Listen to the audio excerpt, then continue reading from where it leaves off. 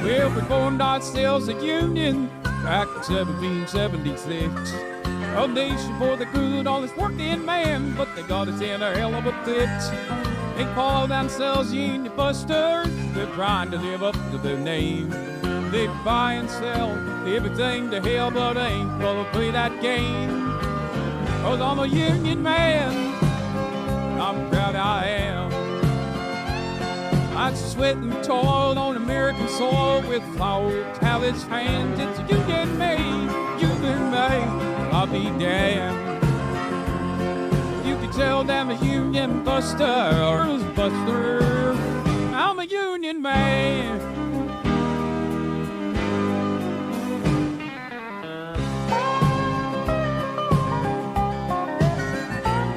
Now the airlines are going under like a Soviet submarine. Mom, teachers, farmers, even the books can't seem to make ends meet. Oh, Rockefeller was a hell of a fella. Now they sold him to Japan. Ford had it right. We gotta fight. God bless the union man. I'm a union man. I'm proud I am. I sweat and toil on American soil with my old callous hands. It's a union made, I'll be damned. You can tell them a union buster, I'm a union man. I'm proud I am. I sweat and toil on American soil with my old callous hands. It's a union made, all began. You can tell them union busters, bumpers. I'm a union man. I'm proud I am. Hey, Holmes, you better not let me see me bro so big in line. American soul. Why, Holmes? I'm a union man. That's why I get paid. My daddy was a union man. What daddy was? What his daddy was?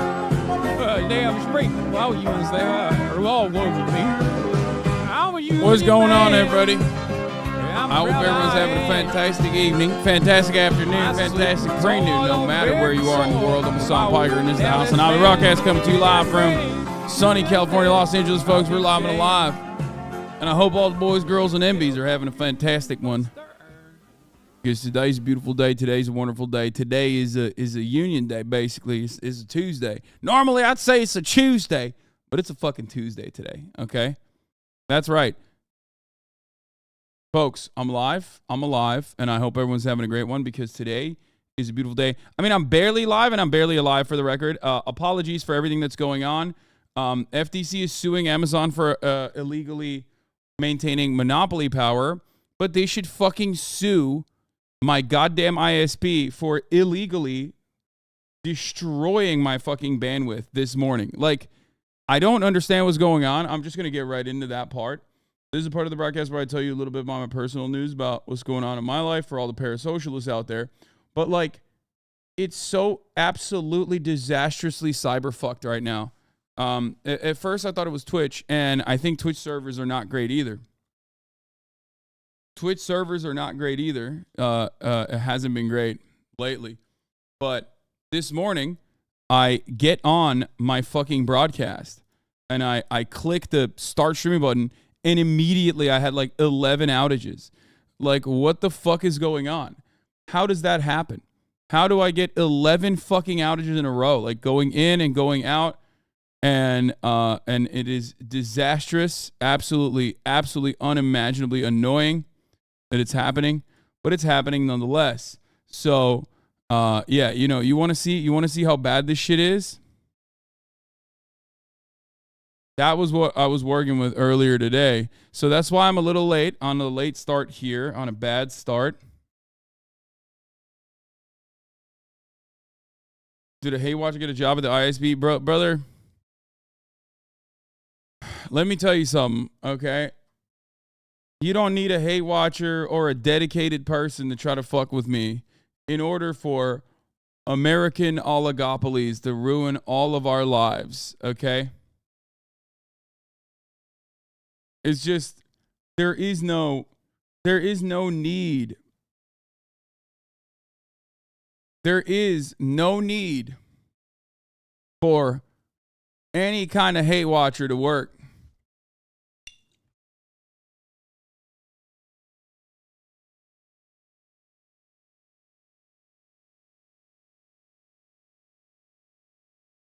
Yeah. ISPs hate everybody equally. They hate everyone. They hate you for existing. They hate you for not giving $1 million to them every day that they operate. Okay? And if you're like me, you can get one of those like premium enterprise ass fucking deals. Okay? Do the things that you're supposed to do as like a business, right? And they'll still fuck your ass.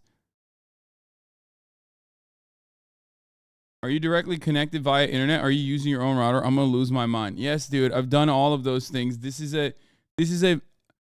one-man show, but like, let's be real. We have this is an operation, right? Like, I've taken the necessary precautions. I promise you. Sometimes you just can't do nothing about it. And before you start saying, bro, why don't you lay down fiber wire? I can't do that. Can't do that at all because it's just not in my area. You know what I mean? Live in one of the most developed cities in the nation, and can't do it. But I digress. Biden joins the UAW picket line in Michigan. We're going to be talking about that. Obviously, that's a big deal. Very, very important.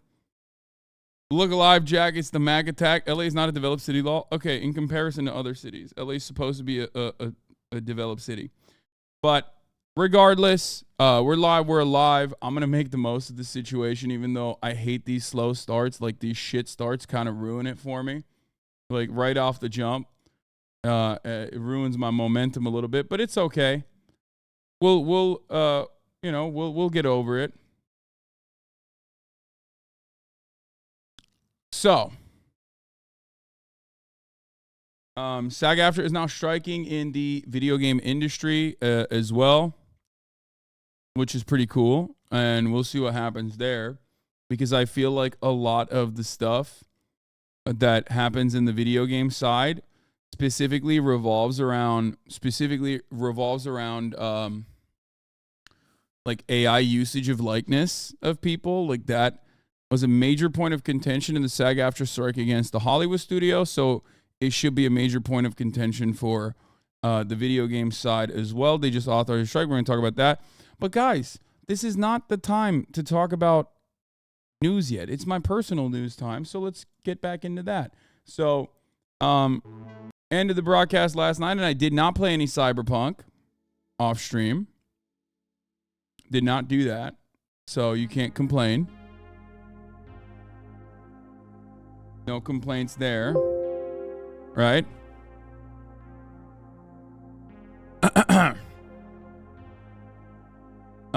Watched a little bit of One Piece. Still in Punk Hazard. It's slow, man. I don't know. It's just like getting tougher and tougher every day to watch. At first it was like compared to the previous chapter, the previous arc, I was like, oh, this is much faster. Like, we're cooking again. And it's actually fucking still so slow. There are so many reused assets, so many reactions that need not exist. You could literally cut like a decent chunk of most episodes, and you would get to you could get to the bottom of what's going on without like actually hurting the narration or the narrative whatsoever. So much running. I hate the running episodes. Anyway, Kaya sub badges for 3.5 year plus subs. Shelby, fear not. I have one of the best working on it. Matt Stupid Art has taken on the lioness task of remaking the badges. So fear not, we will do that. It's all downhill from here, I'm sorry to say. Yeah. So I'm waiting on that. Anyway, One Piece update is like negligible. It's not that big. It's not that significant. Worked out this morning. Hit the lifts in. It was pull day. Big pulls happened.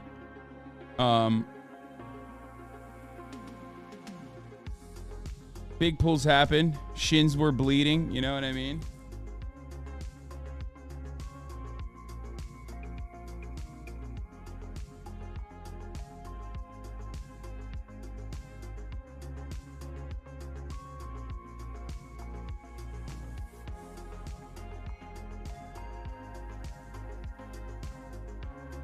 Did you get a PR? No, I'm working back up on my conventional lifts right now, on my conventional deadlifts. And no, it's not, I'm not at a PR at all, but I am currently hitting, like, I did 365 for 6, I think, which is not great. Like, I mean, I've certainly moving up on the traditional conventional deadlifts with the bar. I always have injuries and whatnot. So it's not like a great number. Not 265 chat. What the fuck? 365. No, 265 would be terrible. 365 is all right for 6 on my top. 265 at my weight and my size would be actually a very bad deadlift. Right now I'm still better not hurt you back than PR any day. Yeah, exactly. I've been very slow and very careful. Okay, you don't have to call it terrible. Stickman, I said at my size, okay? At my size. Not many are my size. So I feel confident in saying that. Would you say your ribs are back to 100%? Yes, my ribs are fine. Don't you think deadlifts are too dangerous? They commonly lead to injuries. I mean, if you do it right, then no. Deadlifts are not like cleans or anything. You know what I mean? Like, deadlifts are not as risk as injury prone if you do it correctly. A lot of people say they're not worth the risk. I like them. I like them. I love deadlifts. What do you do for recovery? That's very important. Any body work, stretching? I stretch a little bit. Not too much though.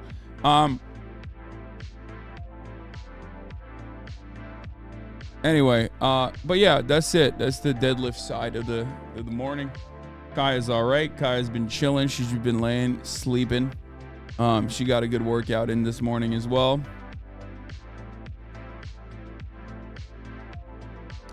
Asking genuine advice, fat kid to another. How do you not get over being super self-aware of your own body in the gym? Dude, what? Like, fat or not, I have literally always just gone to the gym. I don't even think about that at all. It's just like, there is no good advice for that. It's just repetition. You just literally have to go. You just have to go. There's nothing I can tell you. No one in the gym cares, for the record. Absolutely zero people care. Everyone's worried about their own shit. And if you want to know about like the most insecure people in the gym, usually the most insecure people in the gym are the most jacked ones, okay? Because working out, you know, it develops body dysmorphia. Are you doing conventional deadlifts? No, I used to do trap bar. I actually injured myself on the trap bar, ironically, originally. I've always been a conventional deadlifter on the straight, flat, like, I mean, not flat, regular barbell. But as of late, I switched back from the trap bar to a conventional one as well.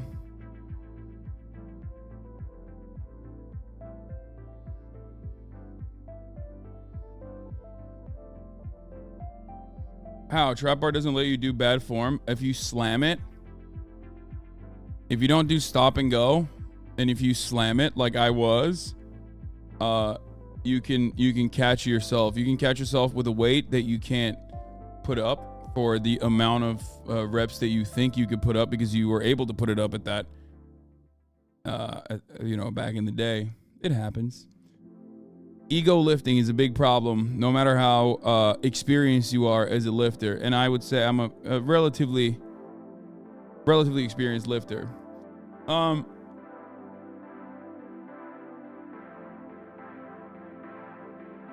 When does it start becoming fun? I've been going 5 days a week for the past 3 months and I hate it. Wait, really? I mean, 3 months. 3 months is like usually the pretty good. 3 months is the time for it to like actually be good. This is sick. This is so stupid. That's such a dumb fucking thing. All right, let's blast off though. That's it. I'm live. I'm alive. Let's get started.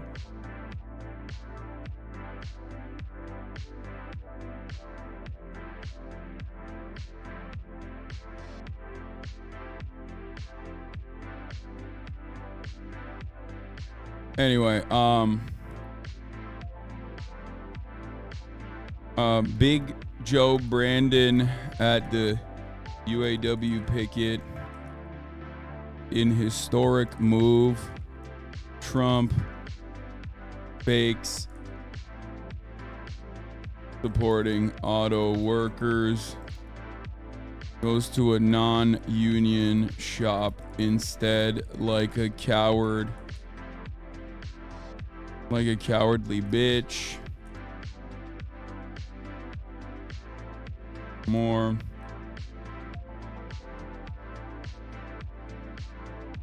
Political commentator dives into Cyberpunk with political commentary.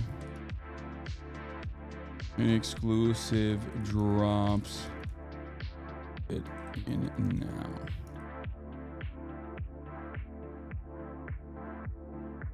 Oh.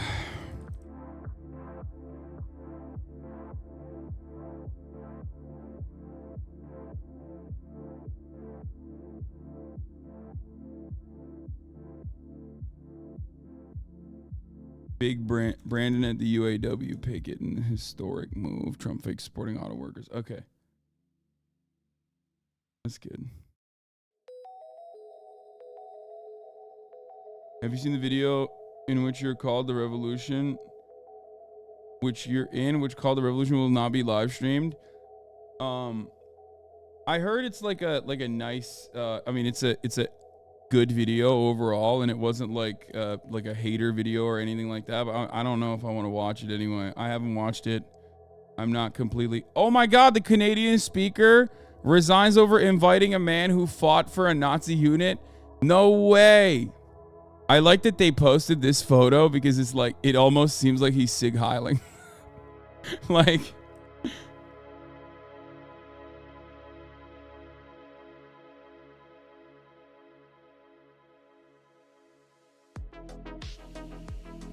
Poland call for the extradition. Oh my god. That would be so sick if they literally fucking tried him criminally, like they are supposed to, by the way, for his crimes against the Polish in World War II. That's awesome. Dude, that is actually kind of dope. The difference between Canada and the US on this guy is that they would have celebrated him openly and not apologized. No, I think it's a really big fuck up. I mean, you're forgetting, but like even America internally, when they were giving money, when they were funneling weapons into Azov, like before the Russian invasion, literally had to quietly do a carve out, like in Congress, where they were like, hey, maybe we shouldn't put weapons and training in the hands of like actual out and about Nazis.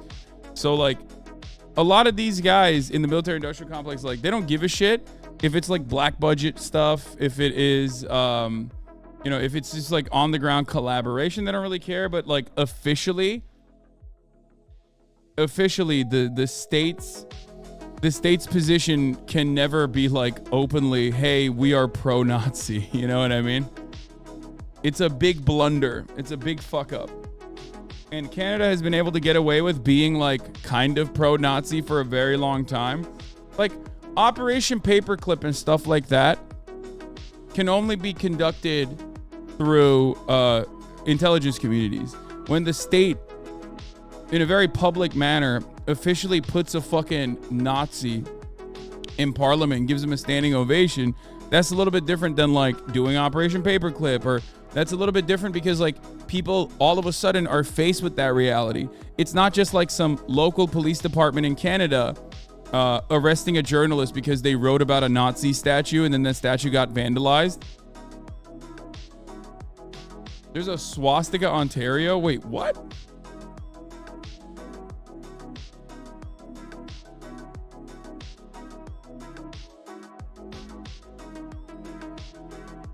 The gold mine in town were named after the Sanskrit good luck symbol swastika. That's pretty funny. Swastika had a population of 450 by 1911. The swastika mine was later, when called the Crescent Mine during World War II, the provincial government removed the swastika sign and replaced it with a sign renaming the town Winston. The residents removed the Winston sign and replaced it with swastika sign with the message, "To hell with Hitler. We came up with our name first." That's so funny.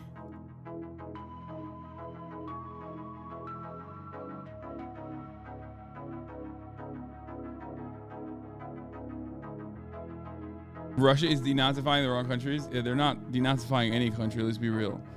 They're only Nazifying countries, if anything. FCC to reintroduce rules protecting net neutrality. FTC is suing Amazon for illegally maintaining monopoly power. Our big beautiful boys in the federal government are actually doing some work right now, and you know I've gassed up the NLRB a lot. You know, let's go, Brandon. I mean seriously. It doesn't matter how fucking old he is, okay? It don't matter how insanely decrepit he is. His agencies are, maybe because he's asleep on the wheel, I don't know, or maybe because of his like genuine go-ahead, doing the damn thing a little bit. And, you know, these are some of the only instances where I get like weirdly nerdy about how big government is actually a good thing and why it should be a thing that exists, and I like it. I like it a lot. This makes me very happy to see marginal improvements being made when like these agencies that are specifically designed to do the stuff are doing the damn stuff, right?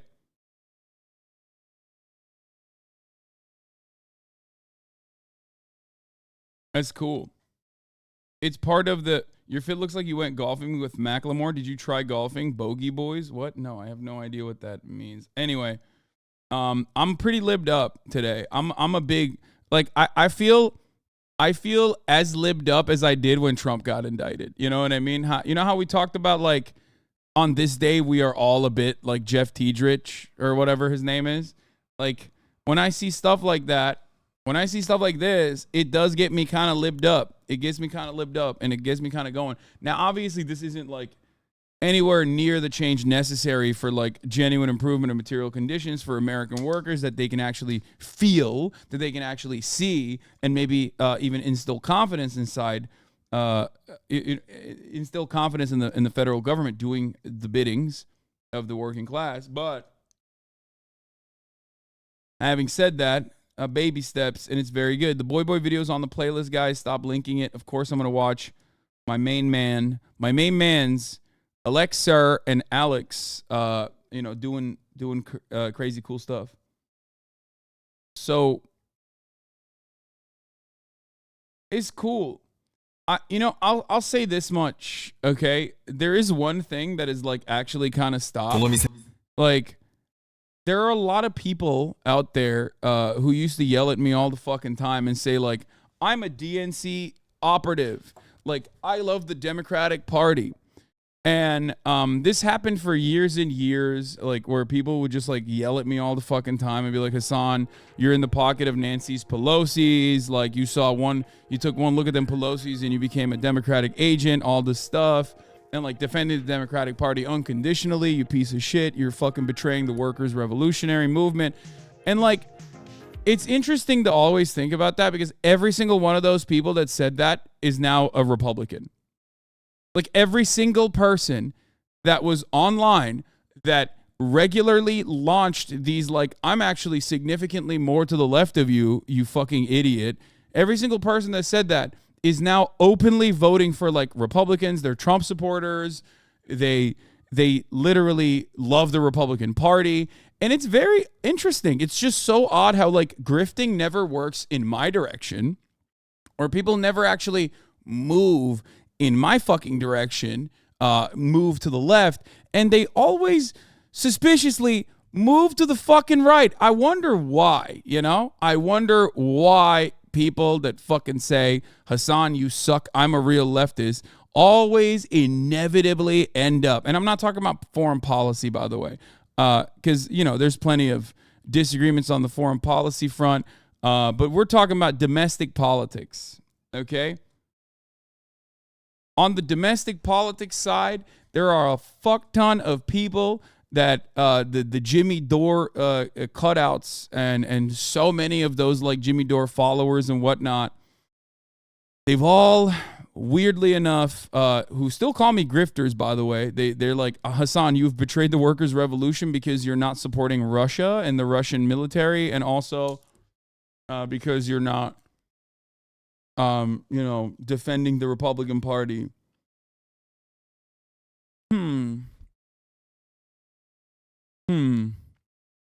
It's just so interesting. I don't know what it is. I just don't get it. Hasan complaining about Twitter weirdos again. I mean, a lot of the fucking Twitter weirdos that you're talking about, they've just suspiciously become more and more right-wing. I wonder why. How does that happen? How the fuck does that happen? Anyway, so I will always call the balls and the strikes, okay? What does that mean? What the fuck does that mean? That means if the Democratic Party, if I'm putting my electoral hat on, most of the Twitter weirdos I see hate you for the China stuff. Yeah, no, that's like the new wave. That's the new meta. But like a lot of those people, all the people that hate me for like, saying shit about China, okay, that is not immediately like, saying shit about China that doesn't immediately say like China bad and the Chinese need to fucking be melted or whatever the fuck. Though that's a new thing, but the guys that criticize me on that stuff, they usually vote reliably Democrat anyway.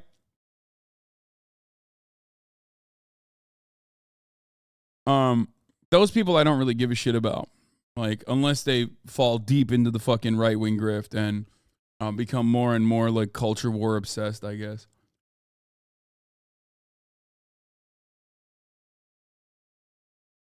But either they become ultra libs or they become MAGA communists, which is my favorite type of it's my favorite genre of fucking weirdo who just like very clearly over the course in like a matter of 2 years goes from like being a dude in here that fucking spams ad break dankies, top of the hour ad break dankies, into like going to Russia and sitting on top of a tank to LARP like you're literally fighting in the fucking fighting in the front lines.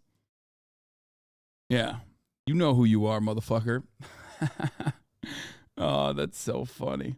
Anyway, come on, man. That shit is that's actually pretty funny. I mean, look, listen. We talk about like Felix reply guys becoming like Nazi weirdos, right? Because Felix is not riffing with them. And then when they don't get like the desperate parasocial juices flowing from Felix Biederman of Chapo Trap House, they're like, they slowly but surely fall into this like Nazi pit of despair. But absolutely zero of them have actually went to Russia and sat on top of a tank. So I'm going to say it. My reply guys are better. My reply guys are way funnier than Felix's reply guys. Anyway. Okay. Have you talked about Matt at all? I did. I briefly talked about it, but there's not too much to talk about on that front. We're just hoping that he gets better. They want privacy, and I'm not going to fucking offer it any additional visibility. Thoughts on Tucker having a show on Russia Take TV? I don't think that's real, but it's really funny how desperate he is. Maybe. I don't know if he'd go that far though. Yeah, much love to Matt. Love him. He's brilliant. He's smart. He's clever. He's a great orator. Yeah. Anyway, okay. Matt, who's Matt? Matt Cushman on Twitter. He is one of the hosts on Chapo Trap House. Podcast that many people in here listen to, so they can come in here and like repeat whatever the fuck they heard, or act like they only heard it from Chapo Trap House, and then act like I'm actually repeating Chapo Trap House's talking points, despite the fact that I might have to have a future vision to be able to like say things that they are also saying sometimes before they say it, but oftentimes before they say it. But hey, listen, it can't be because we have like very similar opinions, very similar interests, and are friends. It can't be that. It must be the other thing, the thing that you think is going on, pure projection. Act like you don't repeat their talking points the day after a new episode drops sometimes is my favorite thing, again, because more often than not, I don't have time to watch the new episode when it immediately comes out. You're doing it. You're doing that projection. If I bring up something that I heard on Chapo, I always mention it.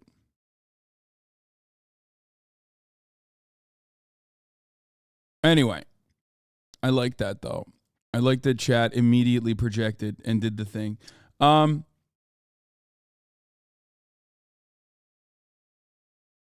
So, do you own a Rolex? I do not. I don't even own this hat. I just got it for free from my friend. But I like it a lot. I like the shape of the hat a lot, and I like the color of the hat a lot. It goes very well with the green pullover I'm wearing, mate. So I like it. All right, let's get in the fucking news. Biden is making history as the first president to walk the picket line in the auto worker strike. This is 100% real. This is a historic moment for labor union history in America. This is a historic moment for the American presidency. This is a historic moment in general. Very cool. I like it a lot. I like this a lot. We love it, folks. We fucking love it. Let's go, Brandon. And he's heading to Michigan to join striking auto workers on the picket lines this afternoon.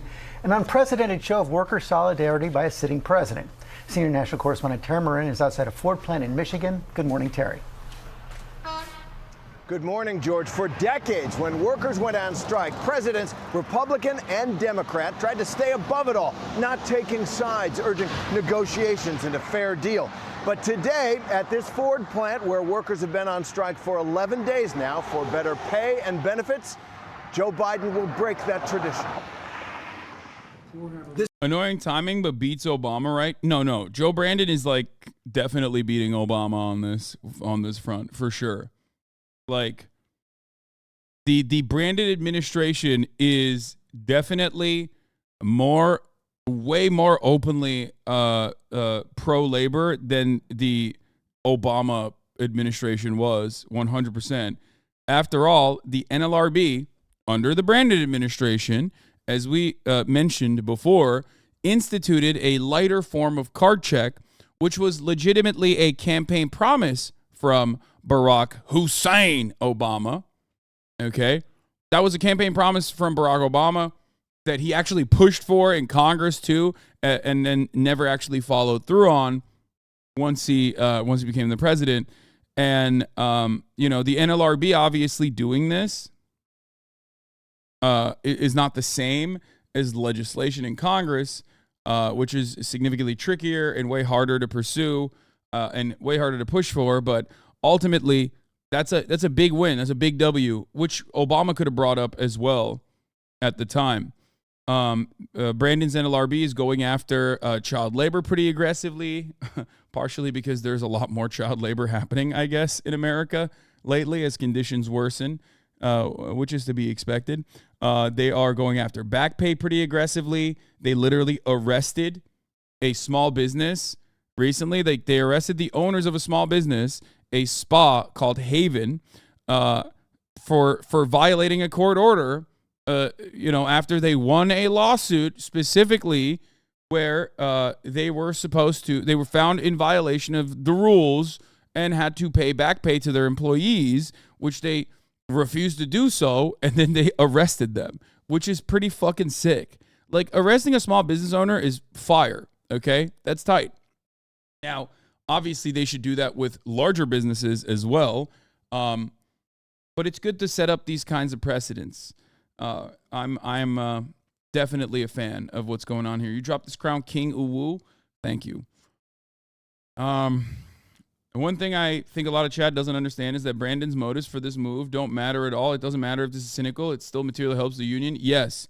Now, there's a couple things here that I find particularly interesting. Do you think this will have any actual positive effect on labor movements? Yes, dude. Yes. The bully pulpit is very important, especially for a lot of petulant libs, okay? Having the motherfucking president of the United States of America walk a goddamn picket line? Are you joking? The entire bourgeois state is designed to never do that, okay? Now, obviously, we can analyze the material conditions and look at that and say, wow, like, labor has such little power that, like, the president can aesthetically go and walk the picket line. And that part is actually true. But, I mean, everything in the American government is specifically designed to eviscerate labor power, to crush labor power as aggressively as possible, and to effectively dismantle all the federal agencies, especially since, like, Reagan era neoliberalism. They've been very successful at doing such things. And there is a genuine disdain for the government doing anything. I'm from the federal government and I'm here to help is the scariest thing that you could ever hear, right? the worst thing that you can ever hear. So big deal here, I think, for Brandon. If you ask me why he didn't do the same for railroad workers, I genuinely don't know, especially because the follow-through did legitimately offer the railroad workers quietly some of the things that they were they were interested in striking for. And I don't know why they did that quietly. I don't know why they did that quietly, because it was odd. It was a very odd thing to do with, like, because it's like a big PR boost. And I guess they thought that it wouldn't be a big PR boost. But the reality on the labor side, or the reality on the railroad worker side, is that obviously Brandon forced it forced the railroad workers to go back to work at a time when there were very serious demands being made, very understandable demands being made by the rail worker unions, right? He forced them to go back to work because these are like the most essential employees you can have. Obviously, these are freight trains. They're the ones who are carrying, chlorine and very important chemicals. They're the ones who make commerce work everywhere, but they also are the ones who are responsible for, your fresh water supply being drinkable, right? So that's part of the reason why they have a unique contract where the federal government's like, no, you have to keep working at gunpoint, right? But Biden not taking the side of the railroad workers in that conversation and then quietly actually going to them, taking their demands directly to the bosses in the railroad companies and getting at least some of their demands met is very interesting. I don't know why they did it quietly. I don't know why they did it after. It was an afterthought. Didn't get a lot of media coverage. That's why a lot of people are unfamiliar with that. Like, they didn't even, most of you, even though I have covered it before, probably didn't even realize that that is something that happened.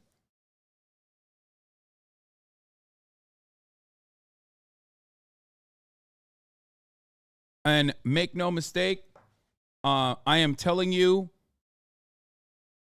it's not like, I don't think his cabinet, or I don't think his advisors in his ear are actually pro-labor by any means. I think that the people that they hear from are on the Capitol side, are on the boss side. I also said this as well. What did I use as an example? Well, the bosses didn't know that the UAW strike was a reality, that it was very likely that the UAW would strike.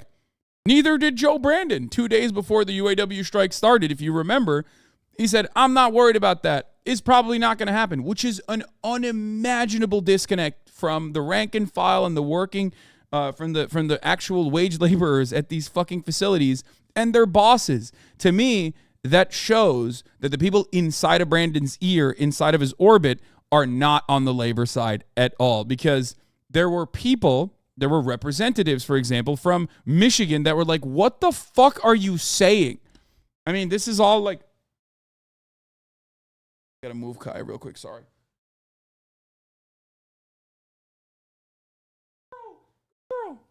Sorry. Fuck. There was a Politico article written about this, if you remember. I forget what her name is. The Michigan representative was straight up like, called the Biden administration and said, are you out of your fucking mind? Are you guys insane? These guys are definitely going to strike. Okay? So, yeah, he said a lot more than he thought by saying that he didn't know how bad it is out there. Exactly. If we hear, Deb Dingell, thank you. Debbie Dingell was the person who literally apparently called up some advisors and was like, are you guys fucking insane?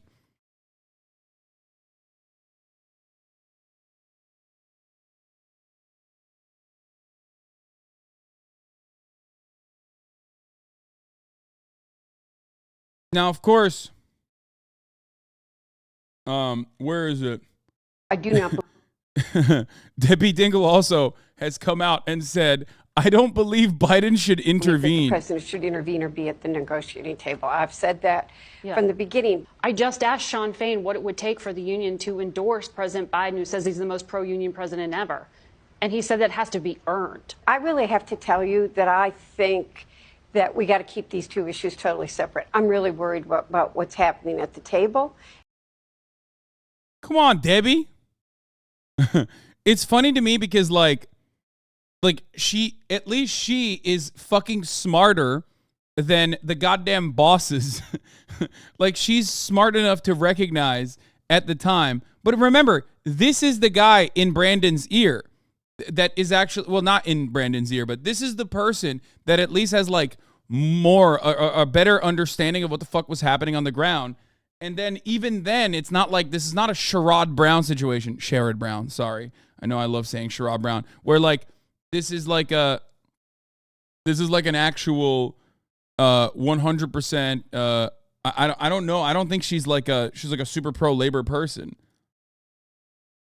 You know what I mean? But she has to be to a certain degree because these are her constituents. Why do you call him Brandon? You know, because that's what his name is. His name is Brandon. And that it is going to determine the future of the auto industry in Michigan. I want to keep presidential politics out of this and do what's right from a policy perspective. Then we. Anyway, she thinks she knows anything. I mean,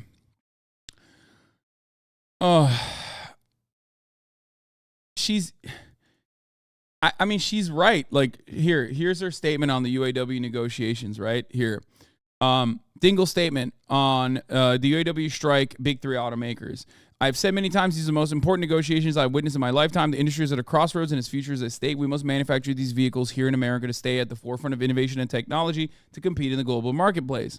And the workers are critical to that. There are a lot of important issues at play. The auto workers were the ones who gave when this industry was in trouble over a decade ago, which is true, which Brandon has also repeated that line now, by the way, which is very good stuff being said because it's true. Okay.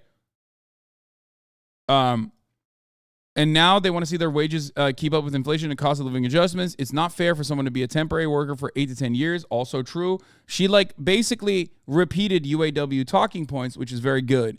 And you have to be very good. And you have to at least understand what the fucking rank and file's demands are if you are going to be a congresswoman in Michigan. Okay? Because this is your constituency. That's what this proves to me, at least.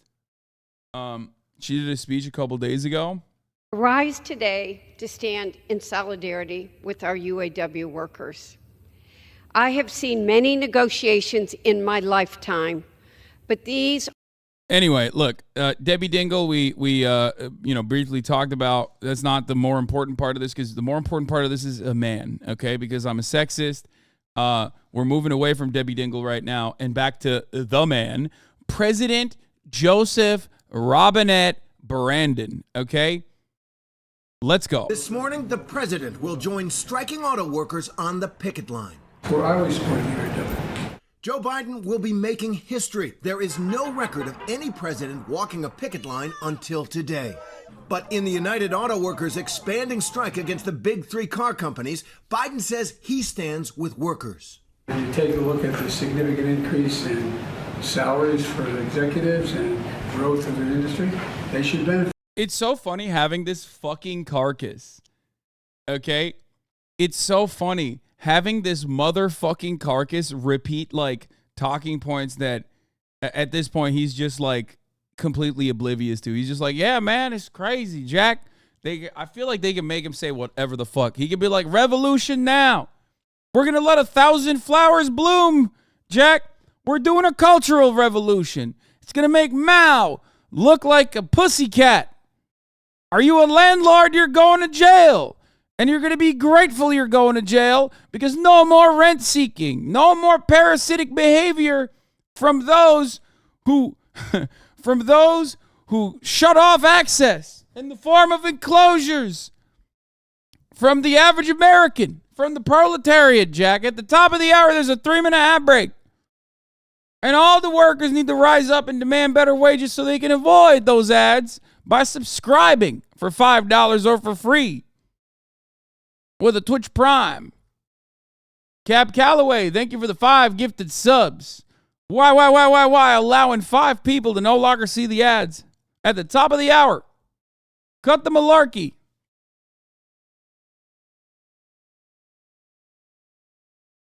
I wonder why people think Biden is too old. It couldn't possibly be because he's doing something historically great and Hasan can't help but shit talk it. Meanwhile, Turdo talks total nonsense about windmills and is called a brilliant strategist for it. Yes. I don't know why we are at such an impasse here, Fango Lives. Maybe because you hate the windmill thing. Maybe because you wrote about it extensively. But yes. Yes.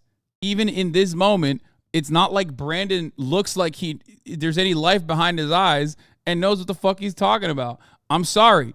He's old as fuck. And more importantly, he doesn't have the Riz no more. Okay? Also, I'm still supporting him. So what the fuck is your problem? Like, what do you want me to do? Suck his cock? Huh? Is that what you want? Like, I literally am. I just spent the first hour of this broadcast, as soon as we got done with my parasocialist update or whatever, glazing my man, okay, like a donut. It's nutty. What more do you want from me? I'm straight up throating it right now. I talked about how fucking great the NLRB is. I talked about the FTC. Like, I talked about the FCC briefly. We're going to get to that later. Like, what are we doing?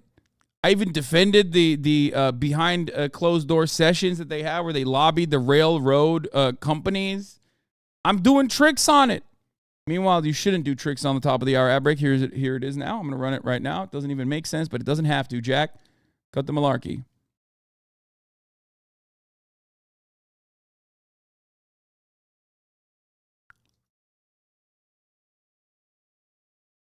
Yeah, this is real. This is a reality, dude. It's happening.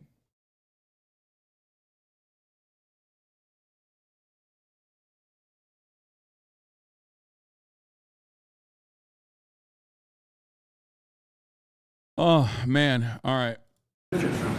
But the White House insists that the details of any deal should be left up to the parties.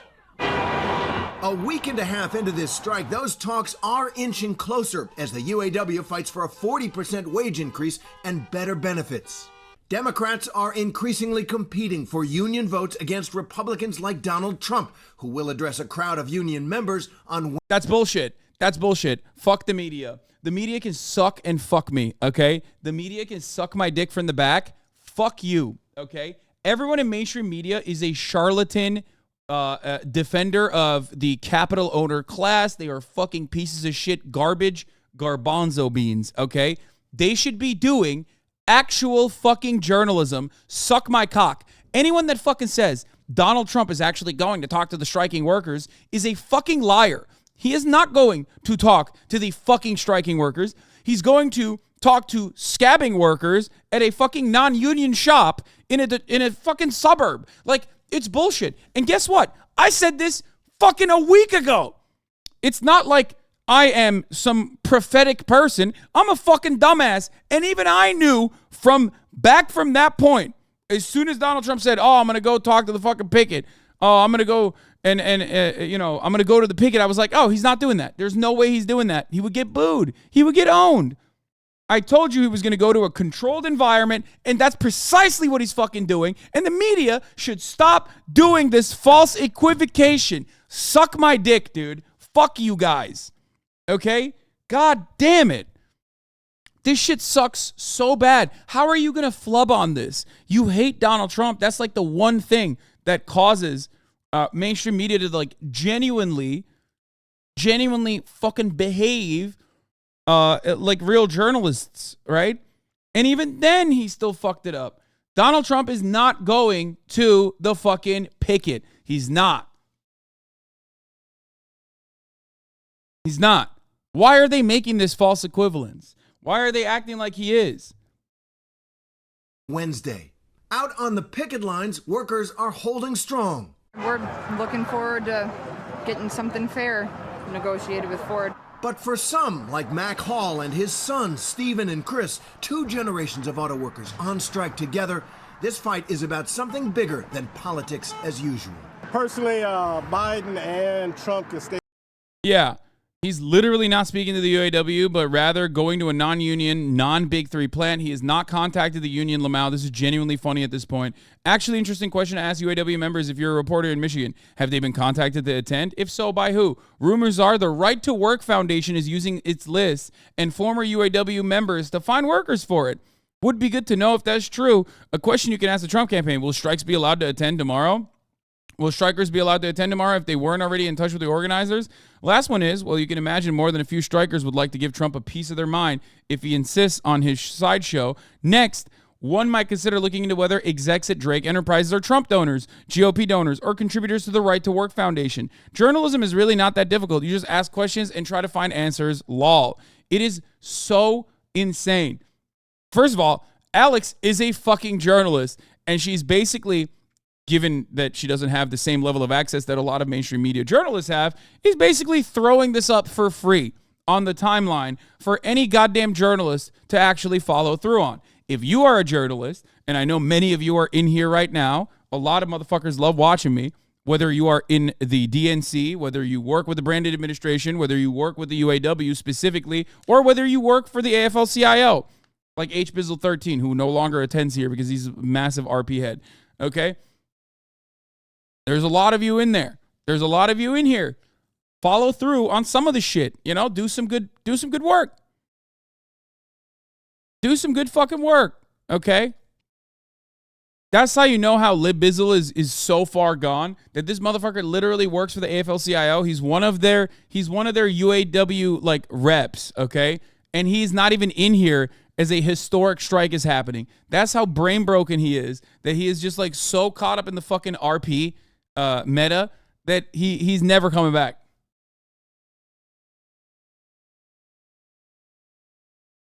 I thought he was banned. No, I would never ban. I would never ban someone simply over disagreements. I would ban them if they're being annoying, and he was never the type of dude who would say idiotic shit, even if we had disagreements. Why are you capping? Like, you know who I ban. You're in here every fucking day. I ban motherfuckers who like derail.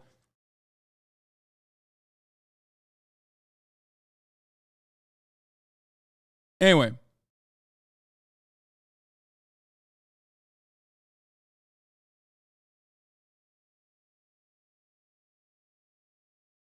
So, my best friend's dad is a union rep. He's such a good dude. He just wants to fight for people's rights. Hell yeah.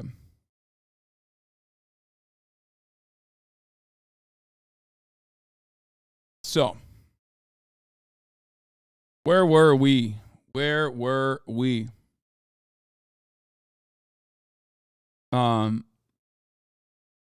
Let's get back into it. All right, let's Stay at home. I think we have enough millionaires and billionaires trying to determine what we get. You don't understand. Mac Hall and his sons also told us they were grateful for support from any quarter, but their point is this isn't political. For the workers, it's not about politics. It's about getting a fairer balance between workers and management at these hugely profitable companies and not just in the auto industry. Michael? Yeah, you're right about that, Terry. It's not political. It's all about their livelihood. Thank you so much for that. Hi, everyone. George Stephanopoulos here. Thanks for checking. All right, let's get into it. Brandon went to the motherfucking UAW picket line. Oh, my Lord. Holy moly. Oh, my stars and garters. Never thought I'd see the goddamn day. Look at that. And there it is. There he is, my president, okay? The real president. President Shawn Fein, the shadow president, standing right in front of the decrepit flesh, being held up by the greatest necromancers, Joseph Robinette Brandon. Marched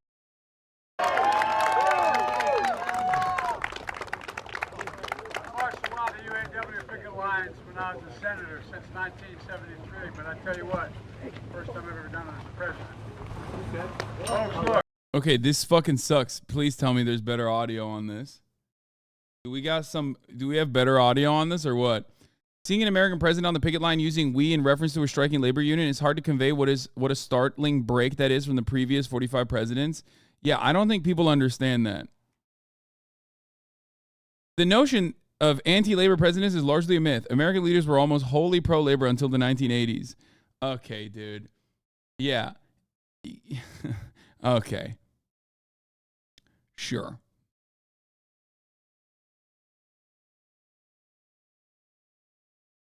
Did you see how Alex refused to call Biden or Trump president on media appearances, but will only say President Shawn Fein? Yeah, respect. The audio gets a bit better. The beginning of Joe's stuff is hella quiet, though.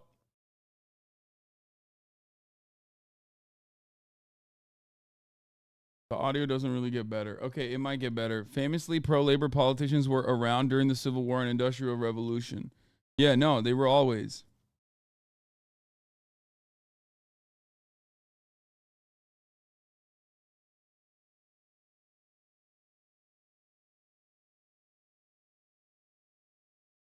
Joe Biden, minutes after slipping on steps of Air Force One. I marched a lot of UAW picket lines when I was a senator since 1973, but I tell you what, first time I've ever done it in person. Wait, what?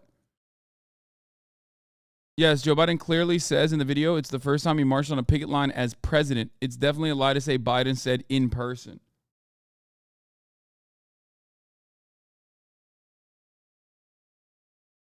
Yeah, I mean, a lot of politicians let me clear something up here. A lot of presidents will show support to labor unions when they're running. Okay? They might even sometimes attend a picket line when they're running for president. A lot of politicians, when they're in Congress, might attend a picket line even. Okay? These are all things that have happened. But a sitting president, okay? A sitting president actually, getting up and fucking attending a picket line is historic. That's huge.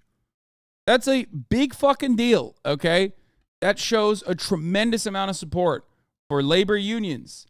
That says, listen, Jack, the government's got your back.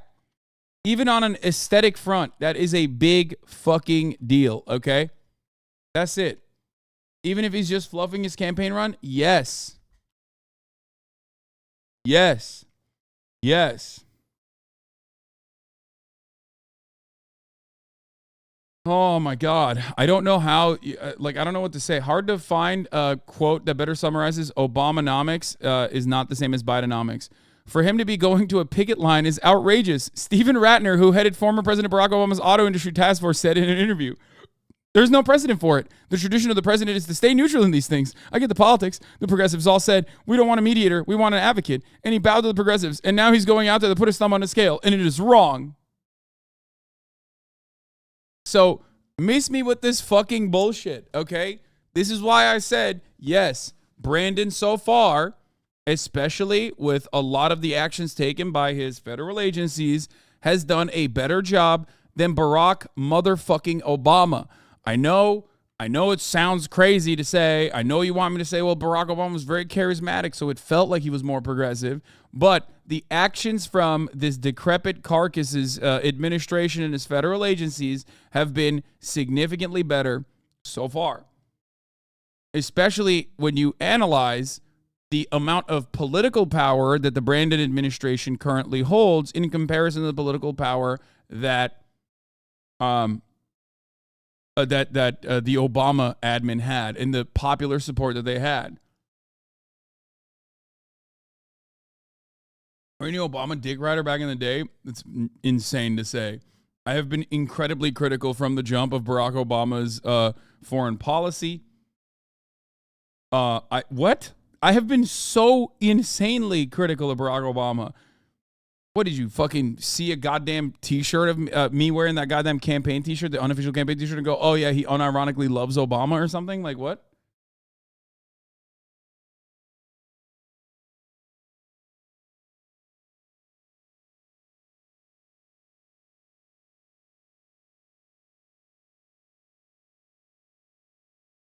Anyway.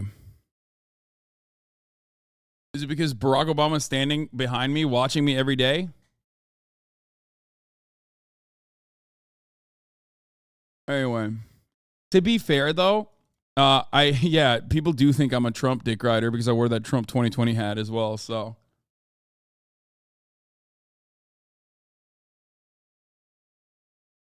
can you take Obama at 1v1 in basketball? Dude, listen, I would bust his fucking ankles, okay? I would break his goddamn ankles. I would destroy him. I would destroy Barack Obama in ball harder than he fucked up that hospital in Kunduz, okay?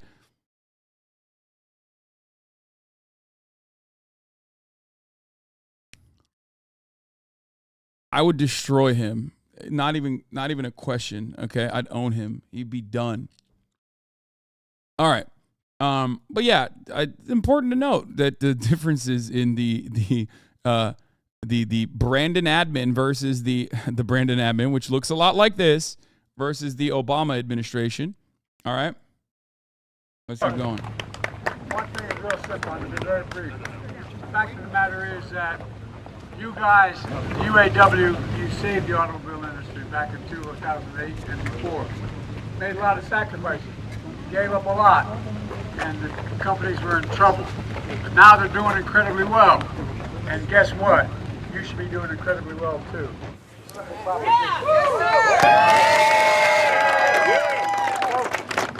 Stick with it. I love that this is a once in a lifetime fucking historic moment where the goddamn president is at a picket line and the fucking media doesn't have microphones, dude. Like, what are we doing? Like, what the fuck are you guys doing? Every single one of you should be fired from your fucking jobs. Jesus Christ. He fucked traffic up when I was coming back from the zoo. Fuck this motherfucker. Yeah, fuck him. What is going on here?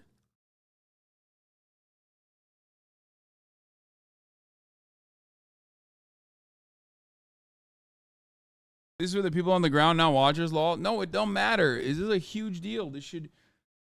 I genuinely don't understand how the fuck he's not there. How the fuck they're not there with like a bunch. Dude, Donald Trump farts on his way to fucking South Carolina, and there's like 1,000 cameras with like the best microphones you've ever seen. Okay, get the fuck out of here. Come on, dude. Really? And he's not even the fucking president. Like, what are we doing? I'm going to tell you something right now. If Donald Trump actually attended the picket line, you bet your fucking ass they would be there, okay?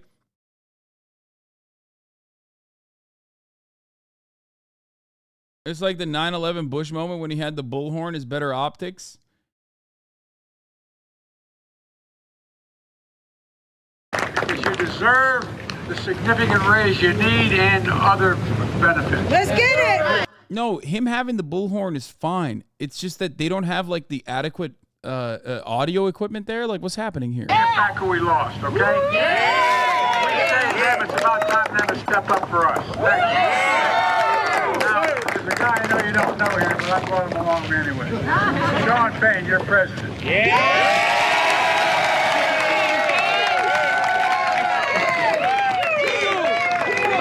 All right, good afternoon, UAW family. Thank you. I want to thank local. I don't get it. This looks like a very diverse cast of individuals, like black women, a lot of black people in general. I thought unions were all just like white people. What happened? What's that about? I thought unions were mostly predominantly occupied with like grad school kids who are trust fund babies who just are lazy and want to do socialism for the sheer aesthetics. Because my favorite neoliberal commentators, they always portray that picture that like labor unions and the supporters of labor unions are out of touch, elitist, rich libtards like myself, HasanAbi Piker. But it does seem like the American working class is significantly more diverse than the way I've heard about it from both mainstream media and also other neoliberal commentators. What is that about, you think? If only someone had access to the information, such as, like, for example, the black labor force has a higher union participation than the white labor force. If only someone knew that and repeated it all the fucking time. I don't know. For example, just one of many examples, that the American working class is incredibly diverse, for example. You know, if only. You must have loved.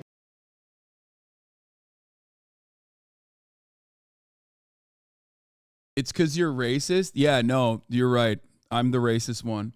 And not the people who desperately try to portray the American working class, the American labor force as like a singular, white hog living in fucking Alabama or something. And that this is precisely the reason why we can't focus on like, any of these like civil liberties or whatever, you know what I mean? We can't focus on anything else. Like we can't focus on any like racial issues or anything like that, because like the American working class is simply just white working class. That's how you jump on the fucking Trump is a real populist train, for the record. You are kind of racist. No, man, I'm the biggest, okay? Not even kind of, the most.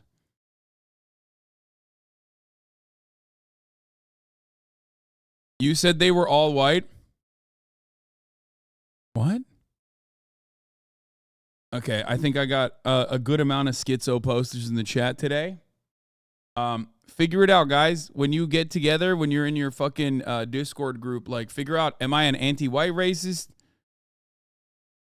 Or am I, an anti-black racist? Like, which one is it? Because I get hit from both. I hear it all the time. I'm like, I'm an anti-white racist first and foremost, and then I'm also anti-black racist too. Like, which one is it? I think you missed the sarcasm. Oh, maybe. Street saying you're the all races, yeah, across the board. 174, home of Walter Ruther. Thank this local leadership and director. It does remind me when commentators said Bernie's plan for the working class didn't help black people, which was all wild. Yeah, exactly. No, the media also absolutely portrays this fucking dumbass narrative as well. The media plays a role in this kind of narrative. It's like aesthetics. It's all aesthetics. That's why Trump can get away with being a populist who loves the working class. It's like, no, he doesn't. Shut the fuck up. He's a billionaire real estate developer who very notoriously never fucking paid his workers. Are you fucking kidding me? Like, nuts. It's so stupid. Do your goddamn jobs, man. Do your fucking jobs and do a good job. Dr. Laura Dickerson. Yes!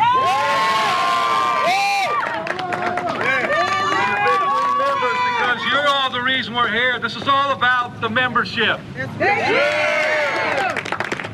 know, this site, Willow Run, it holds a historic place in the history.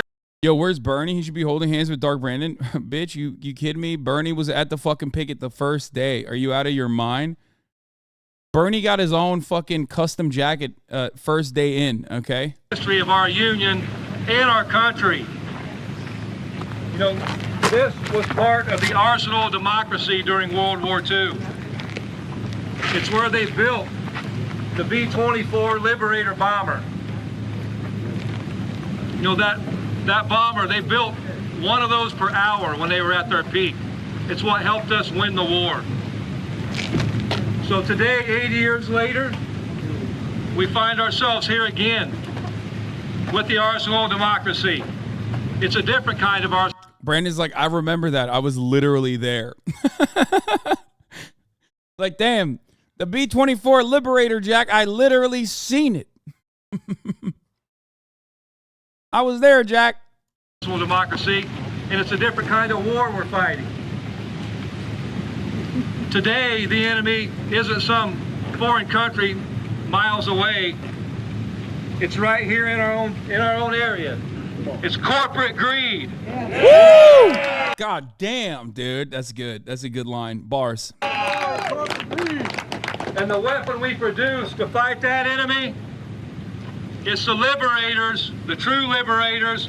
It's the working class people, all of you working your butts off on those lines to deliver great product for our companies. That's right.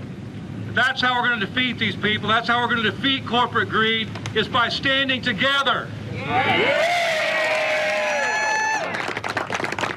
You know, this is a historic moment, the first time in our country's history that a sitting USA president has came out and stood on the picket line.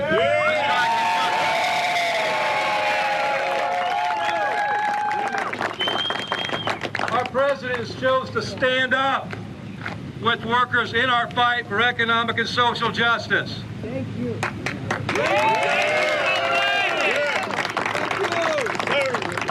It's a historic day and a historic moment in time. Just as today, it's about the auto workers who are part of the fabric of the working class of this country. We're the people that make the world run. It's not the billionaire class, not the elite few. Advisors are coping about. Yeah, I saw this already. We covered this already. Okay, Edinger he's just fucking ripping the Jeff Klein not Jeff Klein, sorry, Jeff Stein article. Jesus Christ. He's become such a Twitter head, dude. Okay? Or maybe Jeff Stein ripped it from him. I don't know. I thought this was his article. Stealing jokes from Twitter. He just tweets way too much. Here he is where Trump was, and here's where Trump was instead of picket line. No, we're gonna cover the gun shop in a second. Trump is gonna be at Trump tomorrow is going to be at Trump tomorrow is going to be in a we'll get to that in a second. He's not going to the picket line. He's going to a non-union shop. And he's going to fucking do the fake, like, populism bullshit. Awesome. It's awesome. And the most idiotic part of this process is, like, mainstream media not covering it adequately.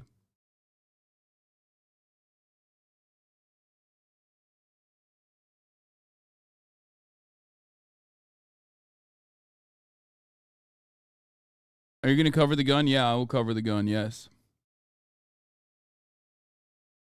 I get more mad about the media than I do about Donald Trump, though, let's be real. Specifically because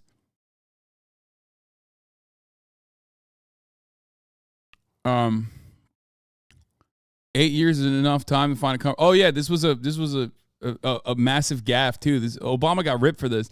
If American workers are being denied their right to organize, when I'm in the White House, I will put on a comfortable pair of shoes and I will walk on that picket line with you as president of the United States. Sorry, I can't find my comfortable pair of shoes. I'm getting my shit sucked sideways by Larry Sinclair in Gurney. And pussy too.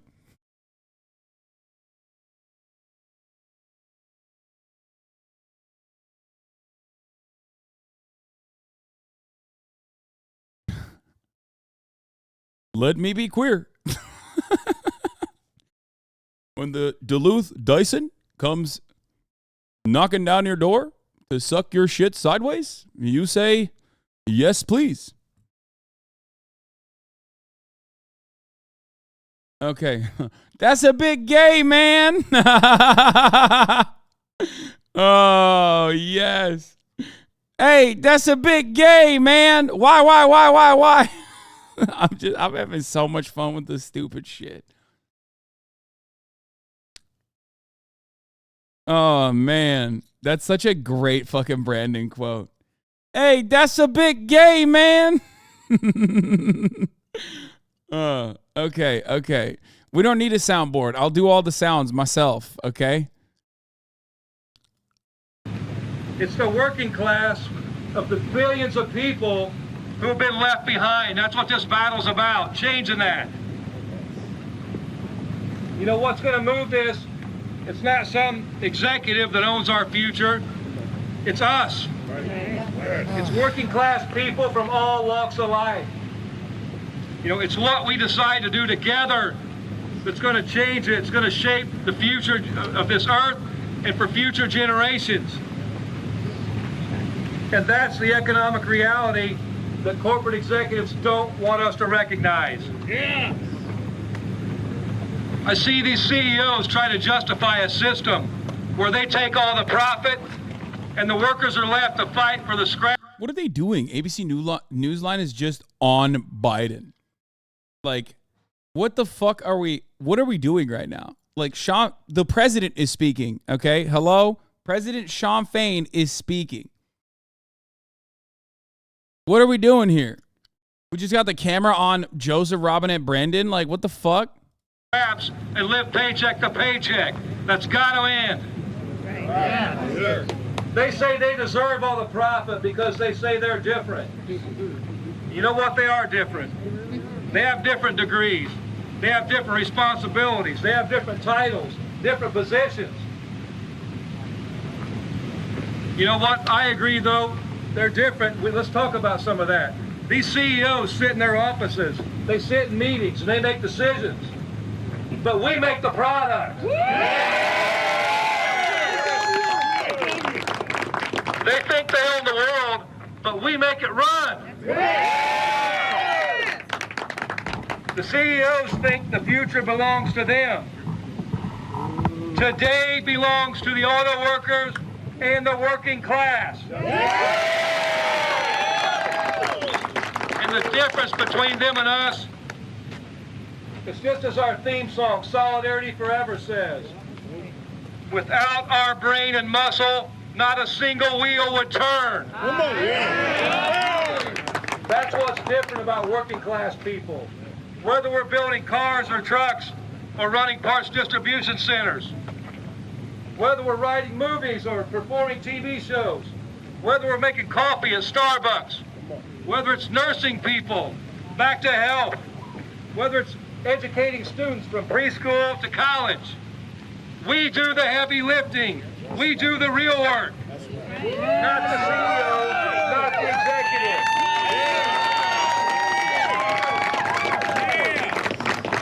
And though we don't know it, that's what power is. We have the power. The world is of our making. The economy is of our making. This industry is of our making. And as we've shown, when we withhold our labor, we can unmake it. And as we're going to continue to show, when we win this fight with the big three, we're going to remake it.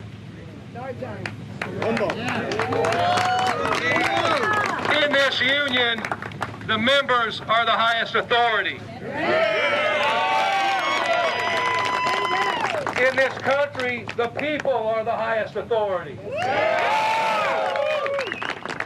And so today, I just want to take a moment to stand with all of you, with our president, and say thank you to the president. Thank you, Mr. President, for coming. Biden's doing the beta stance right now. Yeah, he's not stance the fuck up. Let me tell you, not looking too good for his campaign prospects. You know what I'm saying? He's sitting there, arms crossed. At least he's standing up right. You know what I mean? He's standing up straight. So at least you got that. That's good. Marks for that one. But he does have the beta pose. He passes the green line test, though. Thank you for coming to stand up with us in our generation's defining moment. And we know a real proletarian leader would fucking clap alongside the laborers. You know what I mean? You're supposed to do that. You're supposed to show like I am exactly like you, one of you. I'm on your side. That's what you're supposed to do. The president will do right by the working class. And when we do right by the working class, you can leave the rest to us because we're going to take care of this business. So thank you for coming out. Thank you for being a part of this fight. And let's get back to winning solidarity for all of our members and economic and social justice for all of our members.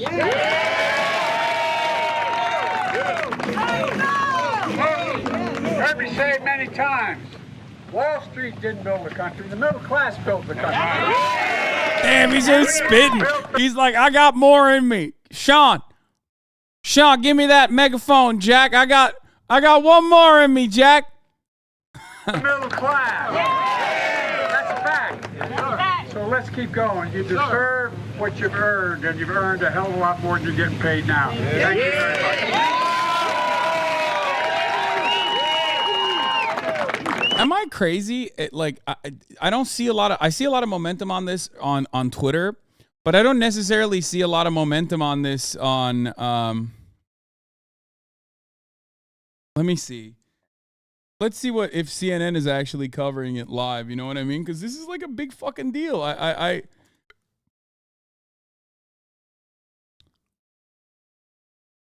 Longer stays within the shelter system as a direct result, and we still have a continual flow of new faces coming in on a daily basis.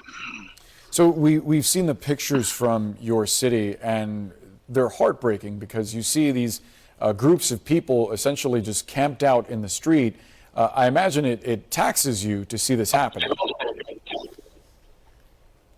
It truly does. And as a result of the large numbers, many of our shelters have been focusing on those families with children. And so the ones that you see out on the streets tend to be the adult single male population.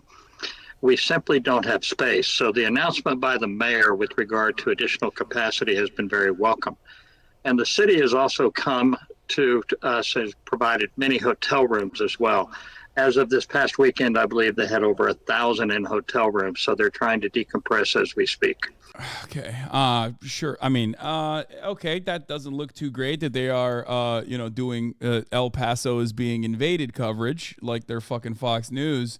Let's see what Fox News is talking about. However, I'm sure they are at least like criticizing Biden for going on the. Oh, never mind. They're actually won last November, so they have to be careful. They're so worried about their left flank, but there are a lot of people coming on the right and from the center, and they care about crime.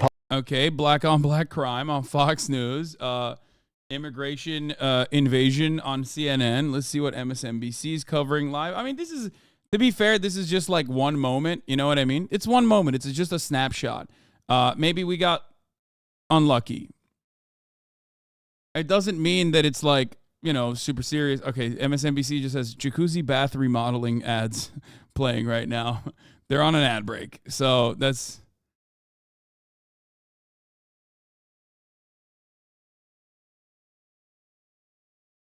They were covering the migrant crisis like 30 minutes ago. No. That's like the major point of contention. That is going to be the major point of contention.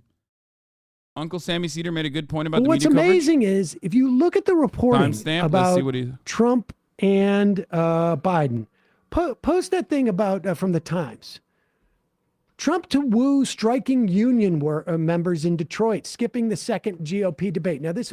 Oh, I already covered this. This is really. I mean, this is like. This part is the worst aspect of it, 100%. Like, this part is the worst aspect of their coverage, is like when they do this false equivalency as though like Donald Trump is legitimately going to the fucking picket line or something when he's not doing that. Yeah, it's very, very, very frustrating. Suella Braverman, the UK's Home Secretary, has been spouting great replacement rhetoric today, so America isn't alone in the shit at present. Love our political landscape right now, not at all unhinged. Yeah, it's almost like as contradictions seem to worsen, we just like get more and more reactionary, as that is a very good way to distract the masses. El Paso's doing the best we can to house the people coming. It's nothing new for us. People need help, and El Paso has always been here with open arms. Yeah, I mean, and then the other aspect of that is also like, obviously, the governor, Greg Abbott, shipping migrants directly to New York, and then there's the other aspect of this as well. You're the lone soldier giving Brandon his credit. I mean, I was there when Joe Brandon. A lot of people shit on me and say, oh, Hasan, you are against Brandon and you want Trump to win because you love Donald Trump or whatever. Okay? But I was there when Brandon pulled out of Afghanistan. And what did I tell you? I told you he did the right thing and he was going to get punished for it. And guess what? He did get punished for it. He got fucking punished severely for it. His approval rating never recovered after that. Okay? That was his high point and it also became the lowest point. And the unfortunate situation was that, they hammered him for it when he did the right thing. He did everything right, and they hammered him. And I'm here. I'm riding for him. You know what I mean? When liberal media ate his ass alive, I was there. Okay?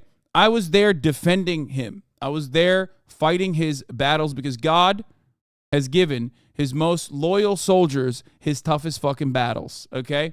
Brandon has given me, his most loyal soldier, the toughest battles. We also know from our reporting that a union source telling us that they do not consider former President Trump's visit tomorrow in Detroit at Drake Enterprises a show of solidarity with the union, because that is not a union shop. However, we know that President Biden was invited directly by the union. We also know from... Good. I'm glad that they're acknowledging it. Thank God.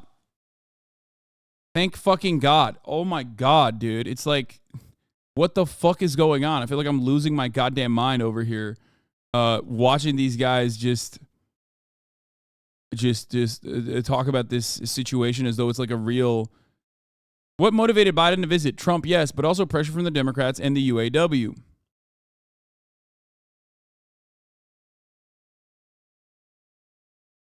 Let's see what their coverage looks like. Take off that racist hoodie. Wait, what? God, I have so many fucking weirdos in here. Come in here, guys. This is it.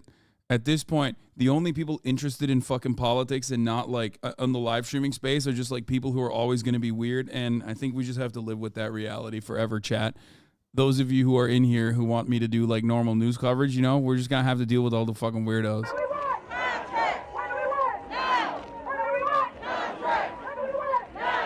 UAW, you saved the automobile industry back in 2008 and before. Made a lot of sacrifices, gave up a lot, and the companies were in trouble. But now they're doing incredibly well. And guess what? You should be doing incredibly well too. You heard me say it many times. Wall Street didn't build the country, the middle class built the country. And unions built the middle class. That's a fact. So let's keep going. You deserve what you've earned, and you've earned a hell of a lot more than you're getting paid now. Thank you very much.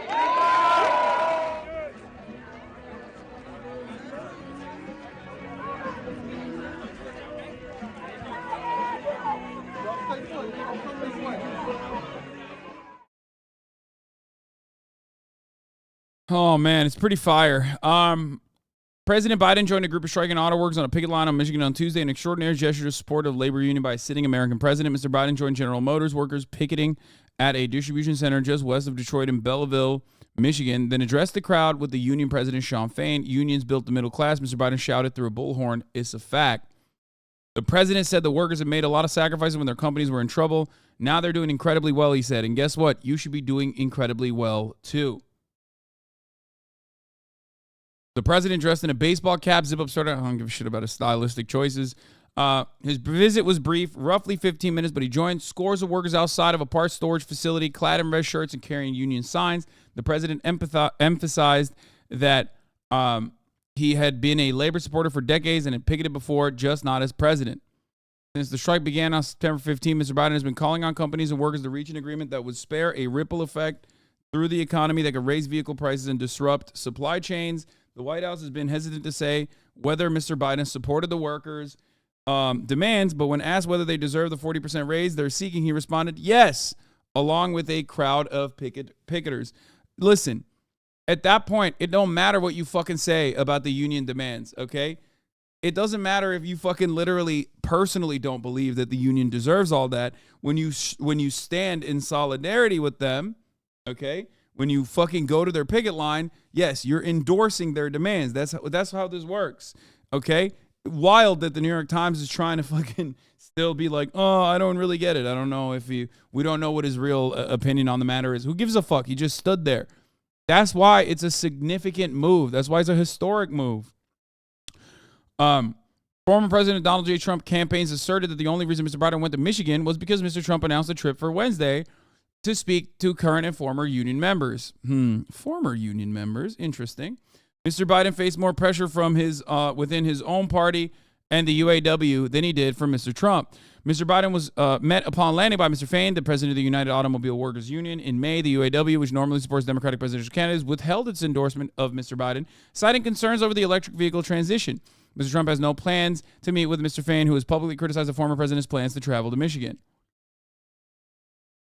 So, where is Donald Bazinga Trump going? Yeah, you know. Okay. Let's actually, you know what? Let's hear from Fox 2 News on the mixed reactions to Biden visiting the fucking picket line. People have a lot of different opinions on this. Typically what happens is, as we all know, labor unions are usually allied politically with the Democratic Party. We talked to workers over at Ford Michigan Assembly, and they told us they actually want to hear from both the Republican and Democrat frontrunners for this upcoming presidential election. Actually, I really don't like neither one, so. Upton Wheeler is one of many Ford workers with the take on President Joe Biden and former President Donald Trump meeting with auto workers this week as the UAW's historic strike against the Detroit 3 continues. You don't like either one, why?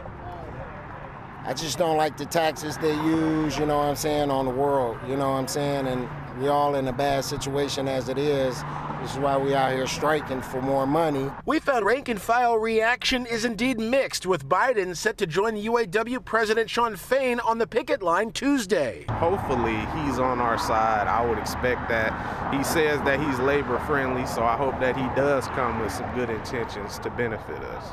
Meantime, Trump will meet with about 500 workers Wednesday at Drake Enterprises, an auto parts supplier in Clinton Township. I like it as well. I don't believe the UAW should be limited to Democrat or Republican. I believe we should hear both sides, and whoever is for us, I believe that's who we should support. Well, hopefully there's no fighting, and him and Biden can stay neutral, but I feel like that's a good thing too.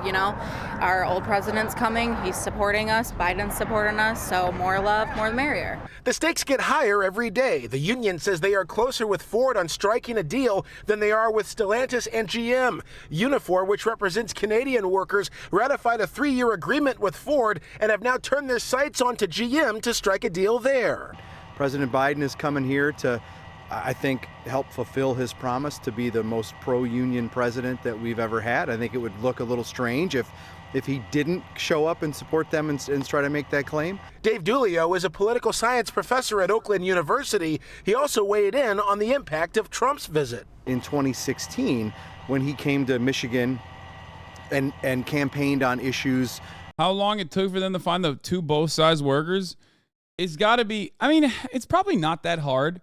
Because like I said, if you look at union participation, or not union participation, but rather like if you look at rank and file voter breakdown, obviously like unions and their leadership oftentimes are going to endorse the Democratic side because of, historic relationships that they've had, or because of the relationship that they have with the Democratic Party in general. But the rank and file voter breakdown still favors the Democratic Party, of course. However, it is not like a 70-30 or 90-10. It's more so, it's usually around 50-50 in some instances. So it wouldn't be that hard to find like Trump supporting rank and file members realistically. And I think that the media plays a role in that continuing by making this false equivalence. Because even if you're a rank and file, even if you're at the pickets, like maybe you're not fully aware that Trump is not going to a fucking non-union plant.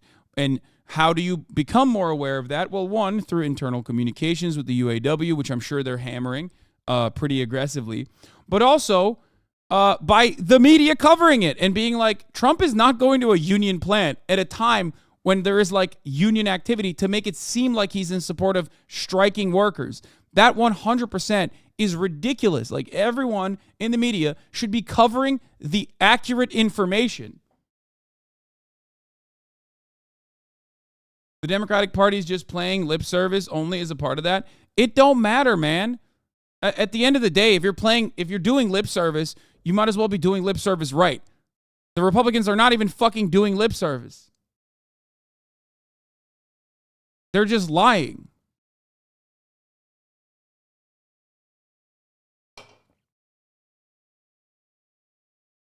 I wonder what it's like to work at Drake Enterprises, the non-union plant here in Trump that he's going to, which has nothing to do with the big three, by the way. Okay? One of the best places to destroy the confidence and morale and enthusiasm of a human being. Turnover, or is it churnover? Sickening. A tantrum-driven adolescent mentality top boss. Sensitivity training is a must for the organization's leadership. Survival of the fittest is a must. Check your feelings at the door, but keep your head on a swivel. Wonderful place to work if you're on work release or in a halfway house.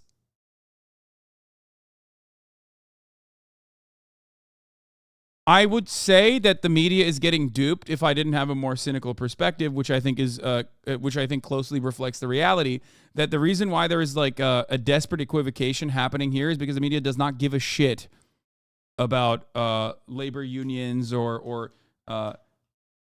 accurately covering stories that pertain to labor unions, and it's more so a product of them, trying to side as best as they possibly can with capital owners, specifically the big three, okay? And doing it in a way where they know, like, Donald Trump is not a fucking real union defender, okay? Joe Brandon is not a real union defender either. However, it doesn't matter because Joe Brandon is now doing real labor union support. Going to the picket, going to meet picketing workers is a historic move for a sitting president, okay? You can say lip service all you fucking want. In certain instances, that kind of lip service is incredibly fucking important. If it was that insignificant, why the fuck has it never happened? Like, a big part of what the president does is utilize the bully pulpit, okay?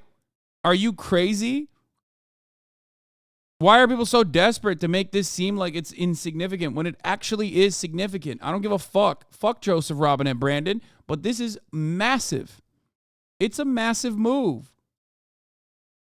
It's so massive that it hasn't happened before.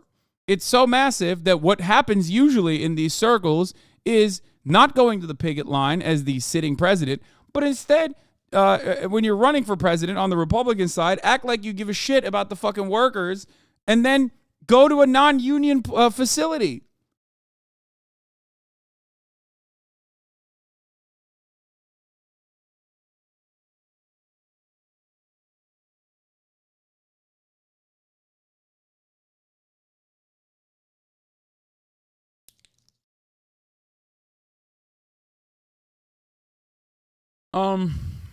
Anyway.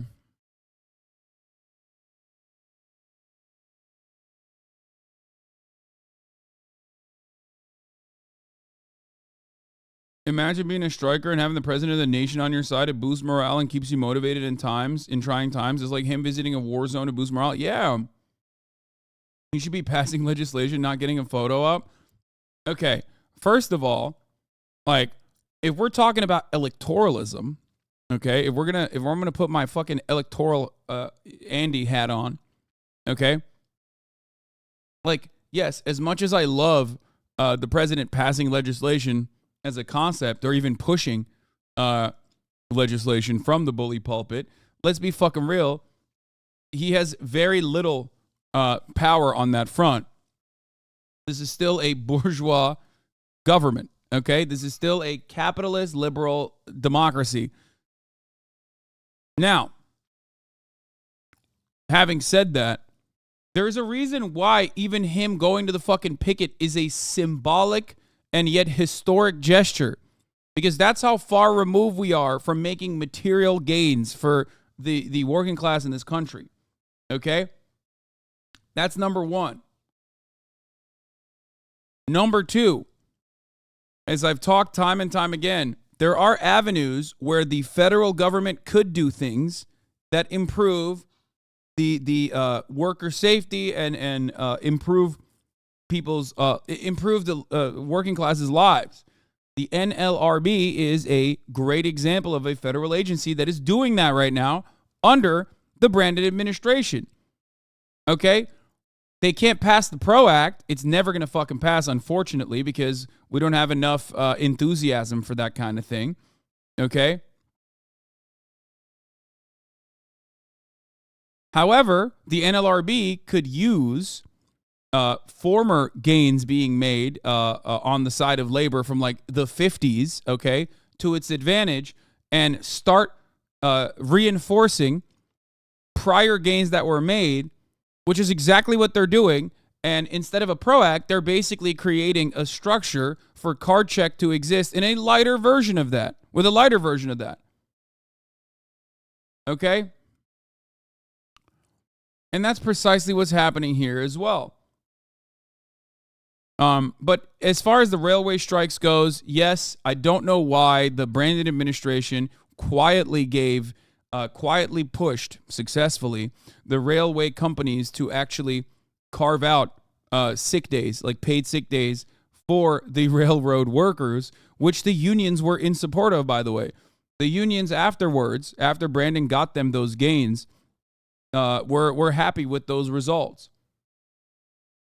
Now, obviously, if this was a contract that was ratified by the rank and file, who knows what their demands would look like. Maybe they would have wanted 14 days of paid sick leave, which they deserve, instead of the 4 days that they got. Okay? Yeah, Centex was a huge win that the NLRB did and got swept over. Exactly. A lot of this stuff does not get any coverage in mainstream media, which I don't know if it's a good thing or a bad thing, really. I'm always a firm believer that the left works better in the darkness, in the shadows. You know what I mean? Like, AOC's first run was a historic W only because the Democratic Party had not realized that you could get primaried in like deep blue areas by someone who is significantly more progressive than the candidate you have. I'm a firm believer that utilizing federal agencies quietly and not like making a big fuss about it is probably the smart way to go. Is probably the best way to institute change, enact change. You know what I mean? Because the alternative is people fucking immediately cut propaganda against it. There are parts where you're supposed to get loud, and I think Brandon is getting loud here. You know, this is a moment where he is getting loud, is a part where he's supposed to get loud. The middle class built the country. You know? And then there are parts where you're supposed to not be super loud. So I guess that's like not the worst thing. Yeah, why set a deadline that people can hold you accountable for when you can just make their lives better in surprise form? It's not even that. Remember how I've talked about, I think it was Alan Fisher, friend of the show, who also tweeted this a while back, and I talked about this on this stream as well. It's like, I think it's much better to not hold like these like fucking idiotic like local board meetings or whatever, like public meetings with filled to the brim with like real estate developers when you're like putting forward a new housing project. You know what I mean? Because all you're going to get is the worst reactionary dickheads to come in and like make a big fuss and try to, you know, gum up the whatever project you're making. I think it's actually bad. People, as we found out in the United States of America especially, people don't know what's good for them, and they will routinely fight against things that are genuinely good for them. I would much rather quietly implement change and just be like, hey, look, shut the fuck up. There you go. Have you noticed how there's less homeless people around? Oh, I wonder if that's because we built fucking multiple housing units specifically for a housing first policy that you would have never allowed to happen. You didn't even know it was fucking built in your goddamn backyard. Shut the fuck up. We did it, and now there's less homeless people, and we're stabilizing housing prices in this marketplace. It's easier to ask for permission, forgiveness than for permission. Yes.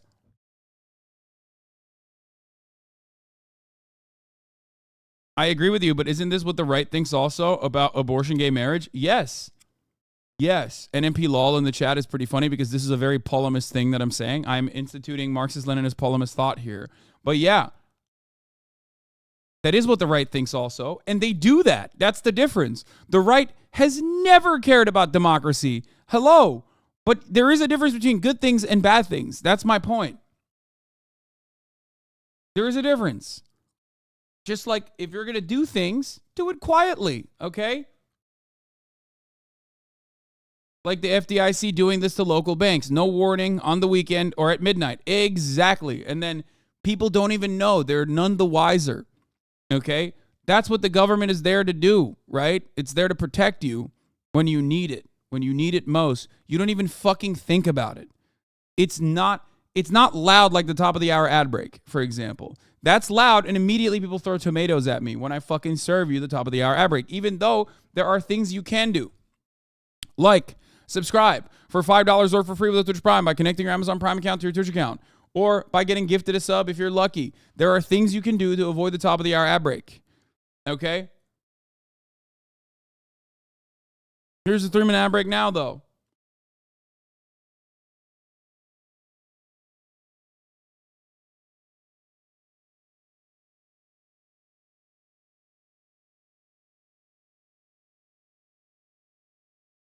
Let's keep going. Mainly around trade and manufacturing jobs, and talk to voters, many of them whom worked for Ford, Stellantis, GM, suppliers, and talked about backing out of redoing NAFTA, backing out of the Trans-Pacific Partnership, which he did, renegotiated NAFTA, and I think he's going to try to talk to those same voters in that same way.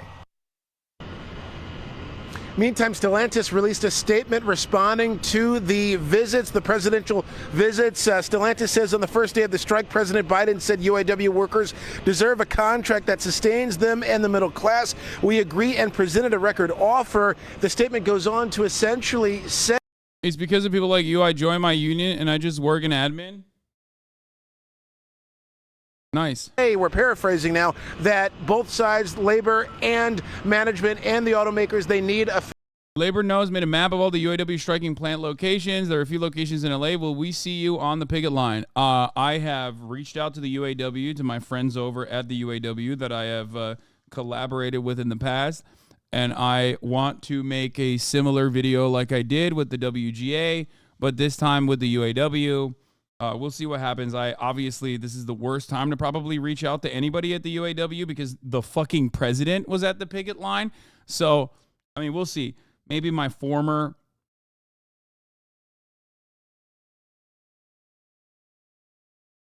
my former relationship with some of those members will help me get some access here. You know what I mean? Fair deal that honors both sides on that, and you will have more of that statement on our website, fox2detroit.com. We're live in downtown Detroit. Dave Kinchin, Fox 2 News. And we keep hearing from these workers, though, really, they want to keep politics out of it. They just want to be able to reach a deal like Ford. And so what was Ford able to do that GM and Stellantis still haven't been able to offer to be able to reach an agreement? Do you know of any specifics? Have workers said anything to you? Well, we know that they've been following it and been getting encouraged messaging from the union as it relates to Ford working to end tiers in some areas. That was one of the things that President Shawn Fein said the other night. Also, Ford seems to be doing more for the union says, on job security, and also working as it relates the hood watches Joe Brandon now. Okay. To the ability, the right to strike plant closures or slated plant closures. That was also a big thing, too. So they're able to strike, it seems, some agreements in other areas, but they're still far apart when it comes to GM and Stellantis on some major key points. Yeah, and certainly we don't know every detail of what's going on behind closed doors, but everybody, before the impact is felt even more, I know everybody really wants agreements to be made. Thank you so much, though, for that live report and update, Dave. I mean, everything. It's years and oh, this is fire. Thank you for putting this in the playlist, the Maziest. I watched this. I saw this as well. Donald Trump, back in 2008, shitting on the UAW, okay? If you want to know, I mean, obviously members of this community already fucking know that Donald Trump is no working class hero, nor is he a friend to the American labor force, obviously. But it does hit really... It does hit that point much harder when you hear him on Fox News in 2008 shit all over the UAW and just labor unions in general, actually. In years of deep-seated. And I see it in my own company. While my company is a lot newer, over the years, we have Christmas bonus time, right? And we've done well. Now, I pay somebody a bonus 20 years ago. Then you give them a little more, a little more, a little more. Now it's 20 years later. All of a sudden I'm saying, I'm paying them too much. I'm paying them too much. I mean, I'm paying some guys much more than I should be paying. You know why? Time. Same thing with the unions. They get a little increase, they get another. What do your guys 40, get? Do you 50 give them years a condo, or what do you give them? No, I just give them bonuses. But I always like to give them a little bit more. But I know it's not a hickory cheese log. No, I know that. I'm not even talking about top level people. Okay. I'm talking about you go a little bit, a little bit, a little bit, a little bit. All of a sudden, 20 years is up, and now you're saying, man, that's a lot of money. I'm sitting behind my desk signing these checks. They expect it, right?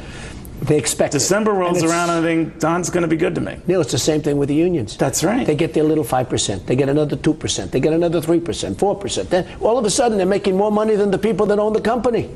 I think that the unions are really, really hurting very badly what's going on with the auto. And Hollywood leaders of... Yeah. Before you know it, they got more money than more money than me. Wow, it's almost like that's an inherent contradiction to capital, Comrade Trump. Yeah, because, he is a capitalist. So he sees it. And then what does he do? Well, he knows his side in the fucking bargain. And he pushes for his side, God, I love this image, dude. It's so good.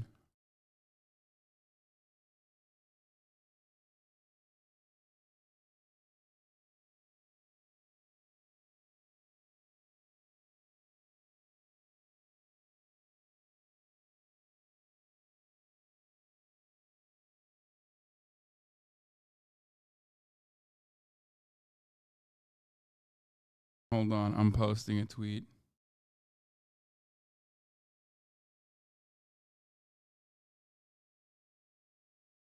The union should have invited him to speak and then played that video right before he got on stage. Yeah, I mean, it's good that they didn't do that, but Trump would have never done it anyway.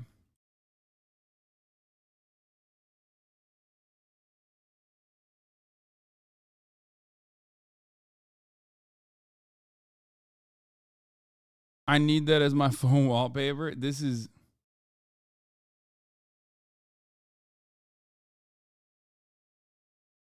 He's literally saying the lyrics to Master of the House from Les Miserables. Charge him for the lice, extra for the mice, 2% for looking in the mirror twice, hand it over, here's a little slice, there's a little cut, 3% for sleeping with a window shut. When it comes to fixing prices, there's a lot of trick I knows.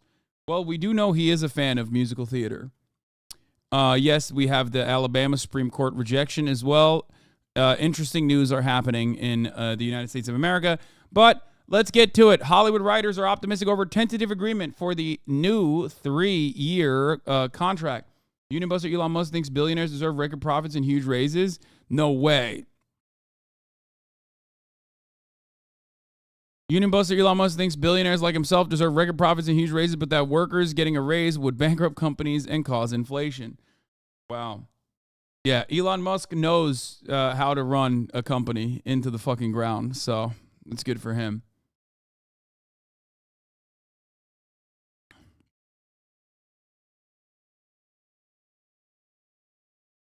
I love that. He says, all workers deserve to share in the value they help create, Jack. You know? He's doing it.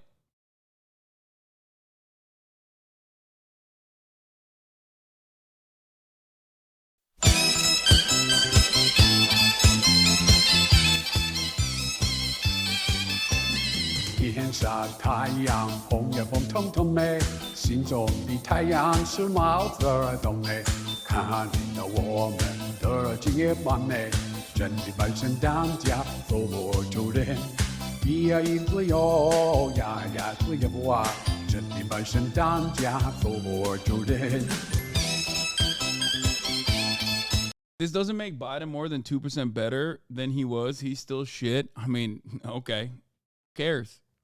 I don't give a fuck how shitty Biden is. This is good. This is good stuff.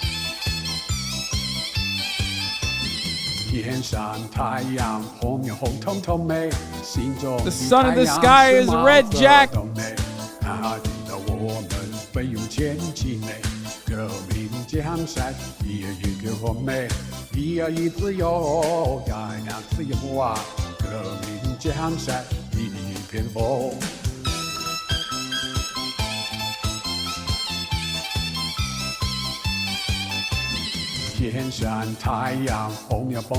Beijing Biden.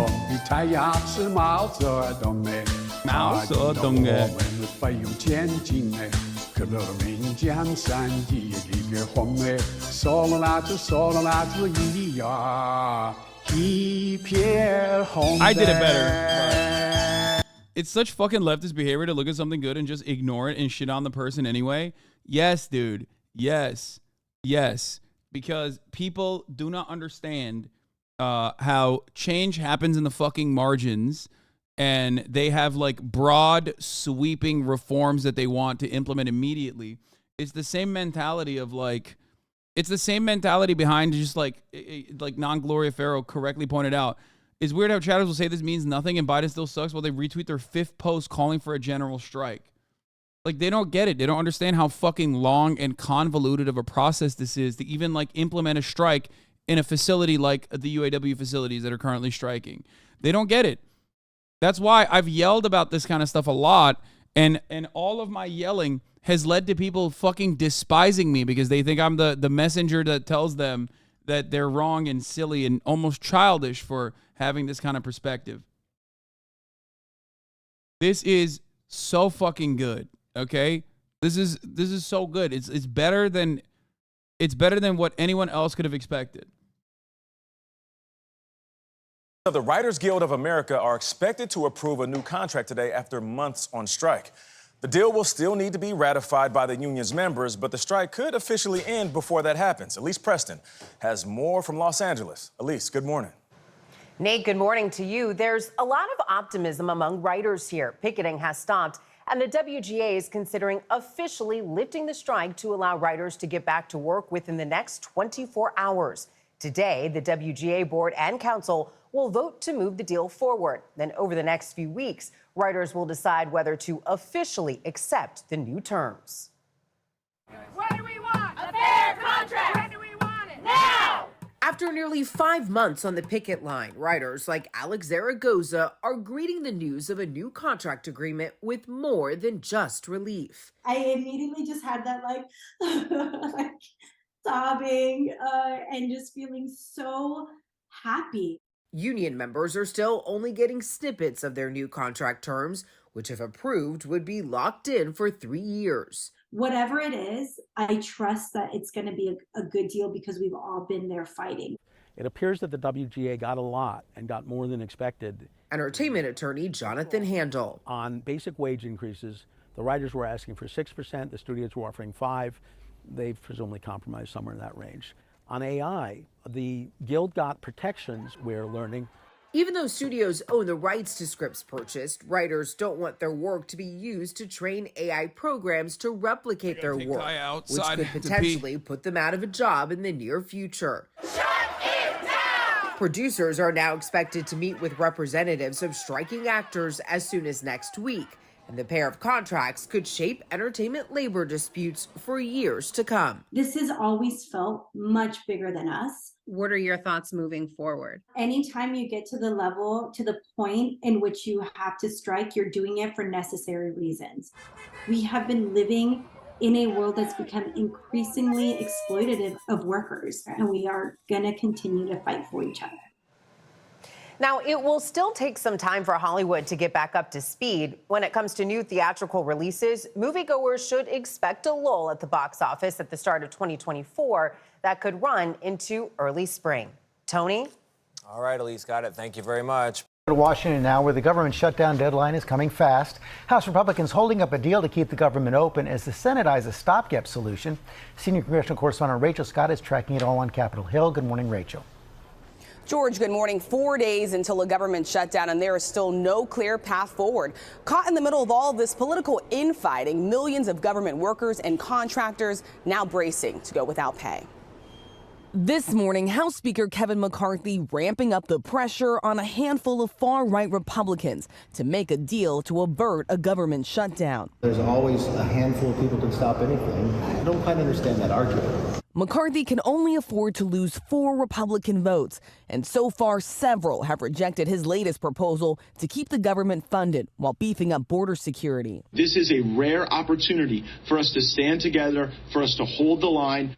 If Congress does not act, 4 million federal workers could lose pay. Can you assure them that this will be averted? Look, I'm working everything we can to make sure this doesn't happen. Half of those workers are in the military.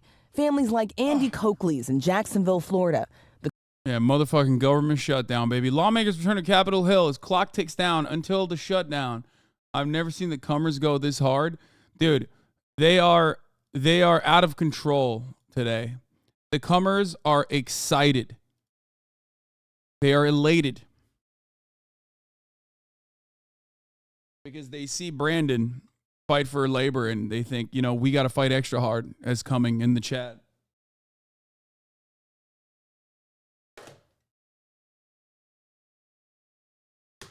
How often do I think about the Roman Empire? I never think about the Roman Empire. You want to know why?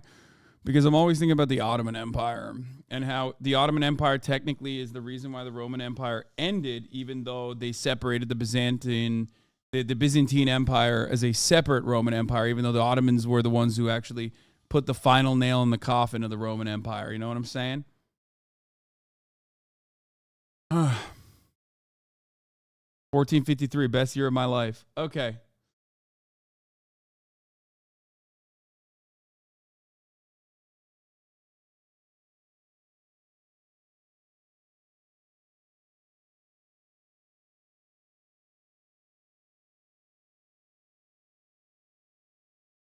The Coast Guard veteran and her active duty husband left scrambling.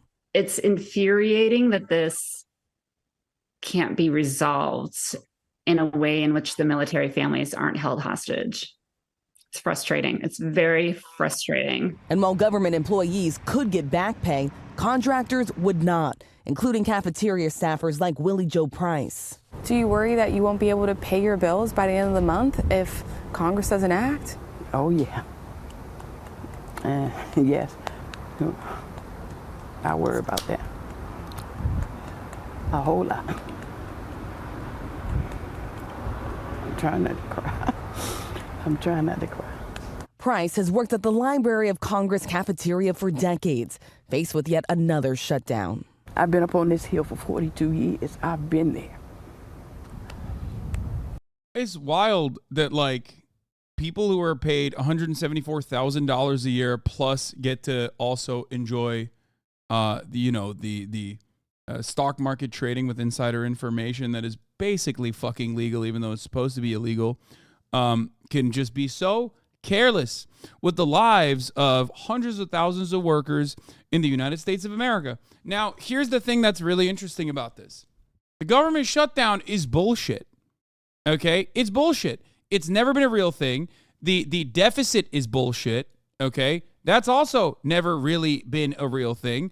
And it's not just me saying that as like some fucking MMT enjoyer, commie, LARPer, asshole, whatever the fuck. Everybody knows it's bullshit. You want to know why? Because the Republicans who fucking claim that they like care about the deficit have only expanded it every single time they're in power. That's number one.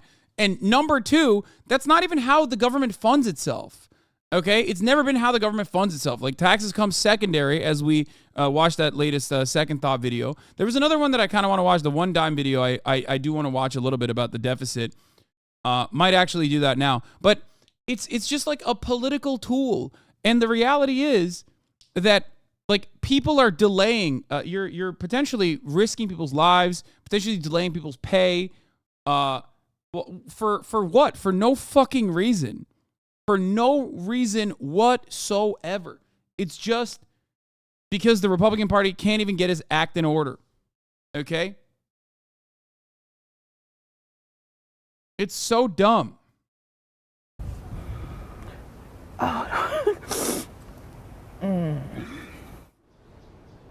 Willie Joe Price says there's so many workers like her that are living paycheck to paycheck. At this point, the only clear path forward is to pass a short-term spending bill, but those far-right conservatives in the House say they will not vote for that. The Senate has started negotiations on that. Those conservatives are threatening McCarthy that if he works with Democrats, they'll try to oust him as Speaker. Lindsay. That's the worst part about it, is that it's just fake. Like, it's not a real thing. This has never been a real thing. We're the only country on the fucking planet that even acts like it's a real thing. At least other countries are like, yeah, no, fuck that. That's not a real thing at all. It's not necessarily a real thing even for countries that don't have their own fucking currency, like the United States of America, like that maintain its own debt in its own currency, like the United States of America. Okay? So it's just like doubly not a real thing in America, and even though it is the most, it's the biggest issue seemingly.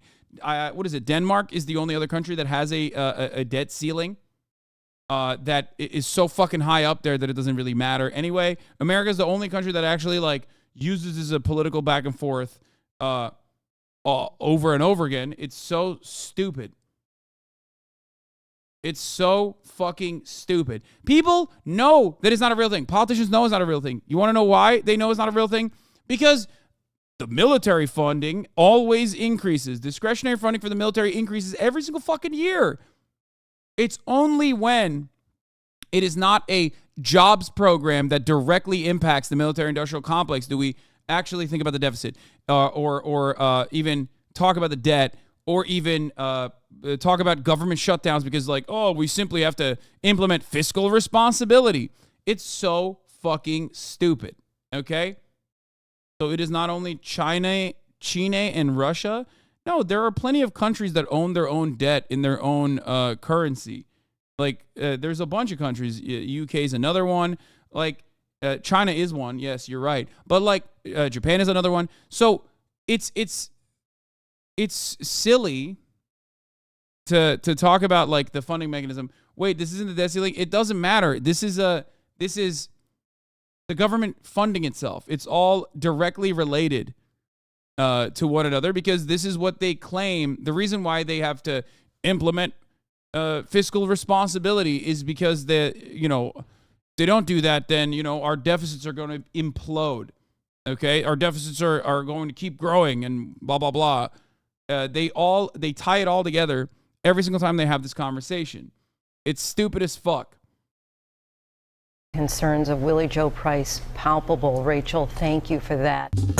Well, hey there, GMA fans. Like, even if you believe that like taxes fund the government and that's how it fucking works. You know what? I think we should watch the 1-9 video. Even if you do think that taxes fund the government and that's how it actually works and whatever, like it's still incredibly fucking stupid. It's still incredibly stupid because then raise the taxes then, but they don't. We believe in various myths to make sense of reality and rationalize the systems we live in.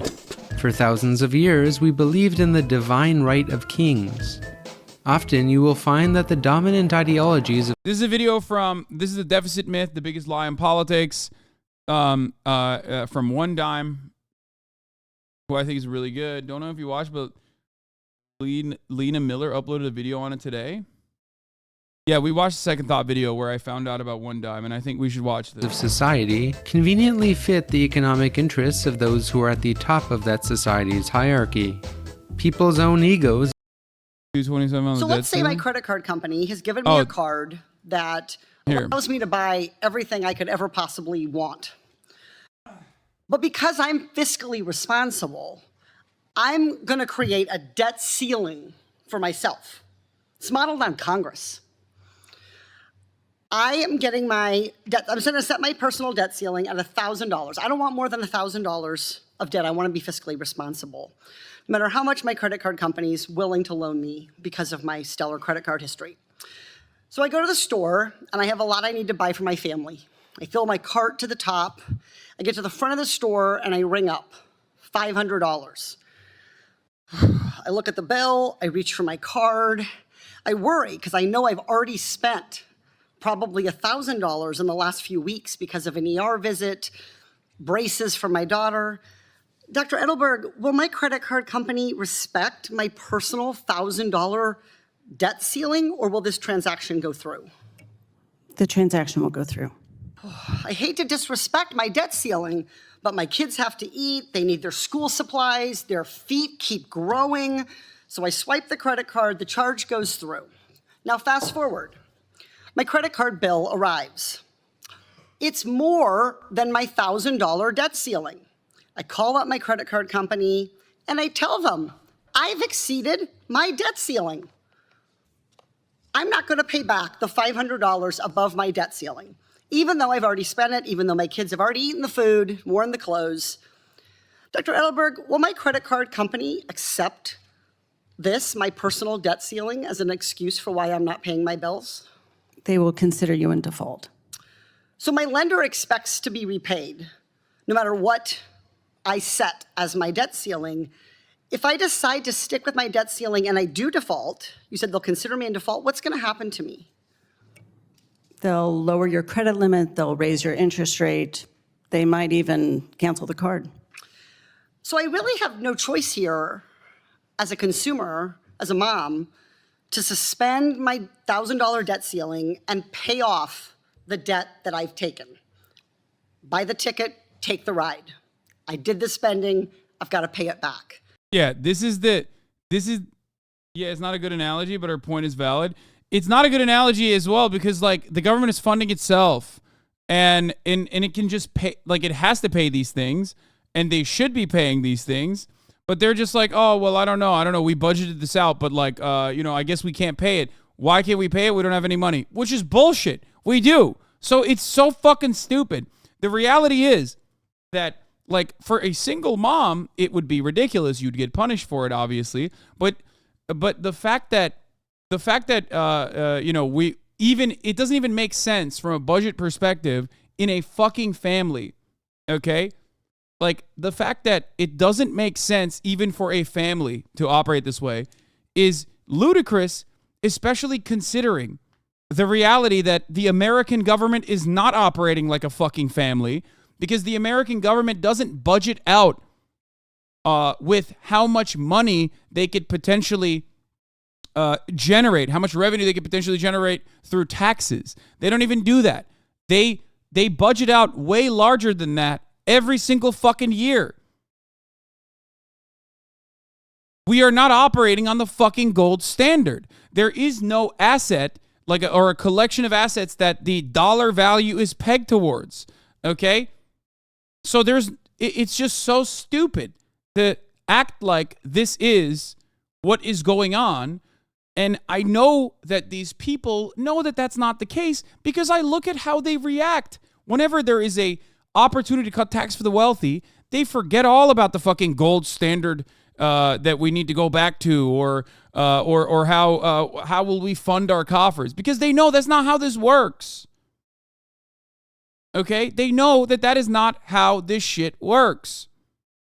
So they have no issue, widening the deficit whenever it is to help the, to help capital owners. They have no issue widening the deficit when it's increasing military spending. There's no issue there. It's only an issue when it comes to helping the working class. Okay? It's very stupid. And the other side of this also with the debt ceiling is this artificial limit that we've placed upon the budget that we have made up. Okay?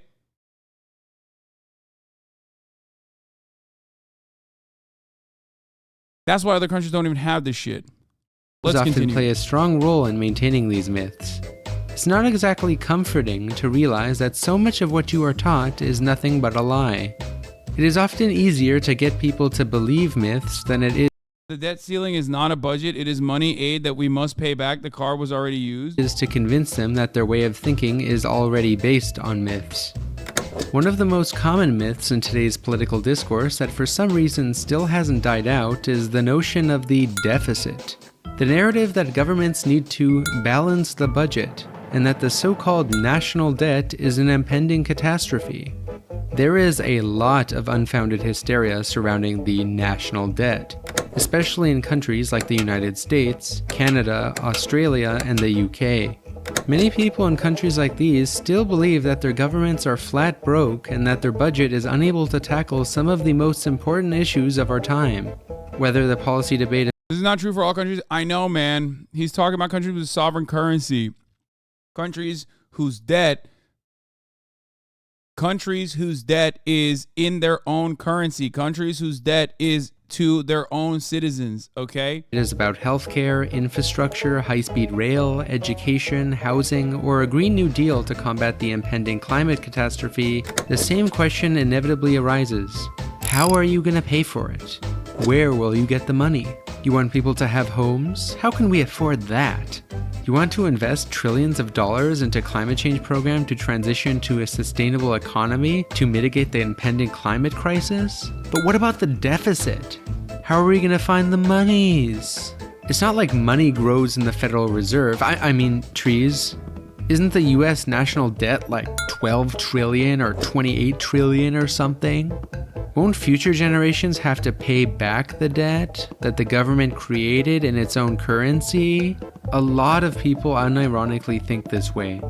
Even a lot of politicians believe this myth, and the ones who secretly do know that the deficit is just a mythical boogeyman have to keep pretending that it's real. Either because they don't want you to know that you are indeed capable of demanding nice things from the government, or because the deficit myth is already so deeply ingrained into the political unconscious that politicians are scared to challenge it. Sometimes politicians lie about the deficit as a talking point to perpetuate the myth of fiscal responsibility and use it as an excuse to push for austerity or shut down progressive policies that their corporate donors won't like. And often the politicians themselves are ignorant enough to actually believe the myth. The deficit hysteria is not just unfounded baloney. It is a highly dangerous myth that holds back human progress. The way that many people talk about the deficit today is comparable to how flat earthers talked about and still talk about the sun and the earth before Copernicus. But I feel like many of us intuitively know that there is something wrong with the deficit narrative and the way people think about it, as many of the holes in the narrative are quite easy to spot. Why is a deficit only brought up when it comes to spending on social programs? How come politicians don't ask, how can we pay for it, when they push for multi-trillion-dollar wars, bailing out the banking sector, or giving billion-dollar tax cuts to the wealthy, which all add massively to the deficit? Why do conservative politicians always fearmonger the most about the deficit, despite historically running the most deficits? Hell, even in their own twisted, like, logical boundaries that they cultivate and create and facilitate and act like is the reality, they still brick it. Confidently incorrect. Wait, what? Like, that's the worst part about it, is that, like, conservatives who fucking, like, run the false narrative, especially, like, neoliberalism, post-neoliberal era conservatives that run this fucking false narrative, are the ones who also routinely violate it, which is why it's so fucking frustrating to me. Like, it doesn't even make sense from the worldview that you have created. It just simply doesn't make sense. Washington insiders like Dick Cheney admitted that deficits don't matter. Unless you are drinking the Kool-Aid of ideology on the daily, you can easily spot the clear contradictions in all of this. But we are not given the means to articulate it. This video will provide you with the necessary means to absolutely destroy the deficit argument when you encounter it. While many of the deficit hawk talking points could easily be disproved just by old-school Keynesian economics, and many economists today who are not total conservative ideologues usually understand that governments don't operate like households, the main economic school of thought which has by far the most rigorous and encompassing analysis of the deficit myth and how the modern monetary system in general works is what is now called modern monetary theory, also known as MMT for short. Like, whenever people say the government should be run like a business, there is not a single business out there that prints its own money, dog. That's not how this works. The only time this has been possibly tested is fraud.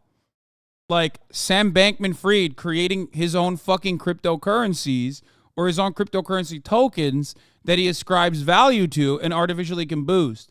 Now, the problem in that situation is that Sam Bankman-Fried doesn't have 800 military bases around the world or assets that he could just point to, okay, and be like, this is the collection of all my assets and my labor power that demands that this is, the whatever, however much money I want to fucking print is real. You're a fucking moron, period.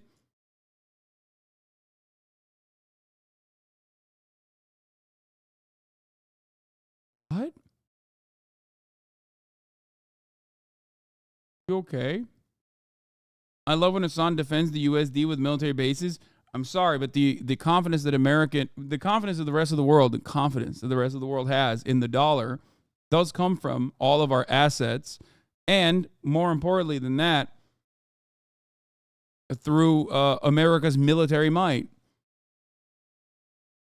That's how you project stability in a global capitalist organization of the economy. Contrary to the dogma spouted by conservative deficit duds and libertarian goldbug fanatics, MMT is not just printing money, and it is not even a prescriptive policy ideology. It's almost misleading to call modern monetary theory a theory because it's really more just a description of how the modern monetary system actually works, based on facts that are very hard to disprove once you understand them. Those who critique it without first actually bothering to engage in the material itself usually do so because MMT invalidates some of their ideological assumptions. While many of the ideas in modern monetary theory are not particularly new and derived from Keynesianism, MMT provides a more well-articulated and updated lens for understanding the modern monetary system, and gets some key insights into the origin of money and taxes, from fields that are outside economics as well, such as history and anthropology. Now, I don't want to name drop too many unfamiliar names, but it is worth giving a shout out to the economists most known for popularizing MMT, such as Warren Mosler, Larry Randall Wray, Bill Mitchell, and most recently, Stephanie Kelton and her wonderful book, The Deficit Myth. Key works and lectures from all of these economists can be found in the description of this video for further learning if you are interested. But I will try to give you a concrete picture of the main ideas in this video, so it is accessible as possible. Once you understand the key realities of how the modern monetary system actually works, the mythology surrounding the deficit discourse will be demystified, and you will go absolutely mad trying to watch the backward discourse on the deficit that is so heavily polluted by this deficit mythology. But first, what even is the deficit and the national debt? The deficit is simply... We back our dollars in gold and other shit? What? My other account was hacked? We back our dollars in gold and other shit? What are you, living in fucking, like, 1924? What the fuck? Are you a time traveler, dude? What the fuck? A subtraction of two numbers. How much money the government puts into the economy, subtracted by how much is taken out of the economy. The national debt is simply the all-time record of how much money the Fed put into the economy, minus how much it subtracted out of it via taxation. That's it. The national debt may look scary, but in reality, no citizens are going to have to pay for it, and no one ever will. And that's okay. What matters is not how big the deficits are, but rather who the deficits are benefiting. Is the deficit being used for wars and corporate bailouts, or is it being used to fund things like affordable housing, good quality public transportation, universal healthcare, and tuition-free college?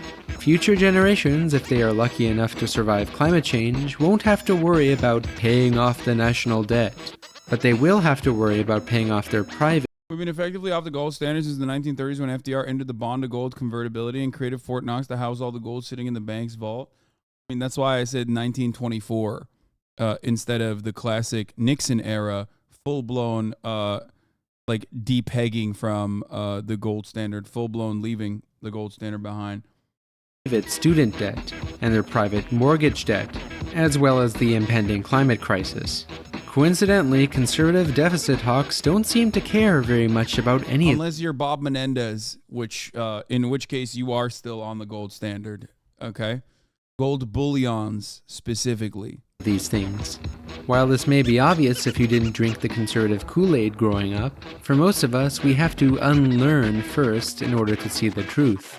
to deprogram the deficit ideology that is so deeply ingrained into the public psyche. So let's demystify it one step at a time. The first step to deconstructing the deficit myth is understanding that governments are not like households. Even though we hear this analogy all the time, we often hear politicians say that governments must get their fiscal house in order, that the government must tighten its belt, and that the government is living beyond its means. This is a completely backward way to think, even though it works as a personal narrative to simplify reality in people's heads. Many people have the tendency to apply their microeconomic thinking of private business and personal households to the macroeconomics of the government and the overall economy. After all, if households ran continuous deficits like virtually all governments do, then most people would be bankrupt. But in reality, governments do not function like households, which should be quite evident unless your brain is swimming in ideology. Contrary to popular belief, governments with currency sovereignty cannot run out of money. I repeat, governments with currency sovereignty cannot run out of money. Even though you probably never thought much about this before, something deep down inside of you intuitively already knows this basic truth. Governments with currency sovereignty are the monopoly issuer of their currency. But just remember that this fiscal freedom only applies to governments that have their own currency and have most of their debt in that currency. Governments with currency sovereignty include the United States, Canada, the UK, Australia, China, Japan, and a few others.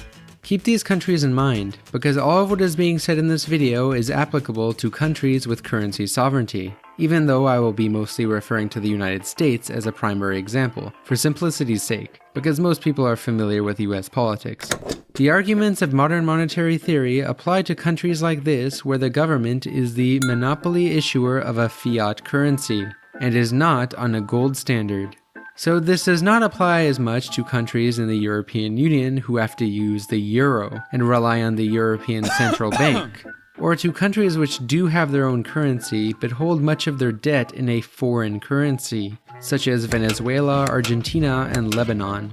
These countries do not have currency sovereignty. The notion that governments with currency sovereignty cannot run out of money has become an irrefutable fact ever since most of the world abandoned the gold standard, which was formally abandoned on an international level under Richard Nixon in 1971. But the USA abandoned the gold standard multiple times. Most notably, that part was really important for the former shatter who was saying our dollar is backed by gold and other stuff. I think like this might come as a surprise to that chatter, but we are living in a post-Nixon world. So just wanted to point out. Notably in 1933 under FDR. For those who don't know, the gold standard constrained the ability of governments to create currency, as an equivalent amount of gold reserves had to be held in proportion to the amount of money stored. Gold is a finite resource, and the gold standard system proved to not make very much sense as governments had to spend more and more to maintain the capitalist system. So the United States finally abandoned the gold standard officially under Richard Nixon, and most other countries did the same afterwards. Ever since then, governments who issue their own fiat currency and impose taxes in that currency, spend in that currency, and issue debt in that currency can never run out of money. The government will always be able to make all payments as they come due, so any payment that it has promised to make, whether it's your Social Security retirement pay, wars, military spending, government programs, or interest payments to government bonds denominated in its own currency, then the government can always make those payments. The way it used to work is that governments would actually print up that currency or stamp the coins to make the payments. But today it's mostly handled electronically, so it's a bit misleading to say that governments print money. Governments create most of their money virtually, via their central bank, by typing numbers onto a screen. Without boring you with the nitty-gritty details, the way it basically works now in the USA, for example, is that the US Treasury spends by having the Federal Reserve, the central bank, credit the reserves of a commercial bank, and that bank credits the accounts of the appropriate recipients of the government spending, the various actors that the government needs to carry out a certain policy. Voila! Money created on a computer with nothing but a keystroke. While many politicians probably won't admit this, all of the chairmen of the Federal Reserve, the people supervising the money creation, will. The United States can pay any debt it has because we can always print money. There is an infinite amount of cash at the Federal Reserve. We print it digitally, so we as a central bank, we have the ability to create money. The banks have accounts. Obviously, this doesn't mean that you could just like print endless amounts of money. There's obvious issues that come along with that chatter. There's a difference between not running out of money and totally screwing over your economy. Like this is not an argument to just like give everybody $1 million. Okay, that's not what One Dime, as far as I understand it, is advocating for. I would assume that that's not what he's saying. There's obviously a finite amount of real world resources, so you will inevitably end up with that problem. You just don't want us to win? Yeah, that's what I'm advocating for. With the Fed, much the same way that you have an account in a commercial bank. So to lend to a bank, we simply use the computer to mark up the size of the account that they have with the Fed. Technically, the central bank is formally considered independent in most countries, but in reality, it essentially functions as the government's bank. The government effectively decides what the central bank's objectives are, and of course, it finances much of the federal government's policies by crediting commercial banks and the appropriate accounts to those who need to carry out the policy. This common method of Fed money creation is not to be confused with quantitative easing, also known as QE, which is a less common policy that a lot of people falsely equate with money printing. QE is when the central bank purchases longer-term securities from the market in order to increase the money supply and encourage lending and investments. Now, we don't have time to get into the technicals of QE, but if you want to understand the difference between money printing and quantitative easing, the channel Money and Macro has a really good video about it that I highly recommend. Now, back to Fed money creation. Let's use one more example to illustrate how federal governments with currency sovereignty finance most of their policies. While this essentially works in a very similar way for every country with currency sovereignty, let's take the UK as another example to visualize, just in case you still don't get it. When Parliament approves a budget, Parliament gets the central bank, the Bank of England in this case, to credit the bank accounts of the institutions and the individuals necessary to make that policy happen. And there you have it. Now that the budget has been approved, new money has just been created and entered the private sector. If you still aren't convinced and think that it just can't be so simple, then I would highly recommend checking out the statements from the central banks themselves. The Bank of England, for instance, published a paper in 2014 that clearly outlined this process of how money is created. And you can also find countless statements from those who worked as chairman of the Federal Reserve in the United States, as referenced throughout this video. The proof is in the pudding. By now, an alarm bell in your brain is probably going off. Isn't government spending supposed to be financed by taxation? Where does the money come from? It has to come from the taxpayer, right? Isn't that what taxes are for? To finance government spending? As counterintuitive as it sounds, taxes do not fund government spending. What? Taxes don't fund government spending? Nope. No. Taxes do not fund the majority of government spending. At least not on a federal level. Local and provincial governments, on the other hand, who cannot create money, do use taxes to finance much of their expenditures, while also relying on federal government handouts to finance the rest, which is usually created by newly created government money via the central bank. But in general, the federal government does not rely on taxpayers to spend money. For the federal government, spending comes first and the taxes come later. The taxes are not to finance the spending. It's the truth that many economists know, and even some politicians know it. But because most of the electorate doesn't know it, political representatives have to keep pretending that it's somehow possible for the government to run out of money. And of course, it This is very oversimplified. It's still a loan, and if you overdo it, you fuck up the trust in your currency and economy. That's why you can't. That's why I'm saying that there's limitations to how much you can print. This is more so, and I think a lot of MMT enjoyers or a lot of MMT advocates, or just like anyone in general who like kind of thinks about this sort of thing, is not necessarily advocating for just print permanently, lol, what the fuck, and instead is often simply stating, we are already printing permanently, we are already expanding our budgets, And it's more so a matter of where that spending is going towards. Is it going towards things that legitimately help every single American? Is it going towards things that, is it going towards growing the economy, making the labor force more productive? I don't know, spending money on education initiatives, spending money on roads, spending money on housing, things of that nature, spending money on healthcare, things of that nature? Or is it going to areas that, and is it going to areas that is actually just destroying the planet, for example? And then all of those profits are accumulating at the tippy top because, you know, those gains are, of course, privatized. Works as a quite convenient talking point for politicians to use as an excuse to privatize public assets and social programs. The state has no source of money other than the money people earn themselves. There is no such thing as public money. There is only taxpayers' money. Margaret Thatcher is wrong, or flat out lying. Did it ever occur to these squareheads where the money originally came from and who creates the currency? A stubborn conservative might say, well, doesn't the government get all of its money from taxes? According to this logic, there is no public money. There is only people's money, which the government uses. Then the question you should ask them is, where do taxpayers get their money? Well, they earn them through wages paid by their firms that they work at. Okay then. I mean, if we eliminate tax for everyone other than the upper class and use it as a means of socialized wealth distribution, I'm fine with that. That is the most insane. What are you saying? Okay, a lot of people, that is the most American solution I've ever heard. It like broke my brain for a second. I had to, I short-circuited when I read it. Okay.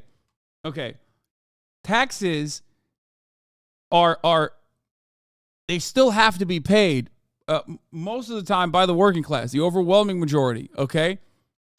What the fuck? There's no moment where, like, lowering the tax burden from the working class is still going to be an adequate solution because you can't tax the wealthy enough to make up for that. That's not a thing that you can do. You still have to, even if you are a part of the working class, pay taxes. You know what I mean? Like, there's simply not that many people out there.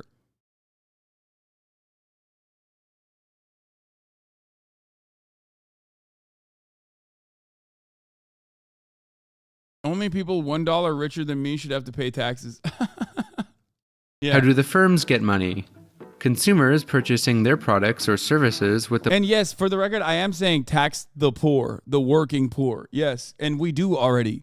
Whether it is a sales tax or whether it's taxes of a different sort, you are still being taxed when you are poor. As a matter of fact, your tax burden in comparison to your net worth and your like yearly revenue that you've generated is much higher in the working class than the top 1%.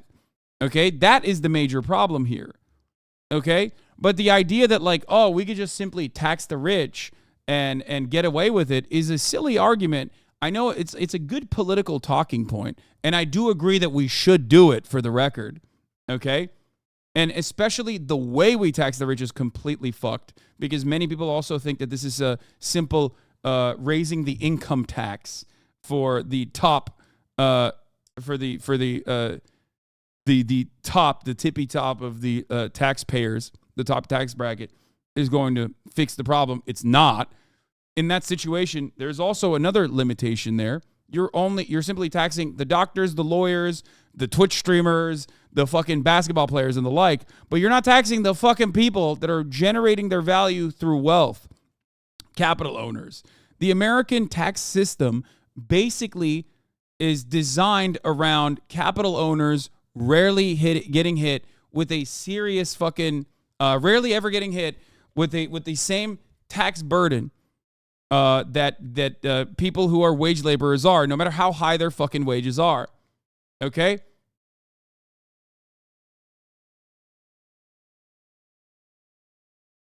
And this isn't just America. This is like all around the world. Anyway, let's continue. The money that they earn from the firms that they work at. As you can see, if you believe the delusion that the taxpayer is at the center of government spending, then you get into a never-ending cycle that can never explain how the currency originally got into the economy. Hint hint. Check what the banknote says next time you get some dollar bills. It will say Bank of England if you are in the UK, or Federal Reserve Note if you are in America. Take a moment to think about it. If the government really needed your taxpayer money to finance this... This is such a funny question. How do you tax the wealthy if they hide all their wealth and assets then? I don't know. If only there was a way to tax wealth, or tax assets in general. I mean, there are complex financial mechanisms in order specifically to determine value, okay? When it's how much more your net worth will be inflated. And yet, for some weird reason, for example, we do that for property taxes, okay? There are mathematicians who work to determine the value of your property, okay? It is determined by the market, sure, but you pay taxes on your property, okay? We could do that for all matter of wealth, okay? Assess wealth at the end of the year and determine what your tax burden is off of that. Okay, slap a percentage onto that tax burden, maybe even have different brackets for it. But we don't do that. And at the end of the day, isn't this a lot of work though? No, it's also not even a lot of work. Like many other things that happen under capitalism, this is already designed. This is already something that people are, this is already built into the system. This is how you assess value anyway.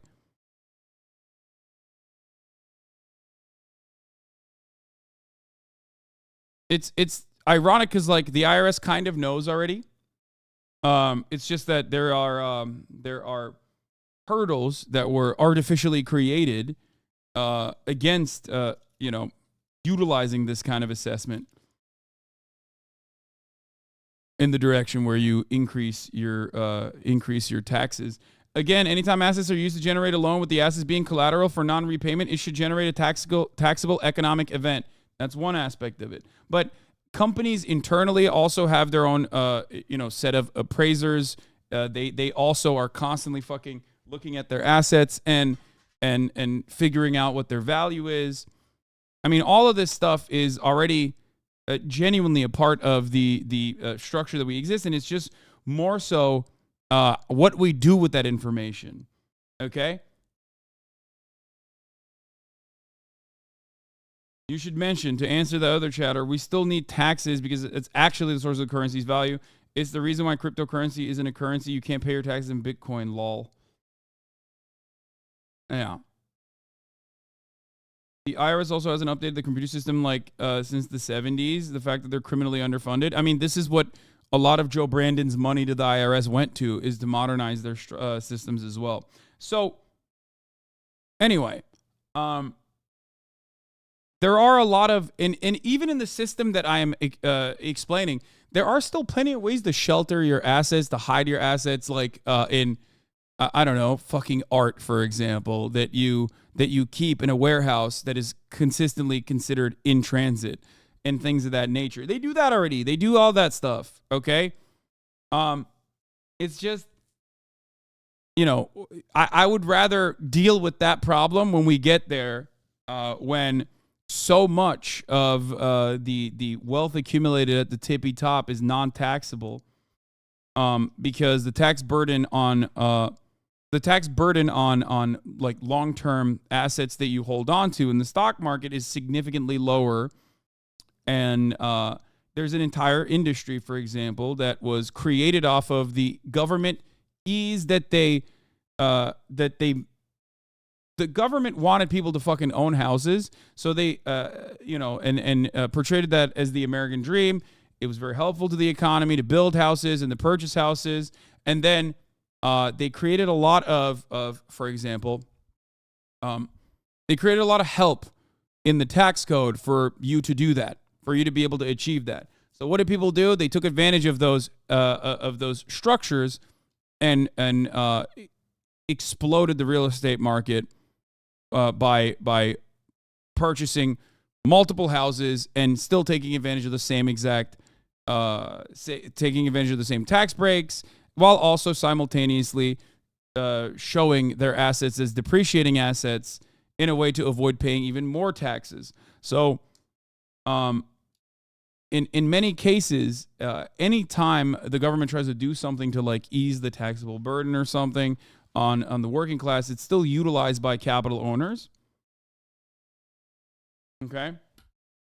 But ultimately, ease the burden at the top of the hour by subscribing for $5 or for free in the form of a Twitch Prime, because that is kind of like taxes as well.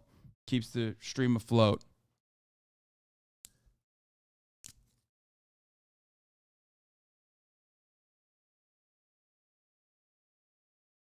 Time Consumer, thank you for the 40 gifted subs. Allowing 40 people to no longer see the ads at the top of the hour. Yes, I know that Trump committed fraud. Mission Boo, thank you for the 5-tier-1 gifted subs. Use the 3-minute ad break now. Spending, then virtually every government would not be running continuous budget deficits by always spending more into the economy than it takes out of it. By now, you might be thinking to yourself, if governments don't rely on taxpayer money for federal spending, then what even is the purpose of taxation? Why bother with taxes at all? The answer might surprise you, and you will find out towards the end of the video as seen in the timestamps. But first, let's address the common misconception that government deficits are financed by borrowed money. A common rebuttal to what I have said so far would be, if the federal government issues its own currency and can create money digitally out of thin air, then why does it issue debt in the form of bonds? Doesn't this mean that the government is borrowing our money?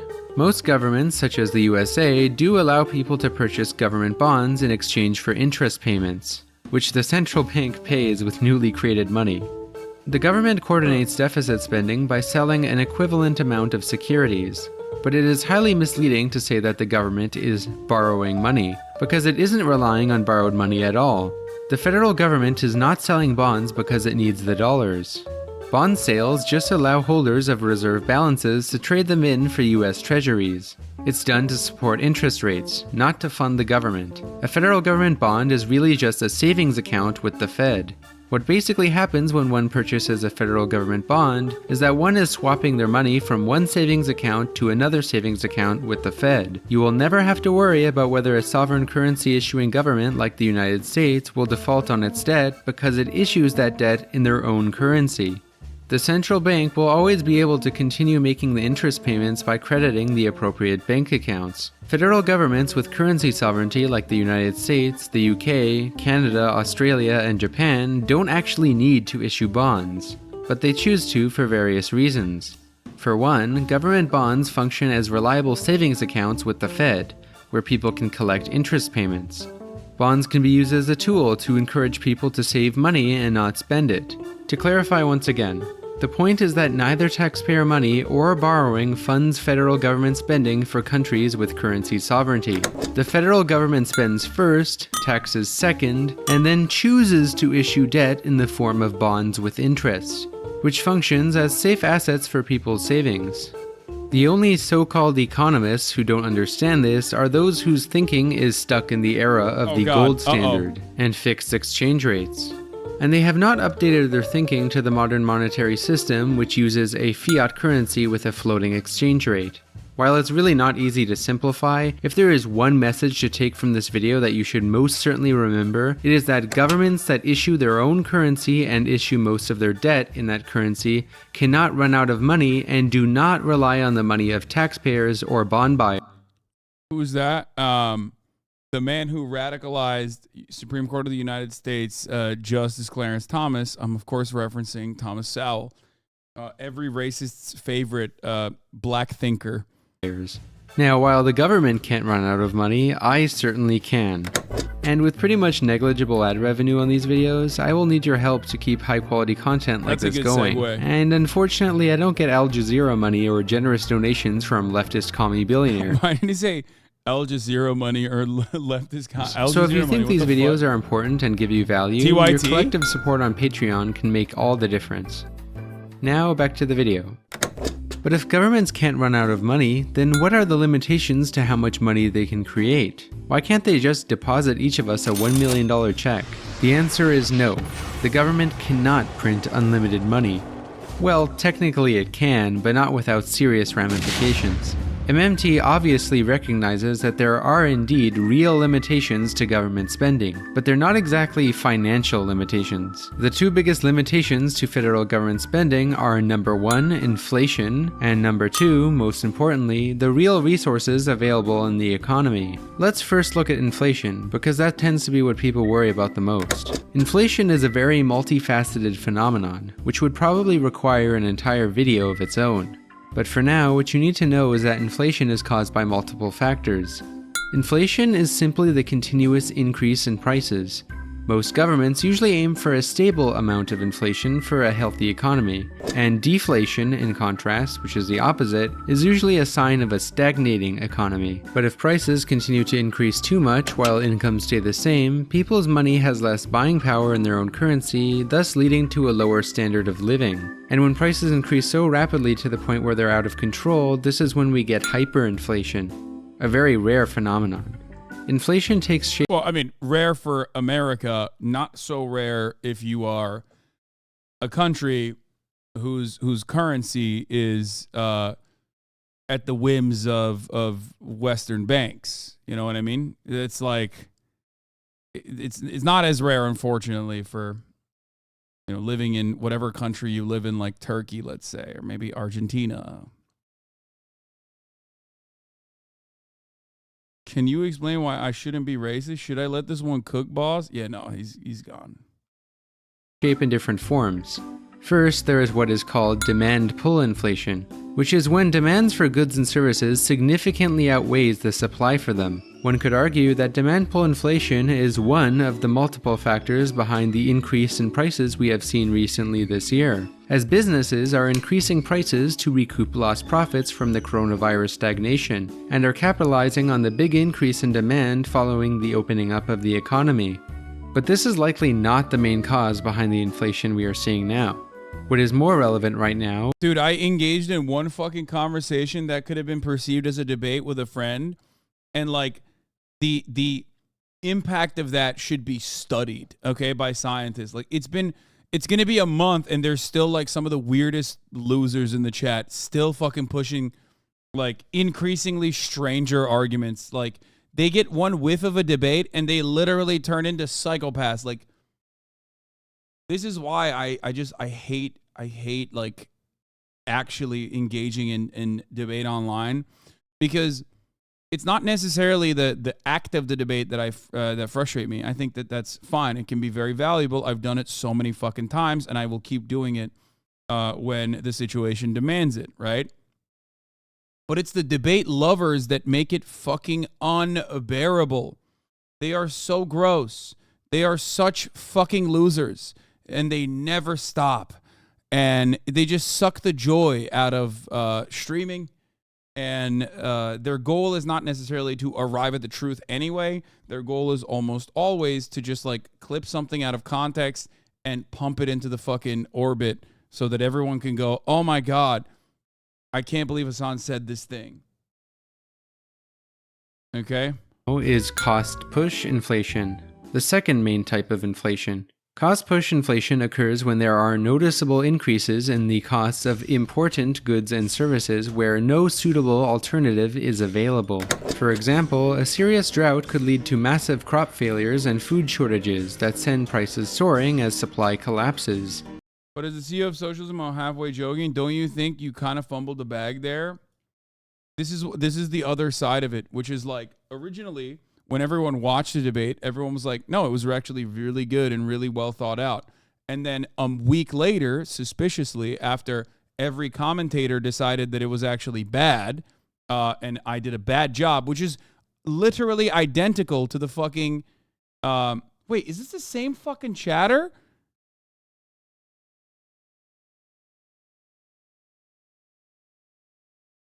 Oh my God. Oh my God. Listen, I'm going to block you unless you literally come back with the actual fucking talking points that you said were bad and how you would do better. Okay? They've baited me twice on this shit. You're about to get banned. You're no longer driving. You're no longer on your fucking mobile phone. You have to give exact fucking answers like you said. Okay? You said you were going to do it. And I'm going to ban you if the things that you claim I did not bring up were things that I actually did bring up. The only way out of this at this point would be if you offer constructive criticism. Okay?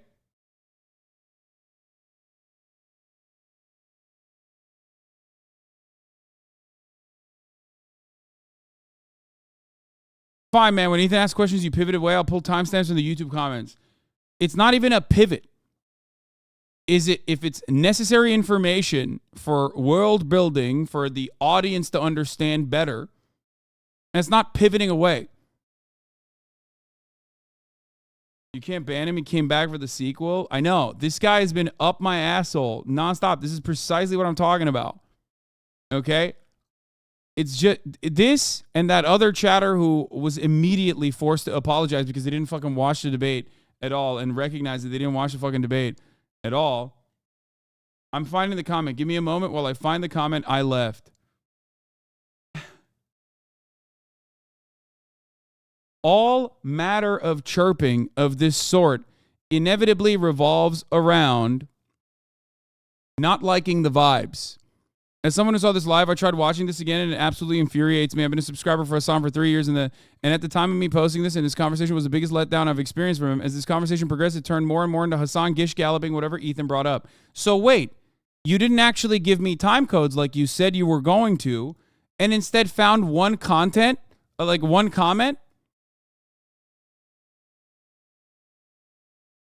That's one comment from someone saying I was gish galloping? Okay, put it up to a vote. Do we fucking nuke this guy into orbit or not, chatters? Go ahead. 36 month subscriber.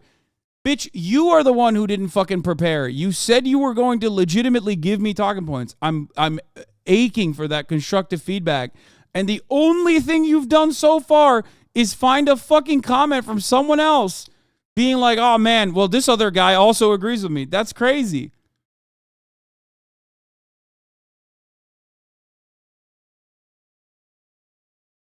How did this happen? How is it that the people, I don't know why, like, I can't untime out this person. Okay, untimed him out. Okay, great.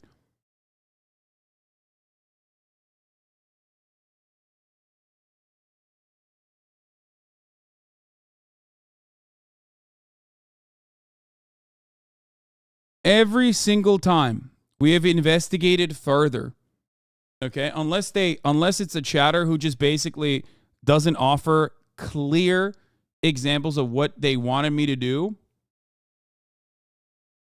Okay, oh, here it is. Hasan says profit sharing, so absolutely stupid. Hasan then goes into detail about how he personally does it by bringing up the podcast he started, which friends are also in the top 10% of streamers on Twitch. That's really crazy because I didn't realize that March was in the top 10% of streamers on Twitch. He also has no idea how to answer Ethan, prodding him on how well you can attribute increased value to a specific person that you bring in, aside from try to do your very best. So it's the aesthetics once again, because I described clear-cut examples of how to do profit sharing, examples from my own life, and gave you things that you take for granted. This is a problem with what you don't understand. If we are being 100% real and 100% honest, the fact that I am collaborating with Cutie Cinderella, Austin Show, and Will is negligible in this process. It's not just the three people. There's also a fucking producer involved. A producer that could very easily get triple the market rate and still come nowhere near how much money he makes when we are actually profit sharing. Okay? I've also talked about how the stream expanded, or rather, the podcast expanded, and the democratic process that we engaged in, where technically the slice of the profit sharing got smaller for my producer, specifically so we could bring on other people. Now, the reality is, if I wanted to, I could operate in a capitalist way. I could just say, I'm giving a market price to my producer times 3, and then also on top of that, all the other people that we're bringing in, we're not going to do a full-blown revenue sharing structure. We're just going to offer them 25%, and they would still make a shit ton of money. Now, that in that structure, if I were to operate like that, would still be perfectly fair, and I'd be the best boss ever. Okay? But then I would be a boss. Do you understand? You're literally bringing up examples without recognizing you're coming from your own privileged perspective that your ideology isn't scalable, or at least you couldn't articulate in the moment how it was. This is so fucking stupid. No, you're taking for granted the fact that I didn't do this by saying only privileged people can get away with not doing this, when cooperatives also exist beyond what I do in my podcast, which is the example I used, like the Mondragon Corporation, which is a cooperative one.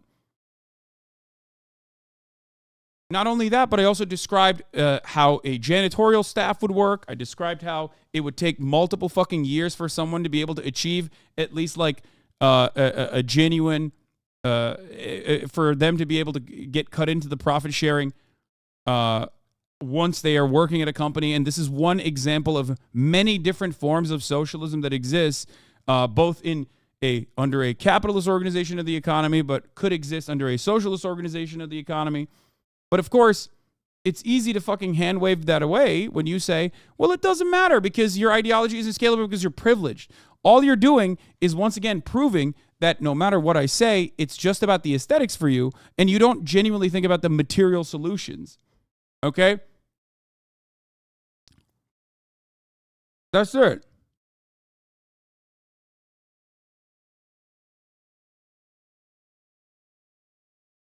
But the real reason why you feel this way is most likely because you didn't just watch the fucking debate and get confused or something. You either watched the debate and got horny to be like, I would have done a better job, and then actually brought up talking points that I adequately addressed, or you watched someone else who massaged your perspective a little bit and said it's bad. So now you also feel that way as well. I know you didn't talk about social democracies exploiting developing nations because Ethan didn't know anything about it, but you absolutely could have cooked them there. I know, but it doesn't matter because I wasn't there to fucking destroy Ethan in the marketplace of ideas, and I was specifically there to have an honest, earnest conversation. Okay? And the reality is most people didn't leave that with the takeaway that this was like a really bad conversation that made me look horrible or whatever, until videos were cut of said conversation and were posted of said conversation, massaged by, the personal opinions that a lot of people hold on to.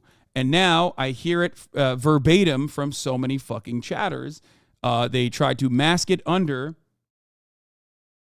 sub-decline into hater is a syndrome that needs to be studied. Chatter's previous take on XUC versus Ethan. Ever since the XUC Ethan debate, chatters have been fucking getting weird.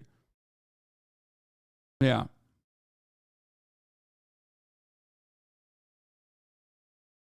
So,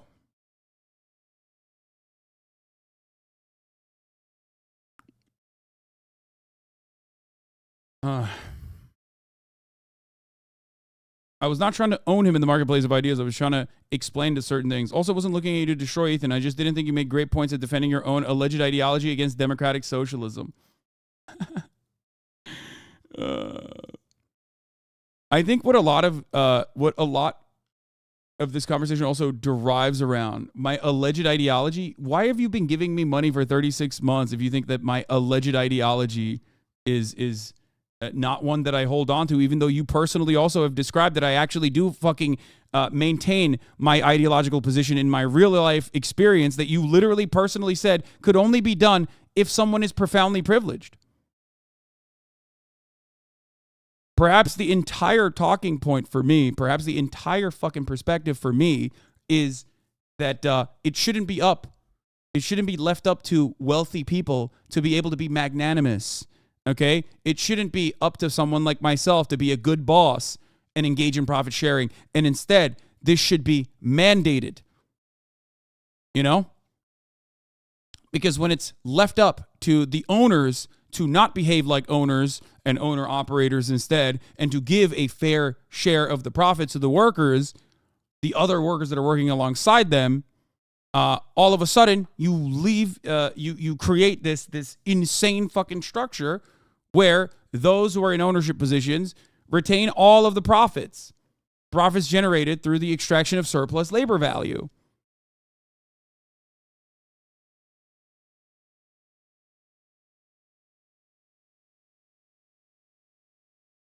Huh.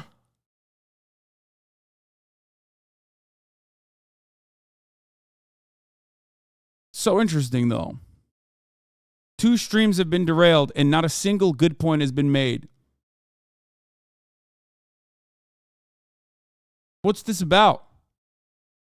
What happened? Your descent into being a debate pervert must be studied, I think. But remember, you will never be as good as the people whose talking points you are repeating. Okay? That is, I think, also part of the reason why this kind of conversation always is entirely unproductive. Because at the end of the day, all you're doing is repeating talking points that you heard from someone else, okay? And assuming that I'm coming at it from a bad faith position, okay?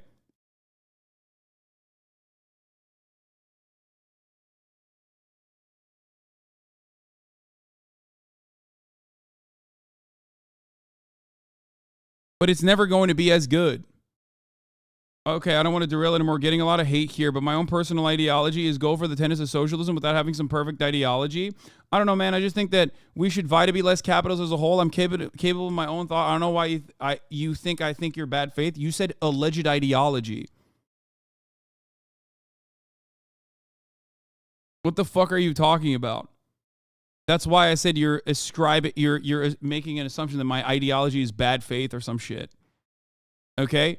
And you also personally, even though claiming that you're a socialist, said that it's because I'm privileged that I was able to do a cooperative structure, as though like public banks and workers' cooperatives could not technically exist in any other circumstance unless there is a privileged boss, because you yourself have drank the capitalism dogma Kool-Aid, okay, and are operating under that assumption.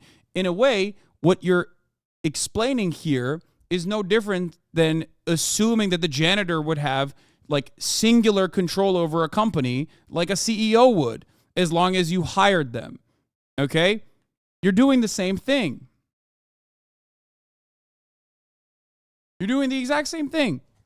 And a lot of what is supposed to perfectly work under a socialist organization is a simple debate tactic, for the record. Okay? I just want everyone here to understand that as well. It does not have to be perfect. No one is claiming that it will be perfect. And as a matter of fact, many of the conversation, many of the talking points devolved into, well, it wouldn't be perfect if it was a socialist society. There would be issues as well, is what Ethan said over and over again. And why would it not be perfect? Because we would inevitably be greedy and selfish and revert back to capitalism, right? That's what he said over and over again, which was ironic because then his fear of socialism was that it would turn inevitably back into capitalism, right? And what I mentioned there, and I did this multiple times throughout the conversation, is that if there are going to be externalities, if there are going to be inefficiencies, if there's going to be inequality, I would much rather have a broader profit sharing structure, and not just profits, but also benefits and a democratic structure that allows people to have some personal autonomy and a say in the decision-making process than not. Unions oftentimes were hailed as incredibly corrupt. They were shot down as incredibly corrupt over and over again. And if corruption is an inevitability, what do I always say? I would rather have an institution that by design has to have the best interests of the working class on board, even if they are a little corrupt. This does not mean that corruption is good. It just means that no matter what happens, if corruption is going to be an inevitability, I would rather have a structure that allows the workers to have a bigger say in the process, especially when it comes to the value that they're generating. Okay? But there is nothing funnier to me than people who say, well, you know, no true Scotsman here. Excuse me, you didn't design an entirely perfect utopian socialist society in this conversation, who then also in the same breath will say, Hasan, you're too wordy. And you describe things too much. It seems like you're running away from the talking points. It seems like you can't have a good answer. How can I do both of those things at the same time? How can I describe a perfect society, a utopian socialist organization of the economy, okay, that we magically move into, while also simultaneously do it in like short, quippy, punchy ways that allow your ADHD, TikTok-addled brain to comprehend? What you want is an impossibility. It is not possible to do that.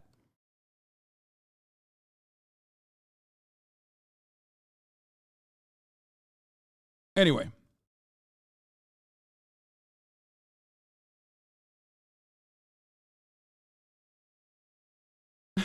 Now he's fucking saying, this is a very concise and good explanation. I appreciate it. I mean, you're getting bombarded in my messages in chat, though. Okay, well, I don't care that you're like, people are yelling at you right now. I'm sorry.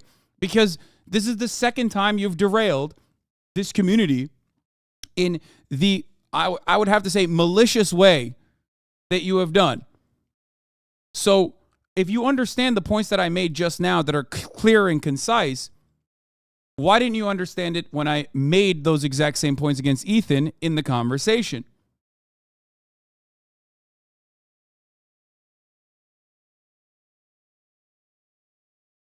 I think you're on the left. I just think that you were made God King, which is a position Asian kind of put you in. You didn't have any idea how that would work. That's insane to me that you are still being contentious while simultaneously recognizing that maybe it was you who didn't understand what I was trying to say in that situation. What is going on?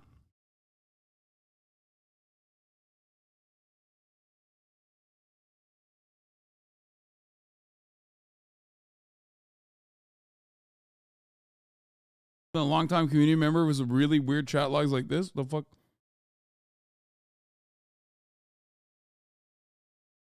No, he's just memeing about Turkish oil wrestling. Everybody chill out. Also, I am not the God King of socialism, and anyone that thinks that is silly. They are in the wrong for thinking that.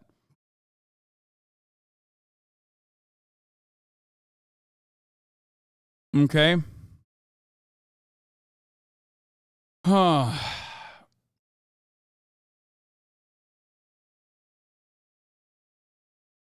So, as I said, no, I'm being extremely honest when I say I do not have the perfect solutions.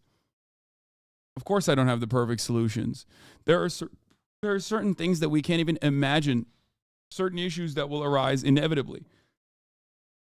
Even in the most egalitarian society, there will be new social hierarchies that are created.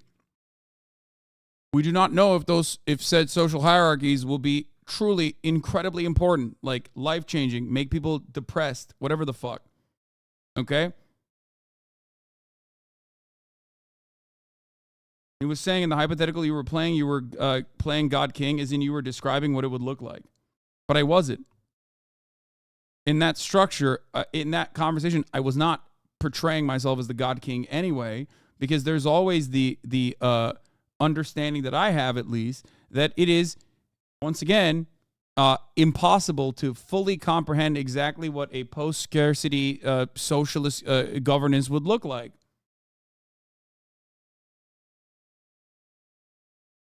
Anyway.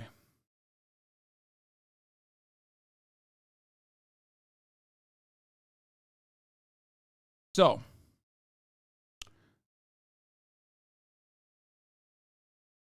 Brent is saying exactly what you're saying at 320 in this clip. Country, if you don't want to call them programs, that's why now for yeah, the first time. I've played this so many times. They were animals before. They weren't allowed to read. They weren't taught to read. So you compare a country to what it came from with all its imperfections, and those who demand instant perfection. The day after the revolution, they get up and say, are there civil liberties for the fascists? Are they going to be allowed to have their newspapers and their radio program? Are they going to be able to keep all their farms? The passion that some of our liberals feel, the day after the revolution, the passion and concern they feel for the fascists, the civil rights and civil liberties of those fascists who were dumping and destroying and murdering people before. Now the revolution has got to be perfect. It's got to be flawless. Well, that isn't my No, it's not impossible to imagine you are wrong. Right now might not be the best example to put that video about cyber socialism is a great concept. Of real socialism. No, it's not impossible to imagine you are wrong. What? Listen, guys. I know this is the other one. This is the other one that also chirps at me over and over again. I'm telling you right now, okay? Demanding perfection in that moment, demanding perfection, like for someone to design a perfect socialist construct devoid of any kind of issues is unfortunately silly. Okay? There are always going to be issues, no matter what. What? Right now might not be the best time with a video about cyber socialism is a great concept. This one is like Cyberpunk or whatever. Wait, what? I don't know what you're talking about. Okay, whatever. Oh.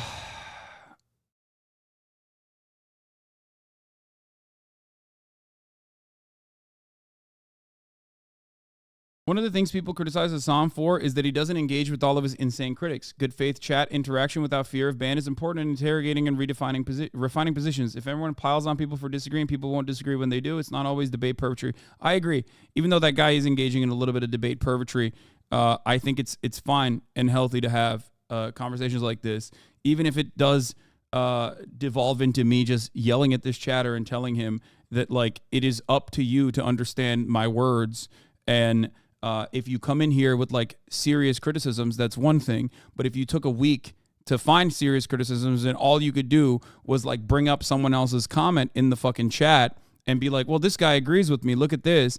And then that comment in and of itself also literally talks about the actual real world examples of implementing some kind of cooperative corporation, a real world example of socialism, and you hand wave that away by saying that it's privileged. I only have the privilege to be able to do this kind of thing is stupid. It's your fault that you think personally that only people worthy of profit sharing are those who are in the same industry as me, in the top 10% of content creators.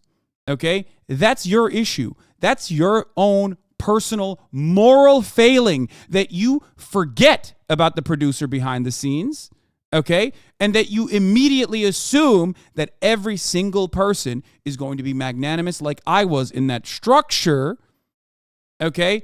And cut in whoever the fuck you bring onto the table an adequate percentage of the revenue that they generate, more than the revenue they personally generate, okay? That's your issue. That's on you. That's your own moral failure in this situation. Maybe you should re-examine your own values, that you think it is actually privilege that allows me to be able to operate like this. Magnanimous, in a magnanimous capacity. That's only the privileged can do such a thing. Okay?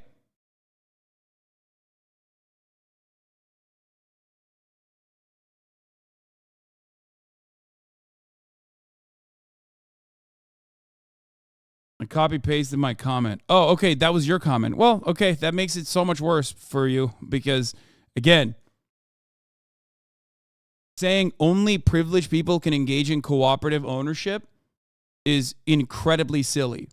And also, once again, if you are a socialist, as I mentioned, you have betrayed your own values by claiming that profit sharing, Hasan is only doing it because, like, he's with the top 10% Twitch streamers. Okay? To be fair, it's harder for poor workers to create a co-op. Yeah, if only there was, I don't know, a government that was interested in creating workers' co-ops and, I don't know, design society around those certain expectations so that, I mean, here, Corbyn had a really good example of this in the UK, which, of course, inevitably got destroyed because he lost power and it was never going to happen anyway. Okay? One thing, for example, for companies, one thing that companies could do if they are insolvent or on the verge of bankruptcy, is offer cooperatization initiatives. The first right of refusal goes to the workers. They can go back to their public banks and be able to get loans specifically to change a company that is on the verge of insolvency into a cooperative corporation structure. Okay, this was a great proposal pushed by Corbyn in the UK. This is one of many different ways that you could fund and facilitate cooperatization in the economy. Okay, this is something I've brought up in the past. It's something that I could bring up in general in conversations. I probably will in the future. It's not something that materialized in my mind on the spot. Okay, but it's your own personal lack of imagination and your own personal ideological hangups in this situation that causes you to immediately just push down these ideas. I'm not criticizing you because you're a debate pervert. I'm criticizing you because you're a debate pervert who's also personally cynical in the way that you analyze the way things could be. Okay? And then your own personal moral failings in this regard, or rather the juxtaposition of what your output is, what you believe you are, a socialist, a die-on-the-wool socialist, and the way that you ascribe value to certain workers does not actually match up. So you have to make that contradiction work by saying it's Hasan who's at fault. He must be too privileged. That's why he doesn't simply understand. There is no other alternative solution to cooperative corporations existing. And now that I maybe understand his position a little bit better because he sat here and described it to me like I'm a fucking child, well, he should have done that in the debate itself. It's not my fault. Notice how it's never your own personal failures, okay? You know, engage in a little bit of self-criticism, and I think you will understand where I was coming from in that conversation and where we have arrived in this one.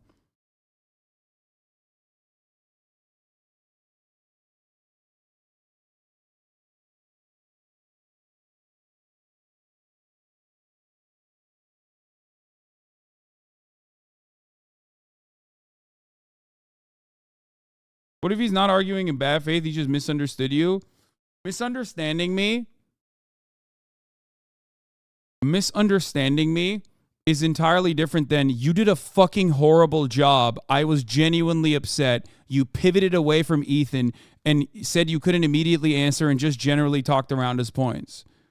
Please stop giving people good faith when they do not come here in good faith. Okay?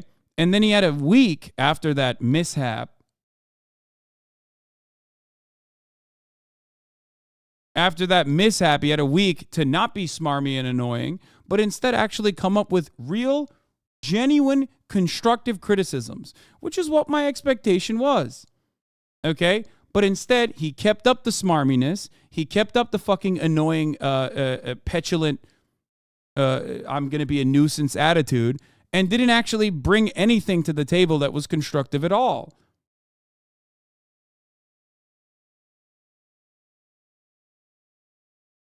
Man, I'm saying I think you could have had better points. I just think that Ethan didn't pick up what you were putting down because it was a bit too wordy. I didn't either. All I'm saying is I appreciate this description now. Just wish it was more concise. That's all I've been saying from the beginning. It's just really interesting that you're saying that as a 36-month subscriber because, like, I can read what you said originally, and we also went over this fucking derailment again, and you didn't bring up any good points. You had a week. You could have just found you could have found 3 talking points to be like, here is exactly where you moved away from the main point of contention.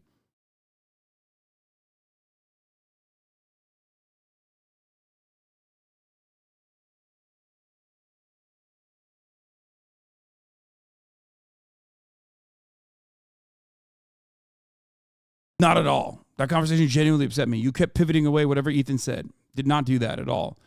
That you couldn't immediately answer and just generally talked around his points and didn't actually succinctly answer anything he asked you. You proved you have no way to scale what you preach and your beliefs seemed skin deep. I gave timestamps. What do you mean? At 4400, Hasan says profit sharing is so absolutely stupid. Hasan then goes into detail about how he personally does it by bringing up the podcast he started with his friends who are also in the top 10% of all streamers on Twitch. He also has no idea how to answer Ethan prodding him on, well, how can you attribute increased value to a specific person that you bring in aside from try to do your very best? Notice how I spent the past half hour describing how objectively wrong you were for making this assessment and how it actually said a lot more about you than you think. Your talking points were ass.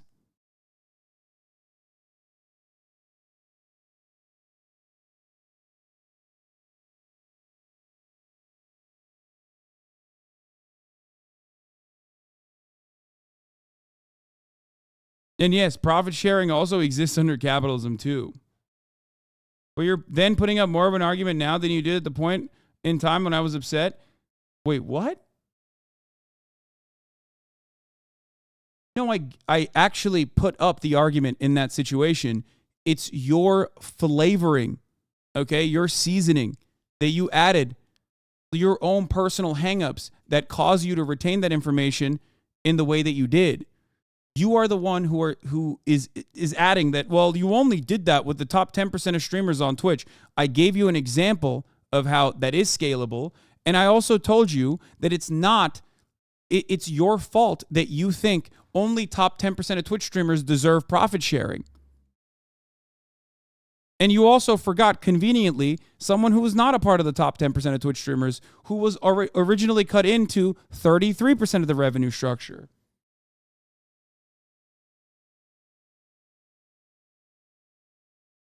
I will never be able to get this person.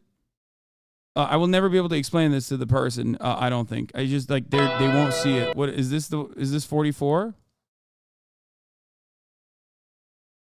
Is basically try to make an assessment. Sure, there's market considerations on the one hand, like what the normal wage would look like, but that is like the minimum. You know what I mean? That is like the minimum. That is the worst possible amount to pay someone in the form of wages, in my opinion. Okay. So you have the market considerations on the one side, which I don't necessarily care too much about. On the other side, you have your productive output, right? Let's say you were making $10 before Dan came on, and now that Dan came on, you're making... That wouldn't be measurable metric. No, I know. People think it's a self-report that you've been doing this for 10 years but couldn't provide an answer concise enough to get Ethan to understand you. This is like the eighth... this is the eighth sock account from the same guy, by the way. I love this. I already explained it. This is where we get to, once again, the same fucking issue, which is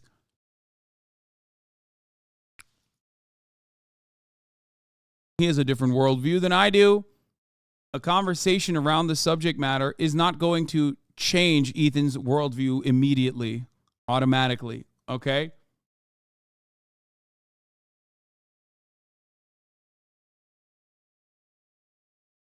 No, I just had to change my name. Some loser reported me.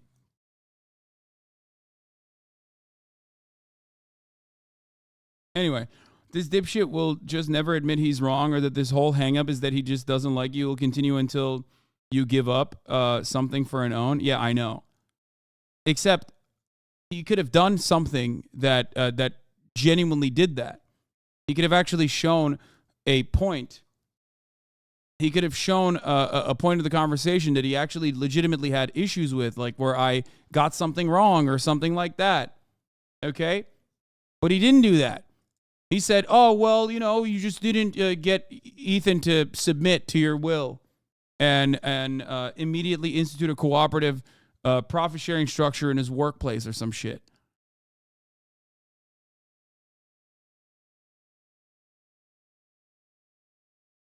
You know, it basically turns into, I could debate someone so fucking hard, I could debate their face off that they would inevitably become a communist. And not only that, but also, you know, I could have done that, or my streamer could have done that better than you could. Okay? And because you didn't do that, it must mean that like you're bad at what you do. Not realizing that when I have a conversation with someone like Ethan, one, it's not contentious, not like a debate. And two, I'm not talking just to Ethan. I'm talking to people with very different material realities than Ethan and very different class positions than Ethan, who will hear that a better future or a different way of organizing your workplace is a possibility. It is happening in the real world. It is something that I also engage in. Okay? That's it.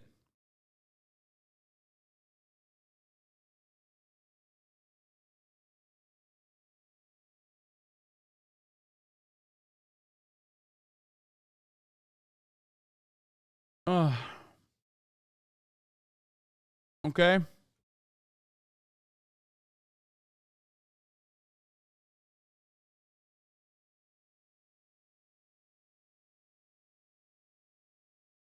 You did fine. I think from an annoying optics perspective, people ended up writing socialism off since you didn't destroy Ethan like they expected you to, especially since you didn't bring up the international consequences of the third world.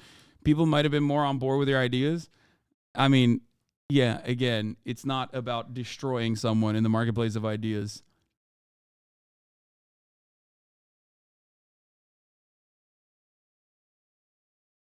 And I think it was a productive conversation overall that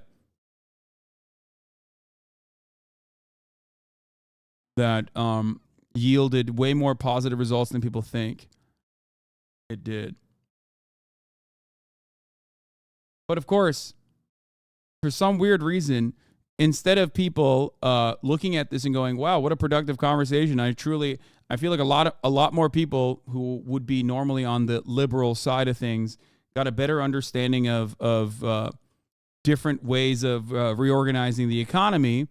Okay? They went, Hasan didn't fucking ritualistically humiliate his opponent as is expected in the marketplace of ideas, and therefore he lost. Even if I don't think he actually lost, I'm going to act like he did lose, and then my followers will say that he lost as well. They won't just say that he lost, though. They will go to his chat and say he lost over and over again.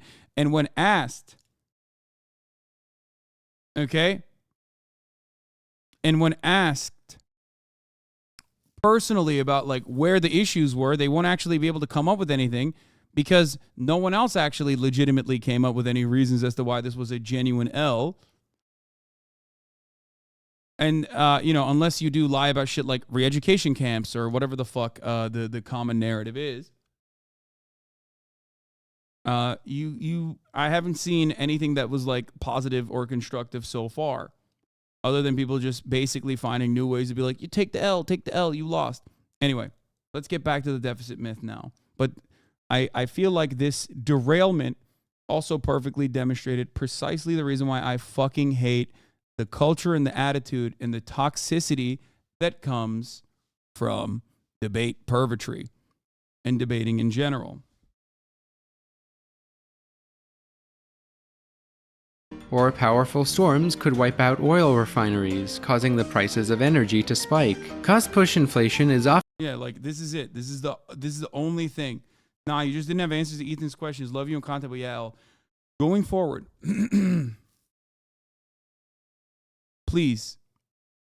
The main optics the hiring process problem that isn't an issue at all under capitalism. That is so fucking stupid. You're doing the thing. You're doing the talking point that you heard from someone else and repeating it. Of course, there is no issue with the hiring process in the way that I described it. I literally gave you an actual working example of how that hiring process is supposed to work. No, you literally are doing the fucking meme. You saw a meme on a subreddit that literally was like, Hasan, how do we hire people under your economic organization? And then me going, I'm angry. I didn't understand it. That's not how that fucking played itself out. Unless you have actual talking points as to how that's what you think happened in that conversation. Please. Oh my Lord. It's so fucking frustrating, dude. How easily swayed so many of you dumb motherfuckers are. Jesus Christ.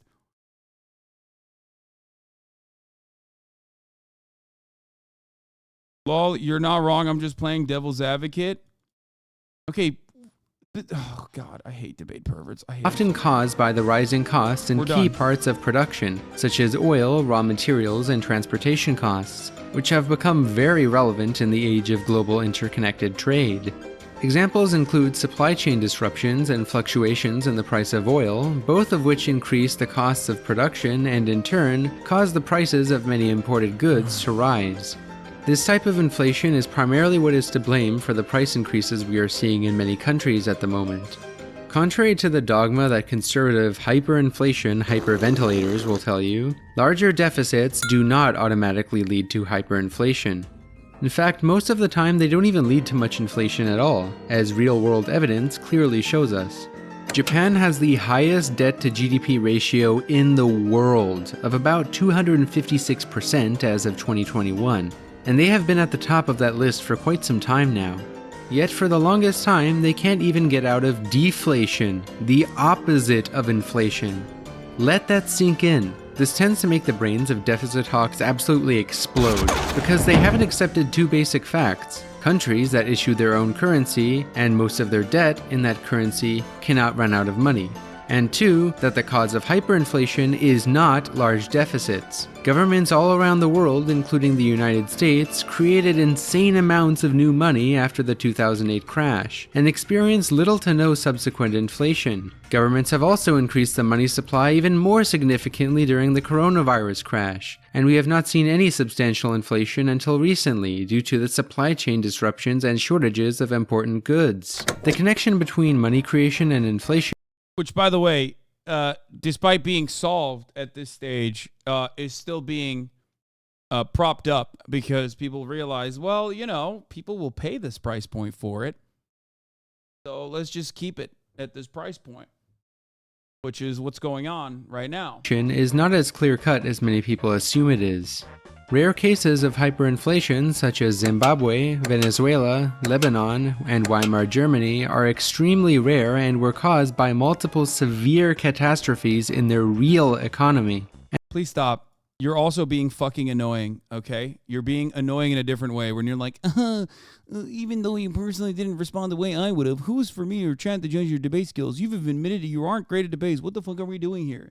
Like, me saying I'm not great at fucking debates doesn't change the reality that that conversation in and of itself is fucking productive. Stop bringing back the fucking conversation. It was a productive conversation, okay? Holy moly. It's not supposed to be about dunks between two friends and co-hosts, okay? It is a normal, productive conversation. Ethan prodding and asking questions to try and pick apart that the world building that I was engaging in that moment does not change the reality that I was going to operate in the way that I did, because I have debated other people. Holy fuck, I've debated other people who are rugged capitalists, okay? And the conversation definitely is not the same. Jesus Christ.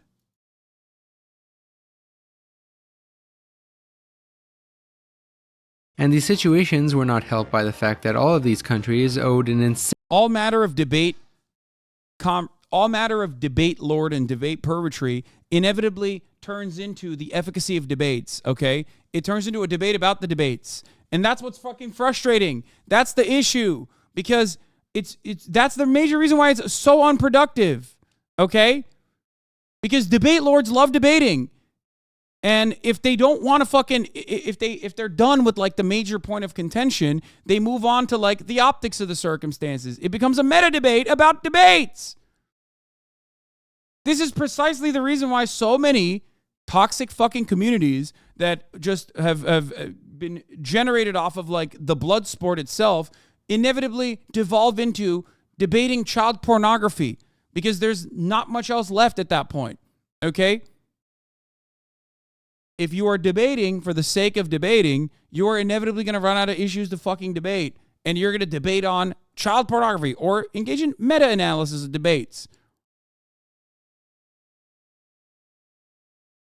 Insane amount of debt in a foreign currency. For all the interested nerds out there, I have some helpful studies listed in the description if you want to learn more about what exactly caused hyperinflation in these places. Dr. Kelton's book, The Deficit Myth, also has an in-depth chapter on inflation. But the point is that creating more money does not automatically lead to more inflation.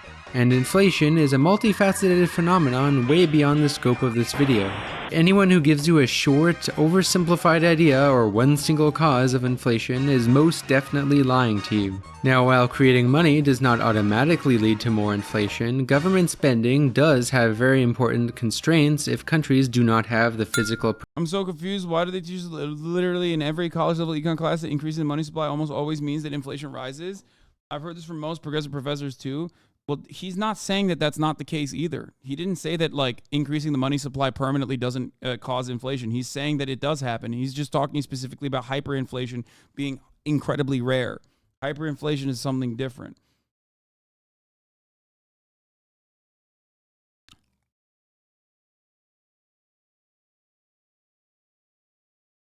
There's a reason why we have fiscal and monetary policy side by side as measures to combat inflation, to ensure that it doesn't get too out of control. Okay? Productive capacity capable of producing and consuming an adequate amount of goods and services.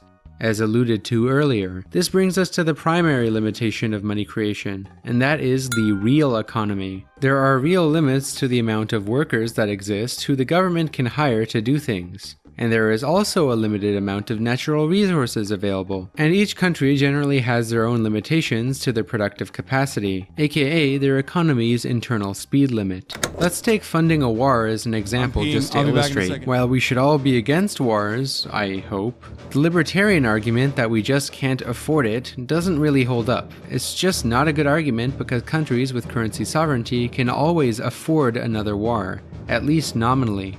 There is a reason why the USA is comfortable spending so much money on the military every year and even spending trillions of dollars on things like the Iraq and Afghanistan wars. The limitations in this case is not the amount of money that exists, but rather how much actual people are willing to fight in that war, how many tanks and weapons are capable of being built, and how much fuel is available to power all of these war operations. The real horror of these wars is not the amount of taxpayer money wasted, but rather the huge loss in real human life that occurred. The US government didn't use taxpayer money to pay for the Iraq and Afghanistan wars. And they didn't use taxpayer money to pay for the $1 trillion CARES Act that recovered the financial sector during the coronavirus crash.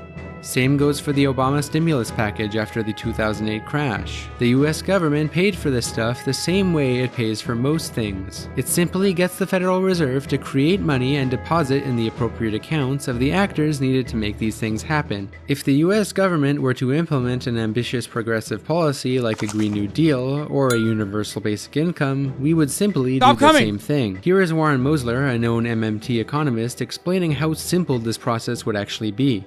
So when somebody says to me, how do we pay for the Green New Deal? I say, well, Congress appropriates the money, and then the Treasury instructs the Fed to credit the appropriate accounts. And that's how it's paid for. And then the Green New Deal people go, yeah, that. Okay. And there's no disputing that. You can ask anybody in the Fed, yeah, that's how it works. That's how we pay for things. We change the number in the account. Who else said? Well, Bernanke said that. We have the quote. Greenspan said that. We have these quotes from Fed chairmen. Now the question you have all been waiting for, which I waited until the end of the video to discuss because it is the finding of modern monetary theory that shocks people the most. If governments with currency sovereignty can't run out of money and don't require taxes to finance federal spending, then what is the purpose of taxes? Why do we need taxes at all? The answer might surprise you. Actually, it'll probably make your head explode.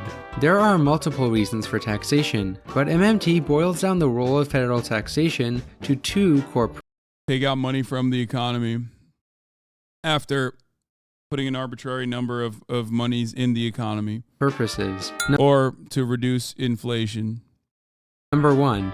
Governments looking to provision themselves and create demand for their currency. A government needs to find ways to get people to do things for the society that it's supervising. So the government imposes a tax liability that essentially forces people to have to look for work to earn enough currency to pay the tax. By creating demand for the currency and getting people looking for work, the state provisions itself and creates value for that fiat currency, which would have otherwise been worthless. Of course, pegging a currency to gold adds some complications to this.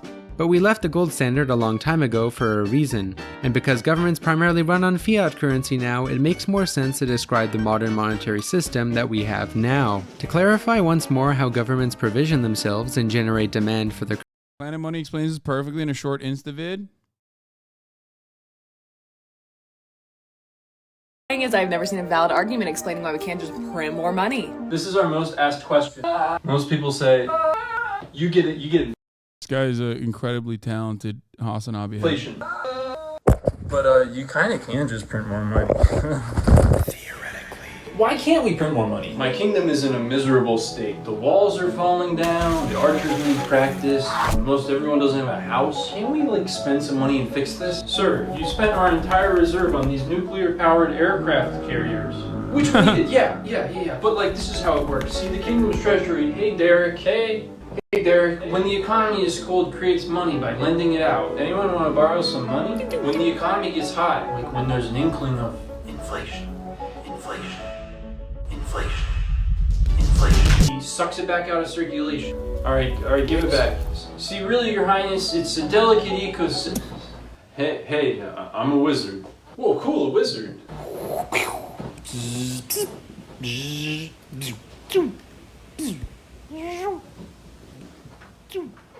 Yeah, you can fix all this stuff. Oh, fix it with magic? Okay, that works. Well, actually, I just used up all my magic, but I have an economics theory for you, that you can just print more money. See, me, the elves, and certain left-leaning economists have this theory called modern monetary theory. Instead of freshly made money going to the banks to lend out, you can skip Derek, and poof, make some money, and poof, spend it on stuff that needs fixed. Like trying to get to full employment, or ending homelessness, investing in people and infrastructure, fixing that wall, and saving this horse that's about to die. He said it, build that wall, brother. Sorry. Cool, let's do it. That's all really just a theory, and plus there's inflation. The reality is that if I was in charge of the government, I would implement this so that everyone could have an ad break avoider in the form of a subscription to the HasanAbi broadcast at the top of the hour, and there's a 3-minute ad break.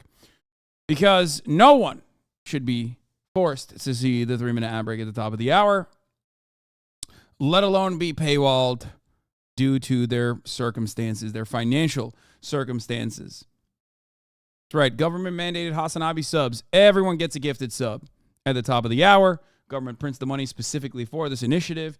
All of a sudden, you have the $5 in your bank account that automatically goes directly to my pockets. Here's the 3-minute ad break now. What's that? You know, the guy we're always trying to keep at bay. Like, the cost of goods increasing. If you just start printing money, you're looking at like Venezuela or like wheelbarrows full of money. Or wait. Long story short, modern monetary theory is saying that America doesn't just have one big bank account that we take negative a lot. Our economy is purely based on vibes. No, modern monetary theory is saying exactly what, you know, the regular capitalist economists are saying in America as well, that it is based in most circumstances on vibes, okay? It's like our assessment of all of the assets that we have, all the labor power that we have, and how well we can defend said assets and labor power with a robust military, okay? But ultimately, it's still vibes based. It's still absolutely, without a doubt, vibes based. Everything in the economy is vibes based. The difference is MMT enjoyers and supporters say it's all vibes based. It's vibes based when we're fucking printing money for the military. Why can't we do vibes based stuff for, you know, solving homelessness instead?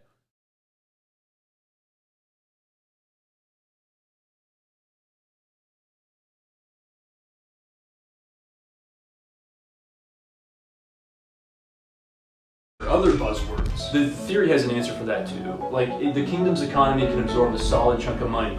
Yeah, MMT is basically saying spend money as long as it improves productivity proportionally, but skipping the financial market and directly spending it on the population via education or housing. Before that guy gets here and starts messing up scuds. And when he does get close, like when the kingdom's absorbed all the money it can, we can raise taxes and release some pressure. Why would taxes stop that wide dude? Inflation is like too much money in the economy chasing too few goods. So Get prices... it? which is why MMT does not fucking go against the concept of like too much money supply increases the inflation.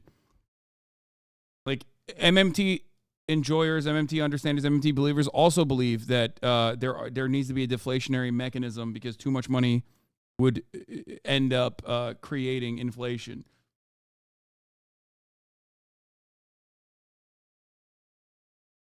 Have to increase. But if you increase taxes, people have less money, they buy less stuff. Sir, I should remind you, the last king who increased taxes was fired. Fair, people don't like taxes, but you could have a little magic automatic system that's like, as he gets closer, taxes go up. It's all just a theory. It's a theory. Cool. Alright, let's print. I didn't know they could fire kings. Yeah, all it takes is a little gasoline.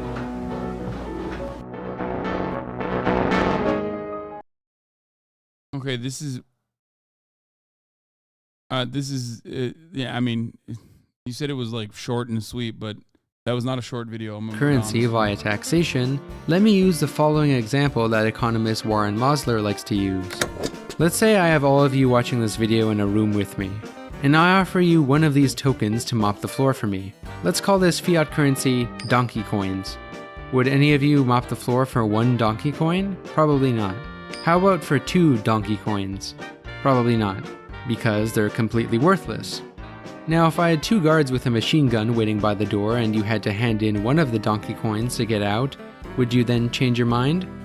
Everybody would, and everybody would try to mop the floor because you would need to in order to earn the donkey coins, as you would need to pay one of them to the guards in order to get out the door. This analogy essentially describes how government taxation works and how it generates demand for their fiat currency. This may sound coercive, but it's essentially the reality of how the state works. The state, by its nature, always involves some level of coercion. If the state didn't enforce tax collection via law enforcement and agencies like the IRS, then the value of the currency would essentially become worthless. The federal government creates a hole in your pocket with a tax bill in order to get you to need their currency, so that the government can then issue that currency and have users of that currency work and trade for that currency. Most sovereign fiat currencies work this way. The relationship between state fiat currency, tax liabilities, and debt has been well documented in the field of anthropology. The narrative that money tokens spontaneously sprung up free of state coercion as part of a natural market evolution from barter has been debunked many times. Many anthropologists, most famously the late David Graeber, call it the myth of barter. But the origin of money is a complicated. This is why people get mad at me whenever I talk about the barter system and why we created money as an acceptable middle ground point. Topic that we simply do not have enough time for in this video. Now let's move on to the second main purpose of taxation, to control inflation. Taxes are one of the many methods of reducing inflation by subtracting money out of the economy. This is to control the money supply and to prevent the economy from overheating. And it can also... Wait, but if you don't make money, no taxes, so how does getting tax make demand for going out to get that money? Or is he saying the threat is losing housing and food? Wait, what? Just don't make money, no taxes. How does getting a tax make demand for going out to get that money? I don't know. Am I stupid and not understanding what this person is trying to say? It might be my...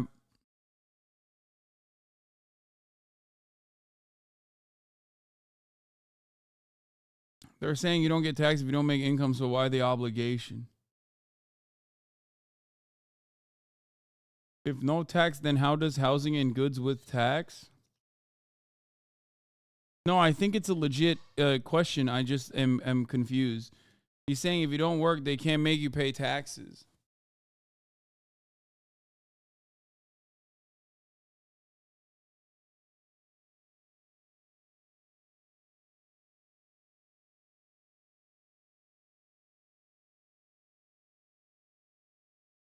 It was back a few minutes, I think, when he said the first purpose of taxes was the government creating an obligatory tax burden that you have to go out and get their currency to pay. Now it is.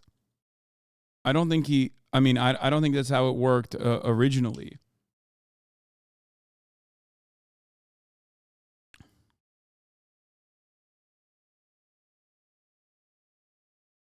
You still need to consume to live, and consumption requires labor or stuff you consume. Yeah, I don't.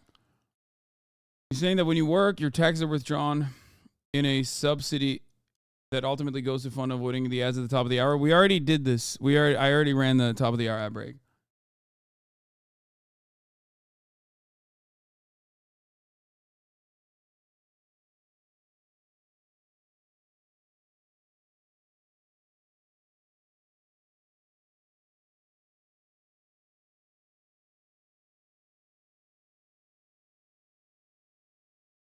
No money transfer still incurs taxes like getting gifts or winning competitions. I think Chatter thinks income tax is the only tax that exists. Yeah, there's you pay taxes all the time. On many different things. I think Chatters have answered. I was confused where the demand came from. Wait, what? The vid said the taxation is the coercion method that incentivizes people to work and earn fiat currency. The question is, how does the taxation coerce you to work and use government money? I think the argument is you still need to pay for goods and services.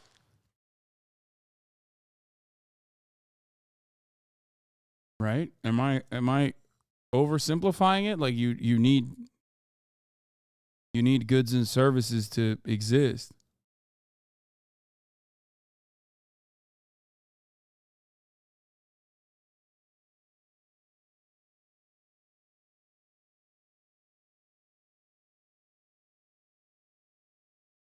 Anyway. To prevent people from hoarding too much. No, a government can't work without tax. Of course, it can't work without tax. You need to, okay.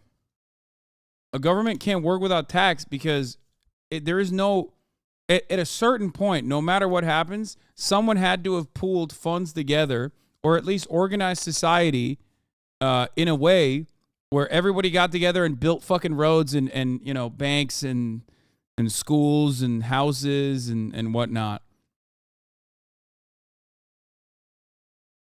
So even if that wasn't done because people wanted to be paid or whatever, even if no money had ever existed in society, there had to be some level of coercion to be able to get people together to build that shit.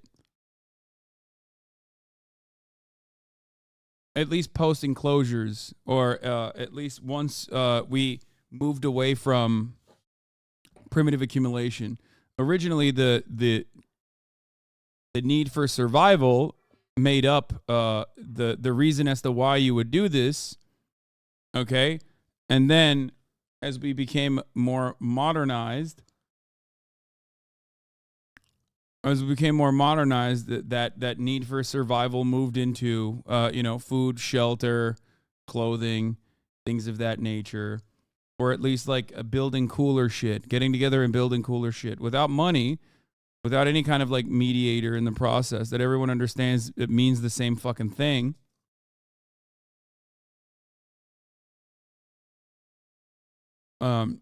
We still need someone to motivate every single person. Money seemingly is the best way to do it.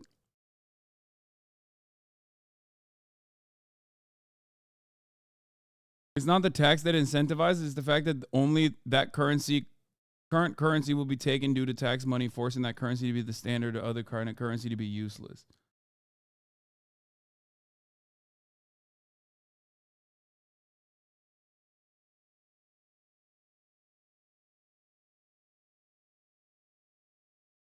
How much exactly would taxing billionaires out of existence help us all? I bet it would make solving all our problems so much easier.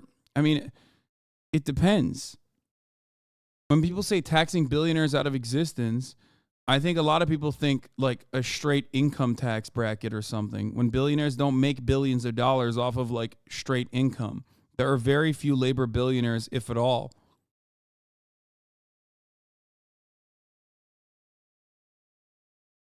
You have to change the way commodities are produced.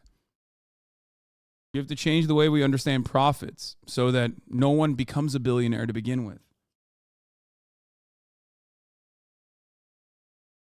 People say wealth cap, but instead of a wealth cap, the goal should be to tie it potentially to other members of the other members of the company, like, you know, much money. Yeah, what a great job that's doing.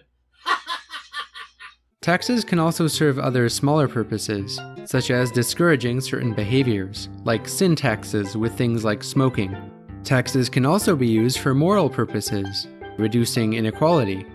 Although the efficacy of taxes on reducing inequality highly depends on the type. How quickly it changed from millionaire to billionaire is ridiculous.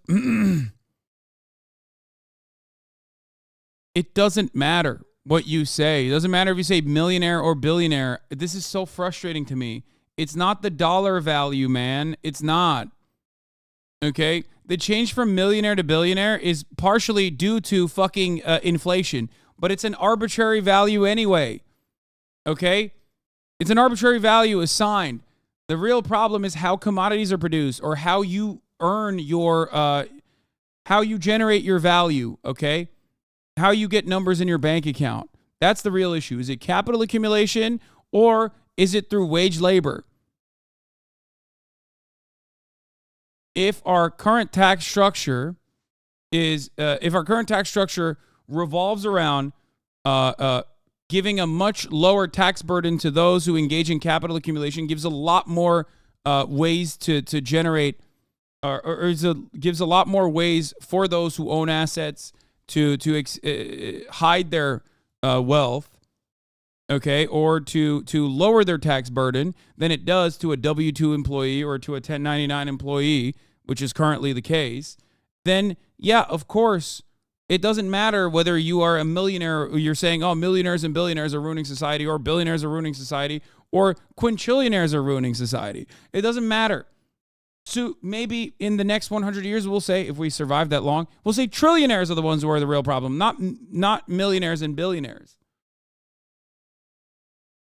The real reason why people change it from millionaire to billionaire is partially due to the fact that, like, in the 1920s, it was unimaginable, impossible to be a labor millionaire. That is not the case any longer. Does that make sense? Like, that's the reason why, what's the quote?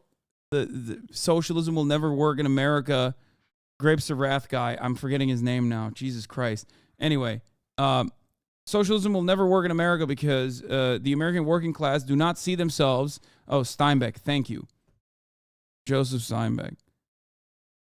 John Steinbeck. Joseph Robinette Steinbeck.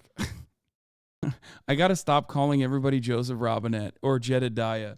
I accidentally say everyone's name is fucking Joseph or Jedediah. It's like broken my own brain. Anyway, that's besides the point. Socialism will never work in America because the working class do not see themselves as the exploited proletariat, but temporarily embarrassed millionaires is the original quote. And now that doesn't even fucking make sense. That's why people say billionaires. Right? And that's because there are such a thing as labor millionaires, but not necessarily labor billionaires, even though now there are some labor billionaires. Type of taxes and how well they're enforced. Okay, finally, there. That was Richard Wright, not Steinbeck? Yes, it is sometimes falsely attributed. We don't know where the quote actually originates from, I'm pretty sure.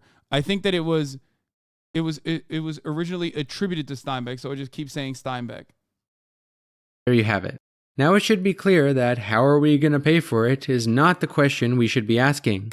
It's not the government's digital budget that needs to be balanced, it's the real economy. The only limitations to government spending that we should be concerned with are the real resources in our real economy, and not letting inflation get out of hand. Not only would policies like building good infrastructure and high-speed rail not cause much inflation, but many progressive policies like universal healthcare, pharmacare, and public affordable housing would actually be deflationary, as they would significantly lower prices and the cost of living. But if what MMT says is really true, then how come governments don't embrace it and start using their budget to actually implement policies that optimally benefit their people?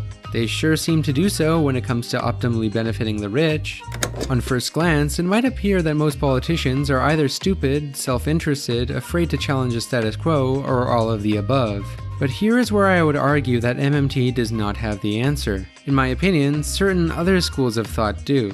MMT is definitely useful for monetary policy, but it does not encompass the power dynamics of different economic classes and the inherent class interests of the state. To see more about class interests and the nature of the state, I highly recommend my videos on the Democrats and the stock market.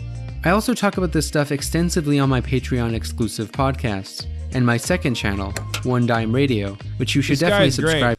I really like his videos. It's great. They're very, very informative. These billion-dollar corp. Okay, now that we did that dense ass fucking YouTube video, which was which was endlessly watchable, let's talk about what the average American thinks about socialism and socialist corporation. Now, you might be thinking, well, that's oxymoronic, a socialist corporation, a socialist mega corporation. Obviously, you can have socialist corporations like cooperative corporations, but like, how does that work? It's as stupid as saying that Jeffrey Bezos is a socialist, right? Well, it doesn't really matter. If everyone is that stupid, then, technically that is the truth now. Corporations are just spreading socialism throughout our country. What, billion-dollar corporations do you think we should get rid of in order to stop socialism? Wow, where do you start? I mean, how about ABC, CBS, and NBC? The media needs to be stripped of its power. So we could start by owning them. What are some billionaire corporations we need to get rid of to stop the socialist agenda? Well, I tell you, I would challenge everybody to buy local. Buy local, stay local. Find your local producers. Find your local little store. Go to your local hardware. Support your local community and the local mom and pop shops. Get off of Amazon. Yeah, it might not be shipped to your house tomorrow. You might have to get your ass off the couch and go pick it up. But that's what freedom's all about. And that'll stop the socialists from taking over. Yep. I mean, look what happened with Bud Light. They went all in. They're not even an American company anymore. Levi's is not an American company anymore. These companies have been bought by overseas, and they're pushing their woke agenda. So we need to strengthen American manufacturing and local communities, local businesses, in order to stop socialism. Yes. Yes, we do. In order to stop the socialist agenda, we need to get rid of Amazon, Target, Big Pharma. What are some others? Kohl's went woke. Kohl's. NBA, forget about it. Dude, I love that.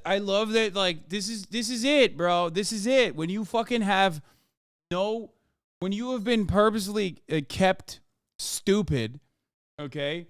When you cannot be armed with dialectical materialism, yeah, no wonder the ultimate position that you're going to take is that, like, you hate the corporations ruining your life somehow. Like, you gotta fucking criticize them somehow. What's the most permissible, acceptable, appropriate way to fucking do that? Oh, they went woke and gay. That's why. That's why corporations are ruining our lives. Okay, because they went woke and gay. It's not like, it's not the way that they're producing commodities that has ruined our promised future of the American dream. It's that, they're woke and gay.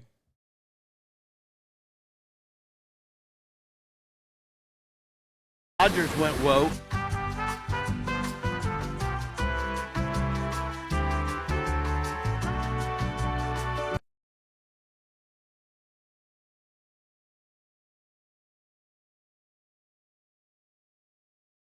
Anyway, in a major win for labor, the NLRB just denied Disney's attempt to narrow the number of VFX workers eligible to unionize. Production coordinators, managers, supervisors are all eligible to join IATSE in the upcoming election ordered by the NLRB. You got to watch the full vid. Link it to me and I'll watch it.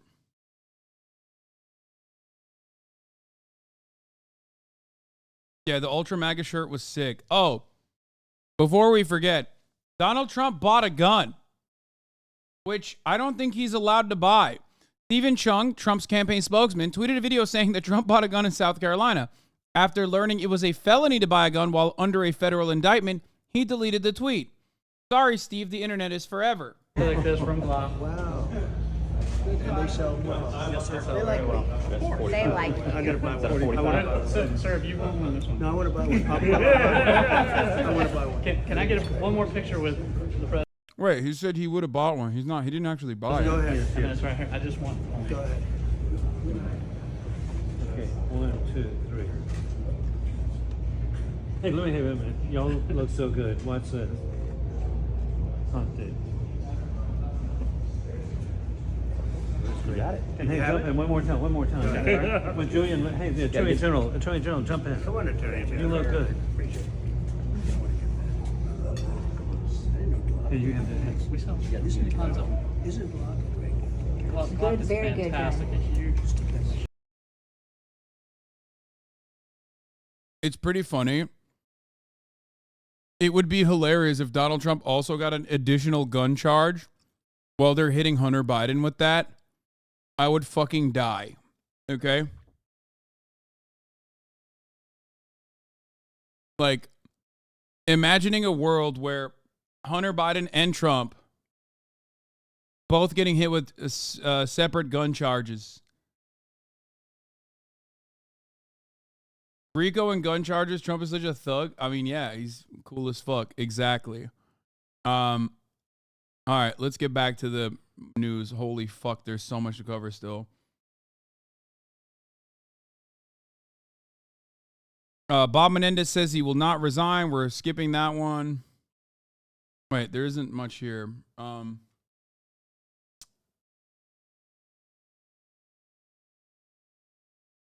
If I'm reading this right, Judge Engoron has found that Donald Trump committed fraud and has ordered the cancellation of all of his New York business certificates and the dissolution of the Trump Organization.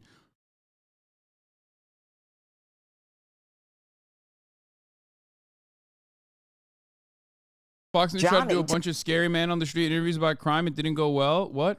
Jesse sent Johnny to the progressive hellscape where residents mocked the idea that the city is spiraling out of control. I've never seen any crime in Seattle. I've never seen any of it. I've seen fun and laughter and fun. I don't believe that number. People, they're, getting robbed out here, carjacked. I've never heard of anyone getting robbed. Crime is a social issue that could be solved by giving people their basic needs. It's not a thing that happens just on the street. People don't just come up and try to rob people on the street. Do you walk around every day like someone's going to rob me every second? Seattle decriminalized drug use, and then they criminalized it again. Oh my God, who are you getting these facts from? You're from New York. Apparently you're listening to the wrong people. I saw a lot of people shooting up on my way down here. Oh, did you? Okay. And they were bothering you? I was in a car, but, people... Oh, no, you're in a car. Oh, no, they were hurting you so bad. Oh, no. Jesse sent... What the fuck? That's so good. Fucking got him, dude. What the hell? Dude, this is literally... This interaction is what I have to go through on a daily basis with chatters that come into my fucking chat and be like, brother, Los Angeles is a crime-ridden dystopian hellscape. And then they send an article of like some shit that's happening in my fucking backyard. And I'm like, dude, you're out of your mind. And then they try to tell me that like, that actually isn't the case. Like, I see the world through like rose-colored glasses or some shit. I'm like, bro, that you're literally fucking telling me you live in Iowa. You're telling me I'm getting robbed 8 times a fucking day. Fuck. How does that work, man? This is the full Walter Masterson video. Coles went woke. Coles. NBA, forget about it. Dodgers went woke.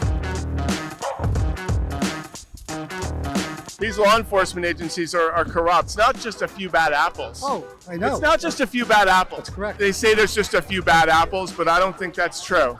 I think the system itself is corrupt. I think the system is absolutely corrupt. A lot of people say, oh, I think it's just a few bad apples. I think it's the system of law enforcement itself. It is. It's not just a bad apples thing. The entire system and institution itself should just be abolished. I couldn't agree more. I think that the FBI is totally corrupt. It's been corrupt since its founding under J. Edgar Hoover. It's got to be totally defunded, probably abolished. Same with the DOJ as well. They have what? Qualified immunity. They have qualified immunity. Yep. Imagine law enforcement just coming to your house in the middle of the night with a no-knock warrant, and they can just come in, do whatever they want. And you know... God, these guys are so based. It's crazy.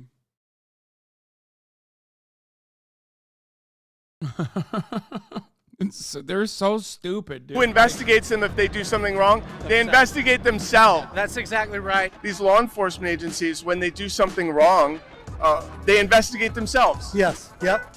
Yeah, and don't forget, it's a uniparty. When they do something wrong, they investigate themselves. Yeah, I know. And a lot of people have caught on to that. The very big sentiment a few years ago was big back the blue. Everybody here was very pro-cop. It was kind of like a naivety thing. And now most of us have caught on that it's just pension, paycheck, dude. The cops will do whatever it takes. I think you need to take care of the social needs of the community and let cops solve violent crime. Yeah. Not to be a total liberal, but it's like the social workers deal with the social needs of the community, the housing needs of the community. Doctors, the nurses deal with the medical needs of the community. Stop criminalizing poverty. You know, Dude, this is literally, let me tell you something. The reason why this works is because everyone is a liberal and everyone cares about the aesthetics. That's it. Okay? That's literally it. I used to do this too, remember? Like,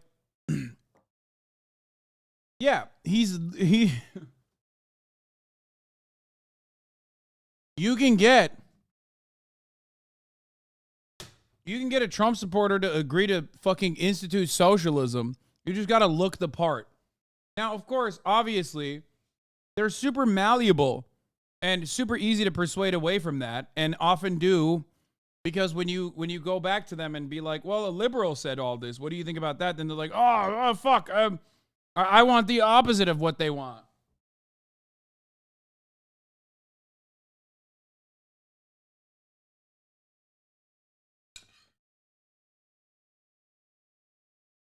Cops, let them deal with violent crime, sure. They say defund the police. I think we should audit the police. See what, you know. Yeah, and it's funny how everybody's scared of an audit. That is like the biggest word that anybody audit your local government. Where's that tax money going? Audit the police. Yeah, to anybody, any authority, government authority. The cops work for the state. Right, and also the They don't work for the people. They work for the don't. state. And the same with the Capitol That's why cops. you need community policing.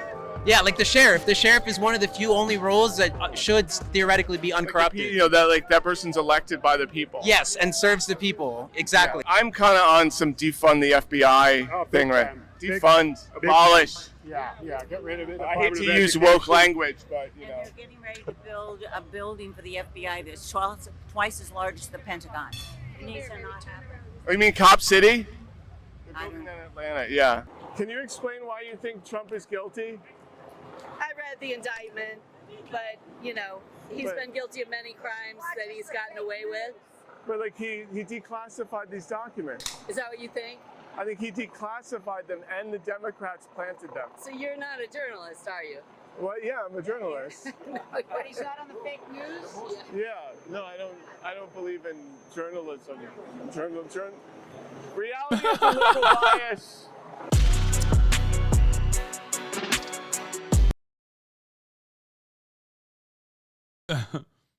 I like that he kept the bid up with like the Democrat lady too. All right. The conservative plan to take over the country. This is the new Leisure Miller video. Everyone keeps asking me about what the 2025 project is. And I'm unfamiliar with it. I think it's some like silly ass like conservative think tank that brought this up or some shit. Maybe it's like their own World Economic Forum style takeover or whatever. Okay, it's the Heritage Foundation. Yeah. So let's see what Leisure Miller had to say about it. She's great. That means that it is not illegal. It's a thing called Article 2. Nobody ever mentions Article 2. More importantly, Article 2 allows me to do whatever I want. Our common theme is to take down the administrative state, the bureaucracy. Preparing to march into office and bring a new army of aligned, trained, and essentially weaponized conservatives ready to do battle against the deep state. For the last 18 months, conservatives from every corner of the far-right establishment, from extremist think tanks to former members of the Trump administration to tenured academics, have been working both publicly and privately on a new project. The project's goal? To rescue the country from the grip of the radical left, uniting the conservative Yeah. movement in the American They're so people right. against elite rule and woke culture warriors. And the stakes are high. According to this group, if we fail, the fight for the very idea of America may be lost. Last month, this group of far-right leaders, known as Project 2025, released a Like, how fucking greedy can you be, dude?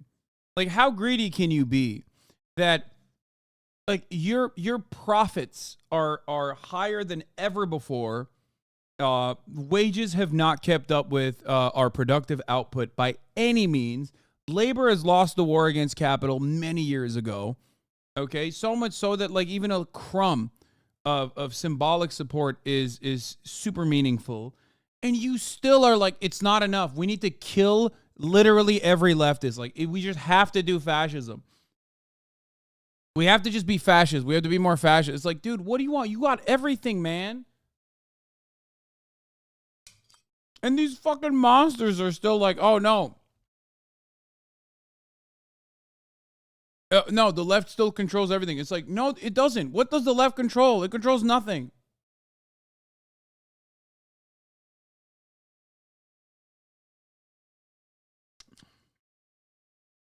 a 920-page manifesto titled Mandate for Leadership, The Conservative Promise. In it, the document's 35 different named authors, united and copyrighted by the far-right Heritage Foundation, lay out an explicit, comprehensive plan to completely overhaul the U.S. government from the inside out, with the ultimate goal of furthering far-right wedge issues and concentrating as much power as possible in the hands of the president. Project 2025 is touted as the ultimate solution to paving the way for the next conservative administration, which they believe will take power in January 2025.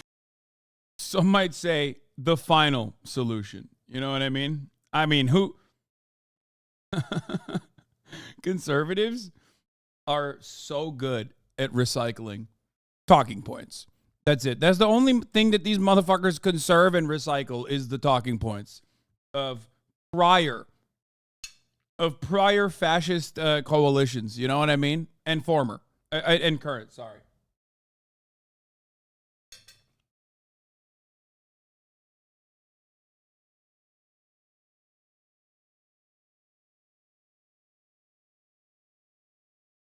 Yeah, like the radical left has a grip on power in this country. The radical left doesn't even have a grip on reality in this country. The radical left doesn't exist as a legitimate formation. There is no political power that you can attribute to the radical left because that's not a real thing. Solidarity of this sort under capitalism has to be built. Okay? You can't just like engage in collective bargaining out of nowhere. It doesn't just like materialize. You have to work towards it. You have to build the structures that allow you to have some kind of leverage, some mechanism of pushback, okay? To claw back even your profits that you generate, right? So we don't have that. We don't have labor unions. We don't have workers' councils. We don't have any unions whatsoever. There is no unified radical left. There's no structure for it. Meaningless talking points. Yay. I radically left my job just to watch the HasanAbi stream all day. The final solution to the Jewish question was a Nazi plan for the genocide of individuals they defined as Jews during World War II. Yeah, I know, chatter. That's the joke I was making. That like the current fascist leadership is trying to hit the authoritarianism button even harder, like and saying that we need a different solution. 5. While the entire project mimics the same talking points that Trump has harped on throughout his presidency and current campaign, the leaders of this project make clear that the plan is not dependent on a specific person winning the Republican nomination and ultimately the White House. Instead, it's a blueprint for the next conservative executive, whoever they may be, to push the limits of presidential power so far that they will answer to no one, wreaking havoc on the delicate balance of our three branches of government that have allowed us to function as a democracy for nearly 2.5 centuries. This is the conservative plan to take over the country. Roll the intro.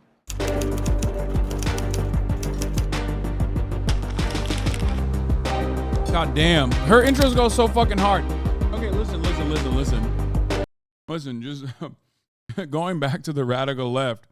Someone in the chat said, oh, well, didn't the UAW and WGA just get like some level of amends from their bosses. And it's like union participation in this country is 10%. Okay? It's crazy.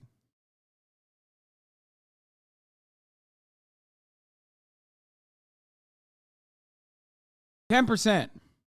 Also, unions aren't even like radical leftism. Unions are radical leftism.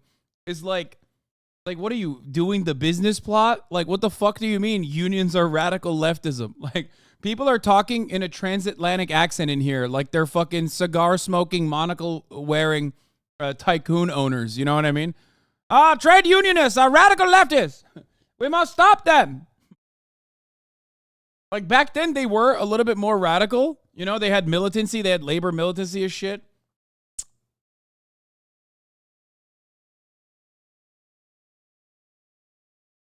That's right. It's time to put a stop to the radical militancy of the labor unions.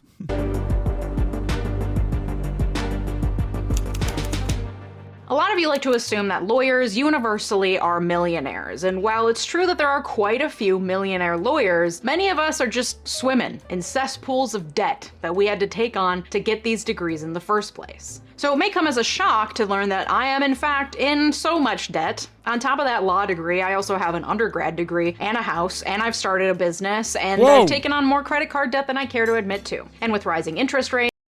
Wait a minute. She has a house? Yo, what the fuck am I doing? Watching a content creator with a house, dude? I didn't realize she was fake. A fucking homeowner? Get the hell out of here, dude. Anyway, we're going to watch her ad because this is a new video. Actually, this just came out 3 hours ago. Maybe I shouldn't watch this video yet.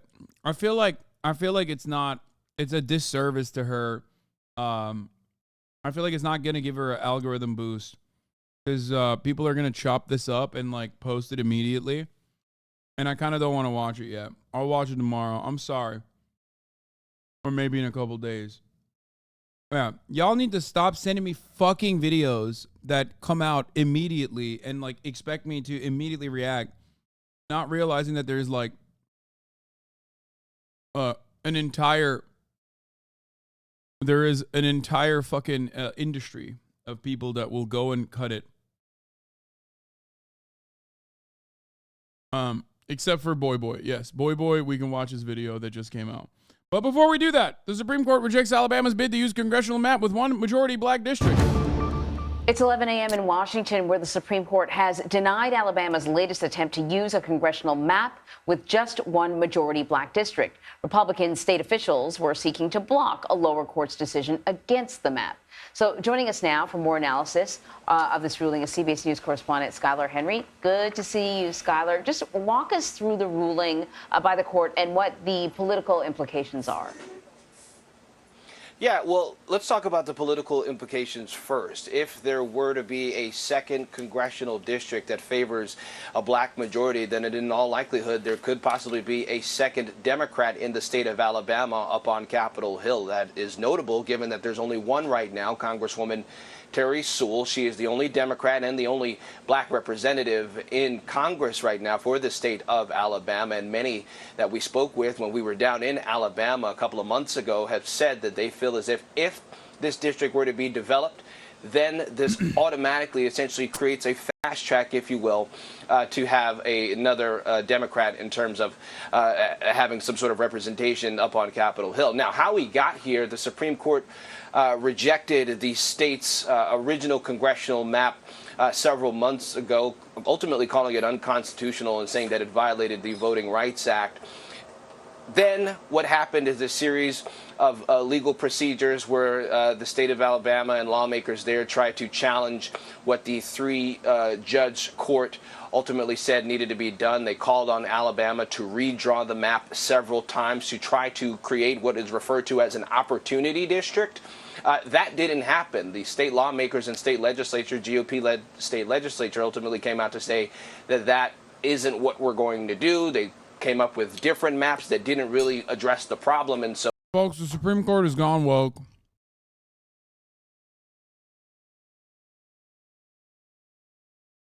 done. They're too woke, folks. Abolish the Supreme Court.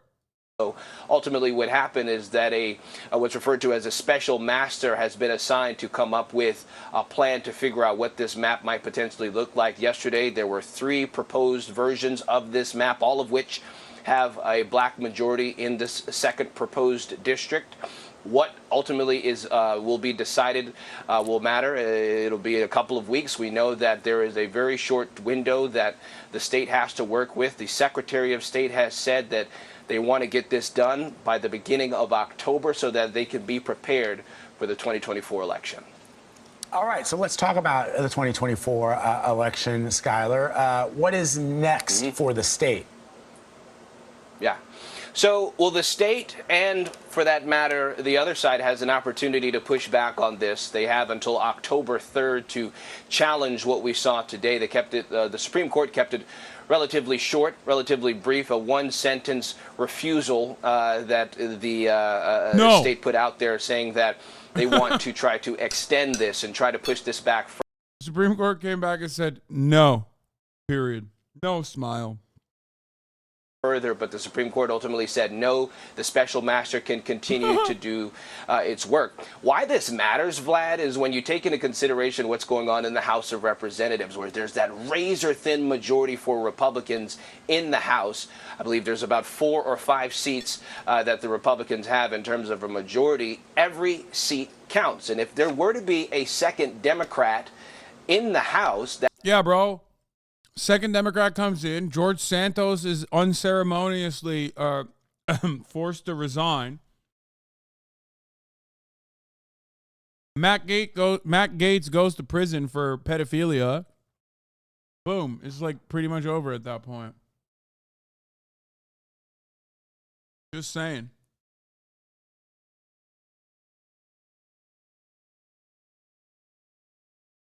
Dark Brandon rises. That means that the Democrats would have one more, slowly but surely chipping. Why would the Supreme Court block this? What do you mean? They are in a crisis of they're in a crisis of legitimacy. They have to at least like posture to the institutionalist liberals who are their last line of defense that they are truly an impartial, unbiased body.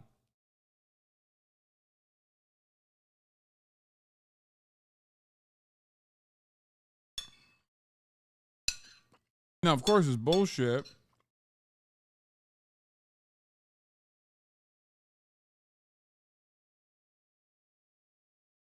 That is like part of the reason, I think. Away at that GOP lead. So, of course, Republicans want to push back on this as much as possible. We've heard from people down on the ground in Alabama that there is the likelihood and possibility that they could try this case again in front of the U.S. Supreme Court with hopes of trying to sway Justice Brett Kavanaugh, who sided with the court's liberal minority in this, along with Chief Justice John Roberts. If that were to happen, that could certainly be interesting, but it appears as if this is already set, if you will, to try to at least create this second opportunity district for Democrats in the state of Alabama. Before we let you go, I want to ask you about the president today. He's heading to Michigan to support UAW workers. What can you tell us? Well, that is certainly something, Anne-Marie, in that historic was what the White House is calling it. We have rarely ever seen a president stand with striking workers, let alone auto workers. We know it's pretty crazy that this is like labor unions. Oh, we shouldn't politicize labor unions, which I'm in support of. We shouldn't politicize labor unions. So yeah, that means every president should, because it's a democracy, stand with labor unions, right? Like, it makes no fucking sense. People are always like, oh, man, don't politicize this. Don't politicize this. It's like, okay, labor unions are not political.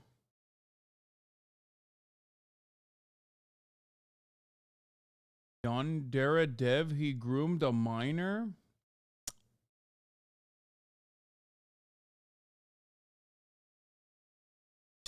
What the fuck is Yandera Dev? Is this like a nuts in your mouth joke? Are you setting up?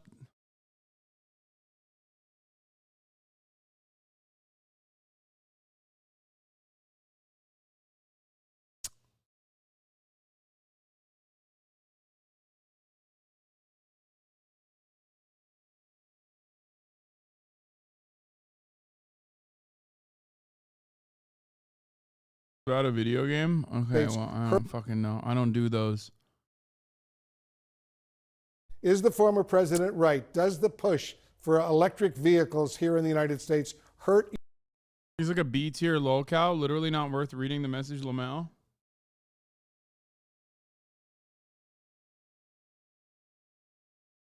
Yandere Dev is a 4chan lolcow in the game dev space. Oh.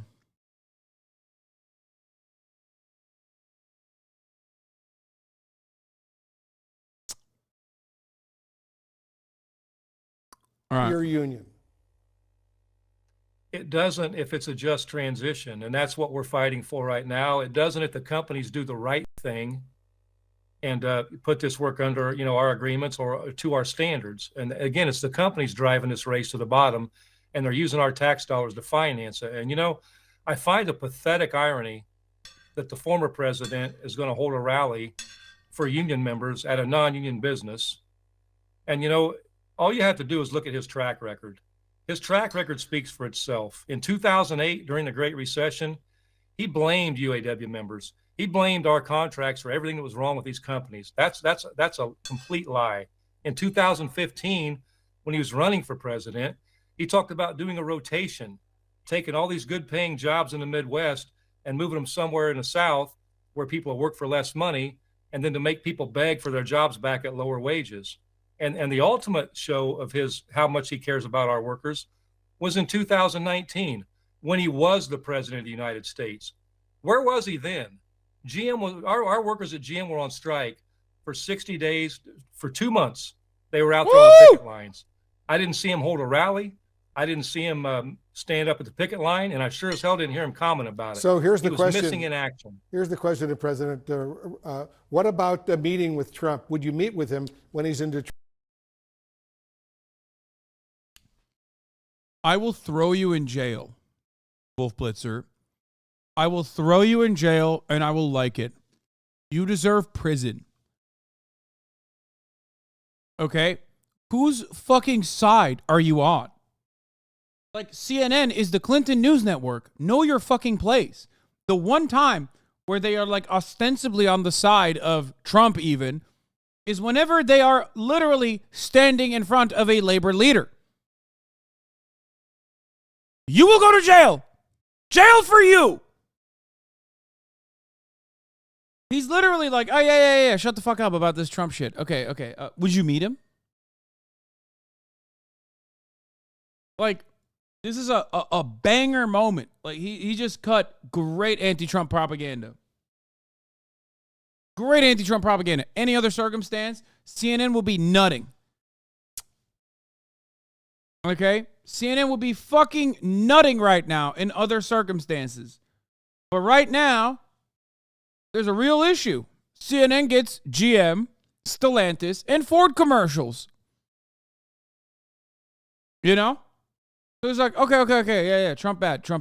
Would you meet with him? Missing in action. Here's the question to President. Like, they're jumping the gun on the Trump shit. I feel like if he said yes, which he wouldn't, because Shawn Fein hates Trump, and he said as much here. So this follow-up is a fucking idiotic ask. But he's going to say, yeah, I'll meet with anyone that claims to have the interests of the workers at heart or whatever. So they can now bully him with the, oh, well, Shawn Fein seemingly is a Trump supporter.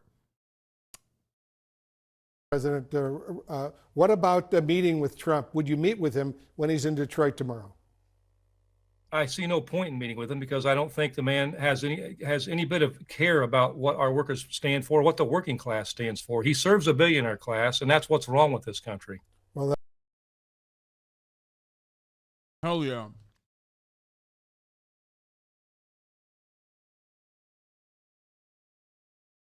Based rare Hasan L? What do you mean? The point is, the reason why he's asking that question is so that if he says, yes, I'll listen to anyone that wants to hear the demands of the workers, is so he can bully him, is what I'm saying. You predicted the wrong thing? No, I said the first thing first. And then I followed up by saying, the reason why he's asking that question is so that he can fucking, if he answers in the other direction, they can fucking yell at him and skip the Trump line and attacked Shawn Fein by saying, look, he's a Trump associate. Why are you entertaining this? The first thing I said, oh my God, people are saying just take the L. The first thing I said was he's most likely going to say, I don't fucking care about Trump. He's not a genuine person. The first 1 minute and 30 seconds showed as much, is what I said.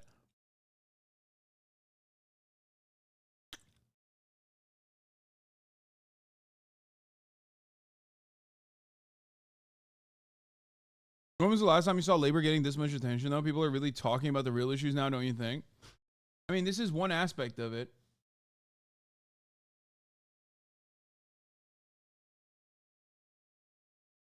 Is Trump really doing his speech at a non-union shop? Yes, he is.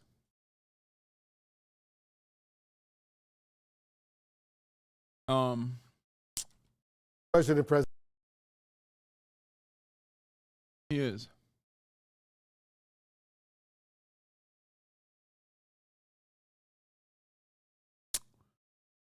At times like this, I think about the one chatter who said this broadcast would be 2 hours long if you never had to repeat yourself.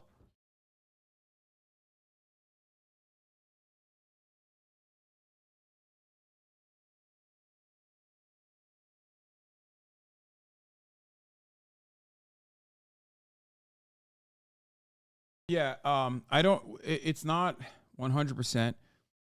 It's not 100% proven that it's set up by the Right to Work Foundation. Rumble might disable UK access rather than moderate the misinformation and hate speech on the platform. Based Rumble. Bro, you literally said, I don't want to, like, I want my platforms to not have, you just said, like, even if you like the actual fucking hate speech part of it, you just said you like W misinformation. You're like, W misinformation. I want to be misinformed, dude. That's so odd. Like, what an odd thing to be on board with. Oh, here's Trump fraudulently inflating his worth by $3.6 billion, says the New York judge. Well, a judge in a civil trial in New York has ruled that Donald Trump has lied about the value of his assets, inflating them to try and get cheaper loans, that he basically exaggerated his wealth by over $2 billion by lying about what his buildings, hotels, golf clubs were worth. He even vastly exaggerated the size and the value of his own apartment in New York. They should tax him on that. Now, this case will now go forward to a civil trial in New York next week over other charges of fraud relating to the Trump Organization. If found guilty, they could be facing a $250 million fine. And this is quite separate from the criminal cases, the 4 different criminal cases that Donald Trump's also facing. Okay.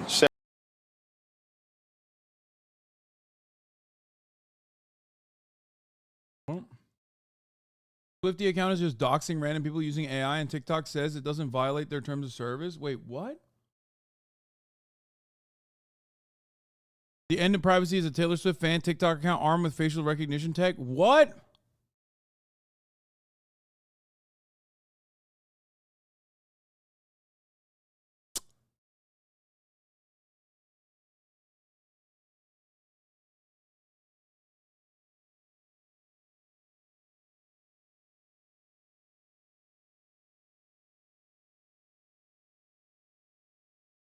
Why are they doing that?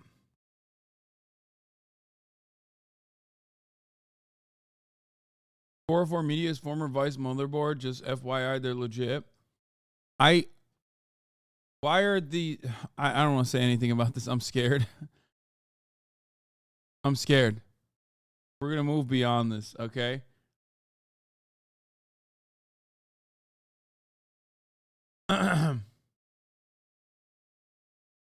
Anyway, all right.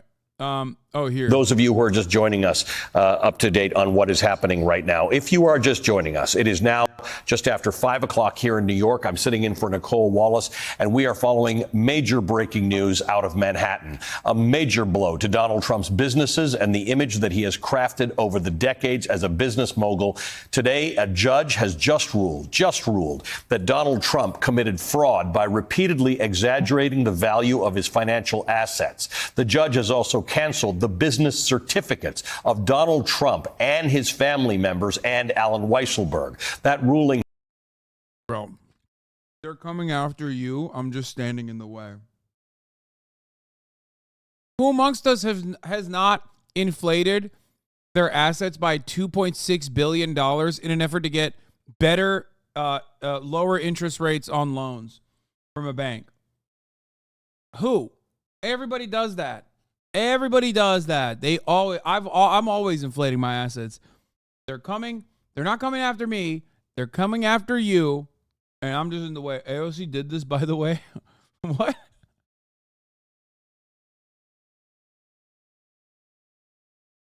AOC inflated her assets by $2.6 billion?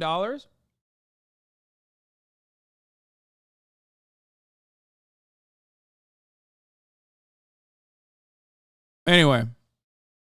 Has come in the New York Attorney General's civil case against Donald Trump and his family. A trial is set to begin on Monday. There remain 6 other issues that are still unresolved. So this is called a partial summary judgment. The judge has ruled on a number of things in this case without it going to trial. There are still unresolved issues, including, we believe, what the fine will be and whether there will be a fine.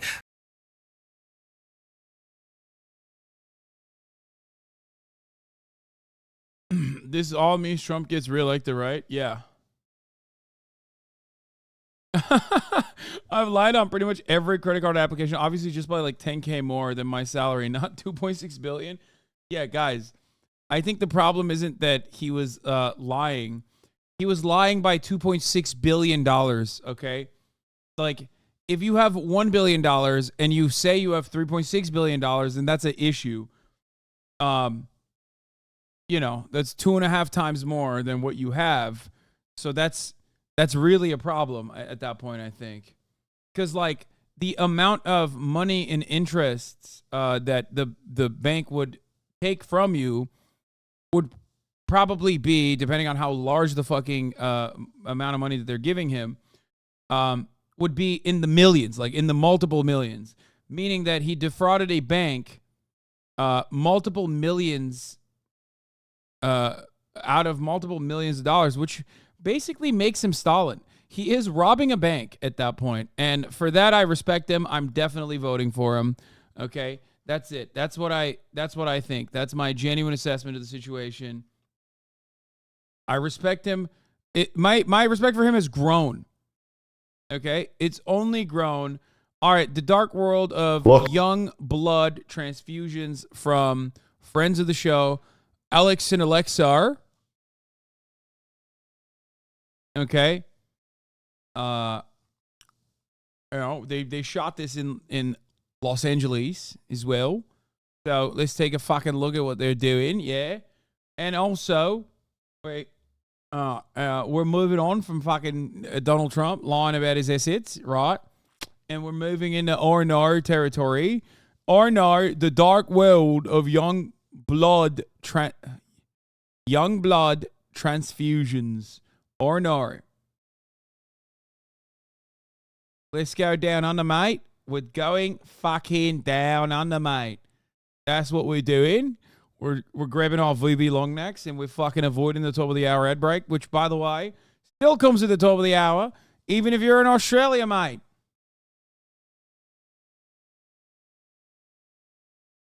Let's take a look. I know what you're thinking. You're looking at him and you're thinking, you are disgusting. You're probably the ugliest man I've ever seen. But the joke's actually on you, because he actually spent a lot of money and did a very invasive and dangerous procedure to look like this. And it's actually what all the rich people are doing in Hollywood. They're all injecting themselves with young people's blood. Imagine if you could turn back the clock 5, 10, even 15 years and reverse the effects of aging. What if you could reverse the aging process simply by getting a blood transfusion? Scientists may have found a real fountain of youth, and it is young blood. One startup company was promoting this young blood treatment for $8,000 a unit. So apparently, rich people are becoming literal vampires and injecting themselves with young people's blood. And since we're rich YouTubers, we want to see what it's all about and try to get some of that sweet, sweet young blood for ourselves. Now, I know what you're thinking. This all sounds fake, right? Like, the only other content creators out there who talk about blood harvesting are guys like this. Now, these are two vampires that traffic in this, who did all this to reportedly thousands of babies. Total, they sold to other men like Bill Gates and others. And Epstein was doing it too at Zorro Ranch, reportedly. Literally wanting to suck babies dry and pump it into these men's veins. Now, it may sound like a right-wing... He's right, brother. Last truth teller in American television. From Alex to Alex, baby. Conspiracy theory, and that's mainly because that's exactly what it is. But if you look past all their stories about mythical demons and their tendency to, blame it all on the homosexuals, we found that there's actually a nugget of truth to these vampire conspiracy theories. We should probably be taking these guys a little more seriously. Californian textbooks for 8th graders officially have blood drinking and vampirism as part of sexual pleasure, taught for multiple pages. Okay, I mean, you don't have to take them seriously, but we should still definitely talk about vampires. Now, what do we think of when we think of vampires? Maybe we think of Tom Cruise giving Brad Pitt a hickey during Hollywood's first anti-gravity gay sex scene. Or maybe we think of a otherwise normal guy who gets shiny sometimes. But in early Gothic literature, all vampires had one thing in common. From Lord Rook... Okay.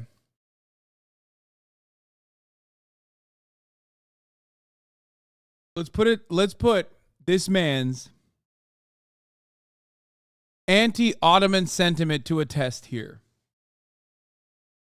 Because if we're talking about vampires, we got to talk about, which he is currently bringing up, the first ever vampire. Now, the first ever vampire that was written about is a real guy. A real betrayer of Fatih Sultan Mehmet. Even though, Mehmet the Conqueror famously treated him like he was his real blood brother. I'm, of course, referencing Vlad the Impaler, which, by the way, that impaling the Muslims on spikes, that actually he learned in Turkey, in Istanbul. I'm, of course, talking about Dracula Tepeş.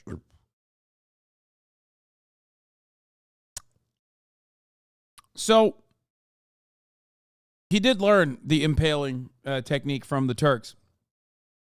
So, important for everyone to understand the historical relevance of this here, because that is the original. This story itself originally talks about Vlad Dracula Tepeş. Okay? Not Istanbul. He learned in Edirne Palace. Oh, my bad. Not in Istanbul. So,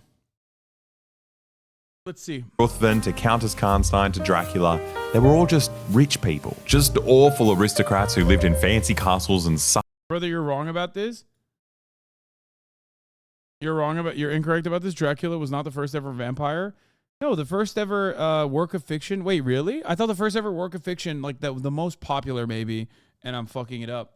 But I thought the first ever mention of depiction of a vampire is actually a historical figure, but it was a historical figure that was Vlad Dracula Tepeş, who they turned into this mythical figure. Bro took a class on vampires. You're out of your league here. No, I mean, maybe he's got some...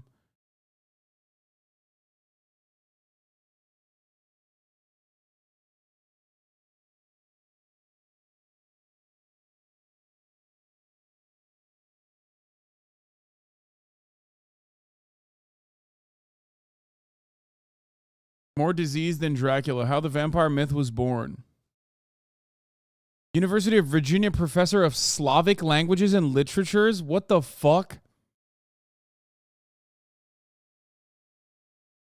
The first known reference to vampires appeared in written form in Old Russian. Soon after Orthodox Christianity moved into Eastern Europe, the term was upir, which has uncertain origins, but is impossible. Oh, it's anti-Semitic? Is that what it is? The thing at the feast or sacrifice referring to a potentially dangerous spiritual entity. Unfortunately, historians may never learn his name. The vampire started to function similar to that of many other demonic creatures in folklore around the world.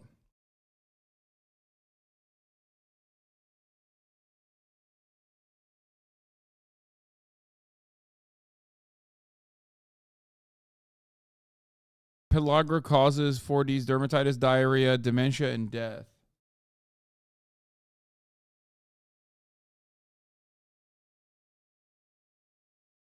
Dracula was the first acclaimed art to my understanding, but your guy was an inspiration. Not my guy. Not my guy. Being mad at Vlad Dracula Tepish is pretty funny. Like this at this point in time. Ideas don't have to have one. Vlad the Impaler, by the way, hold this L. Vlad Mehmet cleared his ass, lol. That is true. Yeah, Vlad the Impaler, more like Vlad the Inhaler. He died in a very unceremonious way. You know, his kingdom that he fought so hard to cultivate was given to his brother, who was not such a piece of shit and betrayed the Ottoman Empire. Vlad was Romanian. You got your revenge for the Ottomans with the Tate debate. No, I know. Yeah. Died a mercenary after being deposed. Okay.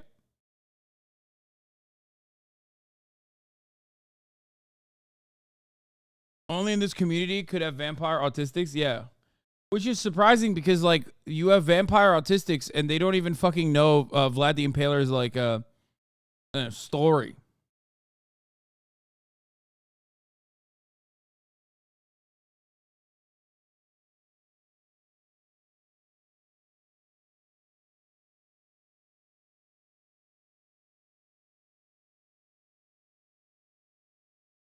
He would pike people in his front yard and then have breakfast. I know. He was the original piker.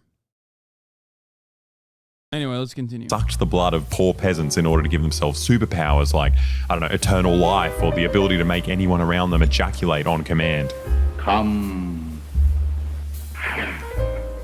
You know, in a time of crazy wealth inequality and non-stop revolutions against a class of rich, parasitic aristocrats, it's no coincidence that the vampire became a cultural phenomenon. And these cultural symbols had real-world effects. Like, people legitimately believed that vampires existed. Like Countess Elizabeth Bathory, who was arrested in 1614 because the court found she had killed and tortured hundreds of young peasant girls and bathed in their blood as part of a demonic ritual to keep her young. But since then, some stuff happened and people stopped believing in magical demons for the most part. So vampires became a relic of old superstition. But in the 1950s, they started to become real again. At Cornell University, a bunch of scientists got bored. You know, the last cool thing that happened was the invention of the atomic bomb 5 years beforehand, and scientists needed new and exciting avenues for their bloodlust. So they decided to sew these two innocent mice together for no reason. But it turns out they discovered something called parabiosis. Apparently, if you connect the arteries between an old mouse and a young mouse, then the blood of the young mouse makes the old mouse younger. God. For about 2 weeks, after which both mice... Oh, God, it's so gross. Oh, my God. Oh, God. Okay, defund the sciences. Conservatives were right. Died from a mystery illness called parabiotic disease, and they stopped doing these horrible experiments. I know. It's devastating. The mice are no more, but history moves on. Fast forward to 2018 in Vancouver to something called the Superhuman Summit. This is a place where rich people who don't have any real problems are looking to invest in dangerous new procedures to make themselves live forever. They listen to talks from people who call themselves genetic stewards or sonic healers, telling you all these expensive, futuristic ways to Coffee Dave, thank you for the 10 gift the subs. Increase your Brian power. And that's where Dr. Jesse Karmazin comes up to give the speech that would kickstart his career as a prestigious vampire. Hello, my name is Jesse Karmazin, and as you heard, I'm the founder of Ambrosia And we're a company interested in making you young again. Which is a good pivot because his career as a doctor wasn't really going too well. He was barred from practicing medicine after a mysterious incident in Massachusetts, but we don't know what that was. Wait, what? Dude, why is, oh my God, former doctors should just be thrown in jail, okay? Like, I think a big thing you can do is, like, when you get medically disbarred or whatever, when you are getting into a voluntary agreement not to practice medicine ever again, you should just go to jail for the rest of your life, because nothing good has ever come out of a doctor who is disdoctored. What the fuck? No, there should be like a doctor jail. If you are a doctor, an MD specifically, I'm not talking about the fake doctors like my mom or Fizz or numerous other people that have graduate's degrees and doctorates, okay? I'm talking about like real doctors, you know, the people that save people's lives and stuff, okay? Yeah. They just use the doctor to trick people. Yeah, when PhDs do it, it's fucking allowed. But MDs should not be able to do that, okay? So my point is, you should go to jail. If you are an MD and you are no longer an MD, you should be in permanent jail. Like, not like a bad one, right? Like one where you're perfectly fine, all your needs are met, but just society needs to ensure that you can't do additional harm by continuously claiming to be a doctor. Okay?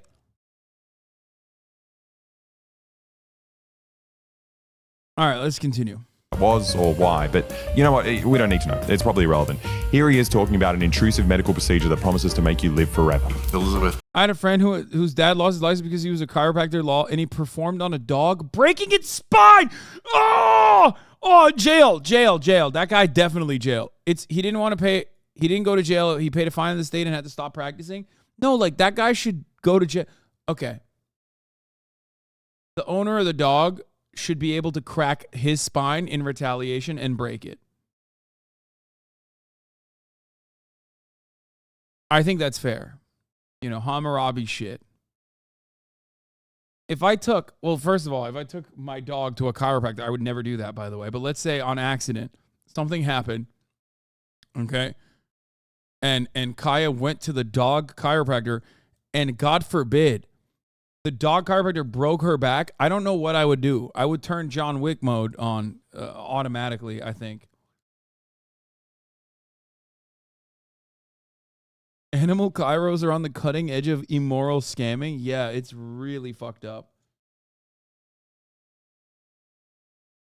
Chiropractors are the crypto of doctors. Fake, but people still use them is a great take. Bathory was actually executed for bathing in the blood of young women. And as our science is now demonstrating, well, there probably was a fact to these vampire legends. It probably works. Dude, rich people also jail, honestly. If you get to a point in your wealth where you're doing stuff like this, where you're going to like the let's live forever by sucking the blood of innocence summit, also jail. A lot more people should go to jail, and like all the people that are currently in jail should get out of jail. I think that would be a better society. Now, funnily enough, all the rich people at the Superhuman Summit didn't have any issues with the idea of emulating a monstrous, mythical 17th century vampire. The important question for them was, does being an evil vampire actually work? And as proof of his vampire procedure, he pointed to the same dodgy mouse experiment from the 1950s. He found that the old mouse, which received the blood of the young mouse, became young again. So its gray hair turned. There's a Silicon Valley episode about this because it's a real phenomena. What he is going to inevitably get to, what Alexa's going to inevitably get to, is the real phenomena of blood boys. That's a real thing.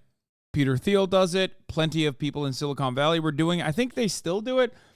But, yeah, people still do that shit where they get like young, nubile men, boys, and take their blood and put it into their blood. Like they cycle it.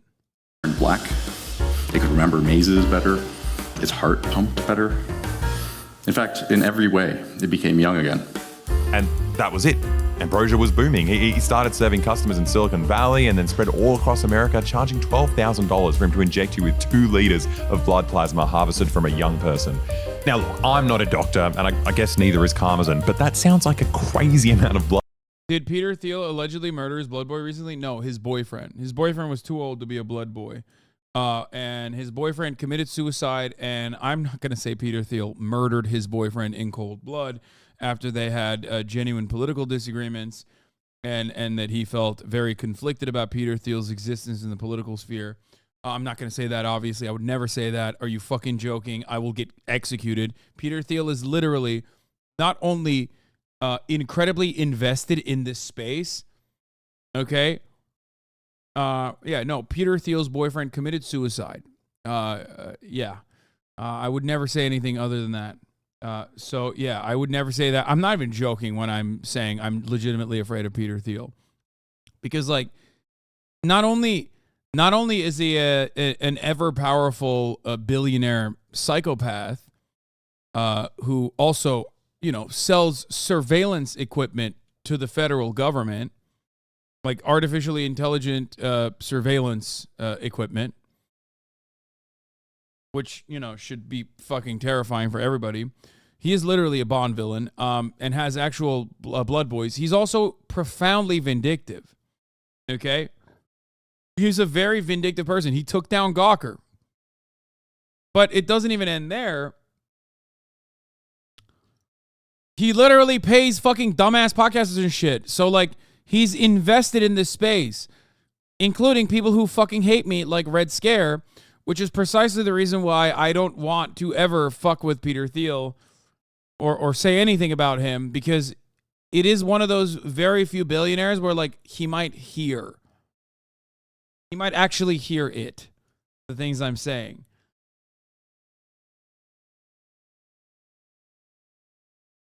All right, let's continue. Blood to inject into someone, right? I mean, considering your body's already filled to the brim with approximately 5 liters of your own blood. So the question now is, who are Ambrosia's customers? Who are these vampires, these people who walk among us as modern-day versions of 17th century aristocrats, filling themselves to the brim with liters and liters of young blood?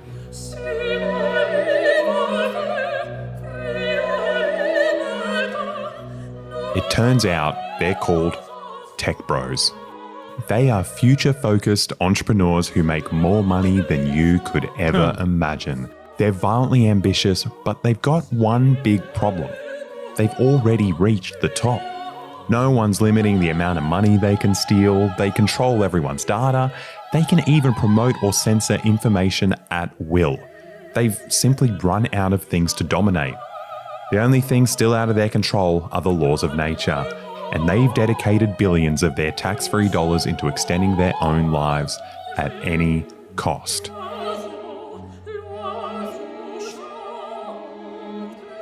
Now, I don't want to get sued here, right? I should say that it's very difficult to prove that anyone's actually a vampire. Like, while the majority of their customers are rich guys in Silicon Valley, for obvious reasons, no one's out there publicizing their love of young blood. It's all just allegations and hearsay. But there is some evidence for one modern vampire. He happens to be a famous, controversial, right-wing tech billionaire who co-founded PayPal and grew up in South Africa. You guessed it, it's Peter Thiel. This guy funds every far-right political candidate he can find, and on top of that, he does. Okay, we can't watch this video. What the fuck is he doing, man? Just kidding. We'll watch it, but of course, much like reading Mein Kampf in public, I will be watching this video and going like this the entire time. Disapproving of it, okay? Going forward, you will never see a moment where I go, haha, that's funny, I agree with this. Every part of this process that involves Peter Thiel, I will go, no. Designed the world's most terrifying surveillance tool for the CIA, which he calls Palantir, which is not too dissimilar to his other projects, Mithril Capital, Lembus LLC, Rivendell LLC. These are real companies that he founded. He's not just an evil billionaire trying to control the world. He's also a massive nerd, which, let's be... It's fucking nuts that he just, like, he kept naming his shit after, like, evil things. Like, naming your mass surveillance apparatus that you're selling to the Defense Department after the fucking Eye of Sauron is insane, okay? Literally an evil manifestation of evil, like a manifestation of evil, okay? He's bad guy. Bad guy is what I would say if I were to agree with anything that Alexa is saying here, but of course I don't because I love Peter Thiel. Please don't kill me. So yeah. Don't. I'm just showing you what not to say, okay? I'm showing you what not to say here. Be real is much worse. But if his resume wasn't blood-soaked enough, he also contacted Ambrosia to become a vampire. And you think that you The Palantir wasn't Sauron. It was just a communication tool he corrupted. Okay, shut up. may live to 120. I certainly hope to, yes. Trying to live for a very long time. You've invested in a number of these companies. There have been articles about you with young blood and doing all sorts of crazy things. See, now I know how Alex Jones feels. Once you find out about these vampires, you start seeing them everywhere. I can't even have a nice evening to myself for a little bit of, me time without seeing vampires. This intimate of a setting where you're exchanging biofluids. I have no idea what's going to happen, but I'm excited. Wait, why is Granddad also fucking showing so much skin, you fucking slut? I have no... Cover that shit up, Grandpa. Grandpa's got his balls hanging, his dick and nuts are just like very visible.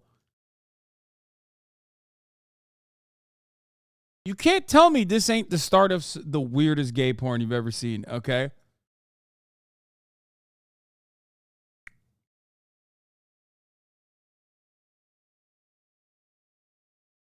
Three generations of Suckfest.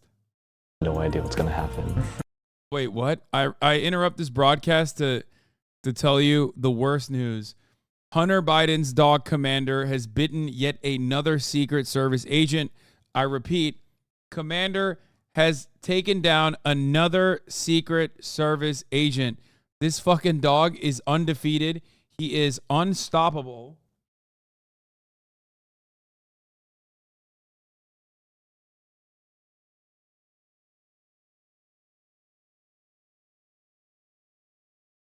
This is the 11th time the dog has bitten a guard at the White House or the Biden family home. 11.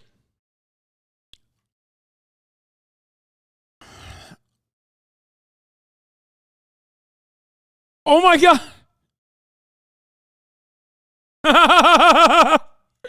This photo. Oh, that's so good.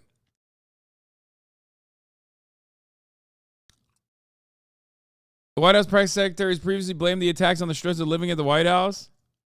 I don't get it.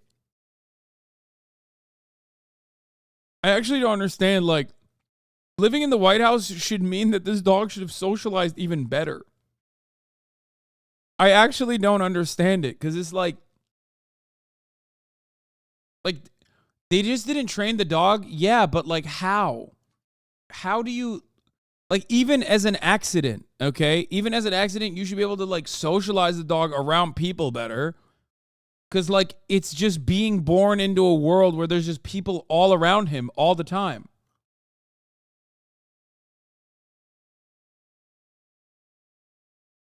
Like, do they keep... There's literally one dog on Earth the cops aren't allowed to shoot, and it's rightfully taking full advantage of its position. Oh, that's so good. That's exactly what's happening. Commander, a purebred German Shepherd, bit a Secret Service officer around 8 p.m. Monday. Dude, imagine, oh God, just being a fucking cop and constantly white knuckling because you can't kill this one fucking dog. Oh, that's so good. Nah, being abused by police as a Secret Service dog, a guard-filled White House sounds like the worst environment. Wait, what?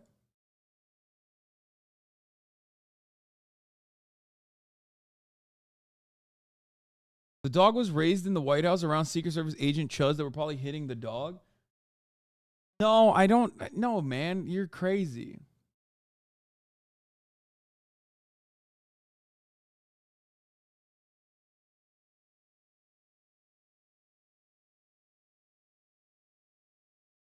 I used to have a dog that loved everyone, could be around all animals, but would lose his mind barking when he could see cops. It was great. Bitch, that's not great. Are you crazy? That's really scary. That's like the easiest way to make sure your dog dies. If there's one group of individuals who can like literally kill your dog and get away with it, it's cops.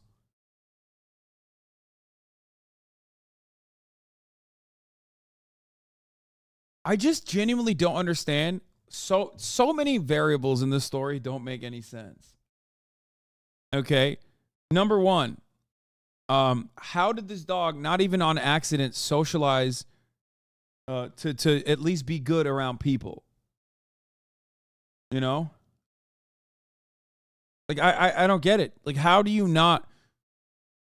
Two, why didn't the Brandon team hire a dog trainer? You're the fucking president.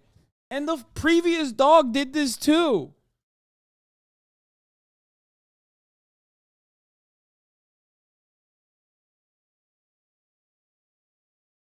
They got it from a shelter when it was like a year old. Okay, dude. German Shepherds are shaitan, dude. You would know that. You should know this. I know. Kaya's favorite dog on the planet is my trainer's Belgian Malinois, which is like a German Shepherd on fucking steroids. Okay? And he's a little demon. And they literally make out all day. It's very weird. They make out for like hours and they fucking fight for hours. Okay? But the thing is, that dog is a demon that needs to get his energy out. But you know how you do that? With a fucking trainer and a dog walker and shit.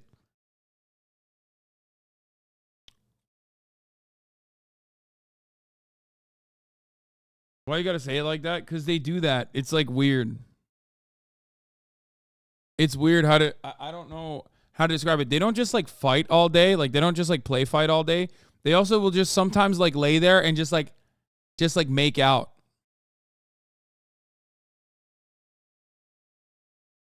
Yeah, literally. They're like biting each other's mouths like fucking Baki. Problematic age gap. Well, Kaya is 6 months old and Huxley is like almost a year and a half or like 2 years old. So I guess it's not that bad of an age gap. You know what I mean?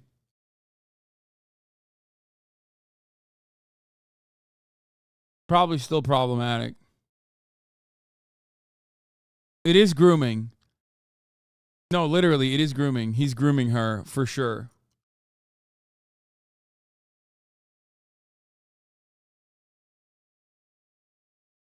Seven-year age gap in dog years.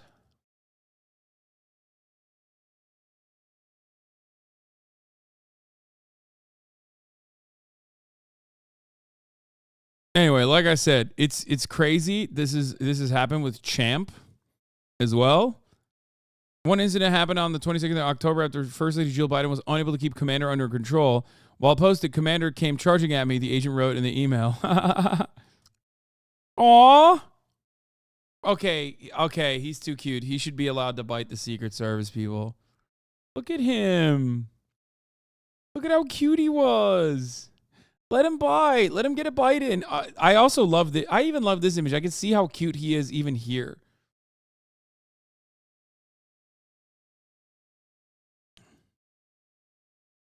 I'm not even kidding. He looks so stupid. Very cute. Let him do his thing. Bite. Let him get a bite in. God. Oh, this is when dog owners become like cat owners.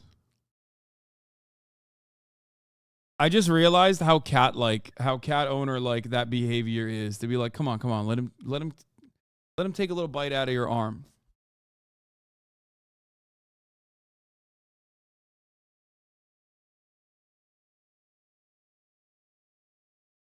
Joe bite him. Oh, God, I'm laughing at the stupidest shit in chat today. Joe bite him. Look alive, Jack. Not for too long, though.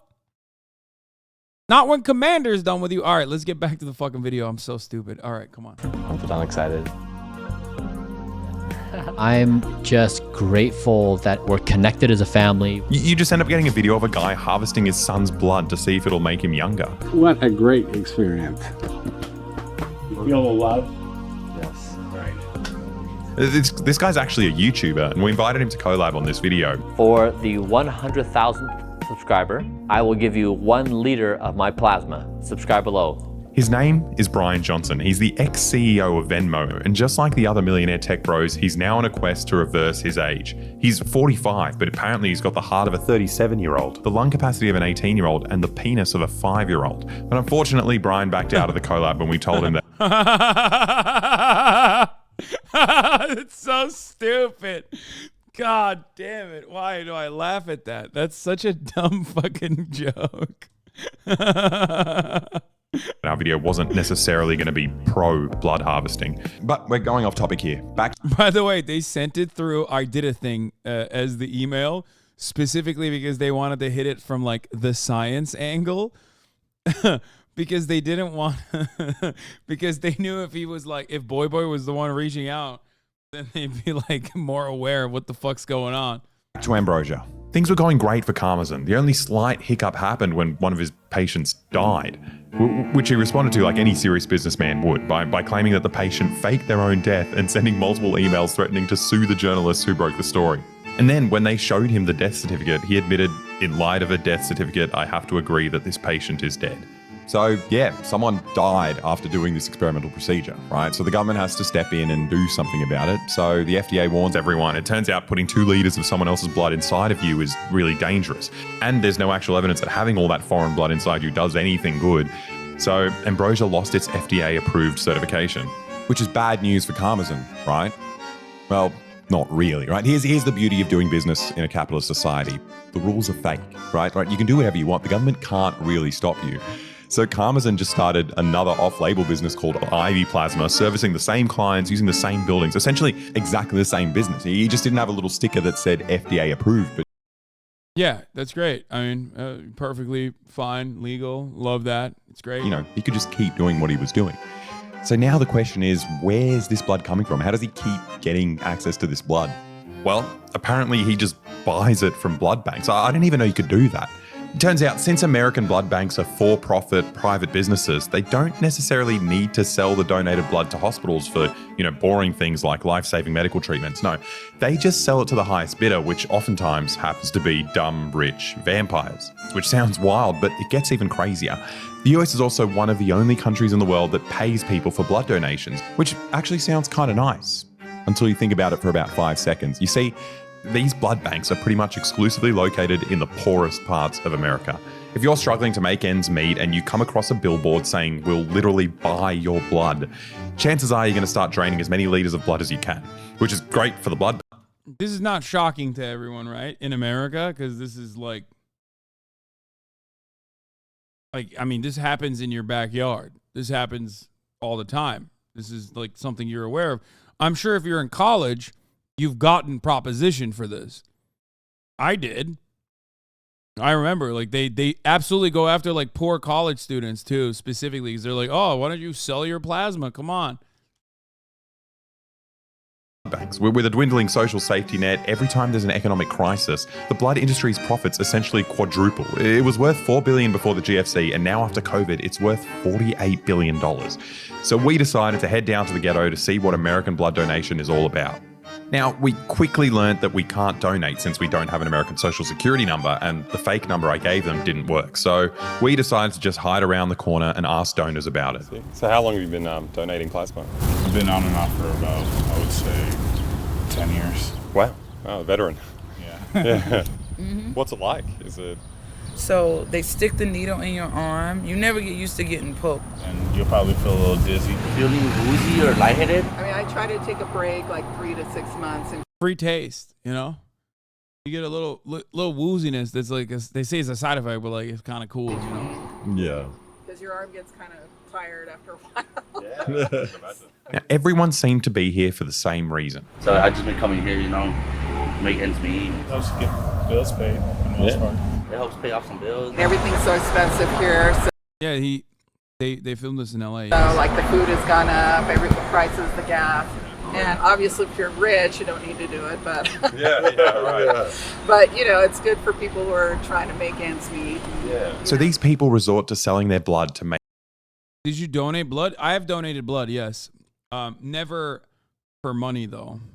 Like, I've donated blood for free. make ends meet. But the wild part here is that everyone Which is weird because like they still make money off of it, I'm pretty sure. we spoke to was already working a full-time job. I have a full-time job as a security guard, so this is just something to help me have a little bit of extra money. When I first started, I had first graduated high school, and I worked at Macy's and I worked at Burger King. Yeah. Well, I work at a restaurant. I'm a caregiver. Oh, wow. So I like my job. I like helping people. So. Yeah. No, it's always so nice helping people. I guess it just doesn't pay. Yeah. Yeah. You would think it'd pay more, but it doesn't. Should. Yeah.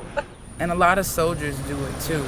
Like around military bases, Yeah. they have plasma centers because the soldiers don't make enough in the army. So it turns out having a normal full-time job isn't enough to survive in these parts of America. And the blood banks know this, right? And once they realize that you rely on them to survive, they got you by the veins, right? And that's when they start messing with your income. Do they pay all right? Like what are the rates like? Well, before they used to pay more, like about a year ago. Yeah. The town I lived in has 6 blood banks and 2 elementary schools. Yeah, nothing wrong with that. Seems great. It's mentioning that the prices are like that they pay less and less as time goes on, or that they kind of do. Now, the scariest part for us was the fact that draining that People like Iron Mouse depend on plasma donations for her treatments every week. Don't discourage people from donating. No, I'm not. Except, like I said, there should be strict regulation around like who gets to use the blood and how it gets used. Why did you think that? Man, I literally said I've donated blood. Like, what the fuck are we talking about? I've like donated blood. that amount of blood that frequently has some really adverse health effects. And it makes it much harder to do your full-time job. And I was working at Macy's, and as soon as I got to work, I felt lightheaded and fainted. That was like when I was like 21. For this reason, most countries only let you donate once a month. But you can do it every 48 hours in America. Yeah, and you're only allowed to donate once a month in Australia. Once a month, yeah. So it's like quite different here. Yeah. Do you have any thoughts about it? I don't know why they do that. This is honestly really fucked up, and it doesn't stop there. For an extra cruel twist, this company, Octapharma, like many of the blood plasma giants, are actually Australian companies based in Australia, run by Australians, like CEO Paul Perrault of CSL Plasma, pictured here posing next to a mirror to prove to the world that he's not a vampire. You see, the laws in Australia mean that these horrible companies can't make a profit at home, so instead they just suck all the blood out of poor people in America, where, you know, there isn't any government regulation. And these are genuine, hardworking people. They haven't done anything wrong, and they're being abused. It's heartbreaking. Then we remembered, we don't have. The NHS did a report on how to encourage blood donation in the UK and found that even giving people simple badges or keychains for milestones, 10 donations, 25, etc., deterred them. They just wanted to do a good thing and not be rewarded for it. A different world entirely. Well, why do the pussy shit like that when you can instead drive wages down to a certain point where, like, in order to live a comfortable existence, you need to literally do 2 jobs and then donate blood so you can have like 1 meal out of the week that's like a little bit better. Think about that. I mean, everybody says capitalism is not innovative, or sorry, people say capitalism is bad and gross and awful and icky and exploitative and predatory. I say, how else will we get so much plasma? Have to care. We're rich YouTubers, right? Like, sure, these guys are, destroying their bodies for $30 a pop, but the more important part is that we can buy their blood for $8,000 and be young forever. Now, ever since Ambrosia's success story, so many copycat businesses popped up, and there's really no shortage of places to get young blood. Blood makes up 2.69% of U.S. exports, according to the Census Bureau. Wait, what? That's a fuckload? Yeah, because we have a more liberal approach, and also a very large population of poor people that, would like to make extra money on the side. So, some might consider that to be predatory and awful and, like, literally, like just comically awful. You know what I mean? Just, it's so shitty that it is straight up out of a book. Sucking the blood of the poor. Right? Just insane. I say someone's got to make profit. Transfusions in the US. But finding a place wasn't the problem. To be honest, the problem was that we were too scared to, inject ourselves with 2 liters of someone else's blood. So at this point, our video would have been over. It would have. I refuse to do this. I'll be fair. I literally was like, and neither Alex didn't want to do it either, which is part of the reason why I also refused to do it. I was like, I don't know if I want this because like, like people have gotten cancer or not cancer, like people gotten like AIDS and shit, I think, from this procedure.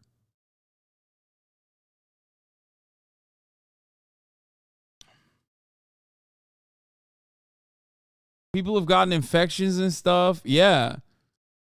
It's like a totally unnecessary thing. Oh my God, you mentioned something that they wanted to do, but you refused? Yeah.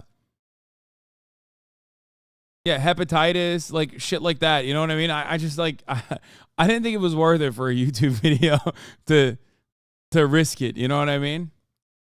Would have ended. But then we came across a vampire longevity procedure that was so batshit insane that backing out of an opportunity like this was impossible.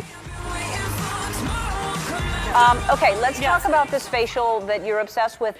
The vampire facial. Extraction from a piece of skin that came from a young person far, far away, and they somehow figured out how to extract. It's foreskin from a Korean baby. I call it the penis facial, and I think when you see how good it is to your face, you too will run to your local facialist and say, Okay, I know this is a joke, but like they're joking, I hope. But like, yeah, if I'm a conservative and I hear this, I'm like, that's not a joke, that's real life, and I've now officially gotten 35% crazier. You know what I mean? Like I hear that on a Facebook post, okay? Someone on my timeline, like Bertha, is posting about this with like the black and yellow font that I can just imagine right now, like pedophile libtards using Korean baby penis for new age de-aging technique. Yeah, I'm now officially 100% more likely to believe whatever QAnon conspiracy they're posting. I am absolutely marginally crazier than I was before I saw that. Give me the penis. These weren't just young people, they were babies. And it wasn't just their blood, it was their goddamn penises injected into your face. It's insane. And everyone was doing it. Okay, never mind. It's not a joke. What the fuck? I'm scared. I'm scared. I'm so scared.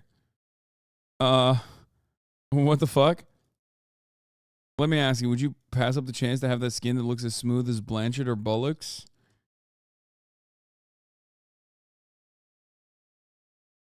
What? Maybe it's true. Why so vague about it? Oh, God. Oh, what the fuck? The serum is made from the foreskin of a baby's penis. As a representative for Louise explains, for the Hollywood EGF facial treatment, Georgia Louise uses her TCA Peels microneedling machine and an electrifying mask to calm the skin, followed by her secret box of EGF serum, epidermal growth factor. EGF is derived from the progenitor cells of the human fibroblast taken from Korean newborn baby foreskin, which helps generate collagen and elastin. Oh my God. Oh my God. Oh my God. That's so scary. What the fuck? Oh no. I was thinking of the vampire facial that I said no to. This is, oh God. Jesus fucking Christ. This is worse than I thought. What the fuck? You shouldn't be allowed to refer to your secret box at any point during this process. Okay, we're officially now QAnon pilled. I'm so QAnon pilled. Does the baby have to be Korean? Yeah, only Korean baby penises.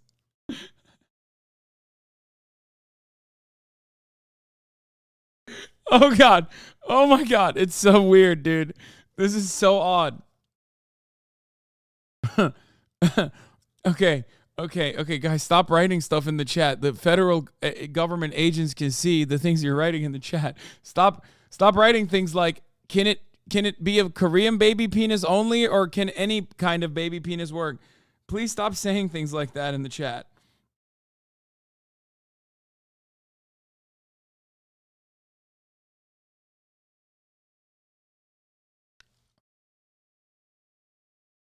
Oh my God. Okay. Okay. This is. I have to go pee. It's the kind of thing that will make Alex Jones do this. It's making me do that. Now, these baby penis procedures aren't just evil and demonic, they're also very expensive and very exclusive with a really long wait list. Luckily, I'd already been in contact with the Korean baby penis clinic when I was back in Australia for other reasons. Actually, Kate Blanchett, I think came to you guys to do the Korean baby penis facial. Yeah, we have story, it. is it made from foreskins? Is that what is the? Yeah. Okay. Oh God! Oh, she's admitting it. What the fuck? Oh God. I'm crazier now. I'm actually officially. I'm not lying. I'm at least 5% more insane than I was before I started this video. Basically Expensive, but I wasn't expecting it to be painful. We have it. Do you guys do the Korean baby penis facial? Yeah, we the have story, it. is it made from foreskins? Is that what is the? Yeah. Okay. First is basically we integrate the microneedling and we use. Now, I was expecting it to be expensive, but I wasn't expecting it to be painful and bloody. She explained to me that they essentially force the baby penis deep into your face with needles for about an hour, cutting up your face in the process. It penetrates deep. It really penetrates deeper into the skin. Again, it's up to 40 times deeper. I was honestly terrified, but in the name of science, I booked an appointment and I was ready to inject some baby penis and be young forever. I got children's penis in my face. Yeah. I still haven't done it. I could just not do it. No, you have to do it now. They've already chopped off a baby's penis for you. You don't want that to you want that to go to waste. Like, so.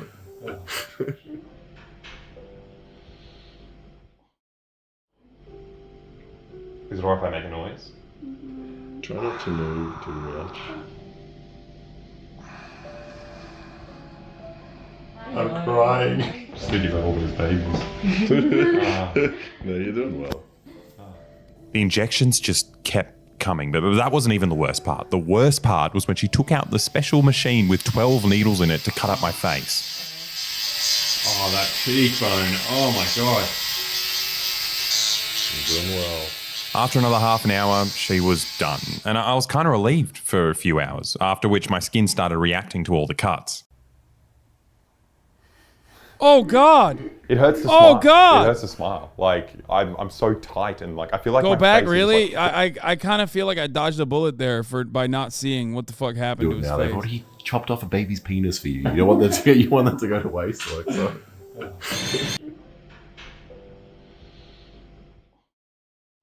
Ah! Is it alright if I make a noise? Try not to move too much. I'm crying. Just thinking about all these babies. No, you're doing well. The injections just kept coming, but that wasn't even the worst part. The worst part was when she took out the special machine with 12 needles in it to cut up my face. Oh, that cheekbone. Oh my God. You're doing well. After another half an hour, she was done. And I was kind of relieved for a few hours, after which my skin started reacting to all the cuts. It hurts to smile. It hurts to smile. Like, I'm so tight and like, I feel like my face is just like full of water and it stings. I just feel like I got a really thick face. Well, it kind of, like if I saw you on the street, I would either think this man has really bad sunburn or has the plague. I can't even go outside though, because I have to put sunscreen on this, but I don't want to. I can't touch my face. What if I get an infection? Yeah, don't put sunscreen on. So I'm just stuck. You're stuck inside.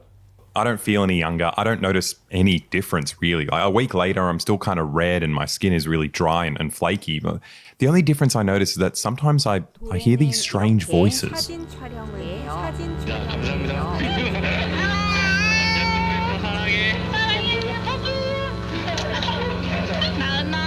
Let me tell you one country whose fucking baby penises you'd never be able to do this with, okay? That's a country that Alexa and Alex both have actually visited. Okay? Korean baby penises is correct. Just not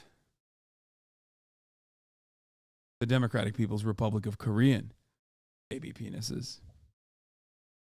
This is what happens when you let America make your country. That's right, popular Korea. Never allow it.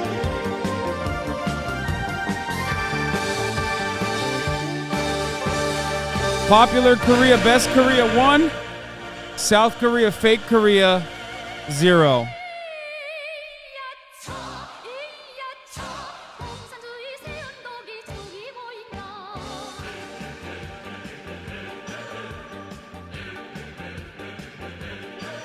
This is fucking sick.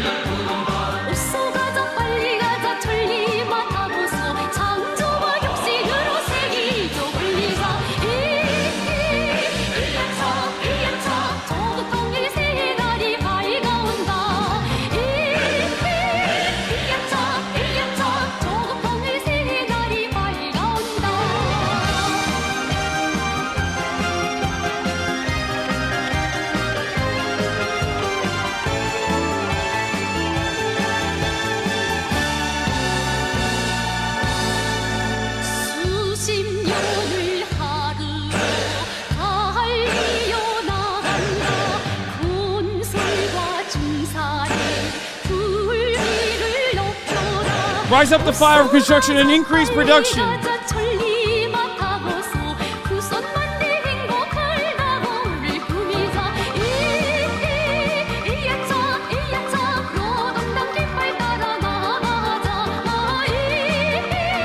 This goes fucking unnecessarily too hard. What the fuck?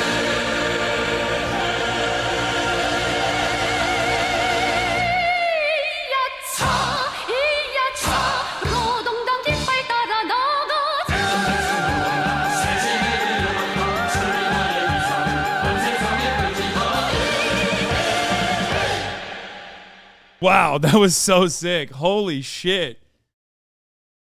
That was fucking dope, dude. Oh my God. This is like if you made vagina music militant and Korean. Yeah, I mean, that was unironically such a banger. I'd never heard that song before. That's actually sick. All right, let's keep going.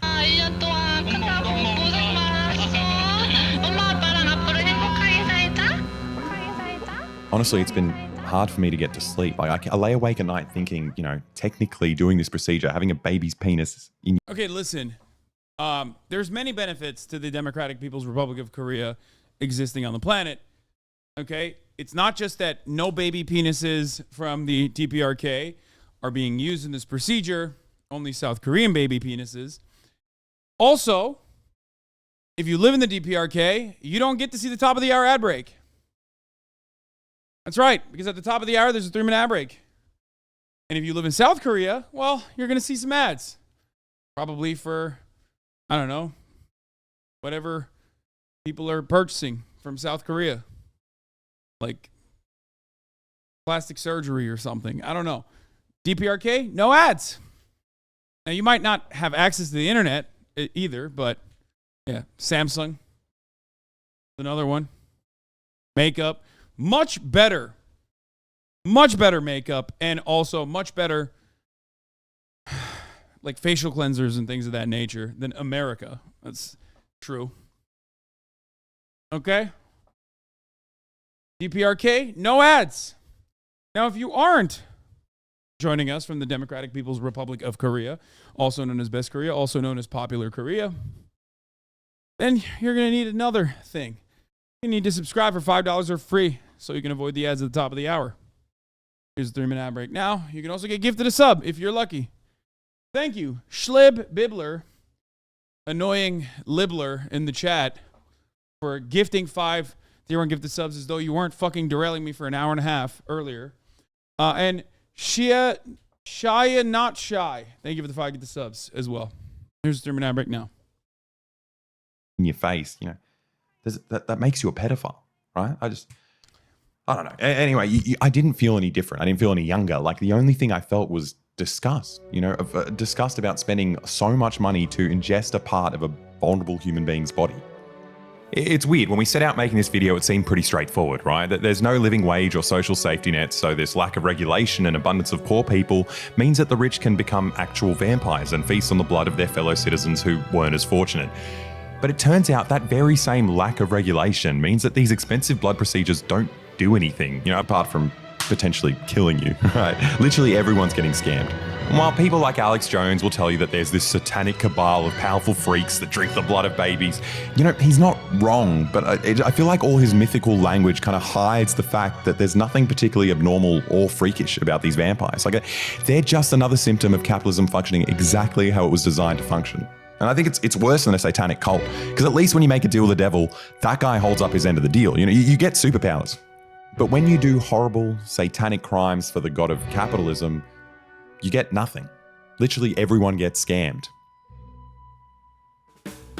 Thanks for watching, guys. None of this would be possible without the Patreons. Obviously, my face is destroyed, and I'm very scared, and I feel horrible. But you know, I wouldn't be able to afford this expensive procedure without you guys. So if you're I'm not gonna lie, his face did look better by the end of the video. Am I crazy? Or is it because I miss him? Miss him and his handsome face. Shake your head disapprovingly one last time. Watching BoyBoy and shaking my head the whole time so Peter Thiel knows I disagree with it? Yeah.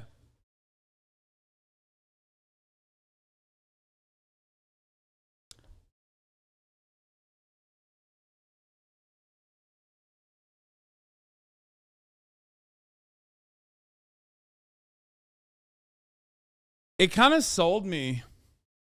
Unironically, what we do to the third world in the US is what other countries are doing to us by extracting blood from our poor. Yeah, I've talked about this before. American capitalism is so fucking OP that it like ends up inevitably doing capitalism in the domestic stage as well. Yeah, if you are a unionized car manufacturer in your own host nation, in your nation of origin, like, I don't know, fucking Volkswagen or Toyota or Hyundai, and you can build up shops in America where the shops literally have child labor, well, guess what happened? Capitalism happened in America, okay?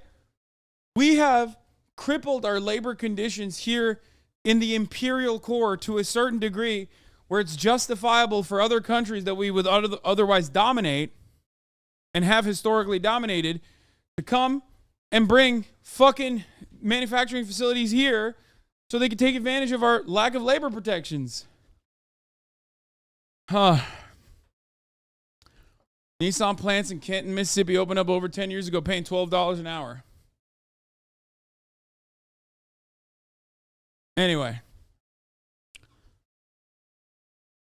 Sneeko is a groomer from FD Signifier. I feel like I know what he's gonna say here. You know what I mean? Oh, gotta do Muslims play truth or drink. How do you feel? Someone from our community, our very own best girl Frogan, is in here. About the concept of arranged marriage? I feel like let the person have a freedom of choose who they want, because then that's how broken homes, bad, all that stuff happens. I feel like actually it's the opposite. I feel like the arranged marriages are the ones that last. Rocking the fucking 5 pillars. Hi. Hi. How are you? Tell me your name. My name is Abdi. My name's Amir. My name is Marwan Mohammed. And my name's Kareem. Are you Somali? Yes, I am. What about you? I'm Palestinian. Somalis are like the backbone of the Muslim community, so I'm excited. What are you two doing here today? Truth or Drink, Muslim edition. We're drinking hot sauce. Why not alcohol? Muslims don't drink alcohol. Well, You're not supposed to. Okay, we gotta preface this because I'm very active on Muslim social media. I'm scared for my life, the comment section. You say one thing wrong, We gotta make sure everything's on point. we are halal, 100%. You're stalling now, brother. Come on. Okay. What's your halal to haram ratio?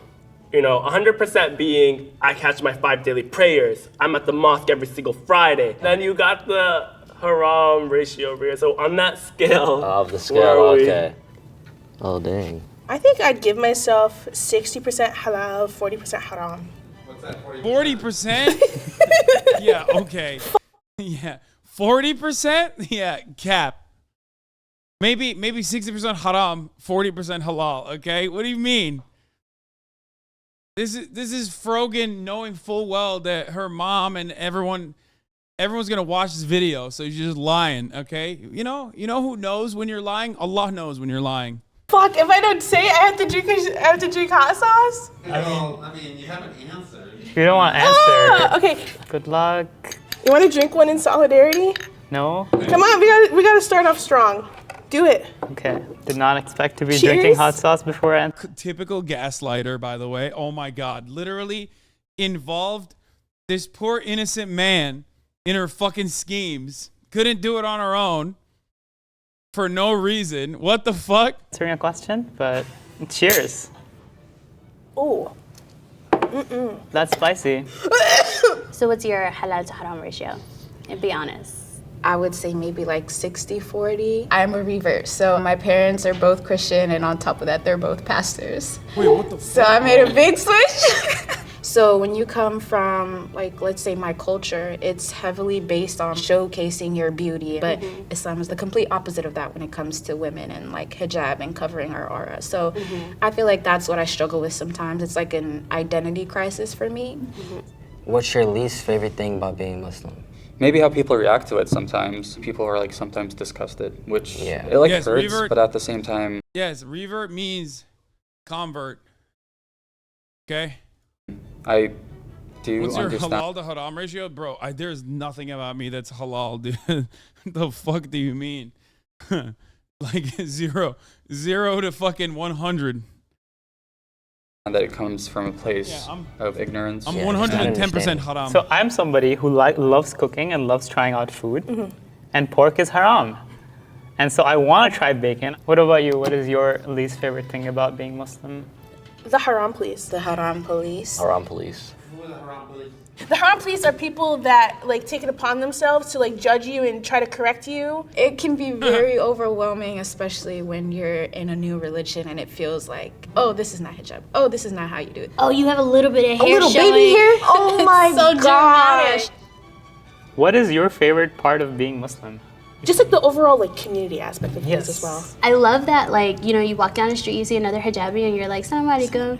My friends are like, do you know that person? I'm like, I have no idea who that is. No idea, yeah. But like the fact that if something happens overseas in like a Muslim majority country, like we're donating. All these Muslim charities are first ones on the ground. I think it's the connection with God for sure. When I first moved out to college, it was my first time I had to seek the religion for myself. And there was points where I was thinking I'm never gonna make this, but then I pray. And then just God will give me signs. Yeah, no, it's a beautiful story. Thanks for sharing it. Is there one thing you'd do immediately if it was allowed? One thing I would do immediately if it was allowed. Think this through. Think this correctly. Right, we're gonna do a shot of hot sauce. I'll take one with you. God is watching right now. I'm not gonna say anything about it. Yeah. Can I do it in something other than a shot glass? He's trying to get his way out of the shot. That's why he doesn't want the whole hot sauce. No, this is like imitation haram. Yeah, no, definitely. Bismillah, bismillah, bismillah. He doesn't say bismillah. Oh my god. This reminds me of Chuck E. Cheese, but it's like spicy. Is there one thing you'd do immediately if it was allowed? I'd have sex. Ooh. What? Dude, what? This is public, man. This is not even like saying I want someone to suck my ovaries like boba in the fucking Discord or in this chat. This is way more public than that. That's insane.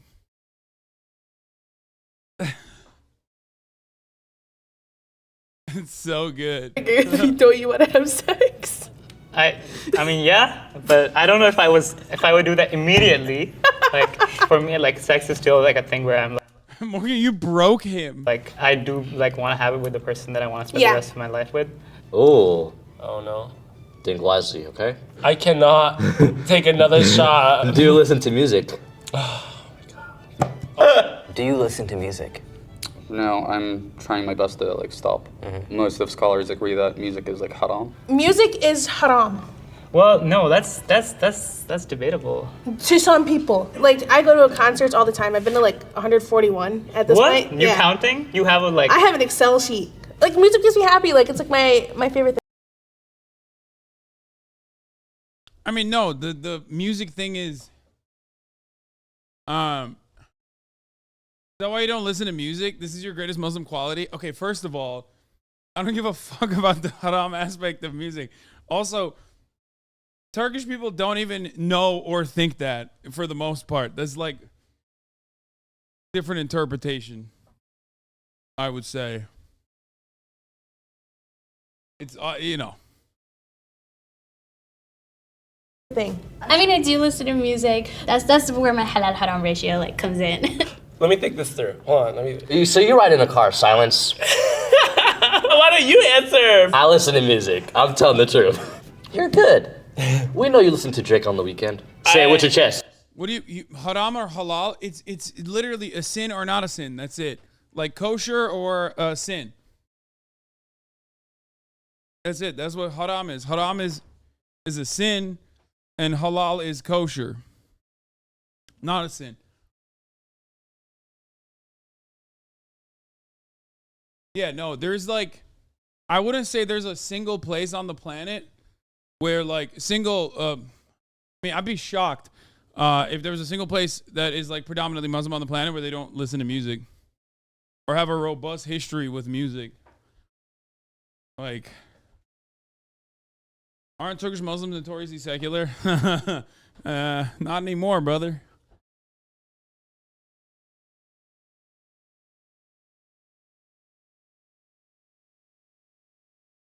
I feel like you might have to take another shot at You and that bad.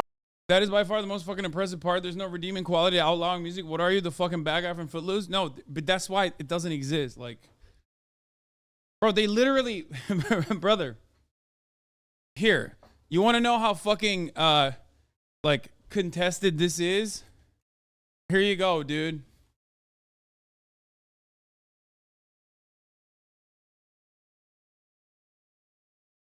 Here.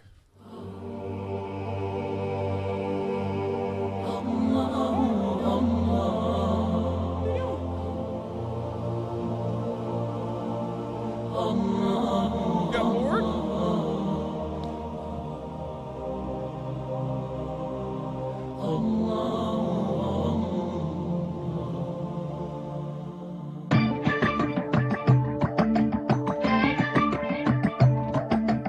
Oh Allah the Almighty,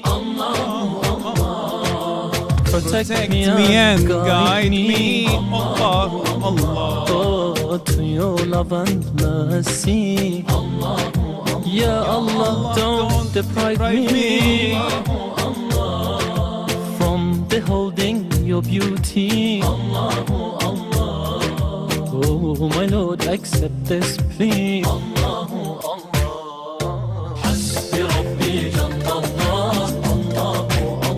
Arabic Bad Bunny.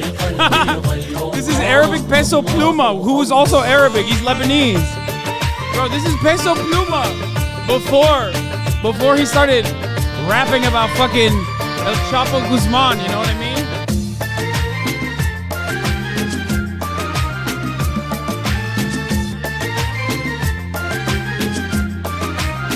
Affeder günahı Alemin padişahı Yüreklerin penahı It's the Turkish part of the song. İşit Allah derdimi bu ahlarımı He's like quadrilingual, dude. Bağışla günahlarımı Hayır eyle hem akşam hem sabahlarımı Hasbi Rabbi Canlallah Allah Yeah, he did a Mexico filter in Turkey.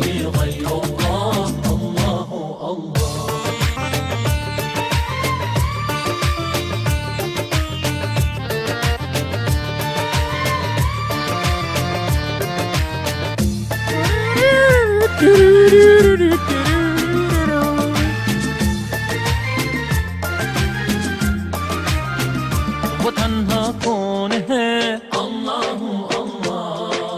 बादशाह वो कौन है. That's my favorite part. When he goes, Paul, these y'all going ahead, and he does this, is the best part. बादशाह वो कौन है. He fucking hits that Urdu so hard. He literally, he switched it up. The reason why I love this is because in every culture that he's like, in every language that he's talking about, his literal fucking mannerisms change. You know what I mean? Like, it's so perfect. He just kills it. He like starts bobbing his head. Like, it's so good. He adapts. He code switches, but it's not even like a code switch. It's like he just becomes the person. He becomes a person who is just like lived there his whole life. It's perfect.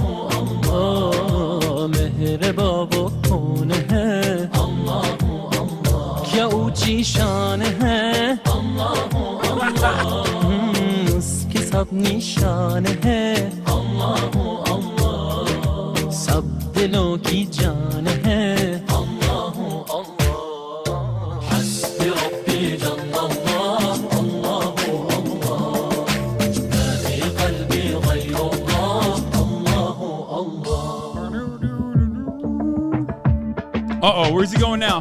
Where's he going next? What's he doing next?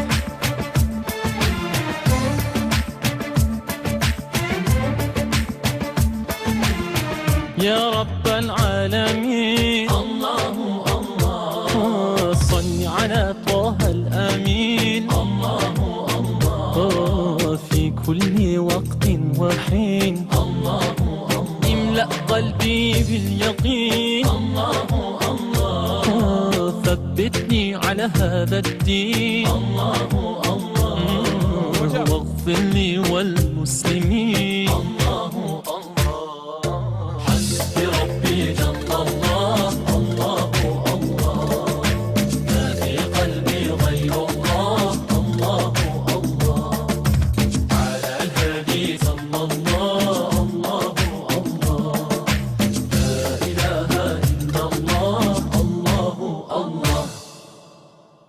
This is the real reason why Bob Menendez actually fought so hard to ensure that millions of dollars worth of weapons were sent to Egypt, okay? He just saw this. As a matter of fact, he's going to use this as his counter against the authorities when they're like, Bob Menendez, what do you have to say for yourself? He's just going to be like, here's my exhibit, Your Honor. Click. That's his defense argument. He's like, really?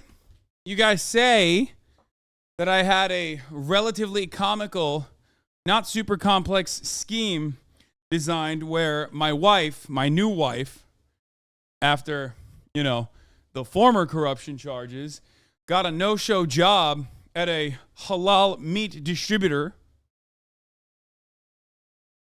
that played the role of a direct envoy to be the, you know, in-between mediator,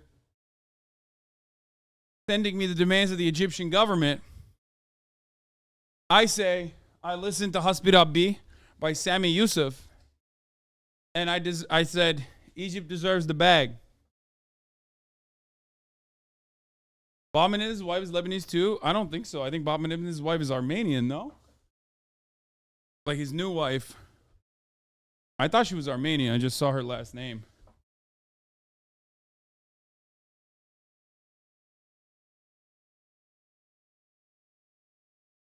Anyway, that's why not necessarily haram to listen to music. Matt the man gonna be friends after this. I'm about to throw up. This is Islamophobic. Oh my God, Allah, Allah, Allah. Have you ever felt peer pressure to drink? I'm gonna say Hasan's for this one. Bismillah. Jinx, you owe me a Coke. Sometimes employers will award you, right? Because, oh, you did a good job at work. You know what they award you with? Alcohol. And it's like, what am I gonna do with this bottle of Henny? Because I don't want to give it, I don't know anyone to give this to. Hey, giving it would be another haram Sin, too. right? Like, that's where haram things. So you were wasting money on this thing that I have to throw away to reward me. So I was like, just give me a gift card. How do you feel about the concept of arranged marriage? Would you be okay with one, or would you want to find your own partner? A'udhu billah. No, I'm not doing no arranged marriage. I want to find my own partner, but if I'm still single in like 5 years, I'm going to consider an arranged marriage because the streets are getting cold. If you got to like 35 and you can't find anybody, Oh, that's awesome. Oh, yeah. Oh, dude. Okay, Morgan is carrying this. I mean, everyone else is really funny too. yourself would just be like, Mom, please. Yeah, of course I'd ask my mom. My mom knows me better than I know myself, and she knows what's better for me. I feel like let the person have a freedom of choose who they want, because then that's how broken homes, bad, all that stuff happen. I feel like actually it's the opposite. I feel like the arranged marriages are the ones that last. Yeah, I'm gonna be honest with you. Imagine your pops just comes home one day. Amir, I got somebody for you. I would be interested. You don't even know the person. There's a difference between arranged marriage and forced marriage, right? It's as if like someone's so close to you and they go out of their way to be like, oh, I know the right person for you, and then introduce me. I bet. Yeah. Have you ever been discriminated against because of your faith? Yeah, like, you know, like it's just like stupid middle school jokes that everyone kind of like goes through. I did notice the day that I put on hijab, I was looked at a lot more differently, and I felt like a new insecurity came across me every time I would leave my house. I don't know if it's discrimination, but there are a lot of random TSA checks. You gotta invest in TSA pre-check. That's when they'll stop.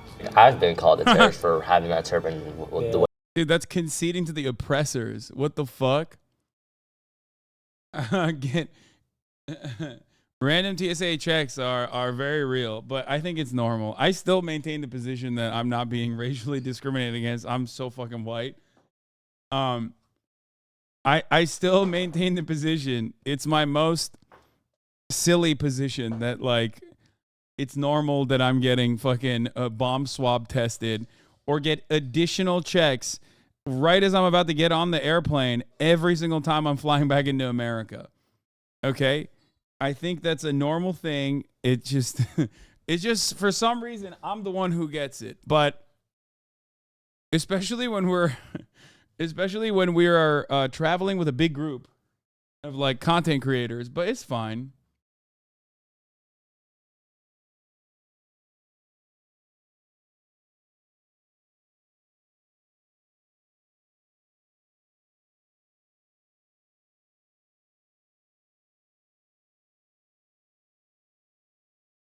Anyway,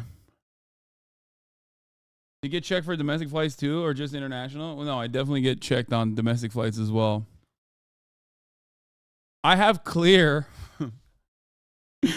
which is supposed to, it's like pre-check. For domestic flights, I have Clear.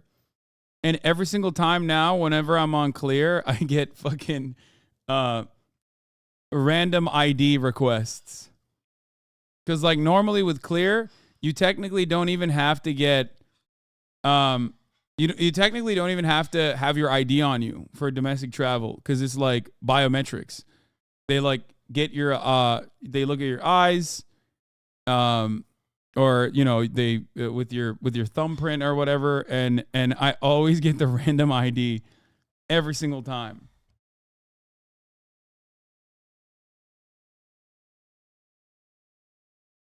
Anyway, Way I looked. Like, Allahu Akbar, make the You got called a terrorist? Yeah, for wearing a turban. Yeah. What's your favorite holiday? I think Ramadan. Everything is just calm, you're fasting, the family's here. Obviously, it gotta be Eid. So I'm gonna have to go with Eid. There are two Eids. My favorite one is the first one, which is like after the month of Ramadan, because like you're fasting for the whole month, and then finally like you can eat whatever you want. It's a feast. People get new clothes. It's a vibe. Ramadan is a lot of like, you know, we love it, but it's the love and hate relationship. Waking up 3 a.m., 4 a.m. to eat, then having. They call my answer for this because I was the only person who said Halloween. I love that. Why did they fucking cut that out? That's so funny. It's so true. I've said this so many times. Listen. The Muslim holidays, I'm sorry, don't get mad at me, Muslims who are watching, but they're kind of whack, okay? Everyone always just like, what do you mean? Like, Eid. It's like, bro, are you kidding me? Every American holiday clears like the best Muslim holiday, okay? It's just true. They clear. Oh my God, dude. Like, think about it. It's just like every American holiday is all about mass consumption. And it's all about commercializing and engaging with commerce. Everything is about just like giving each other gifts and buying shit. It's so sick. It's so fucking sick. Muslim holidays are so ascetic and so suck my dick. American holidays like what? Thanksgiving? You eat till you fucking explode, and then you go in the middle of the night to a fucking store where they're basically selling commodities for like 10% cheaper that were gonna be thrown out anyway, and you fight like old ladies to buy like an electronic good. Okay? Christmas.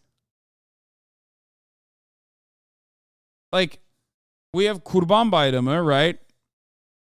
And in that, you sacrifice an animal, oftentimes a sheep, and like the meat is not even that good to consume because it's too what is it called? Like you have to. It's like very difficult it's too gamey, it's too chewy, it's not aged enough. You know what I mean? Diri. It's too fresh. It like doesn't even taste that good.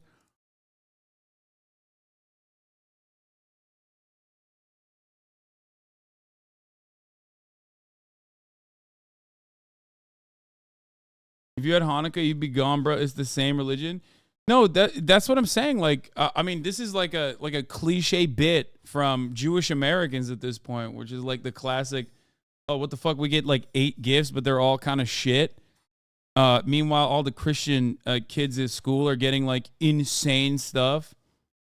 You know what I mean? Or like, or you have to eat like the dry bread, the challah bread. I think it's just like it's not good. It's not as good. Christians, especially like capitalist Christians, have figured out the method. Okay, it's just so fucking good. Straight up, they are number one at holiday making, myth making, and holiday making. I would much rather celebrate capitalism on all of those holidays with like different. Challah is great, but maybe you mean matzah. I think I might mean matzah, not challah. Matzah is the dry stuff. Yeah. Challah is the least dry bread on earth. Yeah, I was thinking.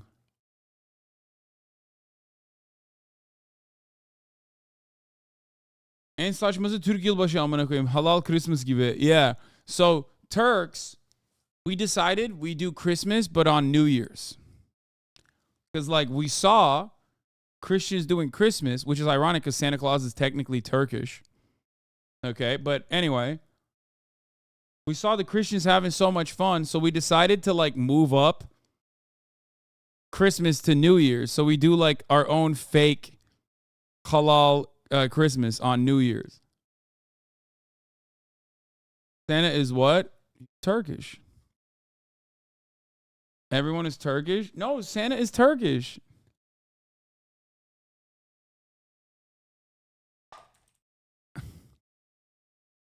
Yeah. From the Very Real website, Turkish travel blog, Santa Claus and his life in Turkey. He lived in Turkey as St. Nicholas. There it is. In Demre, the city of St. Nicholas.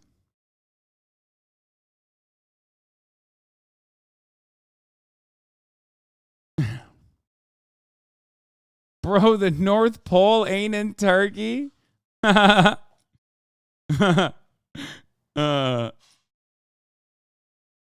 just saying, dude. Became the Bishop of Mira. He's Turkish. The original saint was a Greek born in the late 3rd century, around 280. He became the bishop of Myra, a small Roman town in modern Turkey. Okay, dude, Turkey. Hello? Do you see that? What do you mean Greek? He's Turkish. He was born in Turkey.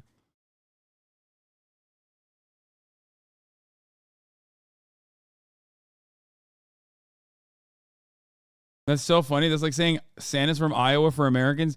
No, it's even funnier than that because remember, we don't celebrate Christmas. So Santa Claus is not a thing. That's why it's way funnier than saying Santa Claus is from Iowa. It's like it's even stupider than that because there's no Santa Claus.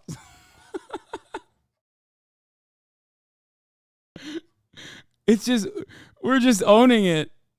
We're just taking ownership over it for no reason. Yeah, this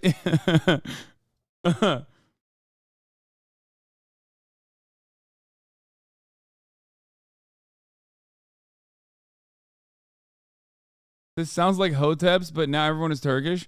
First of all, yes, Panturanis are no different than fucking Hoteps. Like, what the fuck do you mean? Yes, there's a lot of myth making in the ultra nationalist Turkish lore. Part of it is from, a very long recorded history of Turkic peoples existing as nomads.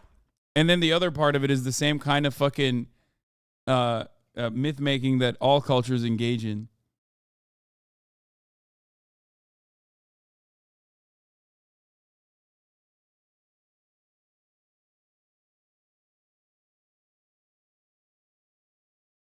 But the ones, I've talked about this before, the ones that I have, the most insane Turkish lore that I've brought up is like shit that my grandfather used to say. For example, Native Americans are Turks.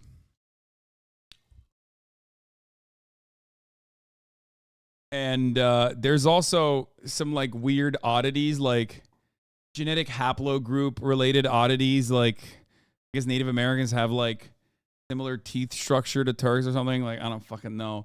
But and then they always point to Lake Havasu because Havasu means air and water. You know?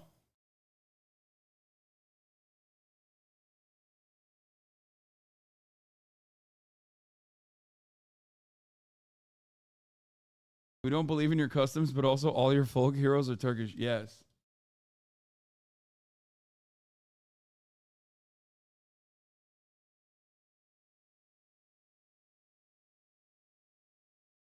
That's all the confirmation I needed to hear. Yeah. Ama hava Arapçadan gelme. Oğlum siktir et onu. Yeah. The idea is that the original Turks crossed over when the continents were connected and like migrated to Alaska and went down to wherever Native Americans live in now, and therefore they're Turks.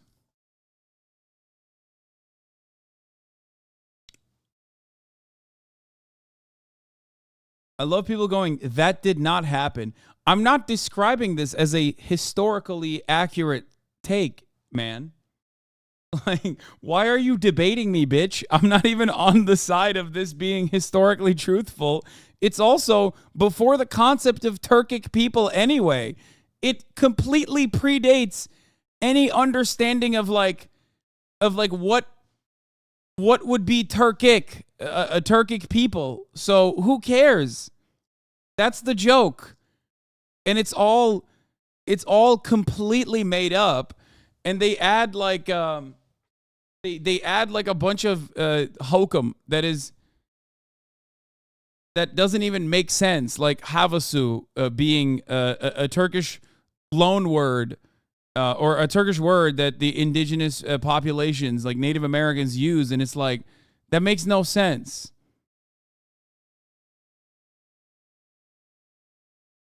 Okay. It's the same as me saying Santa Claus is Turkish when, again, he's fucking, you know, he was born in the southwest coast of modern Turkey between the years 260 and 280 AD, okay? There was no Turkey at the time. But it's fun to say these things because it pisses people off who like take it seriously for no reason.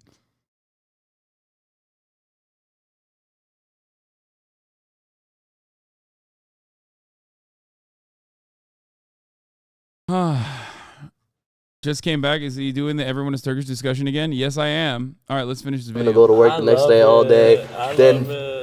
Muslims need to step it up because Xmas in the U.S. How come you guys get like 2 weeks or something and we only get a day or 2? Yeah, my mom gotta go make a phone call at school to get. I gotta be like, yeah. You mean to tell me I gotta take this exam while I'm fasting during Ramadan? Ooh, would you marry someone outside of your faith or culture? Culture? Yes. You're Mexican, you're Italian, come here. Let me learn, right? But outside of my religion, I can't. I'm Arab and I don't mind if I marry someone outside of my culture at all. I would like to marry someone who's within my faith. But if, let's say, I marry someone outside my faith who shares like very similar beliefs, then I wouldn't mind that. I don't. Bu var ya Türkler tam dershane çocuğu abi. Bunda da tam yani Arif böyle aynen büyürken dershanede böyle çocuklar vardı yani direkt. Tam Türk amına koyayım tipe bak. I don't know what ethnicity he is, but he's just like, he looks so fucking Turkish. Like I feel like I had like 8 friends that that looked exactly like this when I was growing up. Berkcan. Outside my faith who shares like very similar beliefs, then I wouldn't mind that. I don't think for me personally it would work out to marry someone who does not like speak Urdu. That's my like primary like first language. Like if you have the same faith, if you have the same language, I think that simplifies Ana fen bebesi. a lot of life. If we're being honest, we were taught to never judge and be open-minded. Like, So you're open to it, but would your family be open to it? Is it their relationship or mine? Okay. What about you? I see myself being arranged. I want What is up with you in this arranged marriage? Yeah, I'm about it. I don't want to do no dating apps. Even on that arranged marriage, would you marry someone outside of your faith or culture? If my soulmate is in front of me and they're not Muslim, you know, I would. How would you know though? A friend arranged it. Do you think I'm gonna get canceled? A little bit. Are you afraid that the Haram Police will cancel you for being here? No. Why? Because he's a man. You know the answer. I feel like there's a reason why all the girls said Haram Police and none of the dudes said it. I don't care. Slay. I cannot represent all Muslims. Like I'm not a perfect Muslim, you're not a perfect Muslim. But we're both voices in like the world of Muslim people.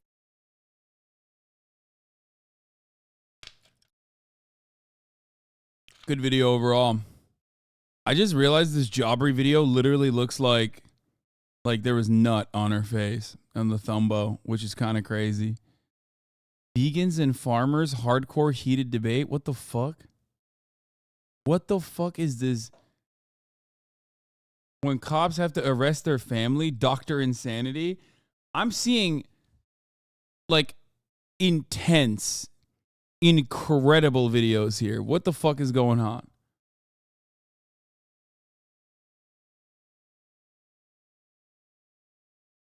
Cursed ass recommendations, yeah. Oh, what the fuck's going on in my recommendations? Every single video on here is a banger. Pro versus anti-abortion. Should men have a say? The toxic fame of John and Kate. When corrupt politicians realize they've been caught. You know who I am. When entitled people think they're above the law. Yeah, the Detective Williams videos fucking slap, dude. Wait, did we do this already? No, we didn't. Oh my God, his videos are so fire.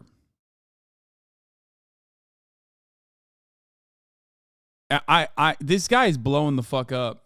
Did you watch the Leisure video? No, I skipped it on purpose because it's too new.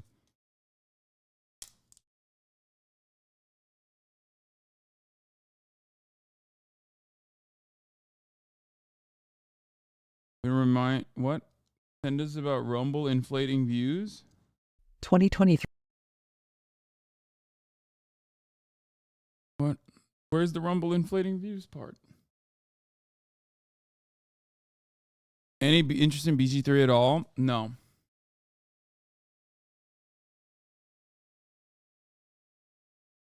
My advice would be to avoid debates about foreign policy because of certain social extremist orbiters have been milking it all week and cutting content, calling you an open fascist propagandist because of your defense of China. Yeah, if I were to stop saying what I genuinely believe about foreign policy because I'm worried people will try to generate content out of it, you know, I would have to shut the fuck up about a lot of shit. I don't give a shit.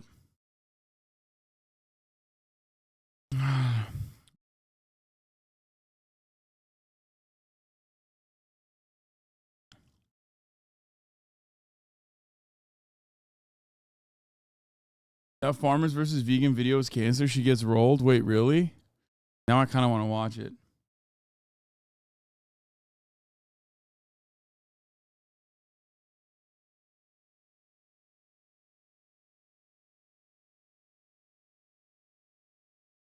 Will you play Cyberpunk a lot? Yes.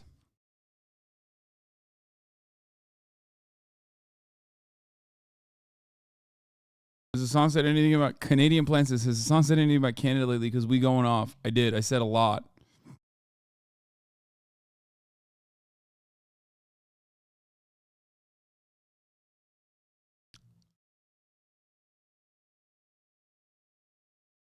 Oh, yeah.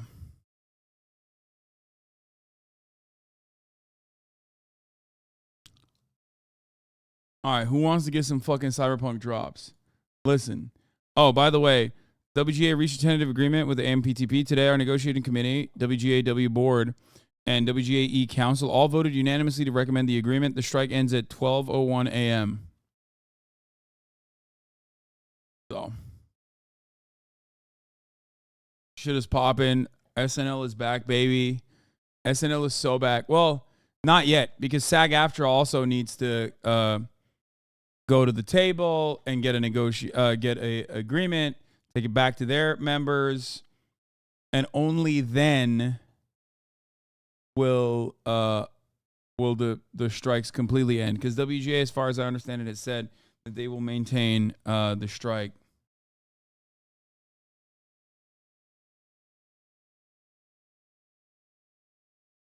So no solidarity.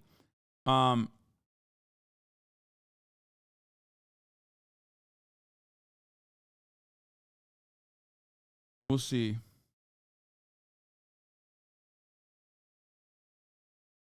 Here's Adam Conover's summary. The details of the new Writers Guild contract are out. We won. Success-based residuals, strong limitations on AI, minimum writers' room staffing, guaranteed compensation and 13-week minimums for comedy, variety writers, and streaming. Guaranteed two-steps deals for writers. Guarantee the writers be kept on through production.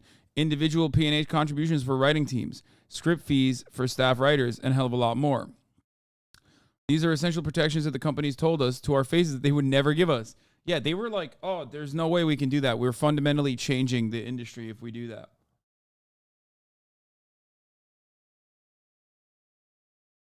But because of our solidarity, because they literally cannot make a dollar without us, they bent, they broke, and gave us what we deserve. We won.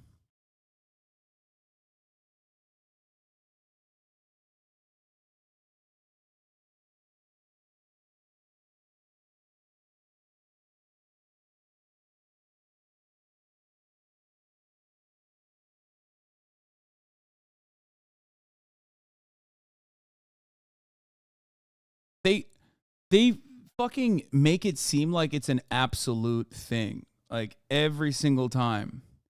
They're like, oh, there's no way we can make this work. By the way, I have living for free in the world's richest country, and insanely evil Japanese company implodes overnight. We have a lot. Corrupt politicians realize they've been caught. Nico's a groomer. Living new Nico Omalana video, living for free in the world's richest country.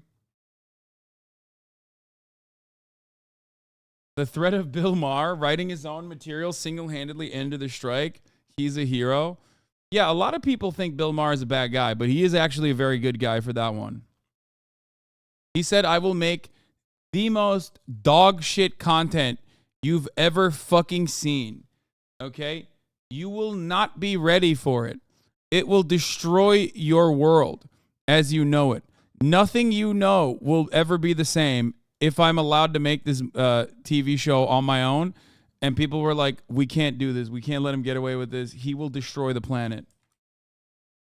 Our collective consciousness will take on too much psychic damage. Okay?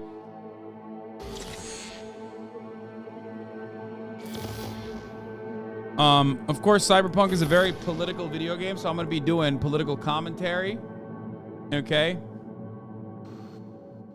So get excited for that.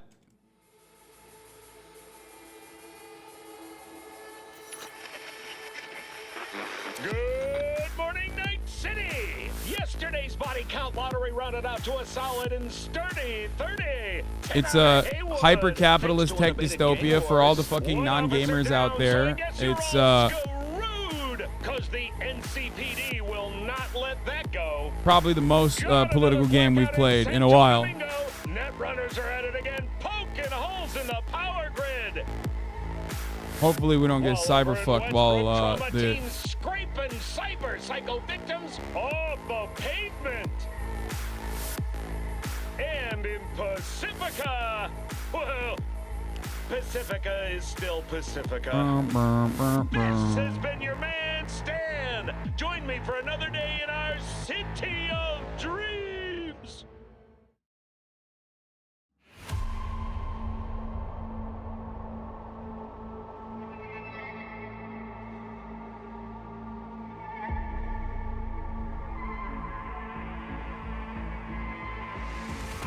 Hold on. Two subs include it will give you a sniper. And if you watch, I'm not entirely sure how long, but if you watch, drops are enabled.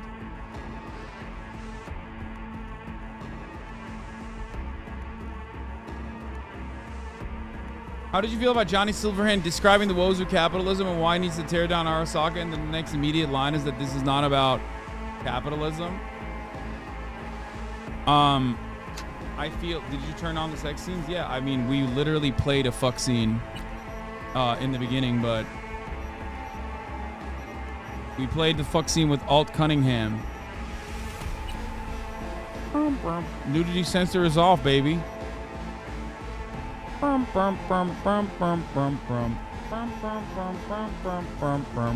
Yeah, I feel like Johnny's character, Johnny Silverhand's character, is the anti-corpo rocker boy that also is simultaneously like a bit of a poser, so that's why it's like supposed to be that way.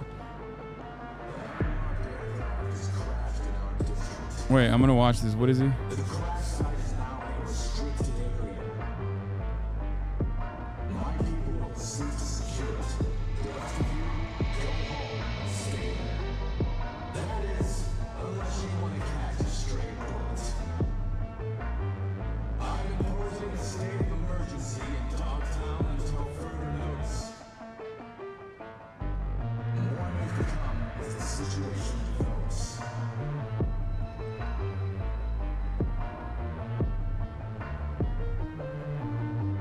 Okay.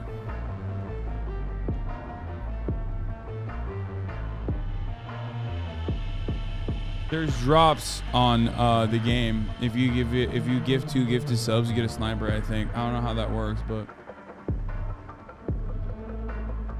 if you watch, you get the NUS infiltrator headgear.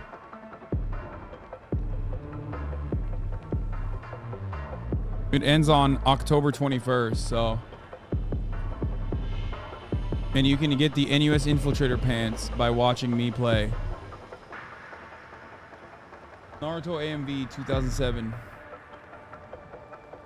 Oh, different drops each week.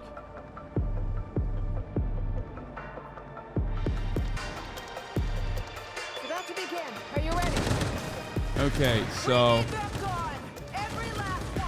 I did something crazy last time I was playing, and then I died here because I let Meredith, the mommy out there, government mommy, the President Meredith, go out there and fight on her own, and then I dove into the fucking crowd and started attacking them like I have so far.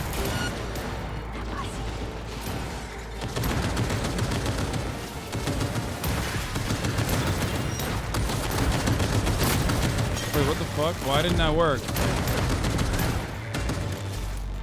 Okay, that didn't work at all for me.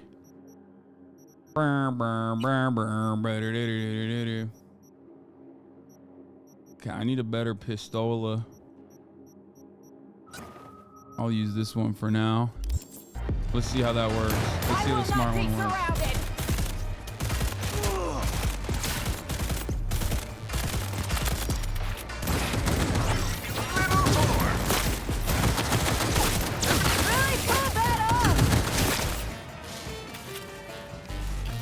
It's not only for PC players, no. Why would it only be for PC players? What the fuck?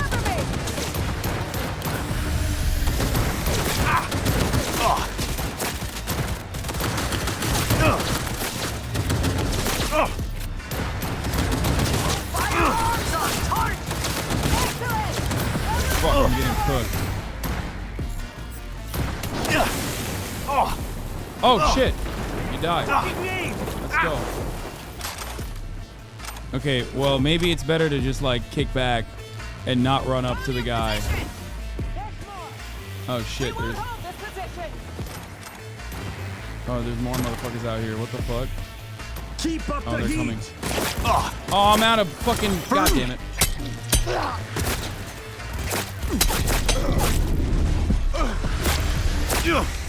Ah!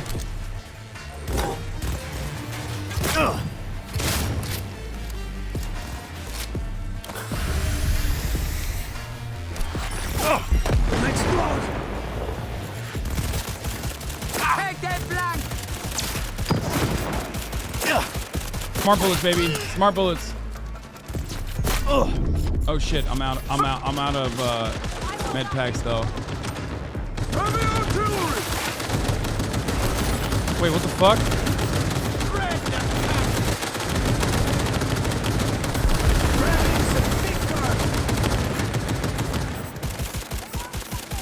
Where are they coming from? Wait, what the fuck? Oh, behind me! I'm gonna die. I died. Yo, does the H3 pod stream today? I don't know. Why are you asking me? God, my guns are so bad. I should give 2 subs in here so I can get a fucking sniper. Holy moly, dude. Yo, how am I supposed to know if H3's gonna be on today? Enemy in range! Okay, this kind of sucks that it like always starts you from the top. Every last one!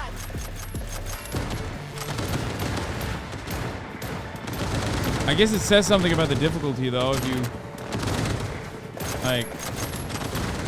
I'm reloading! Open fire!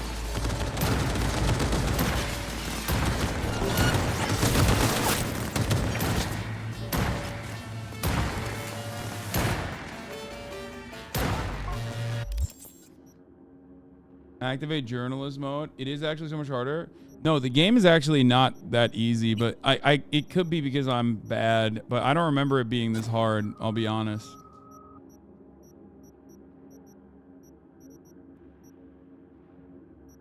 I do not remember it being this hard at all. Let's zero them!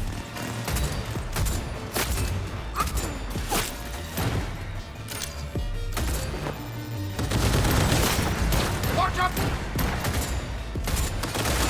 Come on, man. Fuck. They won't get me! This rifle's fucking ass cheeks. Not gonna lie, the fucking reload rate on this thing is terrible. The fire rate on it is bad too. Maybe you should do a respec instead of trying everything. I mean, I do have like a. My build is like not that bad. It's just melee focused a little bit, and I need to do some stuff still to make it work better. What the fuck?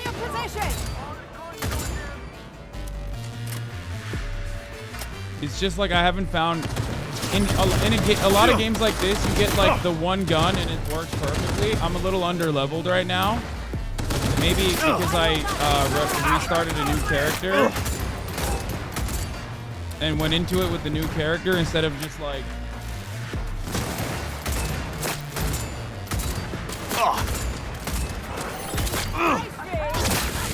Think about joining up.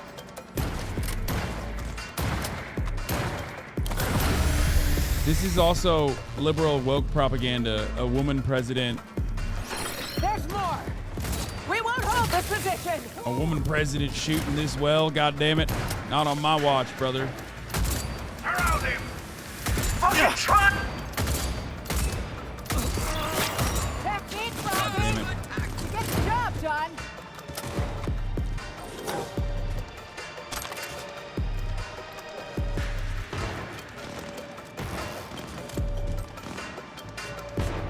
Oh, it's got no bullets in it. Fuck. Let's zero them. Yeah. Closing in. Headshot. Positions. Hold them, goddammit. Really pull that off.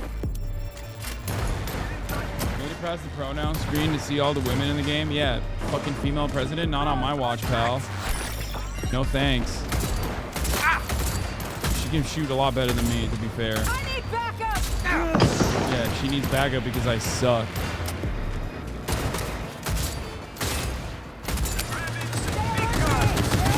Oh my god! They brought in heavies.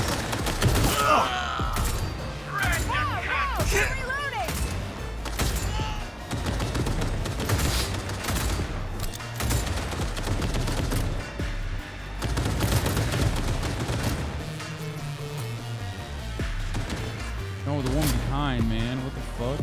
Where the hell they get iron like that? Yeah, you should make it illegal, President. Have you thought about that? No, you haven't. You don't think about any of that shit.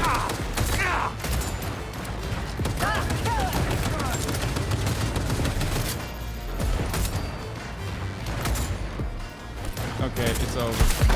Cover me. There we go. Rapid fire. Keep them busy. I think we got all of them.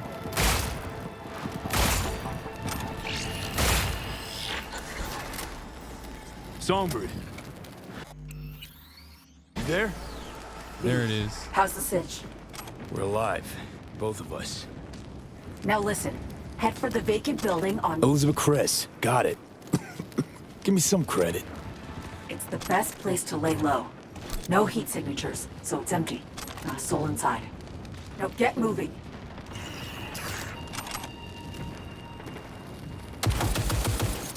Oh my god. This is fucking dope.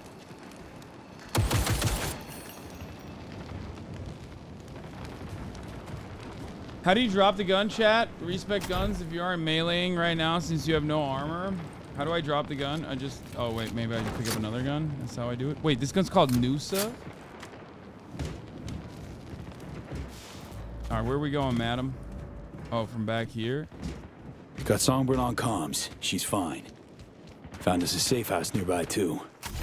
Songbird had started to worry. I suppose I forgot she always lands on her feet. A crazy luck, both of you. Maybe you brought it with you. It's the country New USA. Oh, Noosa. The New United States of America. My people dead. All of them. Because of me. Dude, the president Whoa. is also kind of Kurt stacked. Hansen killed them. Not you. Good game for leftist play, yeah. Is that what you think? You have no idea how deep this goes. We were hacked. It means Hansen had help. From Washington. The NUS government is aware of the crash, no doubt. They'll have sat Mitch back McConnell. and seen us hit the ground in Dogtown. Unless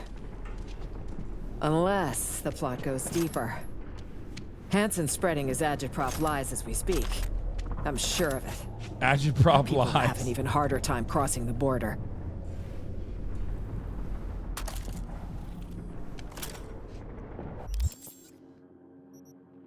This is how real. This is realpolitik, okay? A lot of you simply don't understand it because you don't want to understand it. You know what I'm saying? This is how politics in the real world operates.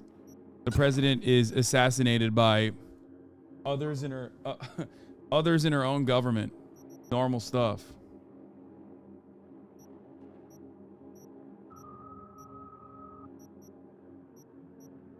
Yeah, you don't understand it because you spend all day in the HasanAbi broadcast. True. I just... Fuck. I don't know what to do. What are you doing over there? Understanding concerns. Don't forget, you got me here, though. You? And Songbird. We'll get you out of this mess. Thank you, V. We stick to the plan. After that, guess we'll see. Wait a second. Damn it.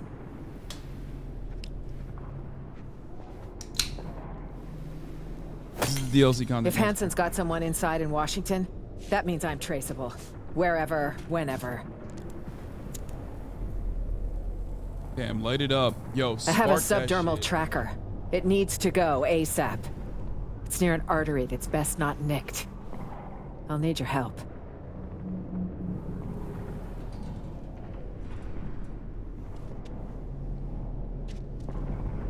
Assume you know what you're doing.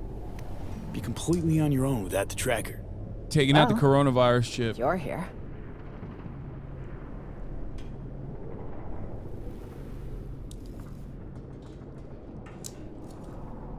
Okay so far? Don't have a choice. Okay.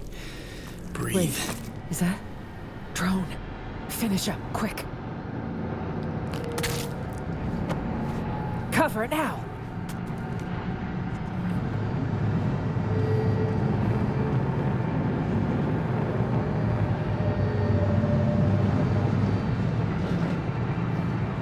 That was close. Dude, how are you gonna fucking... How am I, V, okay, half controlled by Johnny Rockets? Is your graphic settings at max? Yes.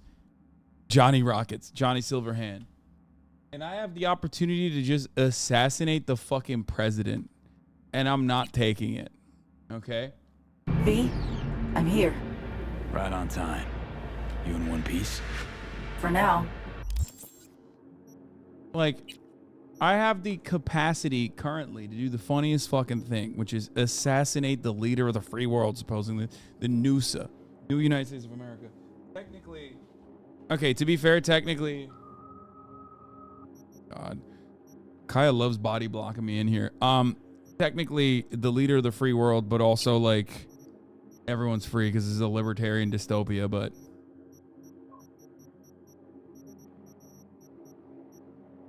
Wait, is this the same? This pistol fucking sucks.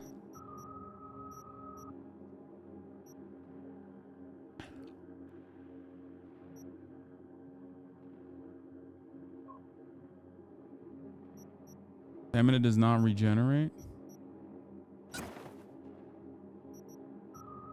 She used to be the Militech Can't say I'll CEO. stay that way. You need to get to the top of the building. Talk later. Got Songbird on comms. Says we gotta climb higher. Lead the way. It's your city, after all. I mean, Dogtown is not my city, Madam President. England is, you know what I mean? Kurt's hounds have caught your scent. You need to move. Delta time, let's go. What the fuck does that mean? Why does he always say Delta time? What is this? Is off? What's happening here? We'll ask our guardian angel if she can get this elevator moving. Elevator could use a runner's touch, Song. Already on it. Uh-huh. Sorry, V. My magic's no good here. What we need's power. There's a maintenance shaft with a fuse box nearby. Follow the scaffolding. Says I need to turn the lights back on. Might take a minute. Fine, I'll keep my head down. I feel like we're gonna get cooked here when I'm doing that.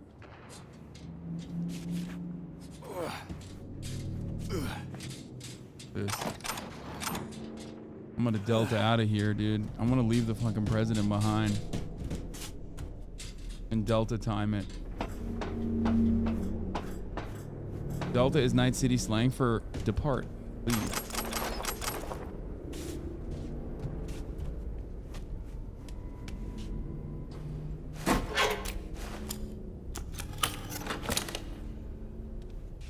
It's running.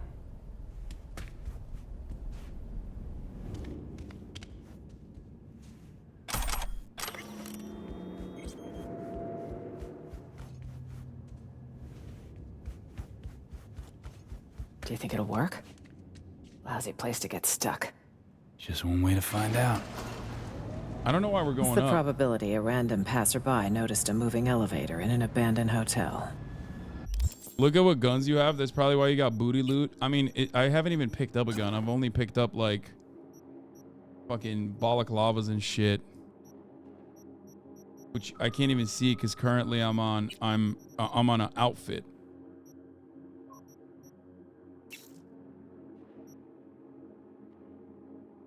Sword guns by DPS. I have done that already. It is that.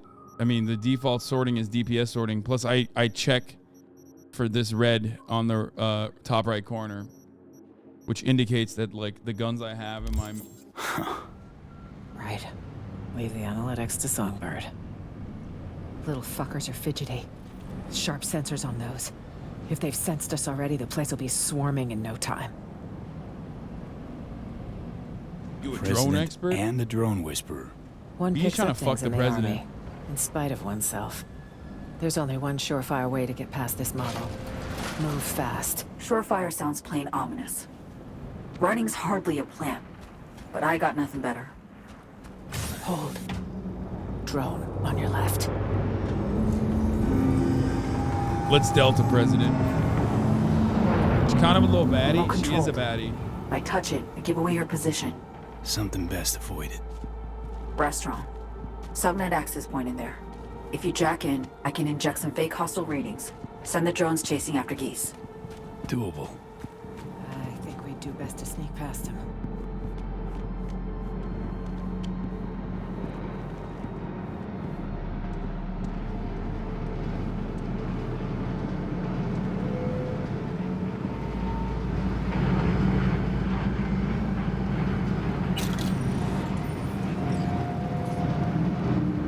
I'll take those.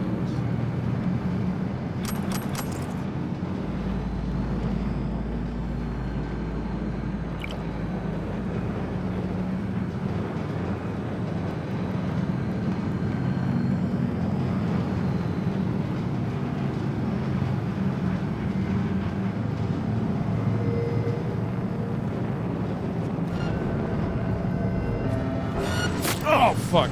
Well, oopsie. Nice. For shit's sake. They catch us out here, we're dead. Thrill of the risk, huh? Why? It's stupid. It's not just your life on the line, V.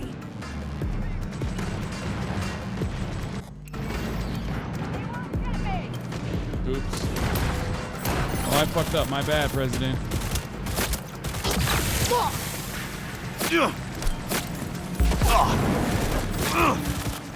V, are you okay? Oh my god, they're cooking me.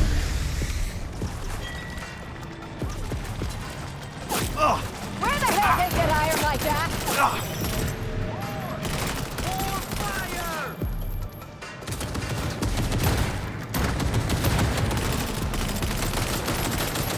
I really, really, really need to upgrade my guns and shit.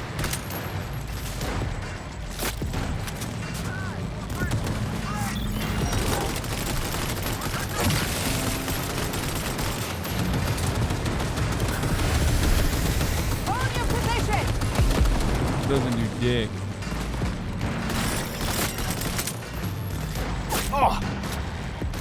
Yeah, I could use a sniper. No memes.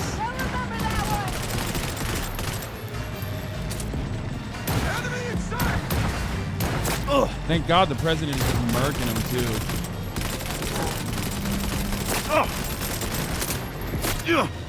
Damn, there's big fucking recoil on this shit.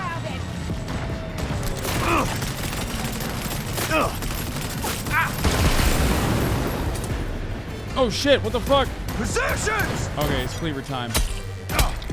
Bitch. Let's zero them! I just did, Madam President.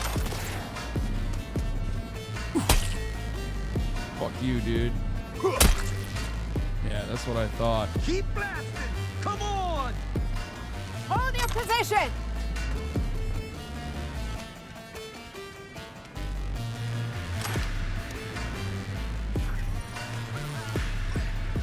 Excellent work, V. Uh-oh.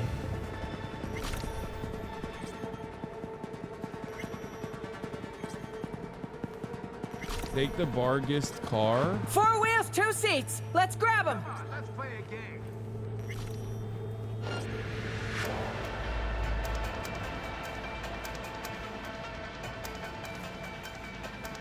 He comes over here, I'm fucking cooked. Oh, he turned around, let's go. The other one's not looking either.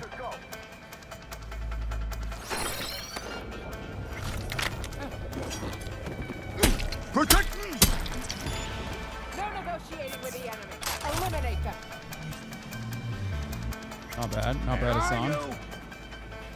Not bad, Hasi.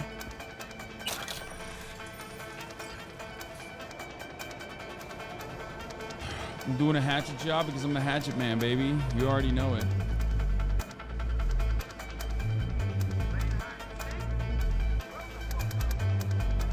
All that chrome can't stop my cleaver, Choom. Yep.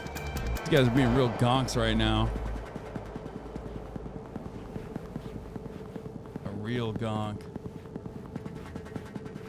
Where'd that fucker go? Hold on, milady.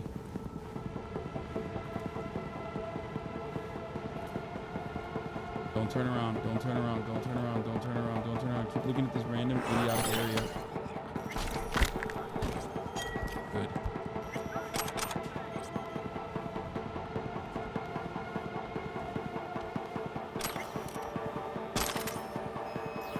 Fuck.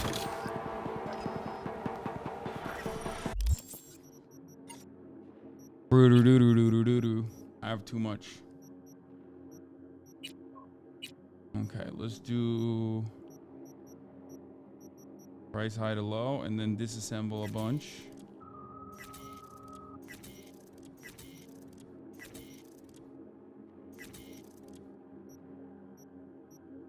Enough. No.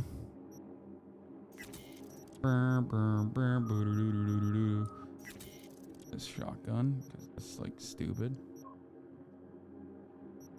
I will sell the rest of my inventory for more money, but right now I'm more focused on fucking getting out of here, you know what I mean? No better armor? Armor is irrelevant here. Okay, perk points. I can't undo this relic point. Unfortunately, I acquired this. Wait, what the fuck? Oh. Oh, now I can take this one instead. Wait, how did I do that?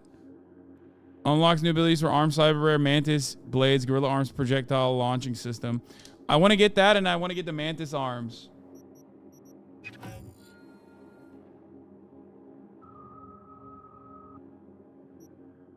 Back on in the first tree. Don't spread it around. Really?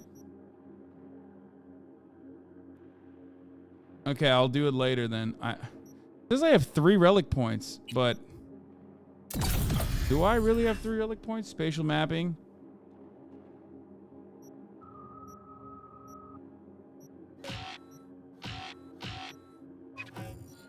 It says I have 3 relic points. Oh, because they're 3 relic points. The cost is 3 relic points.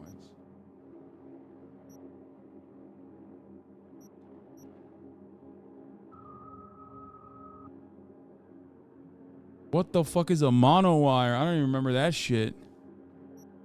Dude, there's so much that in this game that I forgot. Not a lot, not for this, but perks go a lot of points in pistol on a point in every gun category, for example.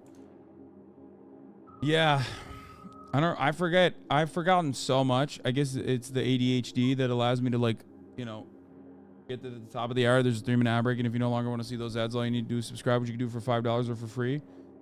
What's the Twitch Prime? Here's the Terminal right now. How the fuck do you have a relic tree? This is the DLC chat.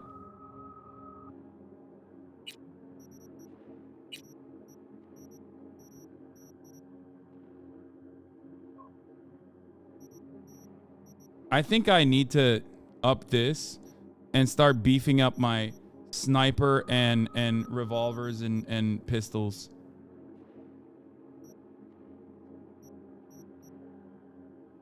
You know what I mean? Hasan, your president is Stunlock. Look after her. I know.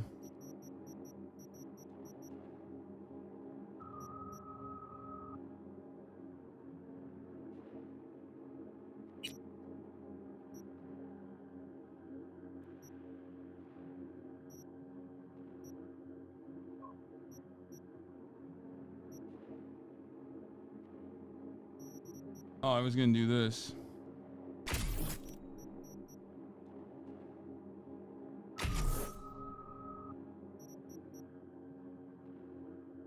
How do you slow time? Whenever time is slowed, bullet deflect does not consume stamina. If you are doing a bullet, you need more body points. I agree. I need more health if I'm doing a bullet, like a melee build. And I need a Sandevistan, and I'm gonna get the Sandevistan operating system.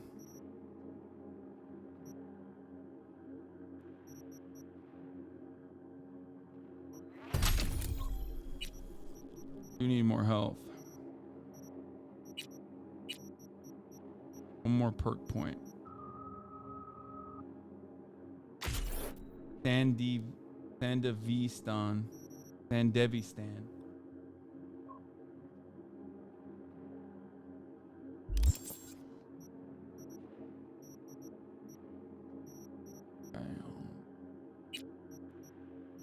And then relic, I'll just go with this for now. I mean, I might just... Oh my God, what is wrong with her? Madam President, are you all right? Madam President, are you okay?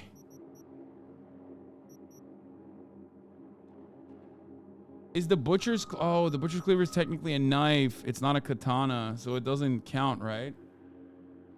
Like, I can't deflect with that, right?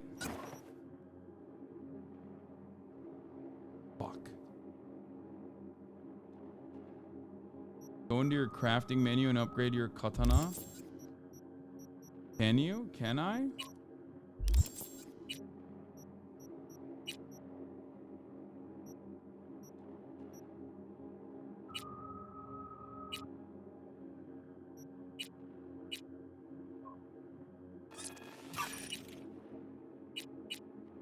I don't have enough tier 3 item components to upgrade it.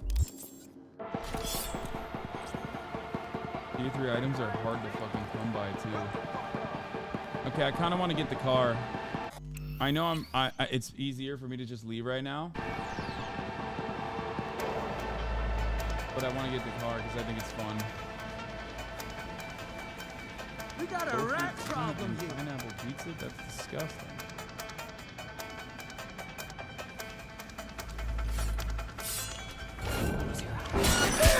Oh, fuck. The rest of them. Oh, he's up there. Where the fuck? He doesn't even know I'm Where'd that fucker go?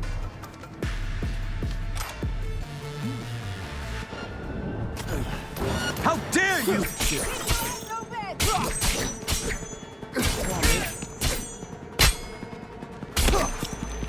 Let me see your inside, bitch!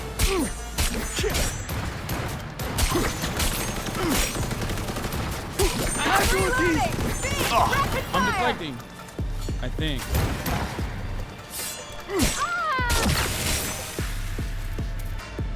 Exploded.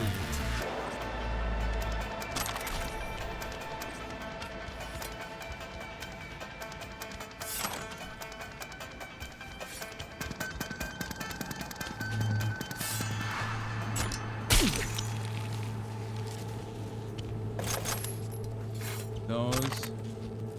That. Take those. We take those. I'll drink that. I don't even know what that does, but fuck it. YOLO. Alright, let's take this fucking car out of here. Let's skedaddle, Madam President.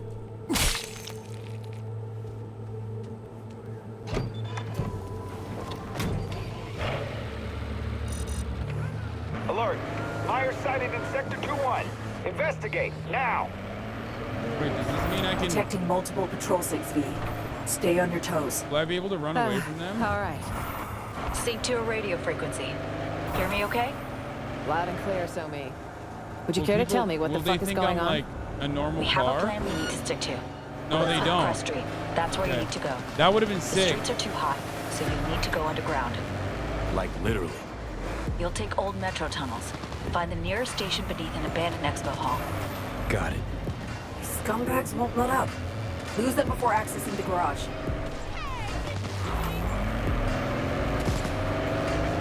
How the fuck do I lose the tail? Oh fuck, they're beating the shit out of my car, dude.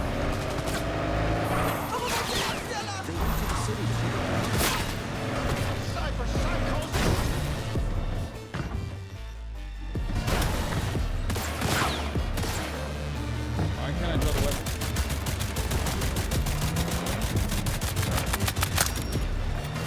Got a little something for you!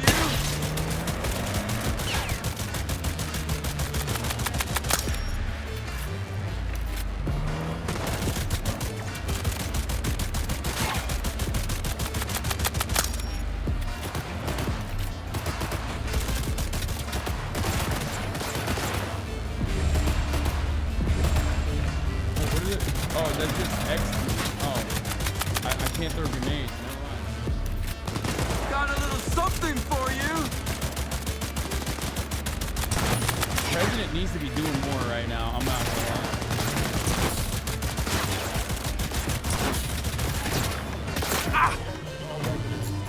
I will not be surrounded!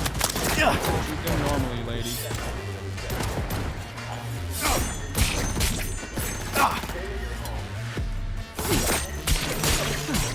That could have gone worse.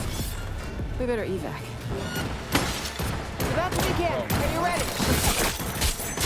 Really gotta cut that tail, V.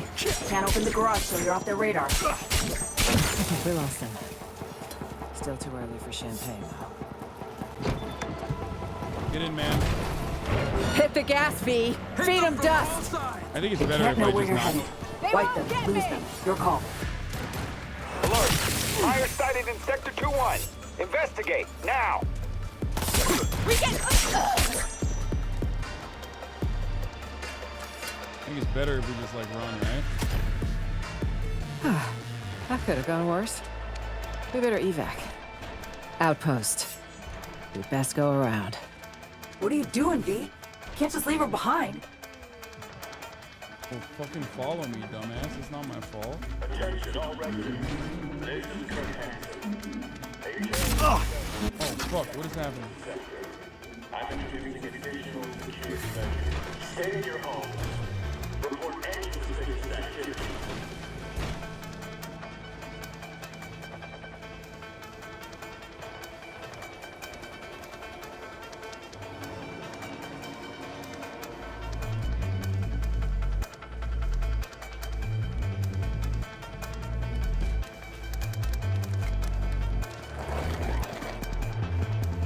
There we go. Those are advanced moves right there. Come on, Myers, are you in? Okay, she's in. Looks clear. Finally. Nice change.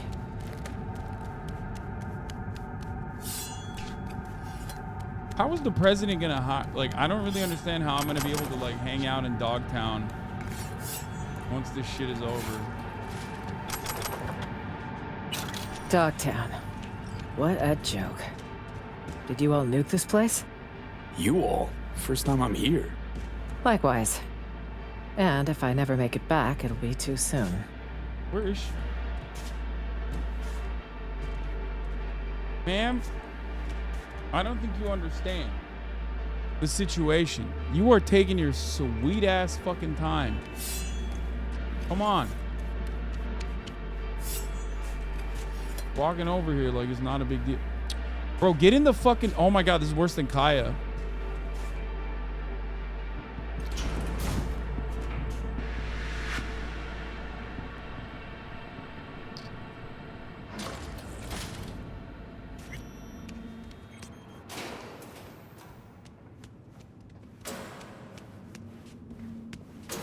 Huh.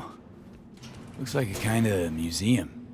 There's Songbird. A museum of wishful thinking, where the rich bought and sold so many unfulfilled dreams. Huh. Seen my fill of gonk magnet ventures like this. Huh. Gunk. In a past life? What was it? Real estate? Entertainment? Arasaka, actually. Research and development, broadly speaking. Specializing in data acquisition. Quaint. This upcoming part is really hard. I'm letting you know. Bro, every part of this DLC has been really fucking hard. Because it's been harder than the game. I think it's like I'm under-leveled for it.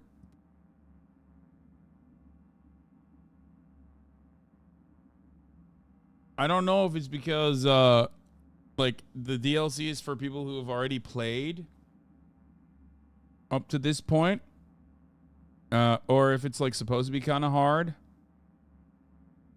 It might be like scaled to your level. It probably is. No, you're not under-leveled. The game scales to your level. I just save scum and stealth through it. Not under-leveled. You just need a Sandy to focus on one skill tree at a first. You need to make it past Pacifica in order for it to even make sense lore-wise. I played this at level 40 and the upcoming part is really fucking hard. I mean, it's just, I am stating that this is definitely harder. I'm underpowered for sure. Like, I don't have enough good guns. I don't have a good enough build, I think. I do feel that.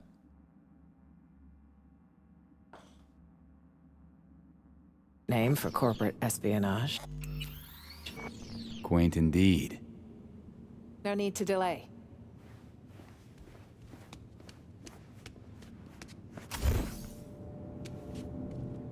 So quiet I can hear my chrome creak. Quiet's a good sign. No, it's not. Think Too so. quiet. I generally prefer lively places. Everybody knows quiet. That means it's too quiet. Expo canceled.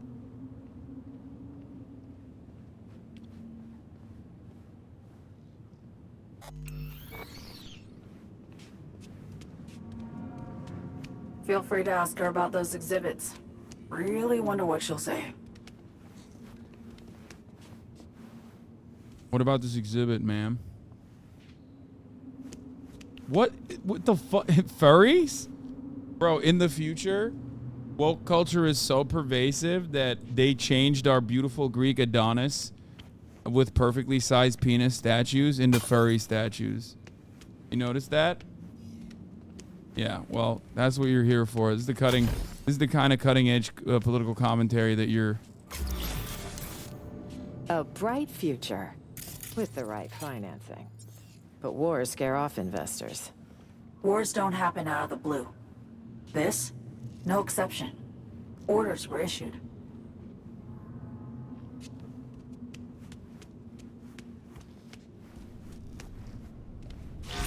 What about this one? A gilded monument to a certain someone's bloated ego. Takes one to know one. Damn, There's the Rosalind Myers I know. Never a shadow of accountability. Damn, Songbird is just talking shit. Like, Songbird, do we need to know something? Do you hate the president? Damn. Should I kill the president? No way around this? Songbird, got a sitch. Can you jimmy the door? The Anubis goes way back. Excuse me. I don't know anything about no Anubis, okay? Let me tell you something. Anubis, that doesn't seem like a Greek god to me. That's the only god I know.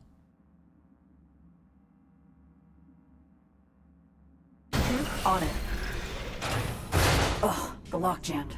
Gotta brute force it, V. Yeah, Time to roll Egyptians up with the your original sleeves. furries, actually. No need. 3, 2, 1. Teamwork makes the dream work, All President. Head for the elevator, just across the room. One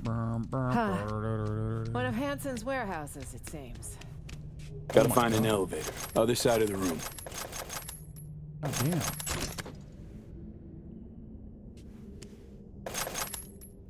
Holy fuck, I got so much ammo. Not that it matters. My guns suck, but I do be needing a good gun. I do be needing a good gun. And a fucking flashlight for half of these rooms. This is no time to stop and think. Okay, these statues are sick. Like, way cooler than the statues that I'm used to, you know? Wait, what the fuck? Oh, God. This spells trouble, dude. Everything I know about video games, if they give you this many weapons right before you're about to enter a new area, that area is gonna fuck your ass up. Like, major fight incoming. Oh, God, I hate smart guns.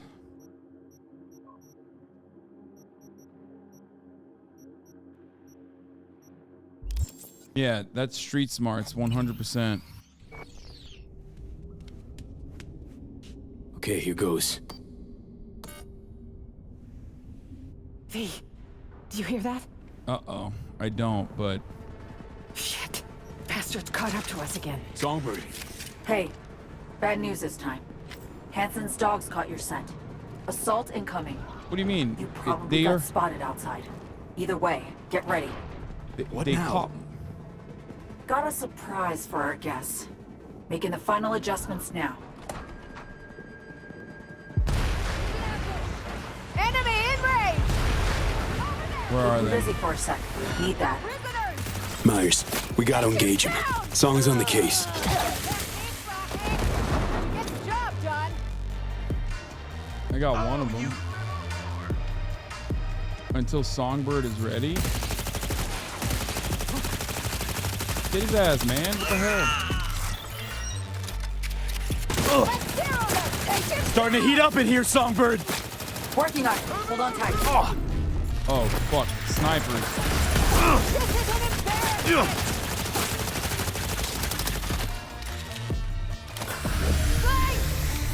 On my way! Wait, what the fuck? What is happening? Take him down! I don't have enough stamina for this shit anyway. Still melting that Frogan. Oh, shit. Oh, fuck. Oh, I'm dead. I'm dead. I'm so dead. I'm dying. I don't know how I'm alive. Oh, I'm dead.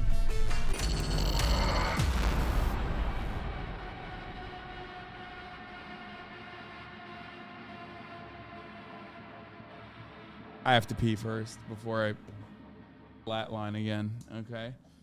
Brought a knife to a bazooka fight. My guns are trash, chat. I tried doing a melee build because I thought that it was going to be new and updated, and it was really fun originally in the beginning of the game. But melee build at this point with the melee I have is not great, and the smart weapons that I have are also really fucking bad. I'm playing on normal difficulty, but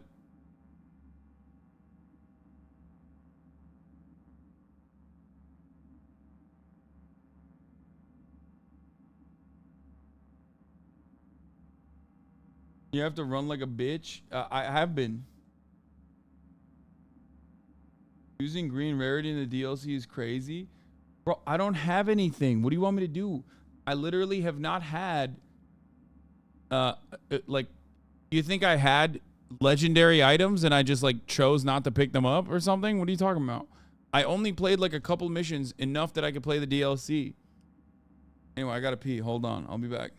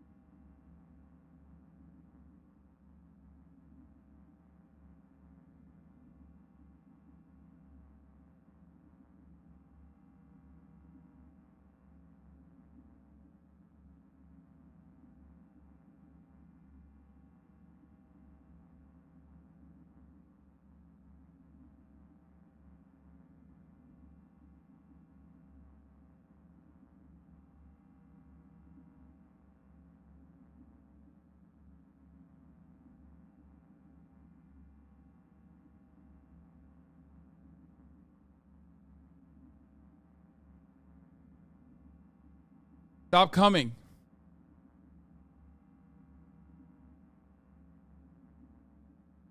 Fucking Moon subs in all my stream spamming MCU. I swear they're all 12-year-old kids who subbed to this goofy ass motherfucker who's not even good at the game. Just a decent tank player gets carried with their mom's credit cards they stole. If I see one more Marvel reference, I think I'm gonna scream. My HasanAbi chat experience has been ruined time and time again. These spammers, and frankly, I'm getting tired of it. Yeah, for real, dude. For fucking real. Motherfucking Marvel Cinematic Universe enjoying ass Moon fans, dude. Absolutely unacceptable. Absolutely unacceptable, this behavior.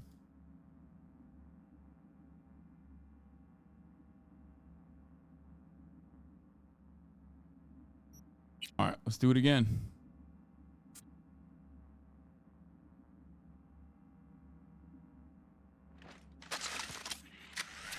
Dude, I love when people are like, bro, smart guns are bad unless you have a full fucking gun build. And it's like, yeah, but I don't have the opportunity to leave this mission, okay?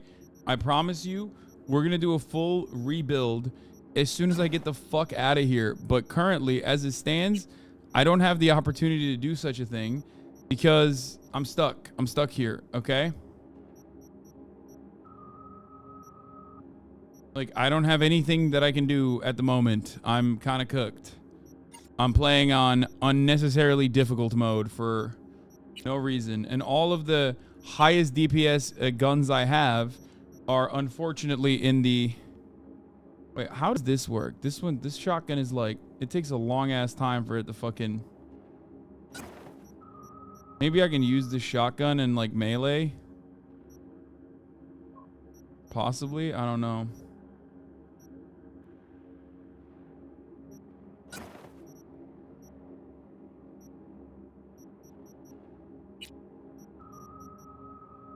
The fucking two-handed baseball bat, a bludgeoning item, is better than the katana that I have currently because it's at least like a tier 3 item.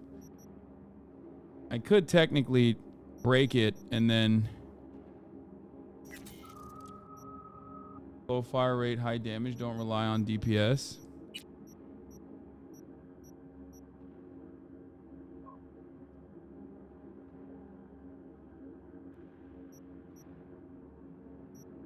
Like, this is a high DPS gun. The problem is, it's a smart gun, so it sucks. I don't have the Mantis Blades yet, chat. I'm gonna get it, hopefully.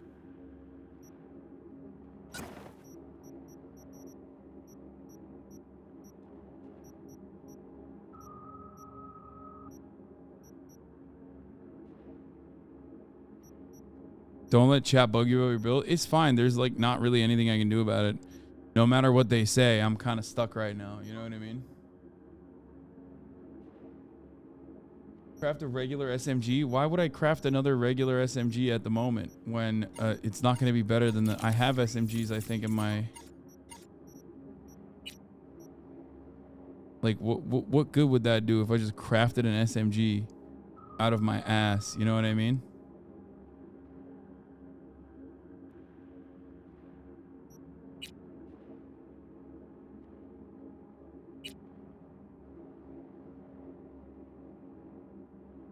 Is the skills more likely than the weapons?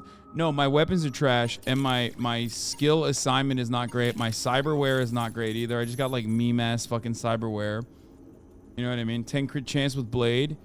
Melee damage, melee stamina cost. Like dense marrow. Armor. Double jump. Clout build? What does that mean?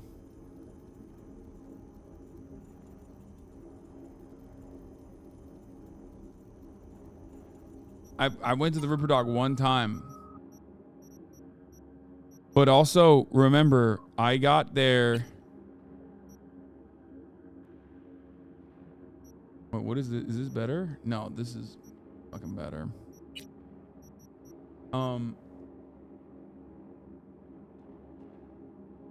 Free roam, get some quick side activity grinding in. Yeah, I have to do that, but this is like I'm locked into this mission for the time being. So there's not much I can do at this point.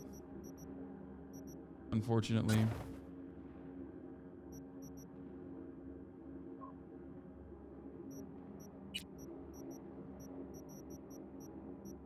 guess I can try and craft some shit. I don't know. No, best I can craft is green anyway. Like green weapons anyway.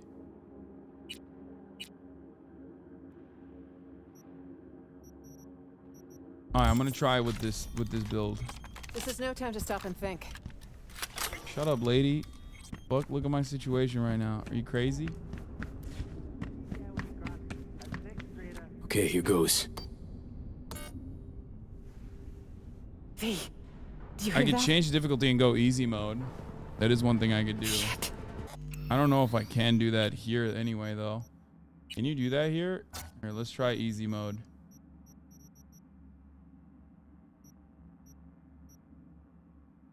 Rarity is less important.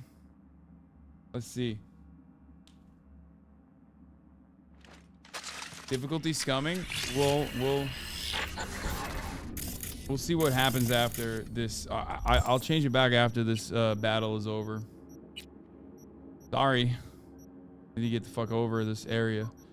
And I need to go out in the open world so I can readjust. My items are trash. Everything's trash.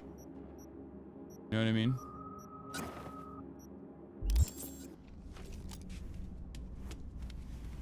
Baby This is mode. no time to stop and think. I'm a baby. Take the fucking suppressor off. Okay, here goes. Shame. I hate when people get annoying with saving and changing difficulty. You They hear shut that? up. Yeah, I don't really care. Shit. Bastards caught up to us again. Guys, this is a single player Hey. game. Bad news this time. And I'm Hanson's probably dogs still caught your gonna scent. lose. Assault incoming. You probably got spotted outside. Either way, get ready. What now? Got a surprise for our guests. Making the final adjustments now. No negotiating with the enemy. Eliminate them. Keep them busy for a sec. Need that. Myers, we gotta engage him. Song's on the case. Take him down! Like, look at this. Even the headshots don't do that much damage here. You know what I mean? I will not be surrounded! Closing in! Stay sharp! I need to reload!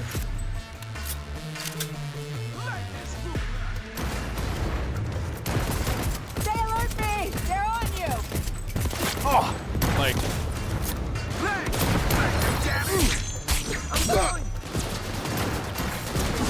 Starting to heat up in here, Songbird! Working on it. Hold on tight. Stop!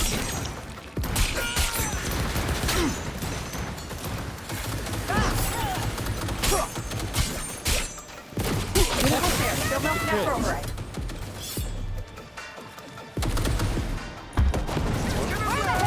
Like that.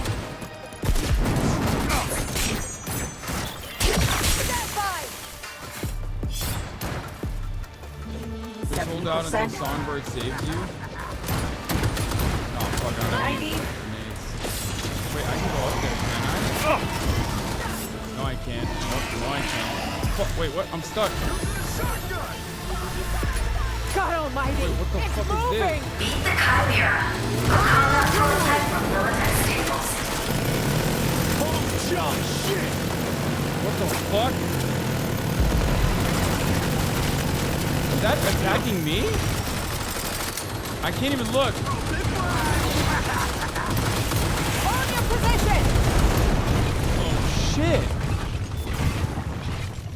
Oh, thank God.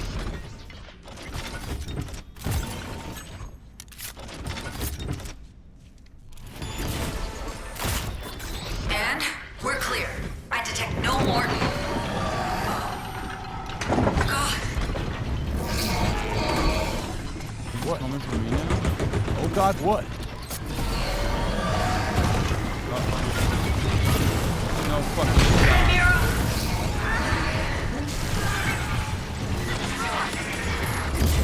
Bro, get the fuck out of here, Songbird? dog. What's...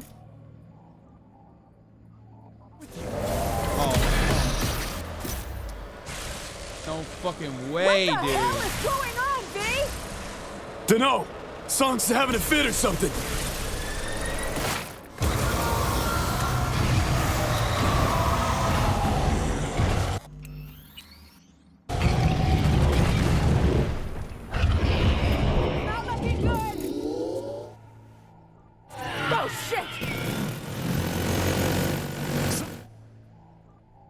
It's went haywire. Slap a muzzle on the thing. This way, quick. Leave the Camaro? Through here. Oh, I thought I was supposed to shoot it. Never mind. Boy, was I wrong. On your feet! Run!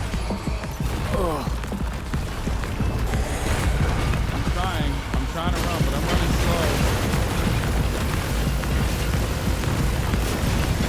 Why am I running so slow? Escalator, go! See, now I'm running faster than you, man. Shit! This thing is awesome, dude.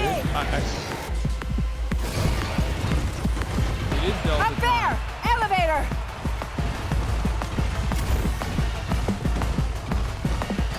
Fucking move, damn it! There, got it. Elevator on the way. Stay low till it gets here.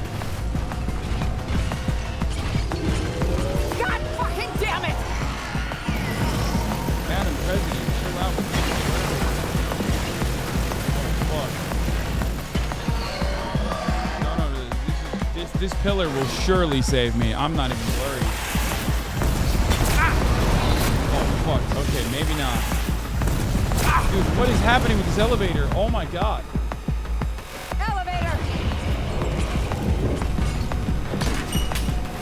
Myers, get in! Oh, no. Oh, shit! Bro, are you joking? Oh, come on, dog. Really? You wanna play rough? Gonna get rough. That's how we take down the fucking thing?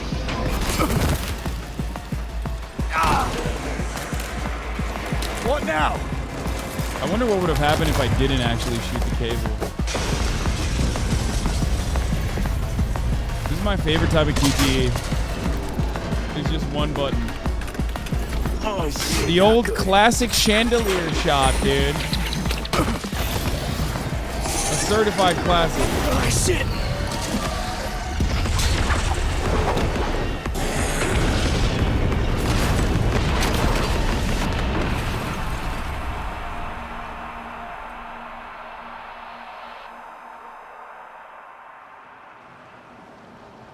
V!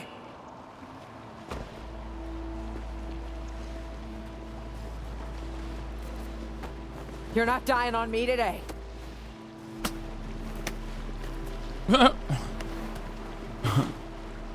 President Mommy. No. I mean, President Myers. Guess not.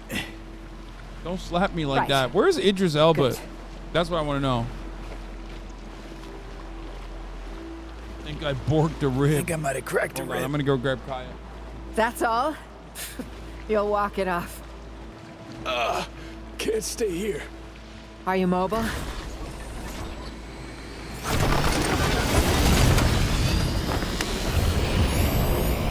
Motherfucker! Will you just die? The fall wrecked it! Let's go! Kick this tin can to hell! Drop the bastard! Hit the exposed bits! It's our only chance! Fuck.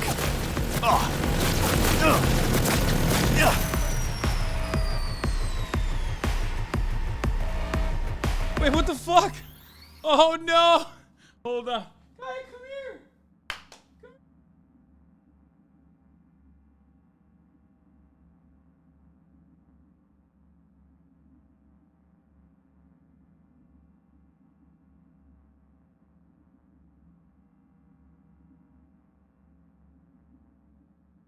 Bro, leave during boss fight? Okay, first of all, Watch the laser! Take cover! Where am I going? I'ma fucking destroy you.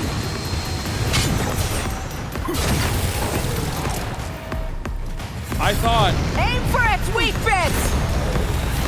I thought.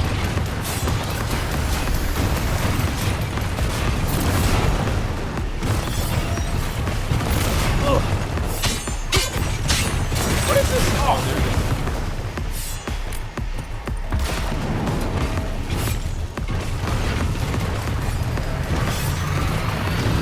Where is this big part?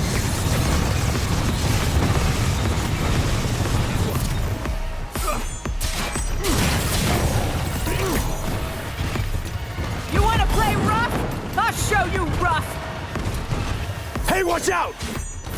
feel like this ain't doing shit, the weak parts, I mean. God, my fucking stamina, oh my god. Keep it space! Chill, ma'am.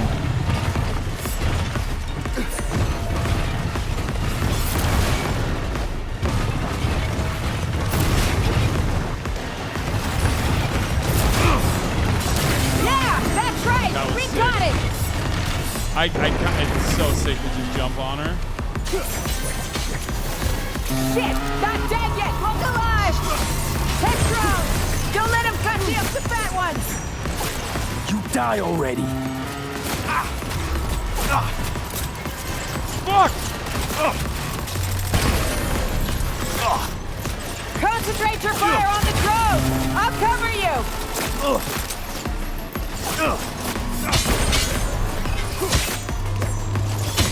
No! Oh my god, they fucking repaired the shit out of the...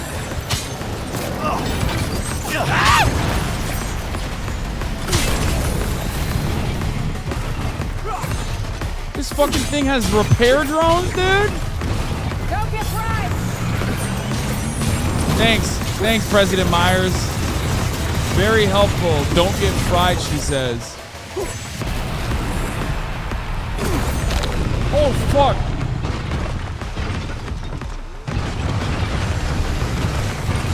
It's taking aim! Don't stop! Out of the line of fire.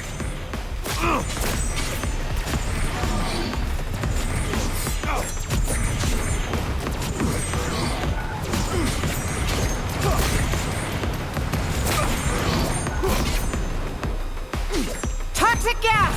Up! Jump up! Careful! That...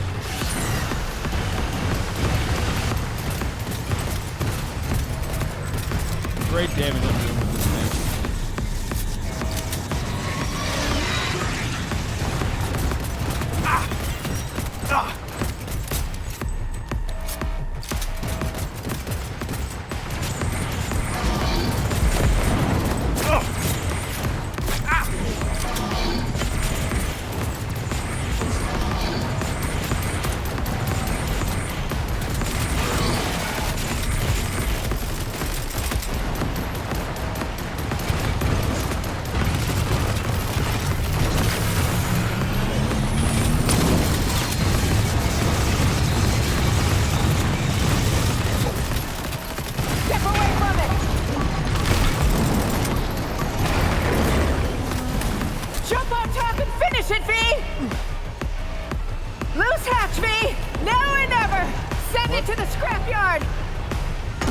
I want to use it. V, catch! Give it a taste! What the fuck? Rust and piss, shitbot. This is the wildest president of all time, okay? Nobody comes near this. Good fucking riddance. Her intensity is unmatched, unparalleled, okay? There is no shot. Safeguarding the nation. My ass. Yeah. Close call, that. Good teamwork. And luck. A pile of luck, V. Grab what you can, and let's head out. There has to be an exit here, somewhere. Is there anything left here? What the fuck? For me to even take? Huh. What's this? I think that's the exit.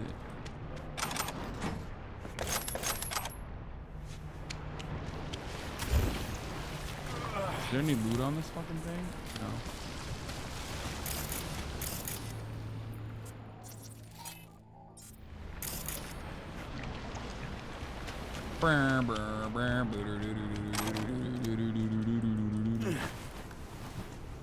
Let's try I got this the one. core. Chatter. That you missed the getting the core. I got it. I picked it up.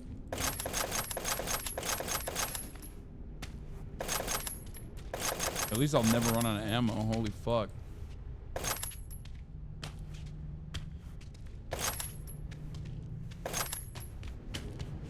What are the odds they're gonna fuck? I hope I can have sex with the president. I want to fuck Somberg and the president, to be honest. Like, I think it's a I think it's a presidential crime if I don't. That's indictment, dude. That's indictment territory. She did everything right and I indicted her.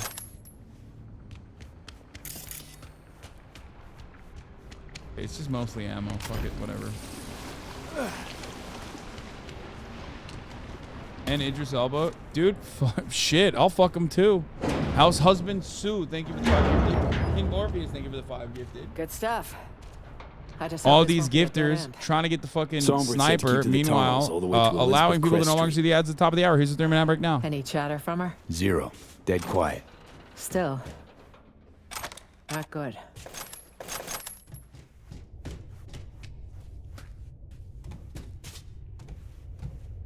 Come on.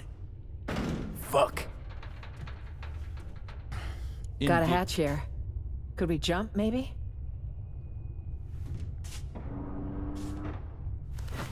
Oh, she's so smart.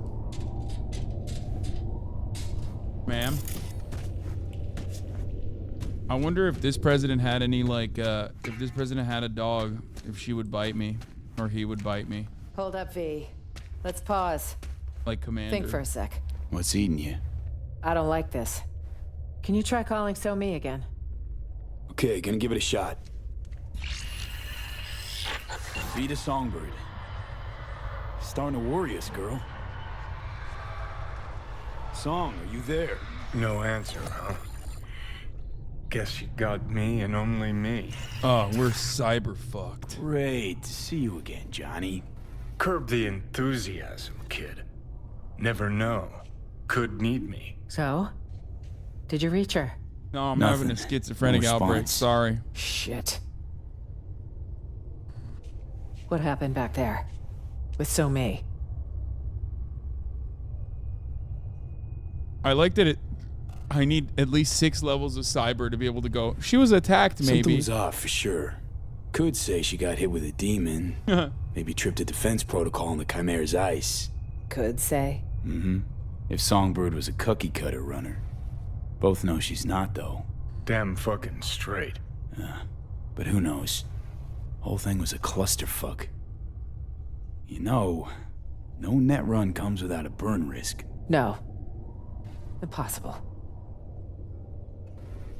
So-Mi's had occasional off moments lately. Temporary slumps. But I'm sure she's headed where we're headed. Same destination she gave us. It's the reasonable thing to do. Right. Reasonable. Girl's gonna have a hell of a hangover. If she wakes up. Fuck you, Johnny. God, you're such a dickhead. Because I wound up at the same rave she went to. Felt like I was underwater. Leagues down. Tried to surface, but this suffocating, sucking sound pulled me back in. Then when she lost control of the Chimera, the water turned into fucking boiling tar. Seems the sitch spiraled out of control. Can you have sex with Keanu? Amen Every time I to masturbate, that. I'm technically fucking Johnny because Though Johnny is actually, me. could have been a straight overload. Seen runners caught in those. Shit's ugly. So, can we move on?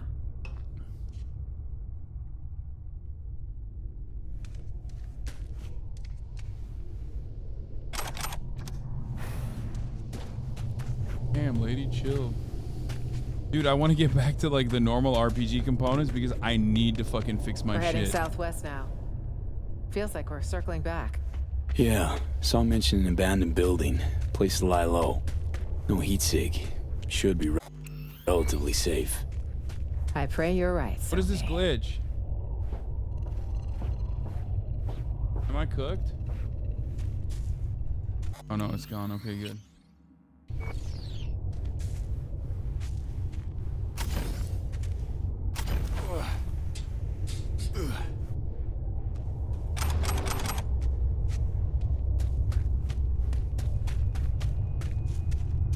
Could use a little help. Of course. Oh! Heave ho. A damn fork? Well, we didn't account for this. Which way now? Thoughts? Let's try. Looks promising.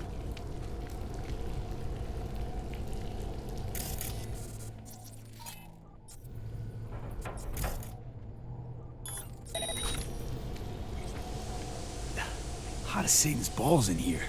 Should plug that. Look for a valve.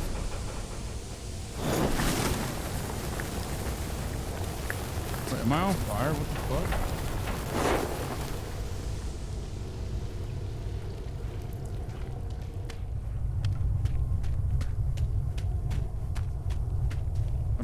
How do I get there?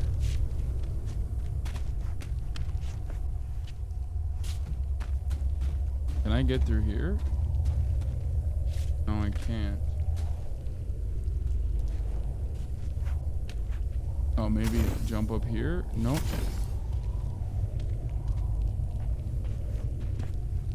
We climb over?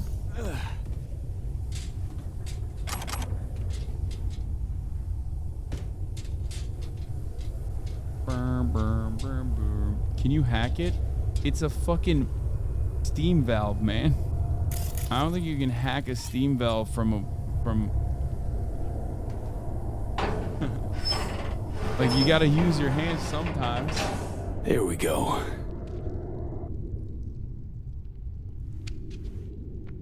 This ain't fucking Gaben, dude. You can't hack this steam valve. This ain't no CS:GO. Chatter thinks everything has a hackable solution. He's got cyber brain.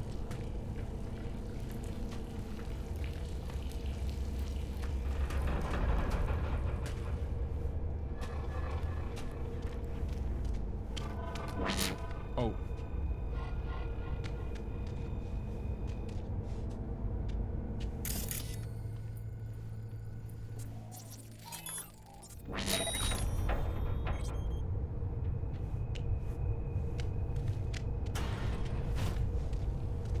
Looks like a control room.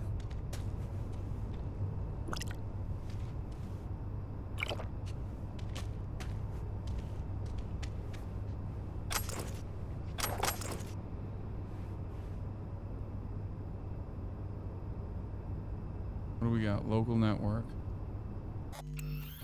No. Nothing in the local net.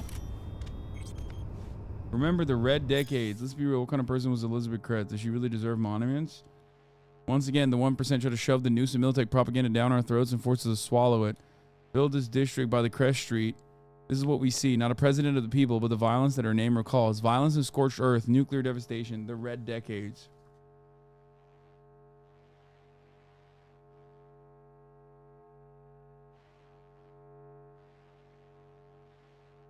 Red is negative here, I assume, not like red positive communism.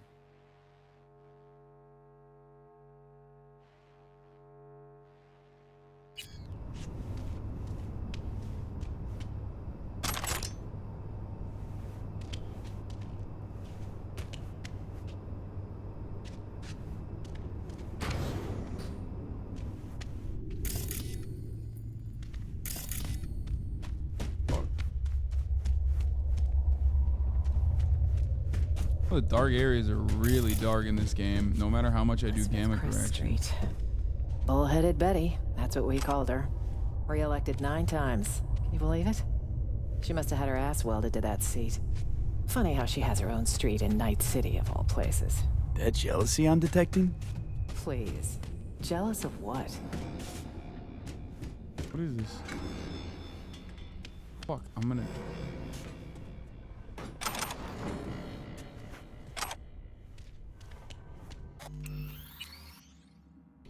Every time that happens now, I'm so scared it's a bug. And then I'm glitching permanently and the game is broken. Now that it happened one time, every single time it happens, I'm scared. Not now! V, are you? 1 sec! It'll pass. Oh. See? Better already. What's the matter? Are you hurt? It's nothing, really. V, please. I have a highly honed nose for bullshit. Got a experimental Arasaka biochip in my brain. It's killing me, literally.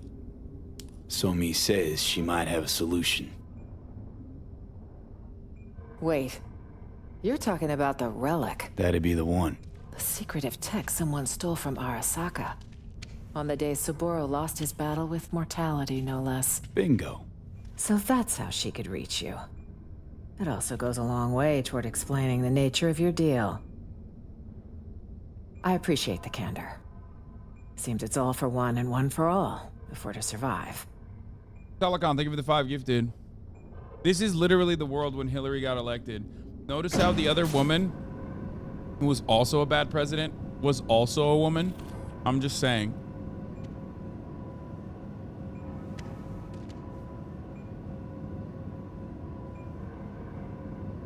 What's Myers' political alignment, political commentary, man? She hasn't told me anything, dude. Like, I have no idea what her fucking policies are, but judging by the universe that we live in, it's like a collection of different psychopathic anarcho-communists. Tonight? Only thing I know is she's hot. That's It's best it. to be prepared for any contingency. Okay, this is us, 8th. She's Great hot, place for an ambush. and she can shoot the Hopefully no one shit else thinks so. out of that gun. Like, literally better than me at shooting.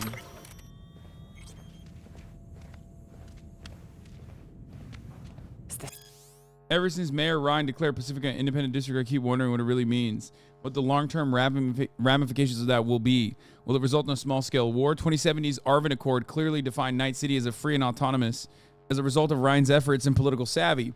But as soon as the dust is settled, the mayor realized that some of the land he so valiantly fought for may be nothing but a dead weight. Dropping Pacifica from the administrative boundaries of the free city of Night City has been a drawn-out process. Since long-term action is always easier to digest by the public, but in reality, the district hasn't considered a part of the city for a long time. So where did Pacifica find itself after the unification war? In the lore, she's trying to reunite the United States. Texas and the part of Cali where Night City are still independent. It's just weird to, like, focus so hard on trying to create the new United States of America that's, like, reunited with California where Night City is and Texas when you're literally also the president of space. You know what I mean? Stop reading. Why are you getting so mad? I hope she asked if your political alignment, which would affect the sex cutscene. It's the place. She's an ex-Raytheon executive. I'll cover you. Just the entire everything is governed by basically a patchwork of like. Huh.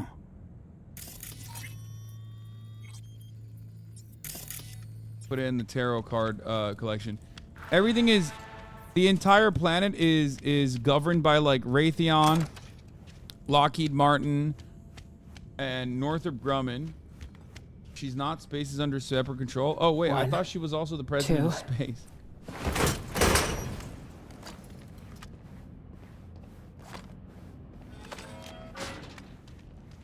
People getting mad at you playing the game. Let's players are wild. I mean, yeah. Where are you, Somi? Huh. Guess we got here first. Seems so. I'll have to sit Pacifican Revolution. Pacifica, get ready for a techno revolution. Night City authorities have announced more than €6 billion will be invested to expand the district's telecommunications infrastructure in the coming years. Little is known about the details so far. While free market enthusiasts are already cheering with glee, dissidents are already beginning to surface, namely the residents. As one anonymous caller eloquently put it, not everyone wants to live on a fucking construction site. If that wasn't enough, NIMBYs, dude. He said, not everyone. We got cyber NIMBYs. Not everyone wants to live on a fucking construction site. If that wasn't enough, our sources report NetWatch agents are to oversee the next stage of the investment, which, to say the least, raised a few eyebrows. City Hall refused to comment on the matter at this time.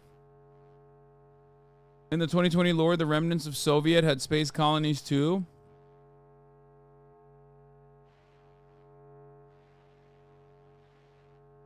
So, yeah, it's basically complete corporate control in Night City, which is like an autonomous anarcho capitalist zone. I'd rather not sit in the dark.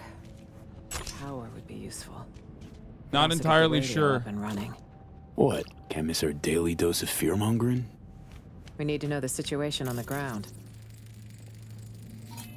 I'm gonna change out of this mess. High time. Yeah, put those fucking tatter clothes on. Wait, does that mean we get to see Change into those filthy old rags. it? God These damn. filthy old rags won't be smeared all over every TV and terminal screen in the city. Unlike my presidential best. Have a look around. I'll join you in a minute. No, it's fine. I'll just wait. I need to make sure to protect you. I'll protect you, Madam President, while you get dressed. Oh shit, I almost flew outside. I almost fell out, chat. That would have been fucking so dumb. God, this shit is so crazy, dude. I can't believe this is like a whole ass fucking city. Made a city. They invented a city within a city.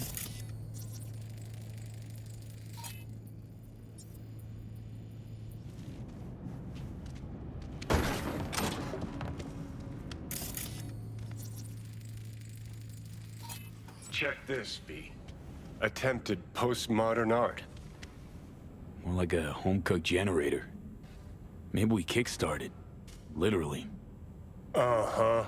I got too damn horny. No, I'm protecting the president, chat. What the fuck? You guys are so stupid for saying that. Don't put that shit on me, man. I was not. Please do not put it in the newspaper that I was so horny that I almost fell off the fucking building. Because that's not the case. I was checking for sniper. Thank you, chatter. I was checking for snipers. They are all over the place. Okay, it's not letting me scan anything else right now until I fucking do the generator.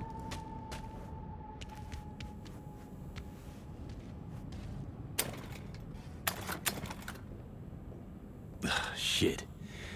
Thing needs a little go-go juice to wake up. Sure, but seeing as we got a lull in the lead pouring down on us, listen, got a bad vibe about this. You? Makes two of us. Gig's got too many twists and turns. Songbird, S-tier netrunner, promises a panaceum, a cure-all, then gets wiped off the map.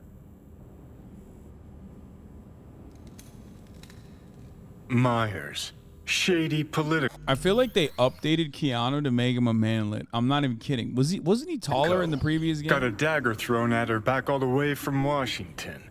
Who by and why? Fuck if we know.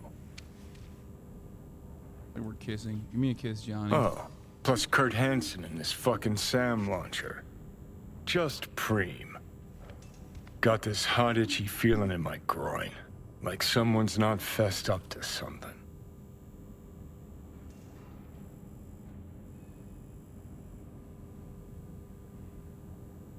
Huh. Saying Songbird didn't give us the full picture. Our mystery girl. Usually love a bit of hard to get, but trust me, rarely ends well. Johnny loves a bit of hard to get. Time to really chat. Spent most of it running. SF1, run, Chimera, run again. It's just, nah. Got some questions for the chick. Hope we get a chance to ask them. He's just so fucking corny. Like even when he says chick, like yeah, got some questions for the hoochie mama. You know, she's giving me the bad itch. Like a dirty case of crabs I caught one time having sex with a lady. Back in my rocker boy days. Yeah, that dame, she's no good. Let's get this power sitch sorted. Even that part. Let's get this power sitch sorted. Like, yeah, dude, you couldn't say situation? The power situation.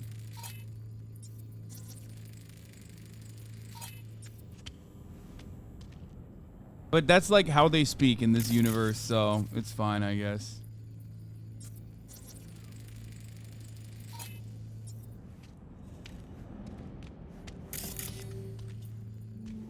I'm wondering what will be the first game that genuinely gets native advertising from one of these like mega corporations, because like Starfield and this game both have like incredibly deep lore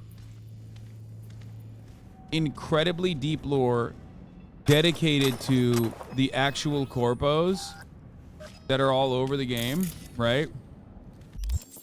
Like, when is that going to be the norm?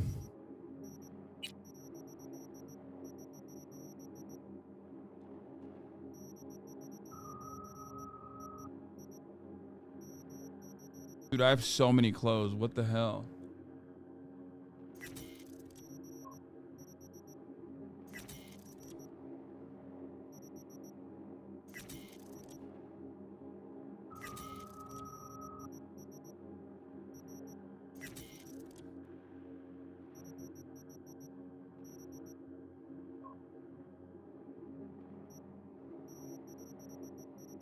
Elon Musk wanted to be in the game? No, that's not what I'm talking about. I'm talking about like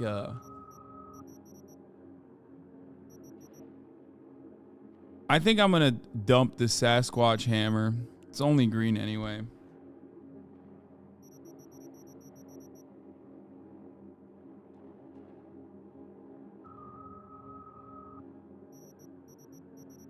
I want to sell all this shit, but it's so heavy, chat.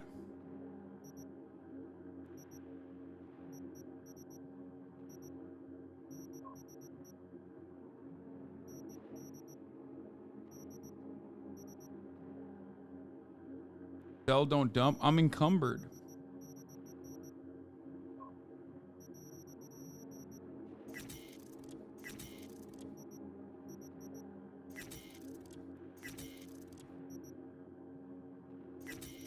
I picked up so many items of clothing. Like, it's crazy how many items of clothing I have. Bloody bandages.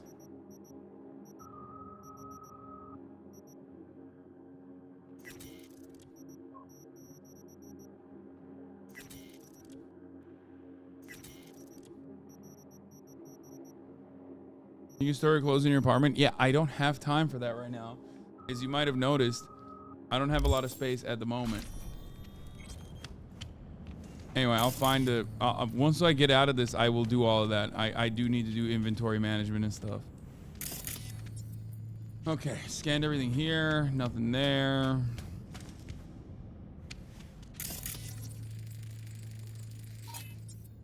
Should do the trick by my eye.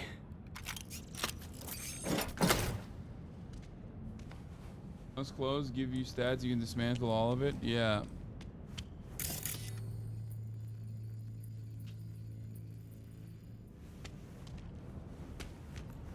Wait, did she get...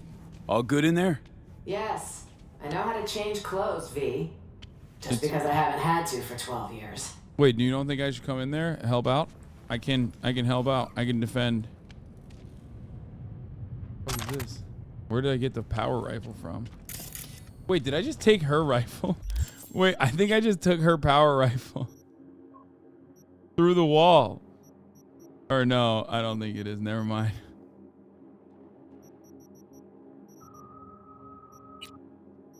No, it's not.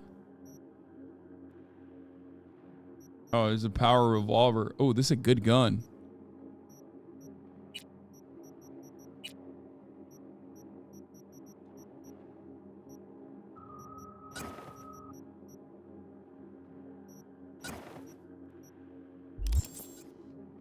Cyber ticks are a big issue. Gotta check the whole body.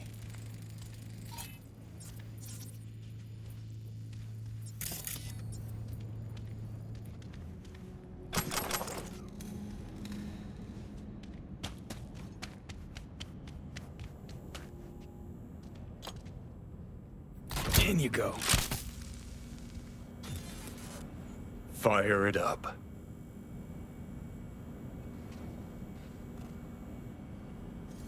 Okay, let's do it. Wake the fuck up, Samurai. We got a generator to start. Here goes. Yes, the DLC definitely feels harder than the OG game, chat. Yes. Oh, what? No, no. Did you just say amazable? Dude, are you fucking joking? Ain't no fucking way, dude. Oh, come on. I'm done. I'm out. I'm out of here. Peace, dude. Fuck it. Nah, man. Nah, it's too much. And amazeballs. Oh no, this means I have to do it again. Okay, guys. I'm gonna try not to. And amazeballs. Okay, stop. Oh, fuck, I can't. There's more in the fridge. Feel free. You earned it.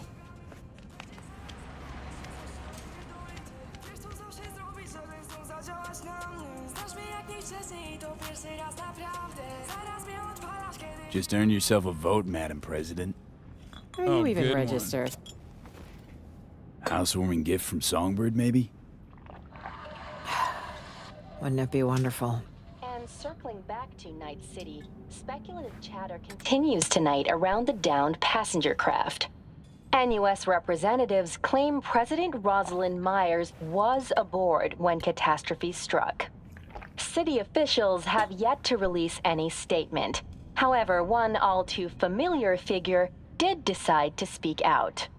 Kurt Hansen, the self-proclaimed leader of Dogtown, called a press conference earlier today to offer his take on the situation. I'm being framed, isn't it obvious? The NUSA's been out for my blood for years. Now, I'm not without flaws. But another thing I'm not is suicidal. An attempt on the life of the head of the NUSA? What transpired in Dogtown is no trivial matter. I urge you all to consider the true motives behind I believe this him. He seems very convincing. spectacle. The NUSA will take any excuse it can get to send forces into Dogtown. And will they stop there? No. You, good people of Night City, They're coming after me. are next in the fucking But actually, they're line. coming after you. I'm just standing in the way. Troglodyte's clever. Maybe too clever for his own good. He hit the they're not coming after me. They're coming after you. I'm just in the way, brother. I did everything right and they indicted me. So Hansen's decided to wave a classic false flag. Sow doubt, reap apprehension towards any NUSA attempt to get you back. Both ends fight in the middle. Well, you sure know how to cheer people up. Some mysterious party's out to trigger war. An attempt on my life's a damn good casus belli. Boom rock, show everybody you're alive. Gotta let Washington know you're alive, ASAP. Ah, call Washington without knowing who'll answer, friend or foe. Or should I go outside? Yeah, she destroyed Give me. Hanson snipers a big thumbs up. She's debating me. That's why No, she's the Faye. president. Neither's an option. Fucking debating the shit out of me right now. Footsteps. Songbird? Man, Maybe. stop saying fucking songbird. What the sure, fuck? Clearly it's not. What the fuck would it be It's our songbird? lucky day, Chumba. A penthouse with a view of the city. And lights that work. Huh. This doesn't feel right. None never does with you, does it? Fucking killjoy. You want an angle on Hansen's airdrops? You got it. V, we need to eliminate them. Come on, man. Let's have a look around. Wait. I'll I be wanna try there. talking first. I hope you know what you're doing. Weapons! Now! What the fuck? I won't say it again. Yo, chill. Just back the hell up! That's better. Weapons! Now! What the fuck? I won't say it again. Yo, chill. Just looking for a place to hold. No You time don't to ask for lose. this. Wait, what? No, I want to talk. I don't want to kill him. Wait, what happened? Why did that happen? I got too close? How the fuck do I talk to them then? Because it automatically triggers when you walk up to them. Hear that? Footsteps. Songbird? Maybe. Can't be sure, though.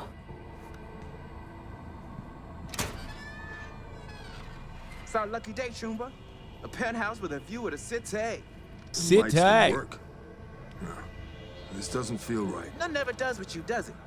Fucking killjoy. You want an angle on Hanson's airdrops? You got it. V, we need Bro, to they're just eliminate trying to that. have gay sex Come up on, here. man. Let's have a look around. Wait. You know what I mean? I'll Want be to try there. talking first? Walked up with a gun what you're pointed. doing. Hello? I'm fucking cop coded. I'm Weapons, literally Secret now. Service What the right now. I won't say it again. Yo, chill. Just looking for a place to hold up for the night. This one's taken, clearly. Told you. So I see. This the presidential suite. Shit. Word is, they a bounty on the head of Rosalind Myers. What we gonna do about that? Come on, guys. Let's figure something out. We don't want any problems. Iron in my face, say otherwise. This iron will stay silent, so long as you do. Now that's an idea. But our silence ain't come cheap, yeah? Whoa, pump the brakes, man. Not now, Tay. I was negotiating. Do you remember negotiating with Hanson? What happened? Not now. That's the NUS president you're talking to. Guarantee the White House can offer more than some hermit warlord. The White House? But we already in Hanson's house. If we help each other, I'm prepared to pay double what Hanson would. Jacob. And what's that supposed to look like exactly? There's enough space for 4. Should be easy to stay out of each other's way. But if any uninvited guests arrive, we'll be counting on you to stand with us. This is your chance. There won't be another. I mean, we could just kill you guys. You know what I mean? Shit. But it could be our last. You got a deal, Madam Prez. And want me a Rayfield. Jesus Christ. Uh-huh. Any model in particular? Shit, my ass will fit them all the same. Tell me where you want it parked.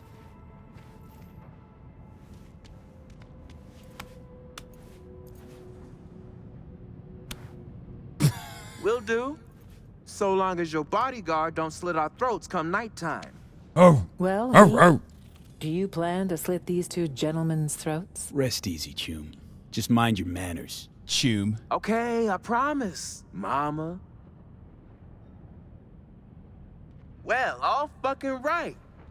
We got us a deal. Happy with I that. like to celebrate new chooms by tossing back a few, but T and I got to be sharp. Airdrops come morning. Gotta get up early. Same here. Come on, V. It's been a hell of a long day. Come on, Chooms. What are you Watch the doing? master and learn, T.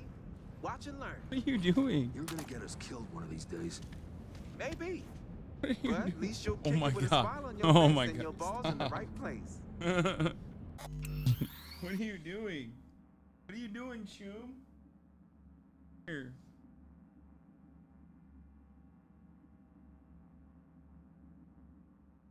Just came in here and was like, nope, it's my time now. Pay attention to me, please.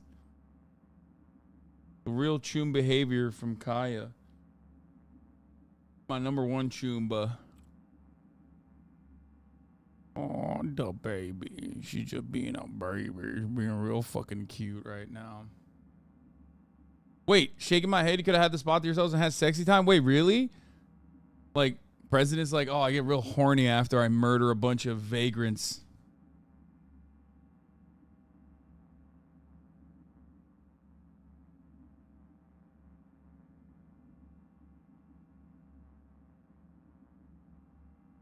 They're lying, Lamau.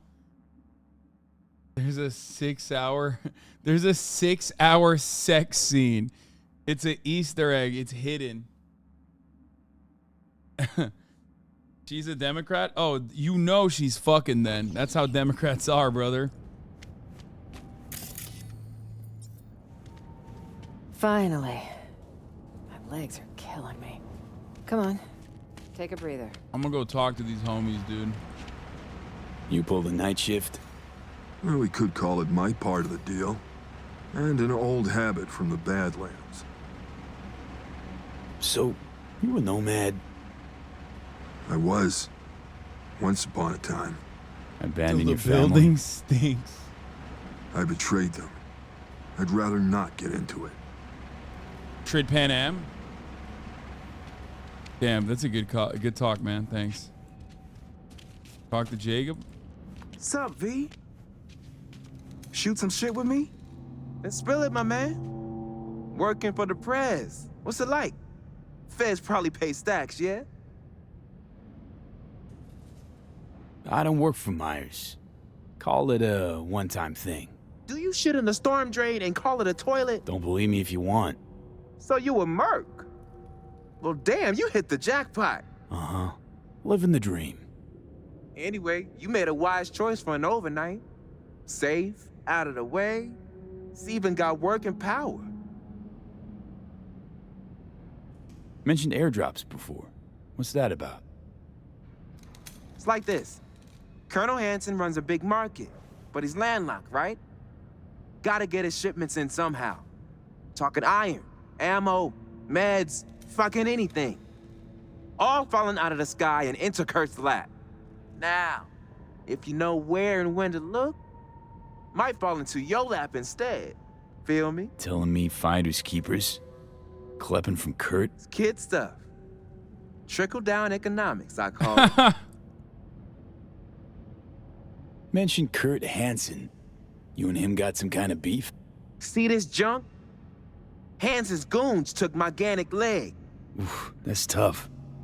Was a conflict of interest. Colonel Dipshit don't appreciate motivated entrepreneurs like myself. Wanted to start a little side biz, yeah?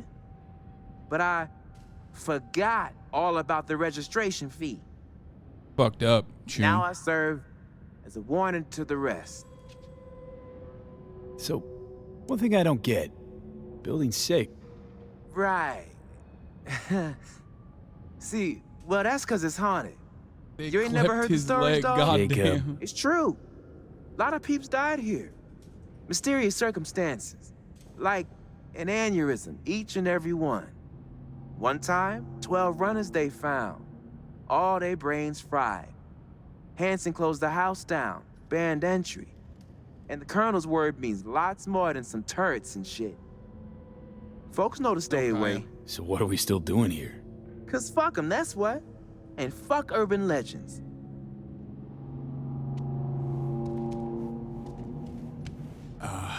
Dogtown. Only place worse than Night City. Place that I now call home in this DLC. Downloadable content. That's what it's short for, Chum. If you don't know, now you know. Time to have some presidential sex. Still nothing from So Me. Radio silence. She's never gone dark this long. Troubling, to say the least. Who's talking? Who's he talking to? I'm talking to the voices in my head. Damn, look at Hanson's gonks trailing the entire city like a bunch of flies to shit. I know better. I'll avoid them. How you feel about our roommates? None too bright, but not entirely useless. And 2 extra guns could always prove handy. Gonna give them that payday, really? Why wouldn't I? They're taking a sizable risk. Typical Democrat wants to give criminals weapons and money. You know what I'm saying? This is you ask me what her politics are. I know she's a Democrat. Okay.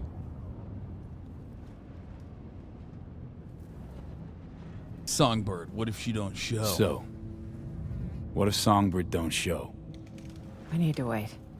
It's all we can do for now.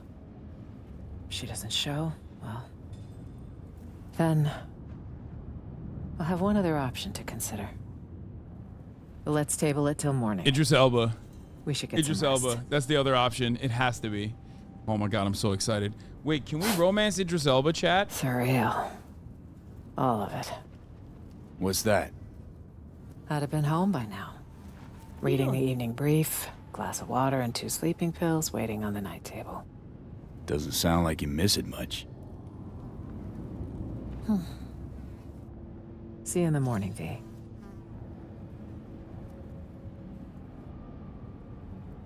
Is it true this DLC adds a new ending to the game, or was that just made up by fans? I know, I think this does.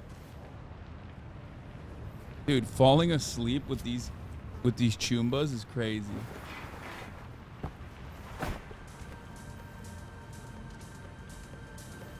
Oh, I thought he was pointing She's on at the me. balcony. Where's Jacob?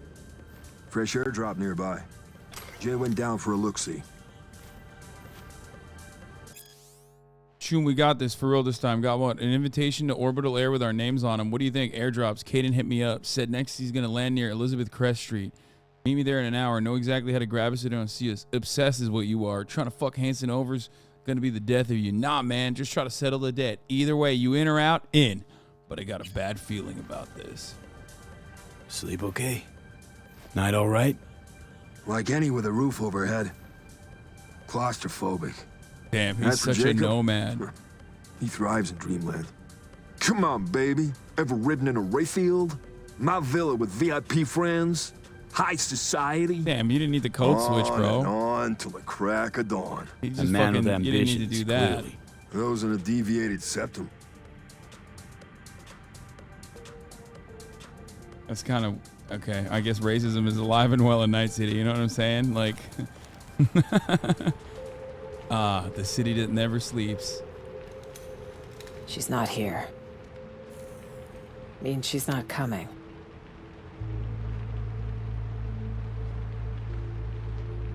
You seen the swarms Henson has out hunting? Might have nabbed her. Possibility. One that concerns me the most. I need to find her. You don't leave your people behind enemy lines. Cadet still buy that fairy tale bullshit? Whatever happened, we have to help her. Listen, I know we had a calm night, but you gotta leave Dogtown. How? In a car trunk? Fingers crossed? Hanson's waiting for that sort of desperate attempt. Okay. Gotta be a way. Let me think. Know my share of fixers. Bet we could get one Out of the question. They'll hand me over to the highest bidder.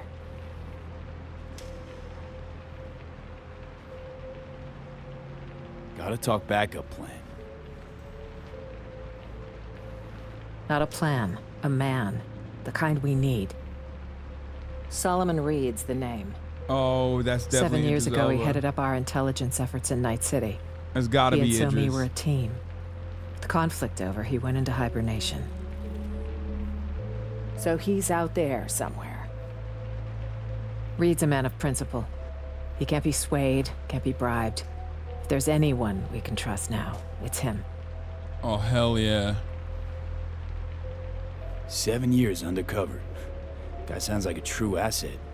Used to be with Arasaka once upon a time. Counter intel. Never saw any Reed on file. Above your pay grade, maybe? Damn! That. Maybe I was too busy getting my hands wet and dirty. So, that's a yes. Go back, up your clearance, and check again. You know what? I might. Just might. One day. Don't mention it to Reed. I don't need you in a body bag. Another one with an eternal grudge against Arasaka? Reed has good reasons. How do I find your guy? Guessing I can't just buzz him on his work hollow. We can't romance Idris Elba, chat. Activating a sleeper agent is no simple matter. We can't romance anybody. You'll need a dog whistle. In the DLC. What now? Don't tell him I called it that. It's a signal only Reed will hear. It'll be tricky. Huh. There was a secret comms channel accessed only from a Capitan Caliente nearby. The FIA used it before the war. The access code was 0931. Got a bad feeling, V. Meaning an analog landline.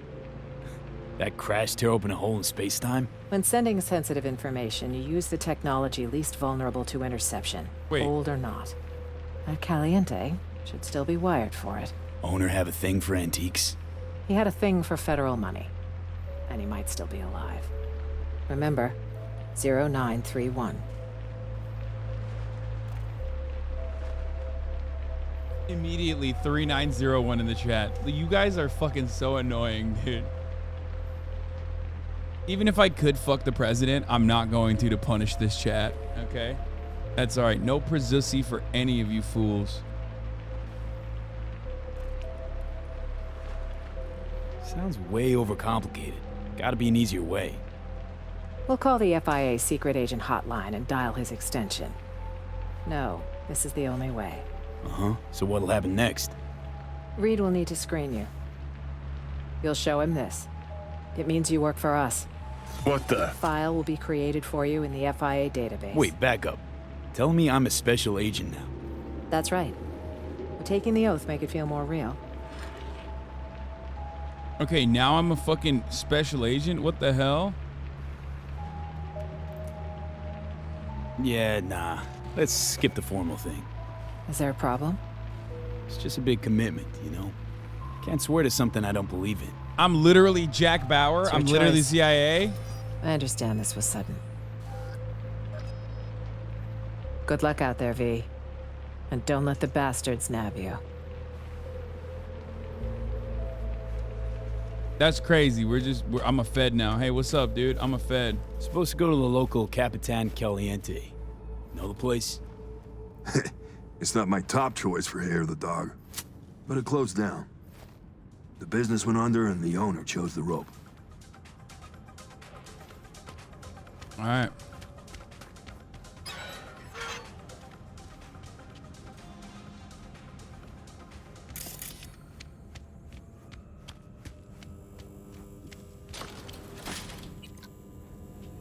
Hey, made the right call not taking that fascist See? ass oath. Oh I knew it. He Some would hate causes that. are worth pledging your life to, V.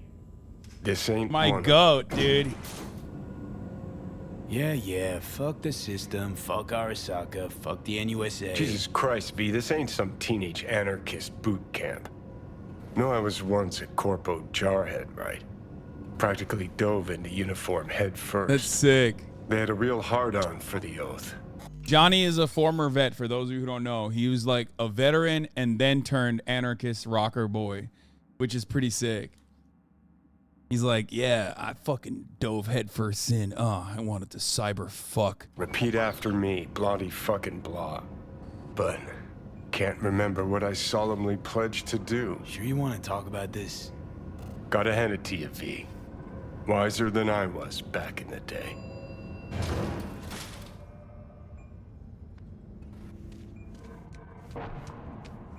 Can I free roam now, or am I fucking cooked again? Oh, finally, I can free roam. Well, look who's away. See that crazy color smoke? Yep, wham bam. One of Hanson's cargo drops, no doubt. Good luck. She all yours. I sure as shit ain't making that climb.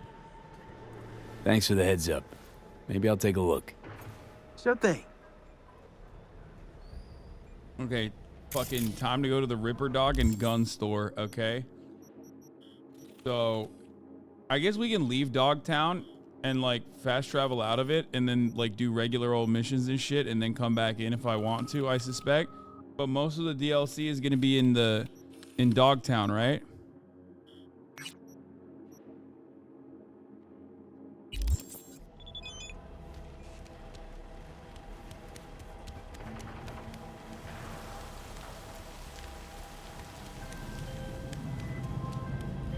V, in Dogtown, are you? Well, I've but one word of advice. Caution. Hands? Sheesh. What's your link to this area? This is Pacifica's bumping, thumping business hard, where the real deals are done. So, we finally got to meet in person? I can say neither yes nor no. In lieu of an answer, I've new work for you. I hope you'll accept. One last thing. How you breached Dogtown's border, I'm not certain. Though I suspect not via the main gate. Irrelevant in any case. I've secured clearance for your future convenience. Your name and likeness now registered in the Sick, system. Mr. Granting Hands. unfettered passage over the district threshold. Talk again soon.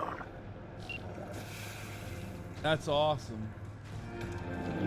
He's always hooking it up, low key. Well, not even low key, very high key.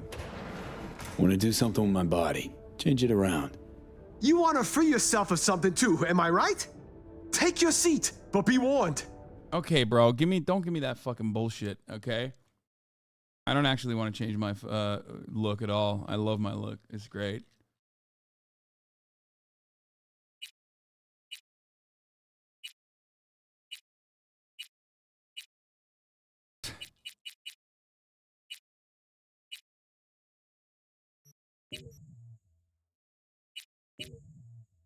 Yeah, I don't want to change that. All right, let's see what he's got. Let's see what you can do for me. Just hope I won't regret it. Anything hitches, just come back. At least you won't get bored. All right, so I have a little bit. So where do I do it? Sandevistan is, I get it here, right? No. I want the Mantis and I want the Sandavista.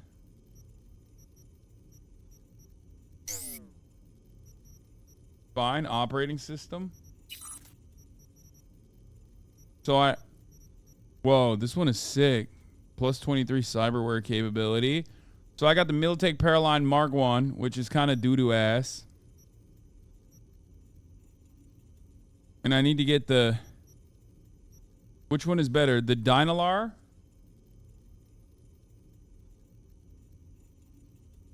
When active, slows times by 50%. You are not slowed. 5% crit, 5% damage. The iconic operating one is a Chrome compressor, and it only gives me plus 23 cyberware capacity.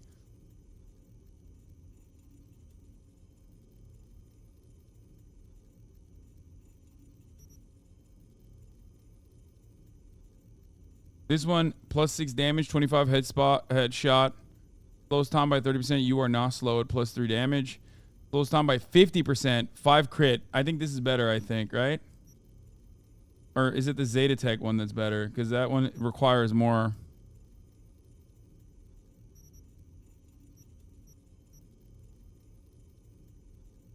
Dynalar?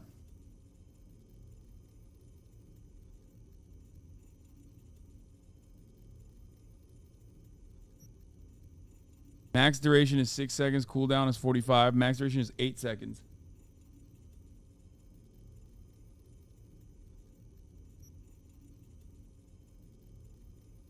When active midair, slows time by 60%. I do jump a lot.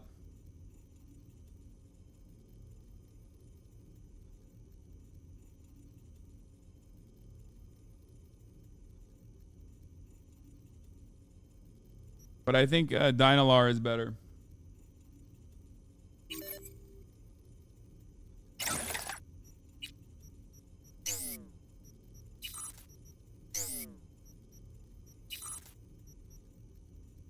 Time to upgrade, Choom.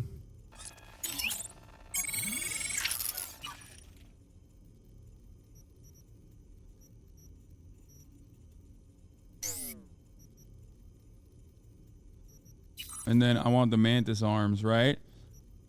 We got Gorilla Arms, Electrifying Gorilla Arms, Toxic Gorilla Arms, or Electrifying Monowire, Toxic Monowire, Thermal Monowire. Is it blades or wire? We need fresh chrome, Choom.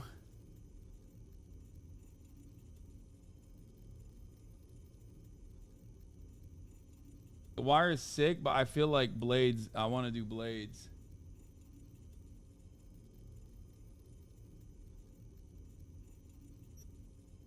Okay, which one? Plus 2 health, plus bonus stealth damage? I'm not going to do that one.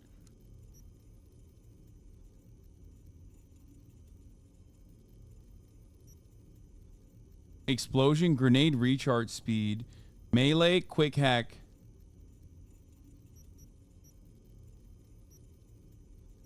I think toxic ones is the best, right?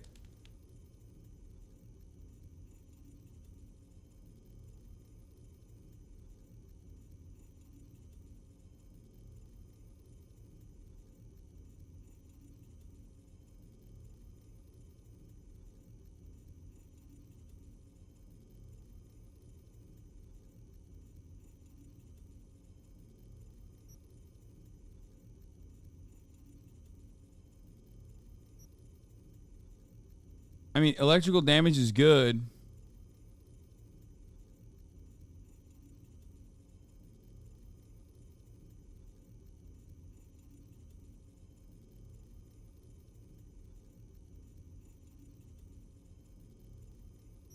Get the regular ones, really? But it's like, that's only stealth damage, you know? Oh, there's a bleeding chance, though. Yeah, that's probably better.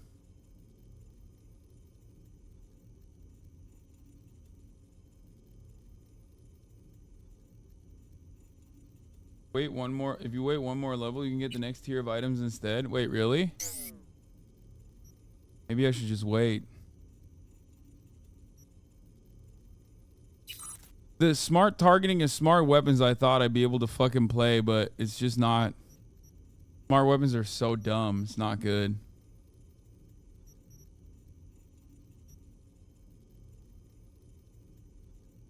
You'll get legendary at 45. Man, I'm level 19. Should I wait to get level 20 and then do it?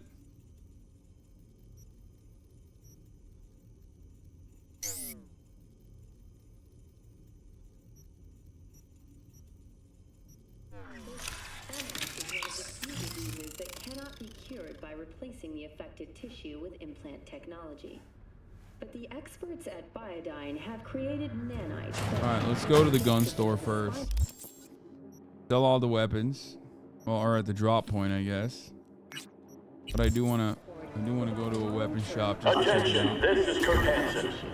Scavenger representatives will be arriving Tuesday on business. Our Balkan-based friends might have a little jet lag, so I want everyone in their homes. What's up, June? Yeah? What you want? In the market for iron. Any recommendations? Yeah. Buy what you want. Don't waste my time. Yeah, I need to level up one more level to get the street cred. I ain't get paid to small talk. You're looking for reliable iron? That's what I sell. Ain't nothing else worth wasting breath on. Oh yeah, I can sell everywhere I want now. That's true. I don't know why I fucking went and...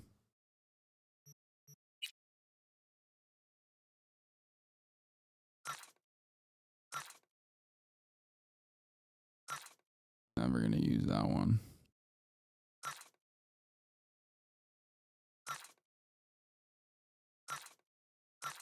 Waste his time.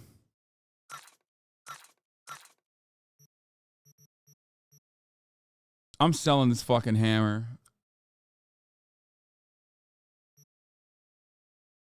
Should I not?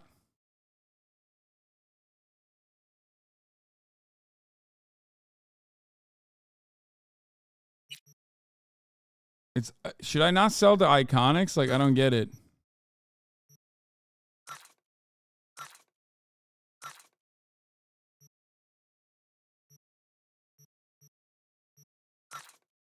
But these are like such shitty iconics. Like, look.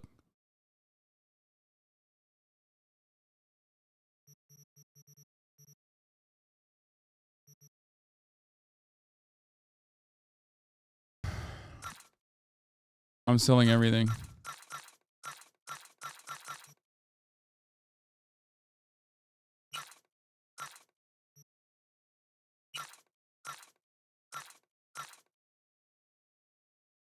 Put them in your stash. Wait, no. Once I have it, I can transmog. Chatters.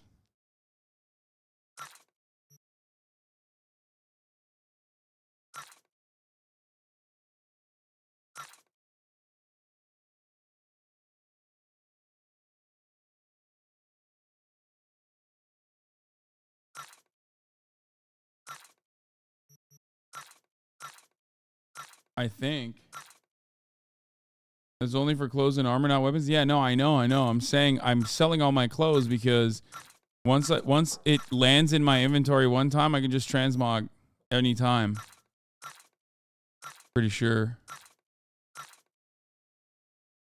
You only have their visuals, not their bonuses? I mean, their bonuses are fucking barely any real bonuses. Who cares?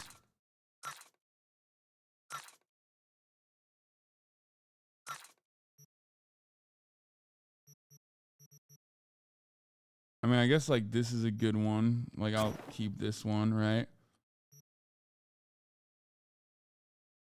One of the best parts about this is that like it totally fucking gives you it's very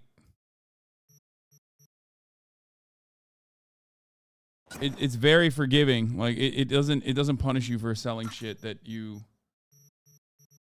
know what I mean? Like if you sell something that's like sick and you want to get it back, it doesn't punish you. You just like get the money back immediately, which is ironic for a fucking. Oh wait, what the fuck? That armor's better. Ironic considering this is a fucking fascist, anarcho-capitalist dystopia.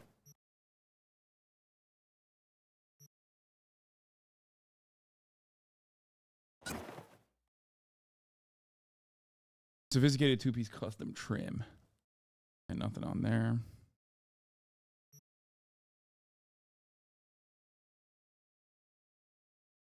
Damage reduction. I don't need that.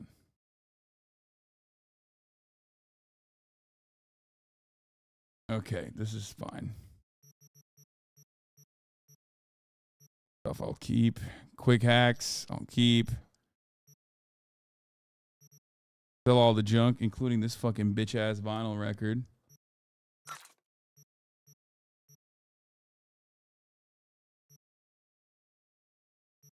Buy back the blue chest. The blue chest. What is the blue chest? This?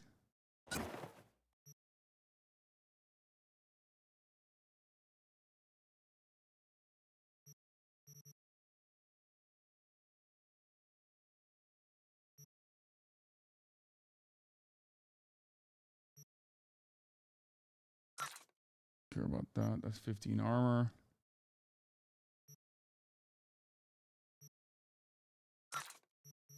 That one.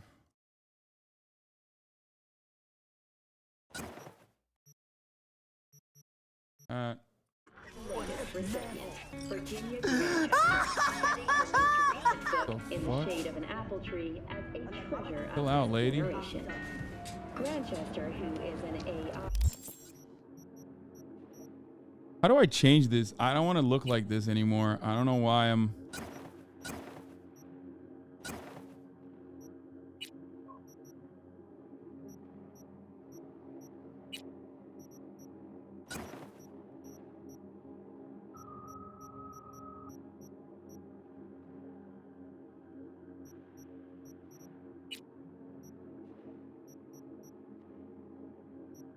Wardrobe. I can do it here without going to my apartment. Oh fuck, actually don't want to change my outfit because I'm cooked if I do. I don't have any shoes or nothing. Created by Raven Microcybernetics, has been lauded for several of her works over the years. Her first novel, Requiem for a which was published in 70 languages simultaneously, sold over 3 million copies. I assume most of the stuff is happening here. Generators, filters, injection pumps. You're a baby. All original. What the fuck? Hey, why you not come play with us anymore? I have a job now.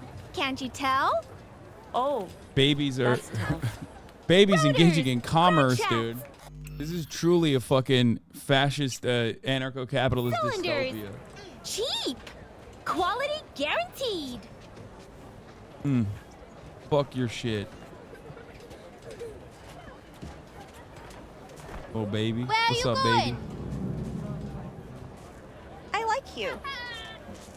Did you know that? I'm destroying your stuff. Bring me All right. this tomorrow. Best of luck. Don't fuck with me, Chew.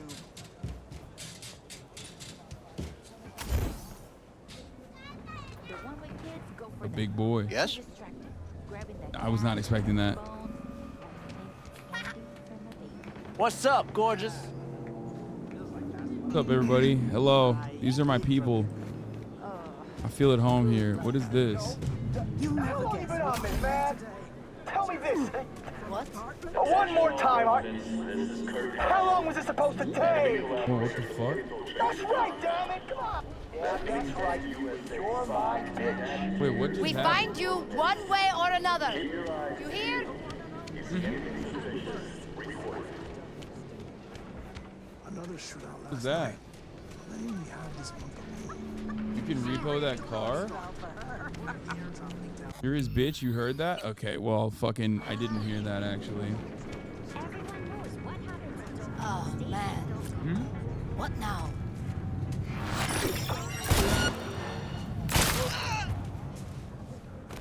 Who's bitch?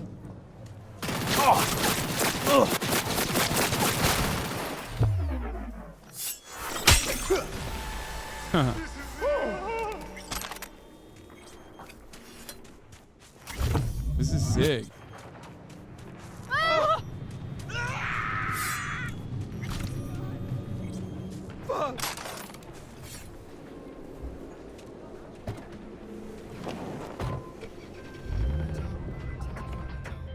Shit! So the drones don't lie, it's you! Thank the fucking Lord. It's fake, gotta be. El Capitan, you tracking me in Dogtown? No, not you, the car. Listen, I'll explain, but first, you gotta bring her to me. Flipping you the cords. Damn. I fucking hate this city. You just jumped into my fucking, in front of my car. That's not my fault.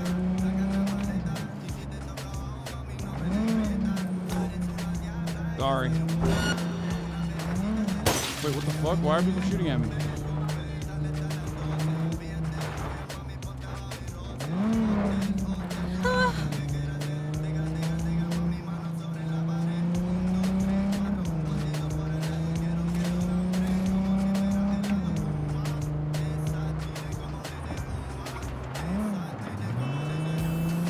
Drive on whichever side of the road I want you.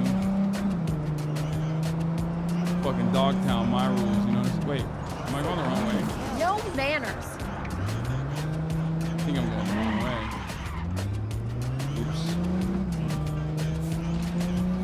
I forget that there's only one way out. I suspect there's only one way out of Dogtown.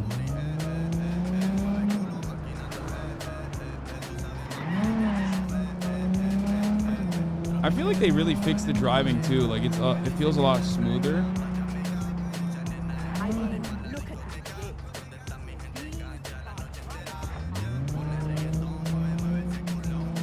God damn, dude.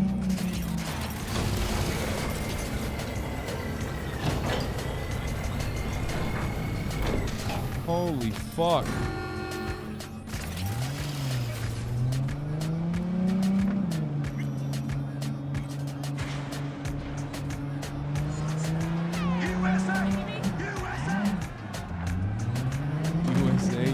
Who the fuck is dick riding the United States of America here? This is literally what Los Angeles looks like right now, so it's not that far off, to be honest. Watch out, B. Piss someone off.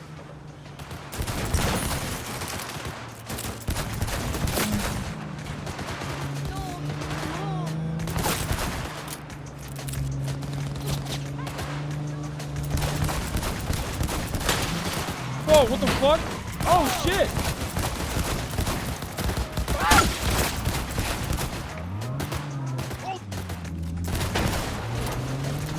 Bye, bitch. Is that an enemy too? What's happening? Chill, brother. You have a nicer car than this. Why are you shooting at me? Fucking asshole.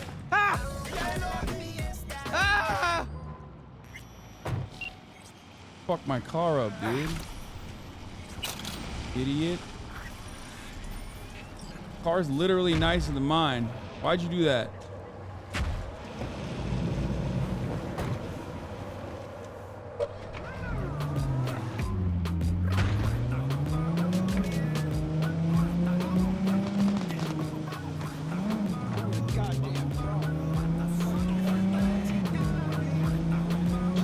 That's why they're saying Noosa.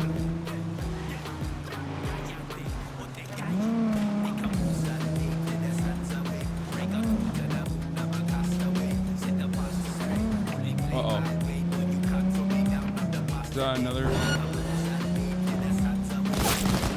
Fucking Christ. For America!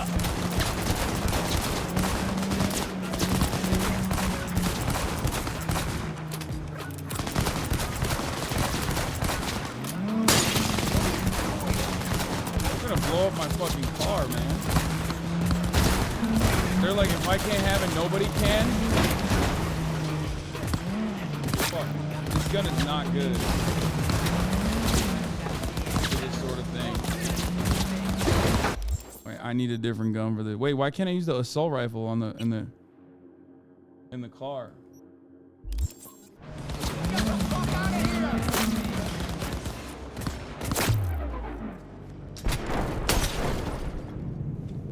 Wait, there's no one in here. What the fuck?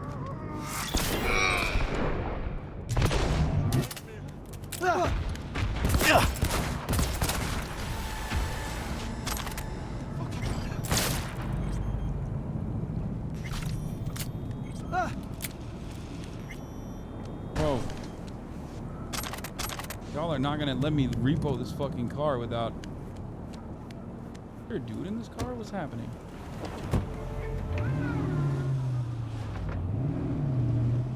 Live free, die hard.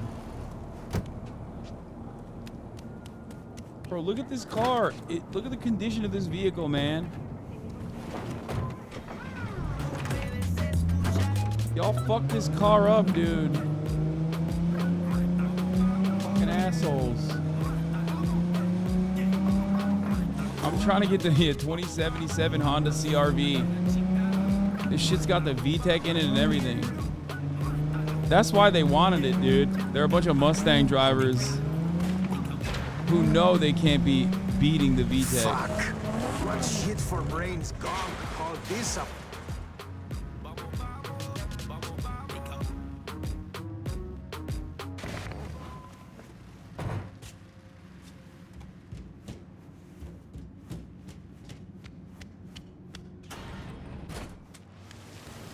V, you scan this motherfucker? Gonked again. Preem looking, but useless. At least with you, it's the other way around. Wait, what? Ah, relax. Just teasing, man.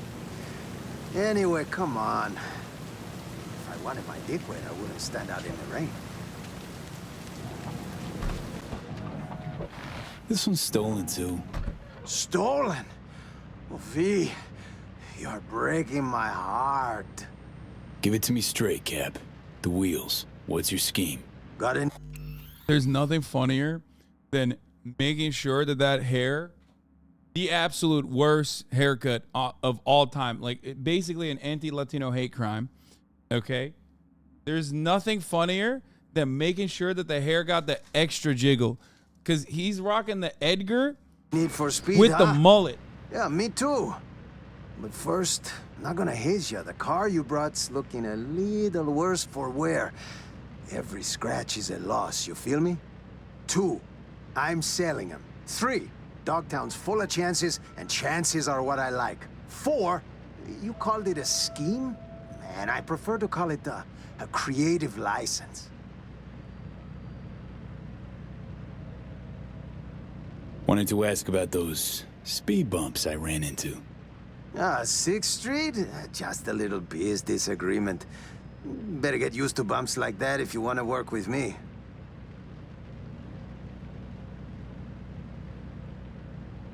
Right. What's this creative endeavor need from me? Gonna need you ready to grab some easy ads. Listen, I got like a gift. A 6th sense. I can tell when a ride's bored. Needs a change of hands. Sometimes I hear him calling it's not a over in repo. I'm just Dogtown. stealing the Sometimes cars. in Night City. Right. And this 6th sense tells you to tell me to bring him to this chop shop? Ooh, chop shop. Please.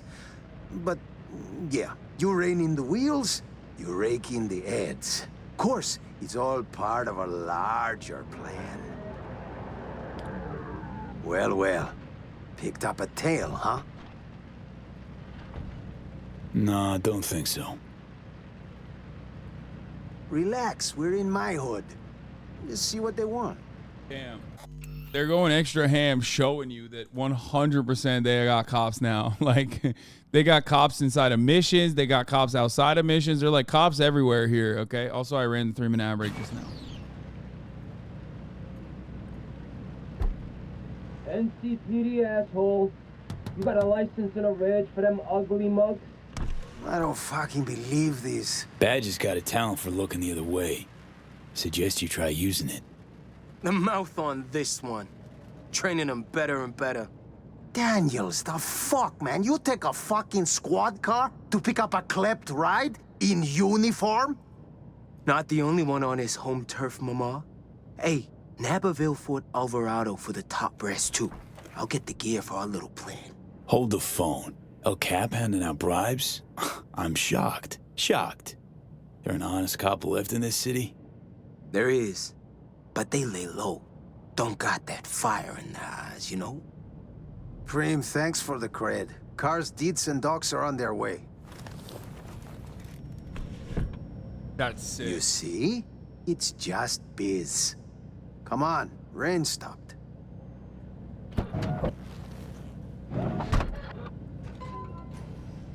I want Scar. Okay, you just met one of our clients. So, in on the gig? Always driving somewhere. Might as well pick up some scratch on the way. You gonna make it worth my while? Come on, man. With El Capitan, your future's looking bright. I fix you your gigs, your fancy payouts, nothing but upsides. Counting on it. Sure. Let's see what tomorrow brings. El Capitan will be en contacto.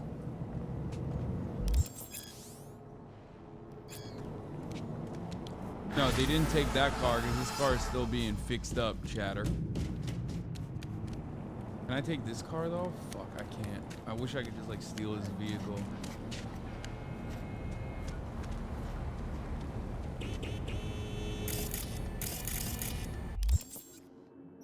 Amor. Oh no, I'm fucking stranded out here, SA.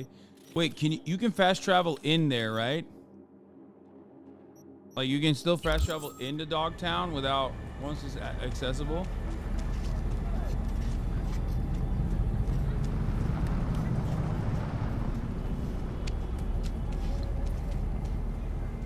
If I find a nice one, I'm just gonna steal one.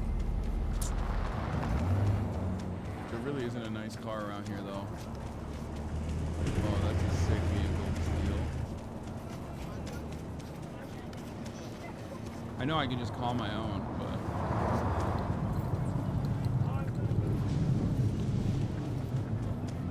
yeah, this part of town sucks.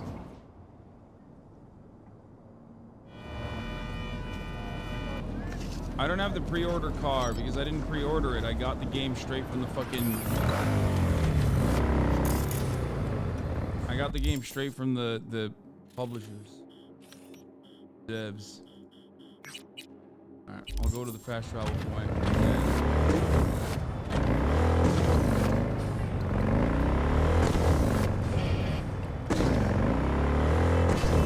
At least I got my helmet on. I'm being safe, chat.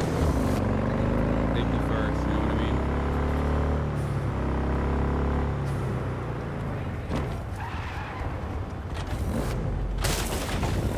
Look at you, I'm telling you, I'm clean. Baby, fuck yeah.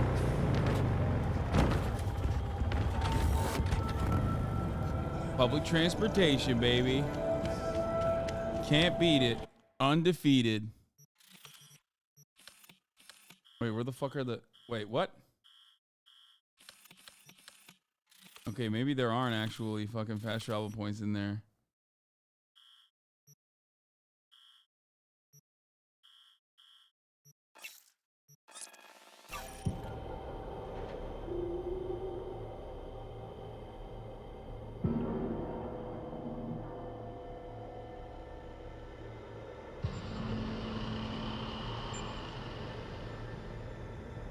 Change filter for what?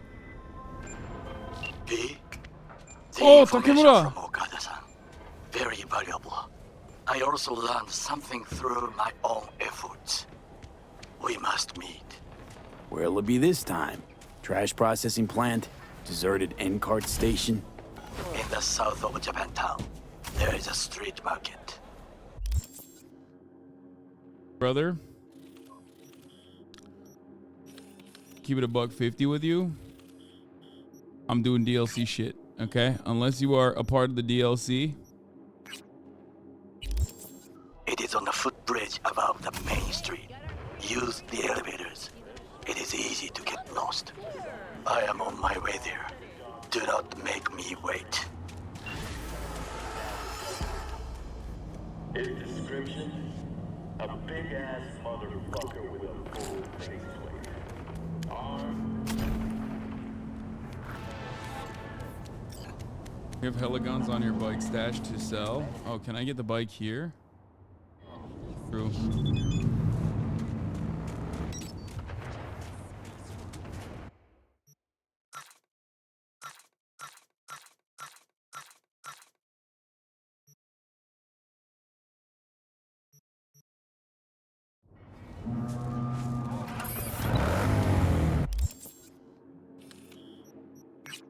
Sell it at the drop point.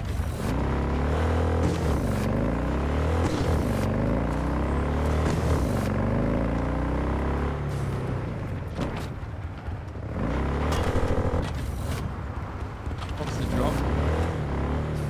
Underneath it? Oh shit!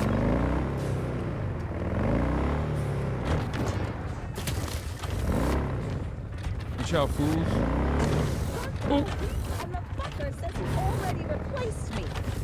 Nah, you hated it anyway.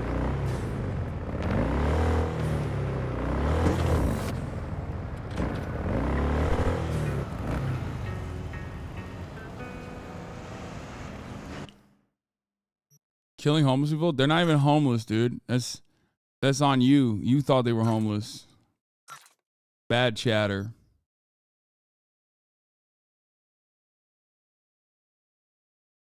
Wait, is this like a better fucking gun? What the hell? Better gun than the one I have.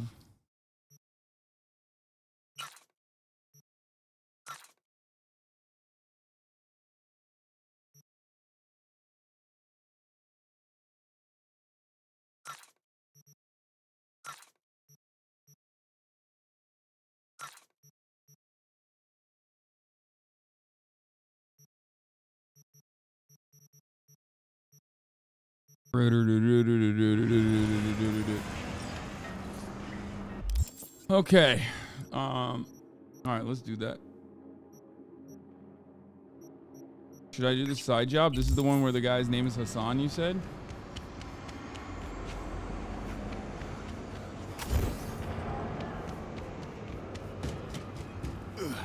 How much you grow protein? Cause you like think I'm scared of him? You should be scared. Hey, shitless, you! man. Come here a minute. Talking to me? Looking at you, ain't I? Come on, we got like a situation. Look, vodka. Have a shot. Hanson gonna hang me by my cojones anyway. So what the hell? Guy's name is not Hasan, bro. Name's Paco. This here's Babs. He fucking lied to me. I would not have Okay, talked to V. this guy. Let's if it drink to wasn't. the sitch. Like, toast the mofo and hope he goes away.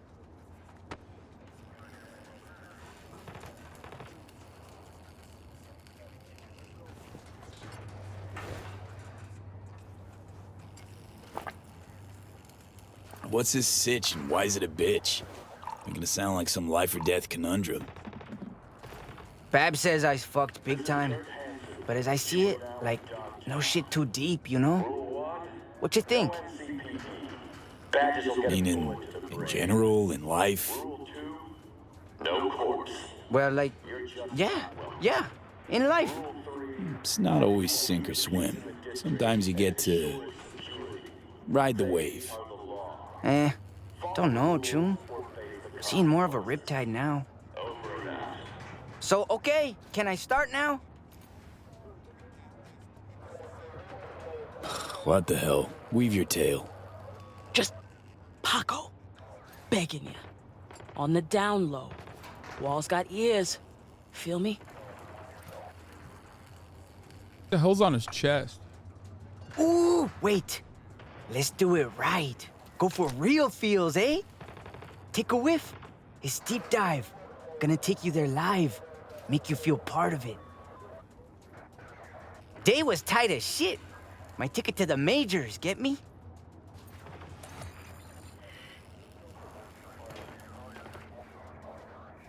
All right, I'll take it. Oh, V. Okay. Okay, settle down to listen. So, picture this. My first day in Hansen's army, waiting for the boss man, yeah? Legs shaking like jelly. Fuck! No! Imagine you Hansen himself. And you was pissed. Damn, You you was know he got super wet? pissed Kurt Hansen himself. I get fucking wet with it, dude. Whoa, what the fuck? Wait, what? Damn, bro, this shit I smoke got me You wish feeling to like I'm talk, Hansen. So said the radio. Do you?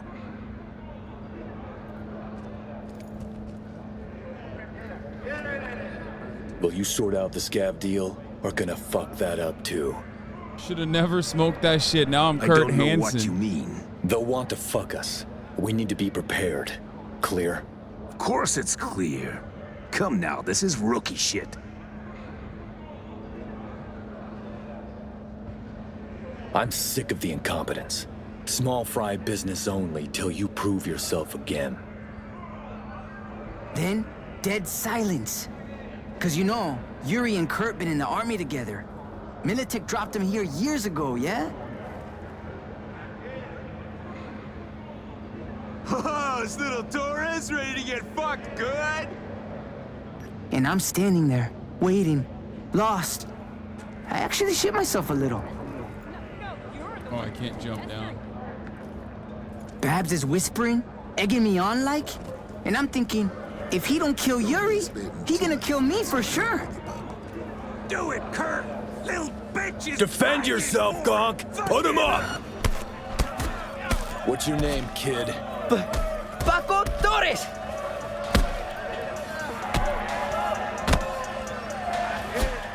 Wrong. Your name's Mutt.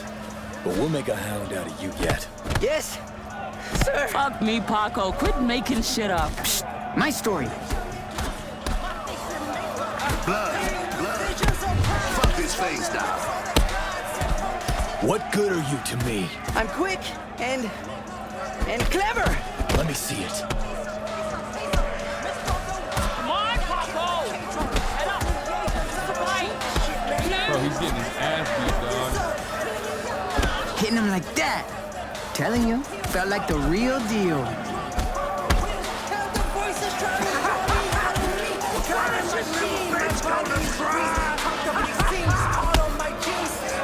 And that dog knowed where to hit. I can still feel it in places.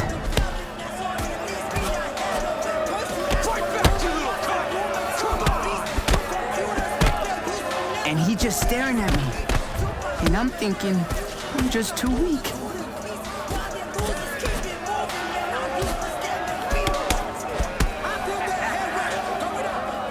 Pup'll do. I can tell. I'd drag him around the block again. And we will. We will. Welcome to the pack, kiddo. Like hell he said that. You'll handle the next convoy. Let's see what you're made of. And I felt like born again, Choom. Blood running down my face. But I'm Smoked so on that happy I'm Paco pack, howling. dude. That's what the name of this one was. And? You keeping up? Attention all residents, this is Kurt Hansen. Enemy Wrong stuff. Makes me want to lay one on you myself.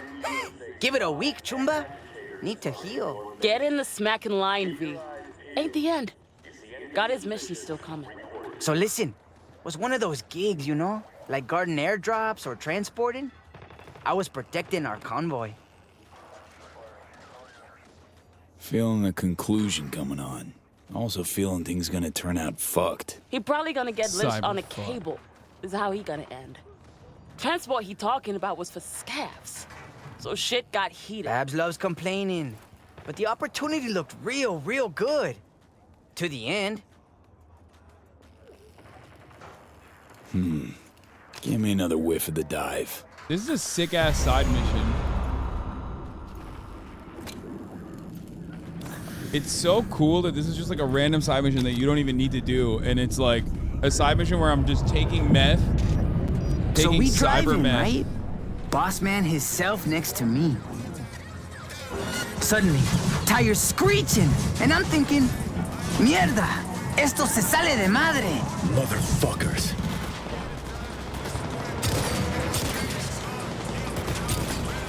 Get me, Manu? City of Dreams. He City saw of it all Dreams. coming. That's why he went with me. I can't even hit them. What the fuck?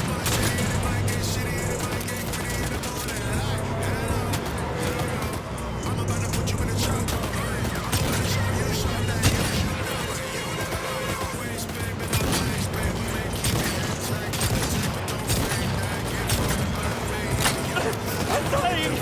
I'm dying! Attack! Alarm! Why isn't he dying? Oh, there he is.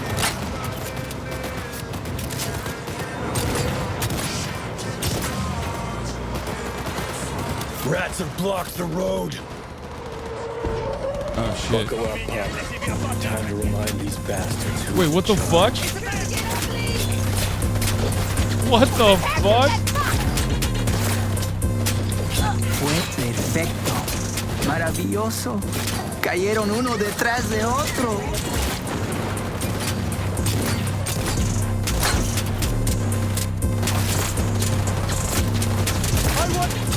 Fuck, he was a machine. Like precise. Boss man got hit. Thinking to myself, this how we fucking die.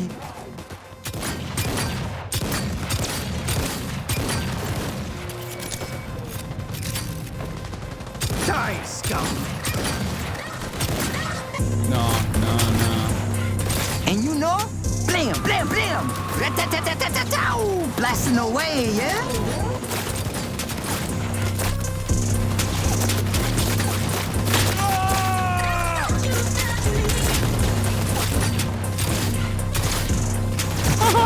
I love this shit. Like when you do, these are like the Johnny Silverhand missions, you know what I mean? Slaughtered all of them, we did.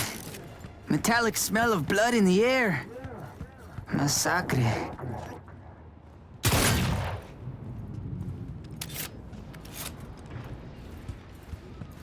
We have a groaner, still breathing. Sure to tell us something interesting. Dirty fucking rats. At least the kid showed some teeth.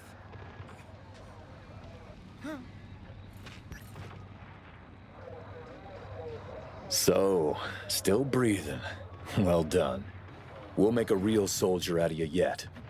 All you gotta do is stay with us. Be indispensable. You will not get away with this! All right. The goods go back to the Sapphire. Just be careful, kid. Yuri and I gotta ask our scav friend some questions. That was an Idris Elba song? Keep listening, V. What this Sconcast did next is a story I've been waiting for. Okay, so listen. Before we left, Yuri gave me a list. No power generators there. I look into the truck, and what's there? Generators. Yeah, Yuri probably grabbed some on the side, wanting to hawk him off for a quick eddy after the scav shit show. And this dumbass thought if he snatched and sold him, he'd be set for a year. They're checking to see if he's cool. He straight up robs him. Only idiots say no to opportunity, Babs. So, what'd you do with this opportunity? Well, shit. Sold them to a guy. Said he had a client in India. Probably being shipped. Can wave him adios. Oh, they're gonna kill him, right? Fuck. And me in the bargain? Come on, I see you thinking good. Can you help, brother? Sure can help you. Advice don't come free, though. Yeah, I'm the best corpo client you got out there. scratched, Chum. I'm a consultant. Might have an you know? idea, yeah. Okay, we frame Yuri. Guy's on Kurt's shit list anyway. We do this right, problem will solve itself. Fine. Let's just please take this convo somewhere else. Underground passageway nearby. Talk there. Tomorrow evening, yeah? Amen to that. I'm a corpo Set in your consultant, contact baby. dates. You know, just in case. Framing people to go out. Technically, these guys are the cops. Okay, this is literally Chaz Chop. Okay, understand something here, chatters. We are currently in CHOP, or Chaz. This is the Seattle Autonomous Zone. And I am simply framing cops against other cops. So I don't know what the fuck you're talking about. I'm doing what I'm supposed to be doing. Austin, you're still live? Did you just text me? Austin, I want to read what you said in your text message so bad to everybody here.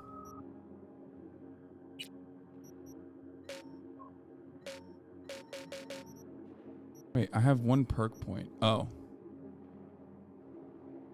But I'm not going to do it. I'm not going to leak it.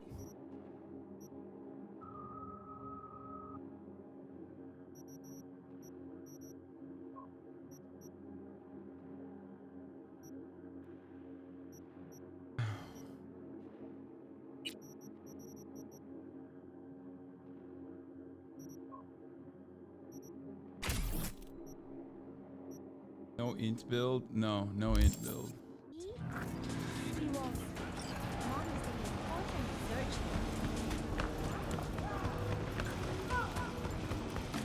Gaming frogs don't get love?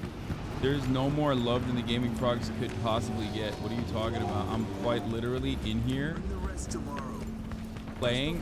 There's like 9KB. I'm playing the 9KB. This is Kurt Hansen. You are now in Dogtown. Gaming frogs are eating so good. Yeah, not like we got better shit to do than spend precious time on some teeny bopper gang drama. Fucking bams. Oh, I don't want to fucking... Wait, what? Oh, no, that's the wrong one. I don't want to do this mission. I want to do the fucking... Man, I'm so stupid. I want to do the fucking... Lustretia, my reflection mission. Head to the Capitan Caliente Restaurante.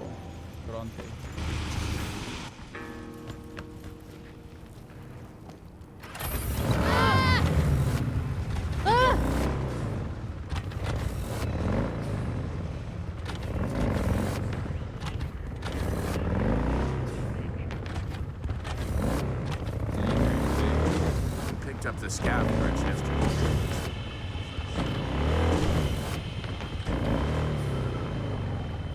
That's not it. Uh-oh.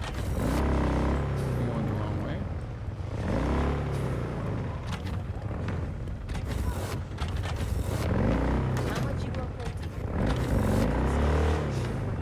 Oh.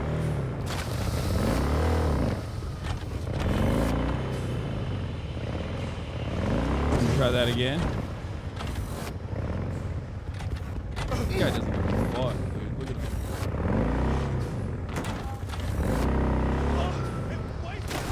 Lady doesn't give a fuck either. I fucking hate this city.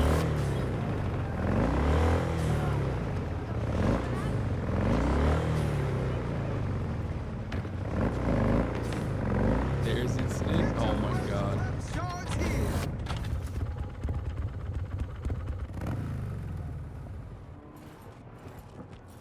Man, fuck the courts. Shop local. Shop with Ronald Ronnie the Ronster. Small business owners love him. What do you need, boss? Waste of time. Why? Got meetings to attend to? Miss you at Petro Can't do that? Man of biz you are, so let's cut a deal. I slip you a few heads, you tell me how to slip inside. You paying for trouble. But okay. Don't ever bail on Eddies, huh? The new owners, they're draining power from down the road. Check the cables on the wall. Sure to connect somewhere. Tinker around, reset the power. Bet your security trinkets just might go dark. Sounds promising.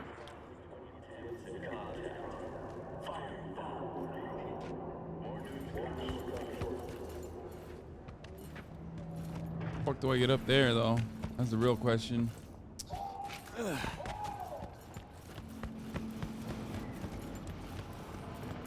like there's a different way to get in from like back here, maybe? Because you always want to go solo.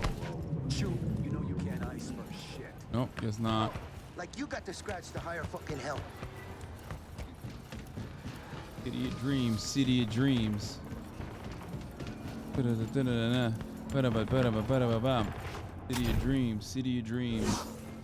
Oh shit.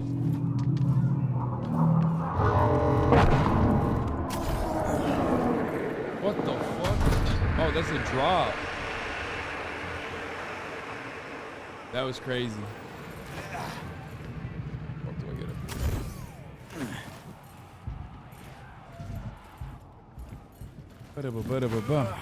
Ba-da-ba-ba-da-ba-bum.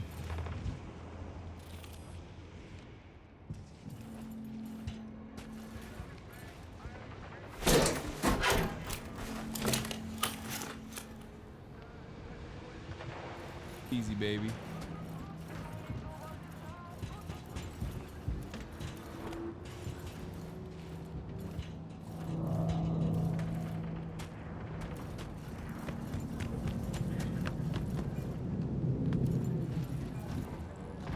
Oh, shit. Uh-oh. Bionic legs came in handy there.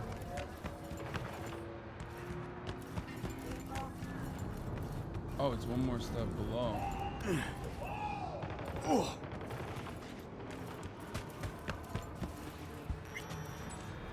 Capitan Caliente. Guy clearly went down with this place. Stash house by the looks of it. Right. Let's see what's here.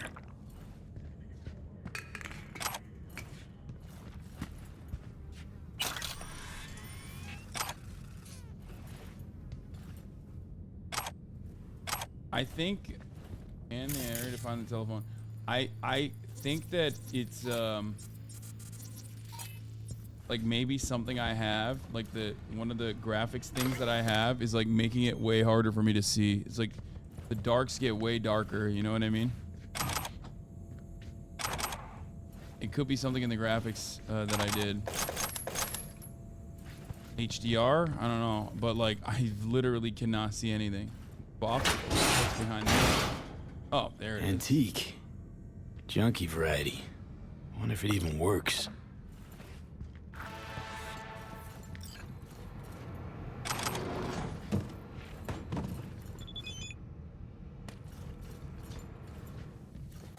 I gotta pee. City of dreams, city of dreams.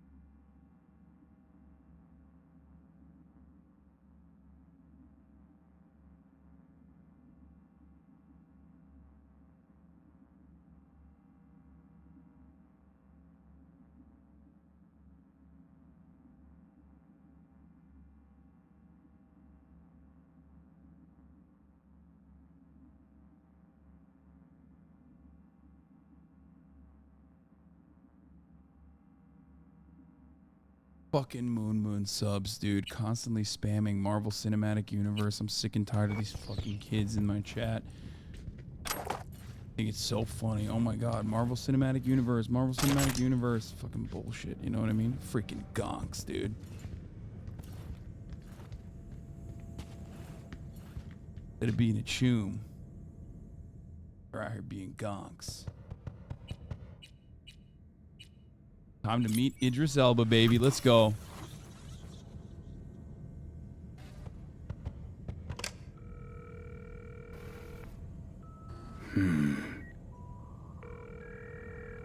Huh.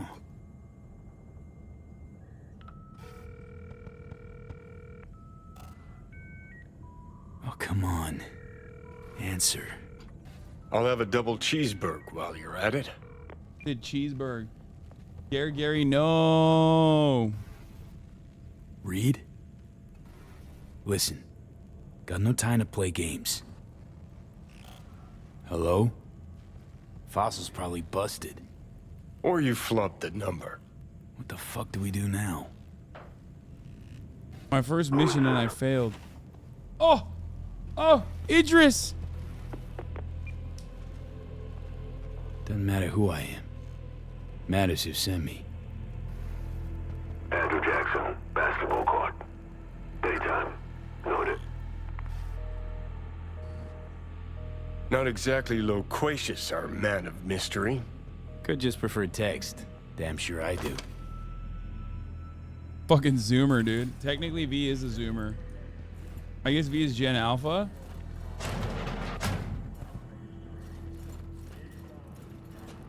Past prices in Dogtown. Certified resale.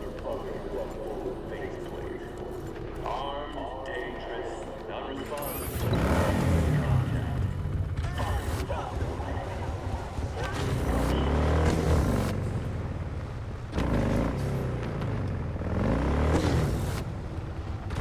Come on, you used to do it for free.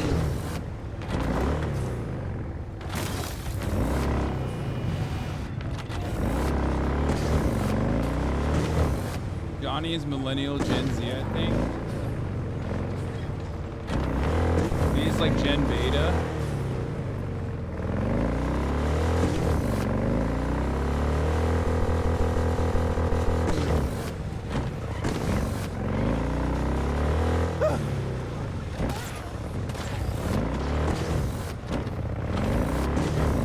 Bro, there are people shooting up everywhere, dude. This is...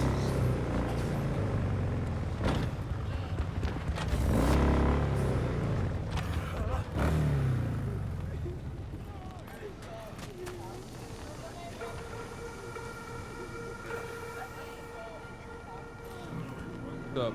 I'm not afraid of anyone, you know?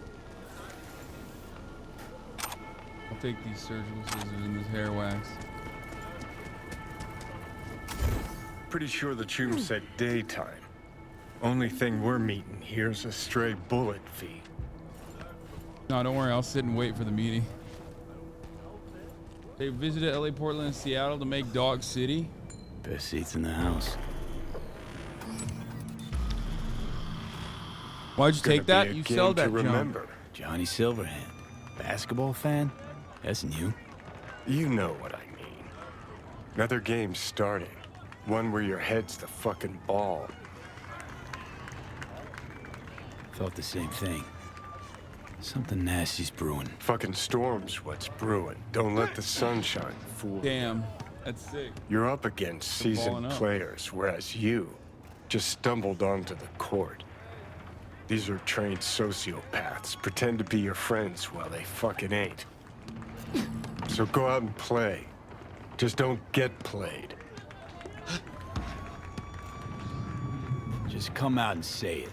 You don't trust Myers. He already did say it. No, her type is all. He said it already. What do you mean? Worse. Armed forces. Saying no to high-ranking cunts like putting your mouth over the barrel of their gun. Get shitty fast if you try to run.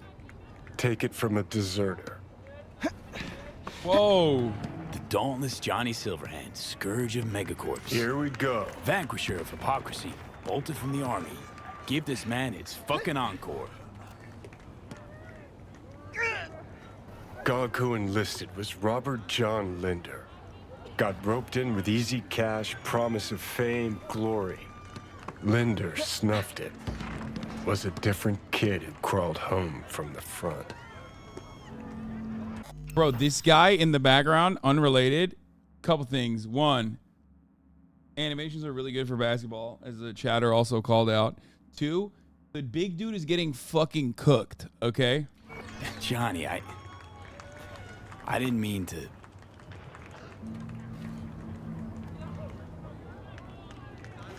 It's okay. Was a long time ago. One Getting thing I did Cyberpunk. learn, caked in blood and mud.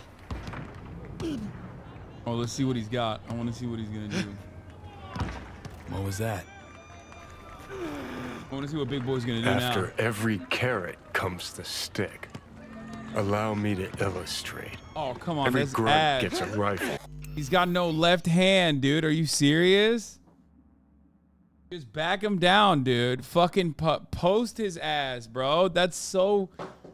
Bro, you are literally tall and big for no reason. That's crazy.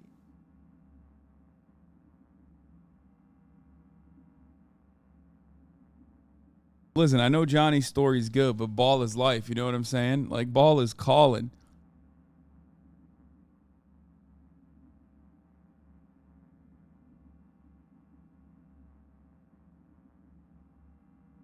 Flak jacket and a bunch of promises. Comes a time you're out of ammo. Kevlar's tattered cardboard. And what's left of the promises? Fuck all, I'm guessing. Exactly. And that's when they reach for the stick they call values. Getting shelled in your dugout, chooms are taking refreshing phosphorus showers, and some officers ranting about loyalty and duty. The moment you stop shitting carrots and they wave the value stick, fucking run, rabbit. Run.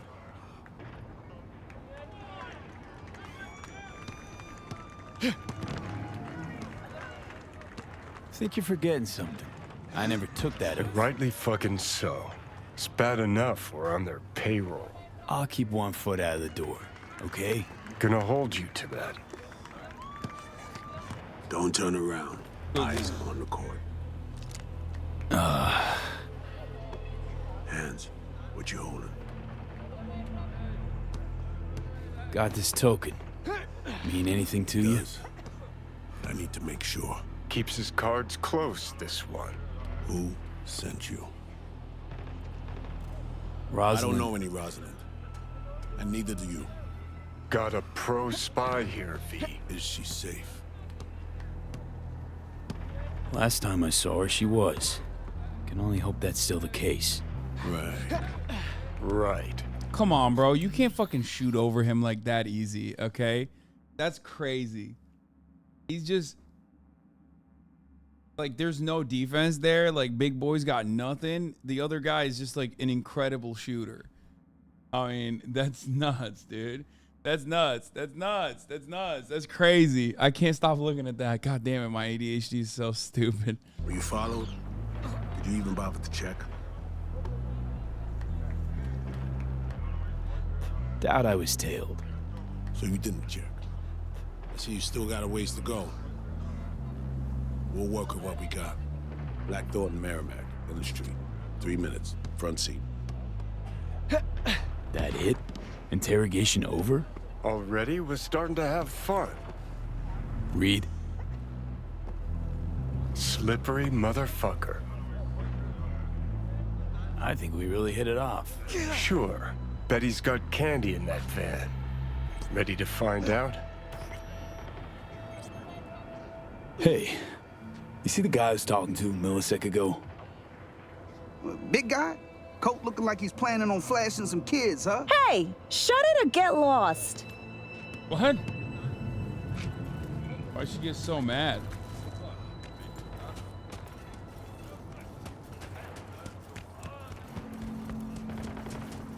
He was like, you better fucking... You better not make any fucking jokes like that. Read message? Can't do that right now. Wait, why not? Whoa! Blackthorn.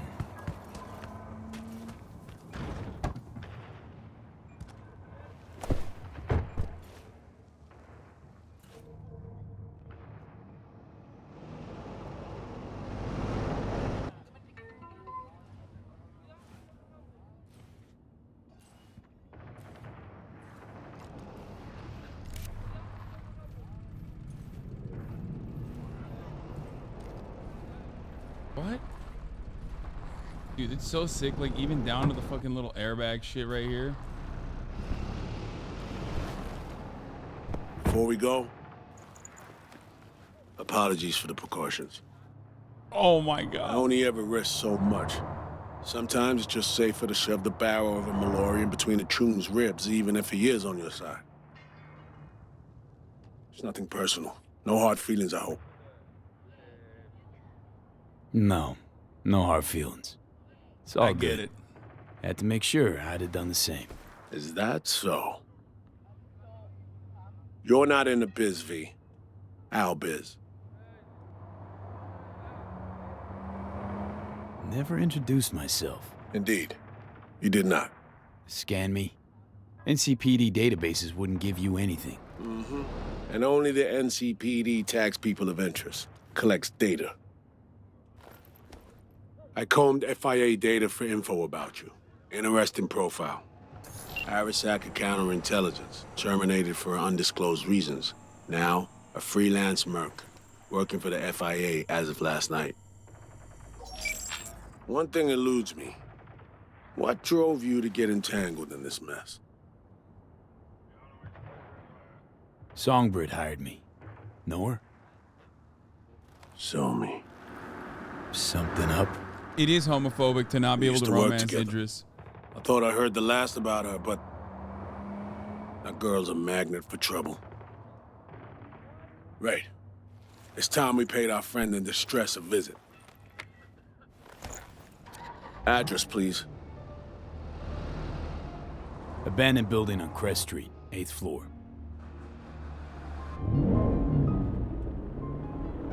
You left her alone in Dogtown? Was I supposed to drag her along while cruising around? Actually? Look, place seemed plenty safe to me. Safe? A derelict building in Dogtown. Just listen to how that sounds. Hold up. I need to take this. Why you calling me on my day off? Last I heard, you're the manager. Ask Bob. He owes me a favor anyway. Yeah, well, tough nuts. You'd have to manage without me. Boss man, I work the door at a club. Selection, you know, bouncing. Can think of one thing we have in common. Both got potential we're wasting. Being on Arasaka's payroll's realizing one's potential? Got a grudge. Saka step on your toes that hard. Yeah, they tried to off me, botched it, end of story. You tell me. Makes two things in common. Though something tells me we won't stop at that. This is not how I imagine spending my day off. Saving the president? Great action BD shit right there, am I right? Yeah, sure, I guess so. Does my eyes still smoke? Snitches get stitches, man. So that'll be a yes. Not good. When things start to spiral out of control, she's likely to light up. It's high time we help her out. We're flirting.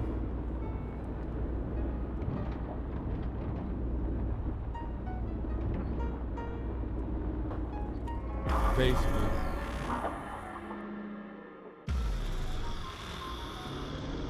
They blew the budget on the facial hair tech, man. It's crazy.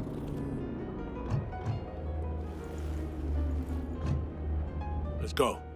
Would you prefer he had the oi bruv or the stringer bell? No, stringer bell is so goated. I feel like this is not a nondescript So this car, is the man. place. 8th floor. Yeah. Lead the way.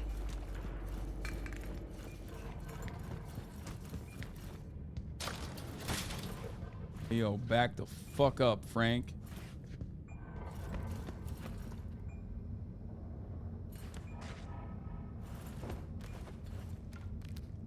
Come on, man. Why are they so slow? I forgot how this is probably the best fucking looking ever made.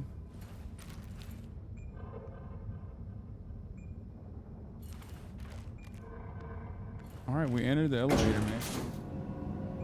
How would you rate the game at the moment? This is not inspiring confidence. Relax, she ain't alone. Made some new tunes, locals. Introductions were a little dicey, but she turned on the So charm. good.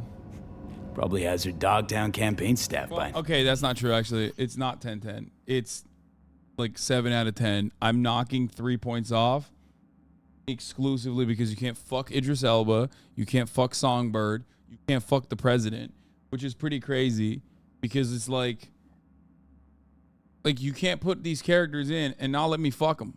You know what I mean? So 7 out of 10. This keeps getting worse and worse.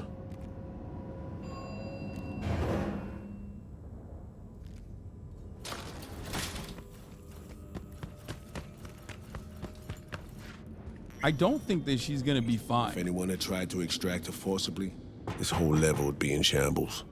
No way she would have gone quietly. It's me. Yeah, coming. Don't move a muscle. Fuck's sake. Again? Where is she? That's enough, gentlemen. Put your tools away, gents.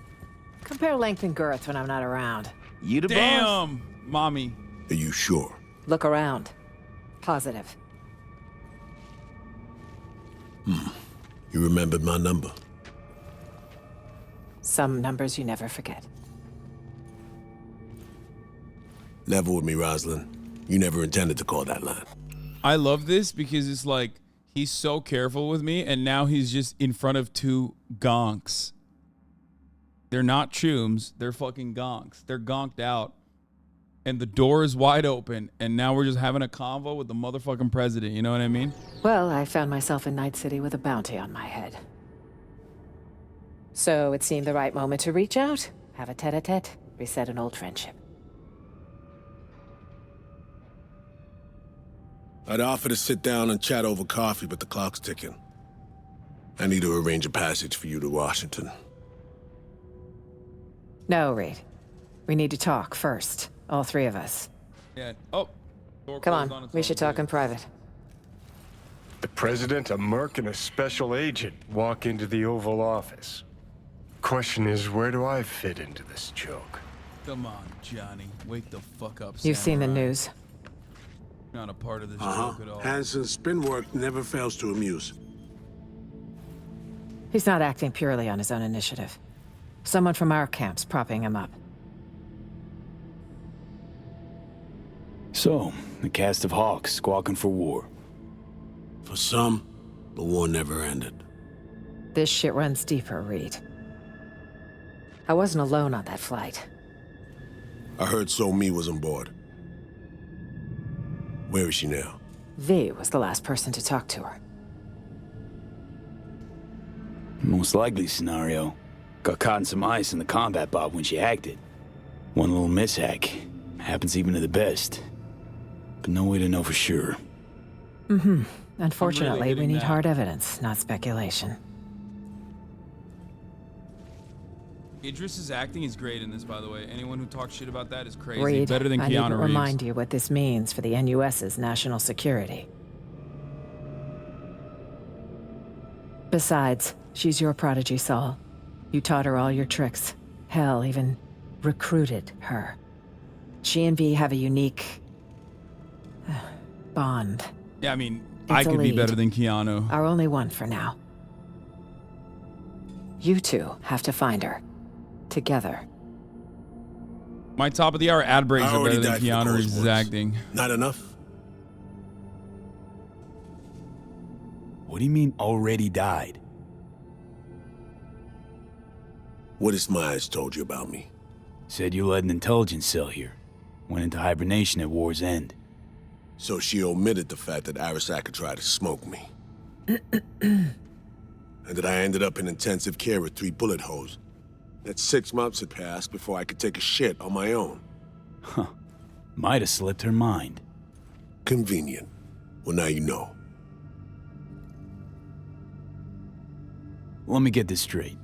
You abandoned Reed and NC, leave him for dead, and now expecting to jump right back into shit?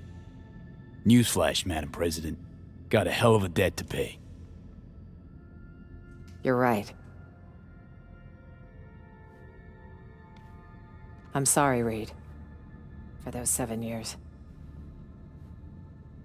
Is that enough to get us a fresh start? Madam President. I'm here. I'll help. But I'm doing it for So-Mi. And my country. And my Call me country. naive if you like. As for you, V, you said in the car Songbird hired you, correct? I don't know how much she's paying, But you better ask yourself, is it worth it? Wait, what? This is where the DLC ends, chat. If I go, you're right, I'm out. We don't have all day.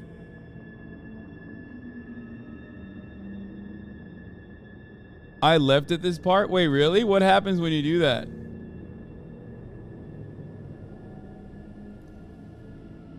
Can I save right here before I do this?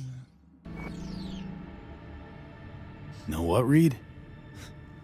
You're right. Something real wonky about this. I'm out. Now listen close, V. I'm only gonna say this once. Minus $30. Songbird promised you help with the relic. Now I will use any and all NUS assets to fulfill that promise. Consider it my contribution to your deal. Walk out of here, and the deal's null and void. Understood? Not a bluff, V. Finally showing me your true face. That the way of things, huh? Hard pass from me, then. If I gotta die, I'm not gonna die fighting someone else's war. I see. Well, we'll manage without you. Don't let the door hit you on the way out. Huh. Gotta be the shortest FIA career ever. Might not be an agent, but you're definitely special, V.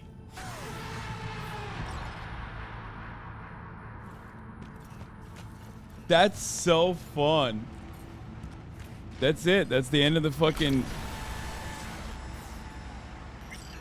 I level up and it's over, and then you just go back and you get a refund.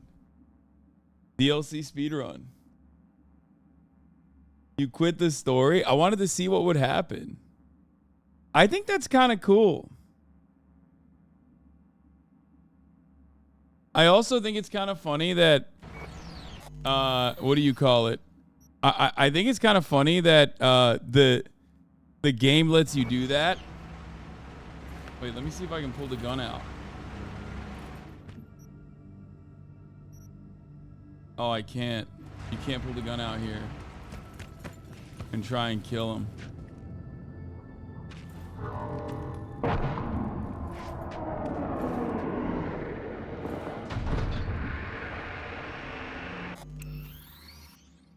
I mean, obviously I'm not gonna fucking do that, but it is fun.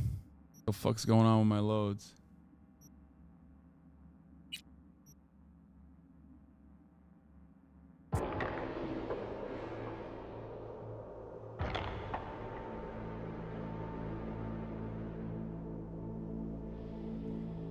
That's crazy that it...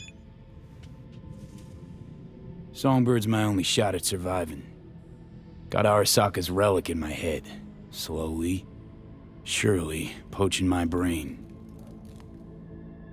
Seems we're all on the same page now, V. Which means we can help each other, too.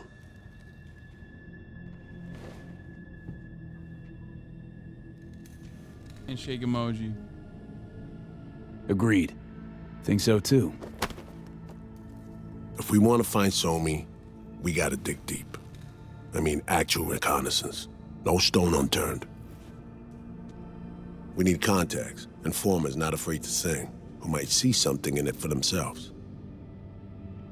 She knows, bro. Look at her face. She knows I quit. And this is an alternative timeline, you know what I mean? Big ask in Dogtown. Won't be easy. I need to arrange a safe passage to Washington for Myers. Expect my call soon, V. Thanks. For everything. Oh, shut up. Buy me a nice dinner sometime. You do this often? Invite presidents out on dates? Often enough. Only hot ones. Okay. Dinner it'll be. Just gotta survive till then. All right, I need to make some calls. We're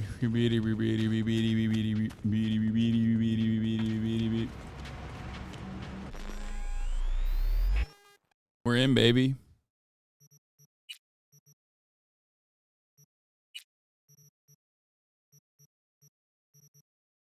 See, it's all transmogged in on the outfits, on the wardrobe.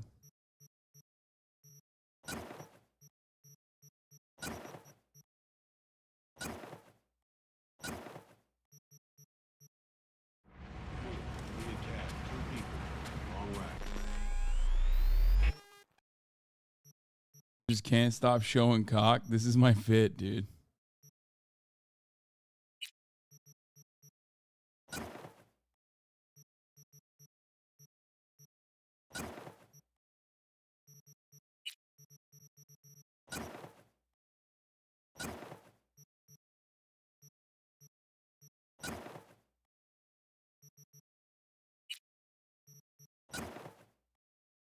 No, I'm the brawless wife.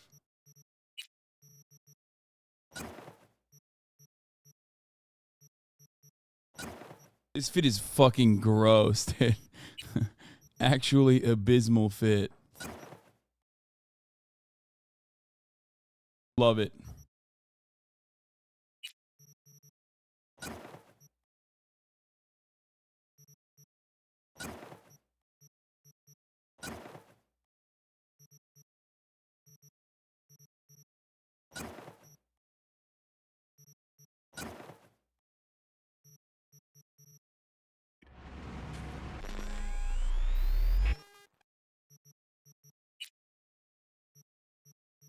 What is my first ever outfit?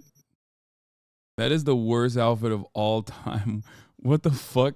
I think I accidentally clicked on shit and then this is like what happened. You know what I mean? What, I don't even know how this became an outfit for me. In a weird way it works though, and I don't know how, and I don't know why, but it like kind of works still.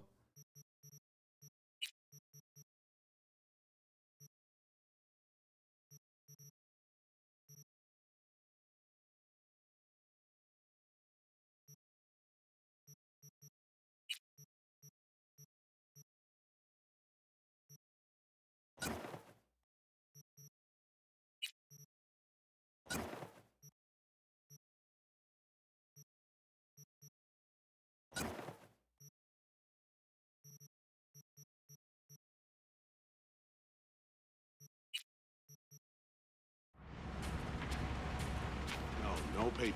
Not this time. Yeah, doctor.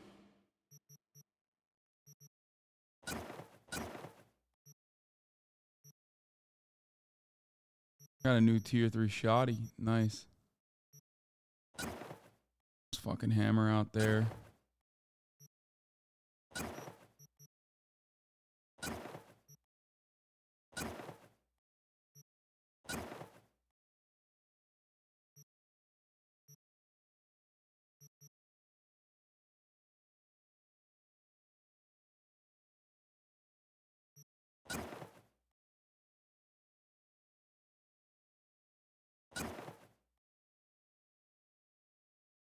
I need the rest of this. Okay.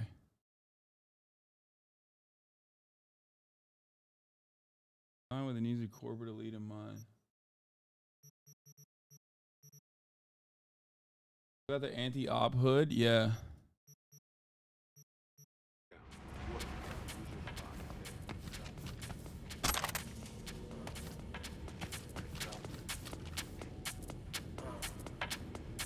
You'll have to excuse my friend. He's sometimes excitable. Right.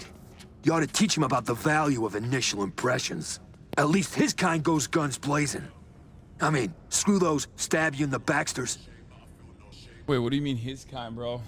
Yo, you're kind of racist, dog. What's happening?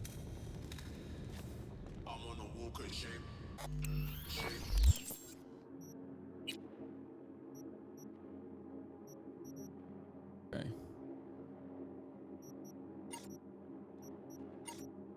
How am I still not level 19? I'm like right at the precipice, right at the edge of it. You know what I mean?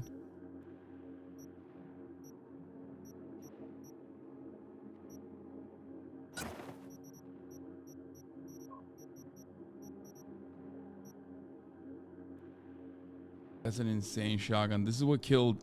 This shotgun looks like the one that the one that they used to kill Shinzo Abe.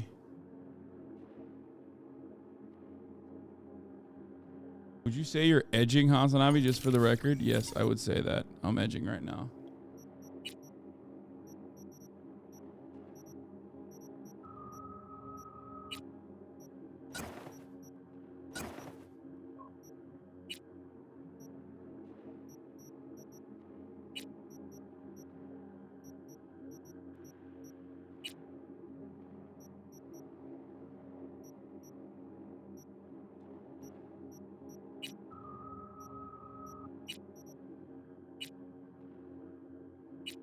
I don't have enough tier 3 components for this to be upgraded to tier 3 iconic. Fuck.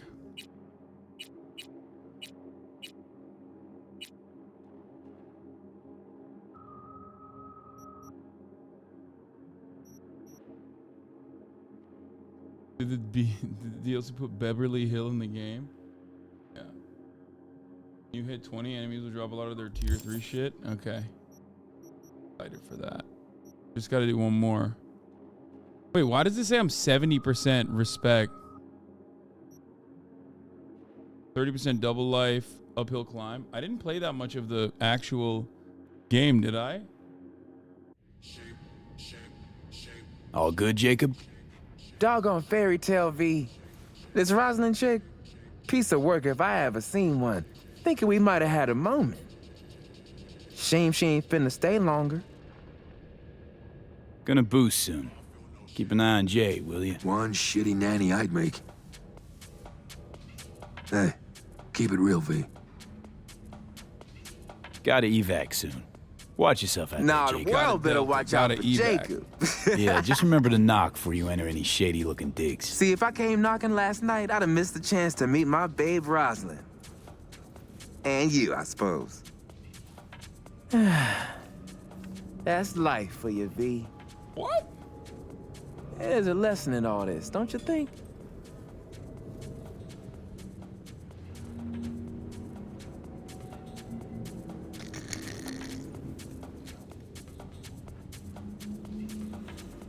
All right, on that note, I think I'm gonna end it here.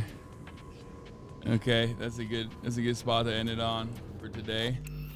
We'll continue on with our journey. Wait, why can't I say right now? What the fuck? Good spot to end our journey here for the time being.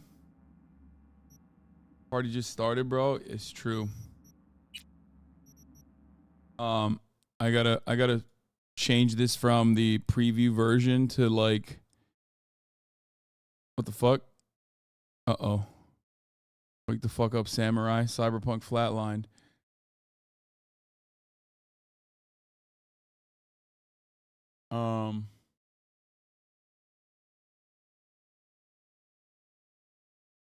See you guys tomorrow. As always, lots of news to cover. I might have Adam Conover on to talk about the negotiations, you know. Love you all, and I will see you tomorrow, okay? Bye, everybody. Bye-bye. All the shadows trickling in has helped people hate. Sunny Los Angeles, California, says Hasan. The Stunlock to the Stunlock to the topic just begun. There he is again, Hasan is streaming. Hasan is streaming. There he is again, Hasan is streaming. Hasan is streaming. Reviewing the P.O. box, Uncle Uger's face. Sudden Discord agitprop, great names take embrace. Tiny Bernie Sanders, LGBTQ Air Force. The whole left at your fingertips, on at your door. H3 crowded debate, the Young Turks online show. 3 full fucking years of this, plenty more to go. 90-day fiance talks of champagne bourgeoisie. A Trump rally live reaction, a mass riot at DC. There he is again, Hasan is streaming. Hasan is streaming. There he is again, Hasan is streaming. Hasan is streaming. Reading a live stream, fair comments, Austin show chat advice, and all the ways the right-wing pipeline can suck you in a lie.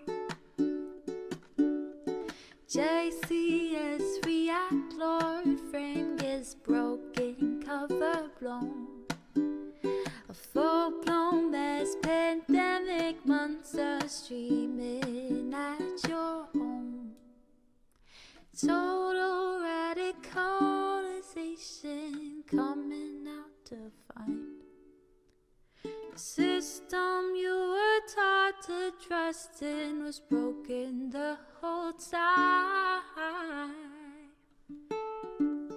All these daily streams, whether big or whether small, have helped me and so many find the meaning through it all. There he is again, Hasan is streaming. Hasan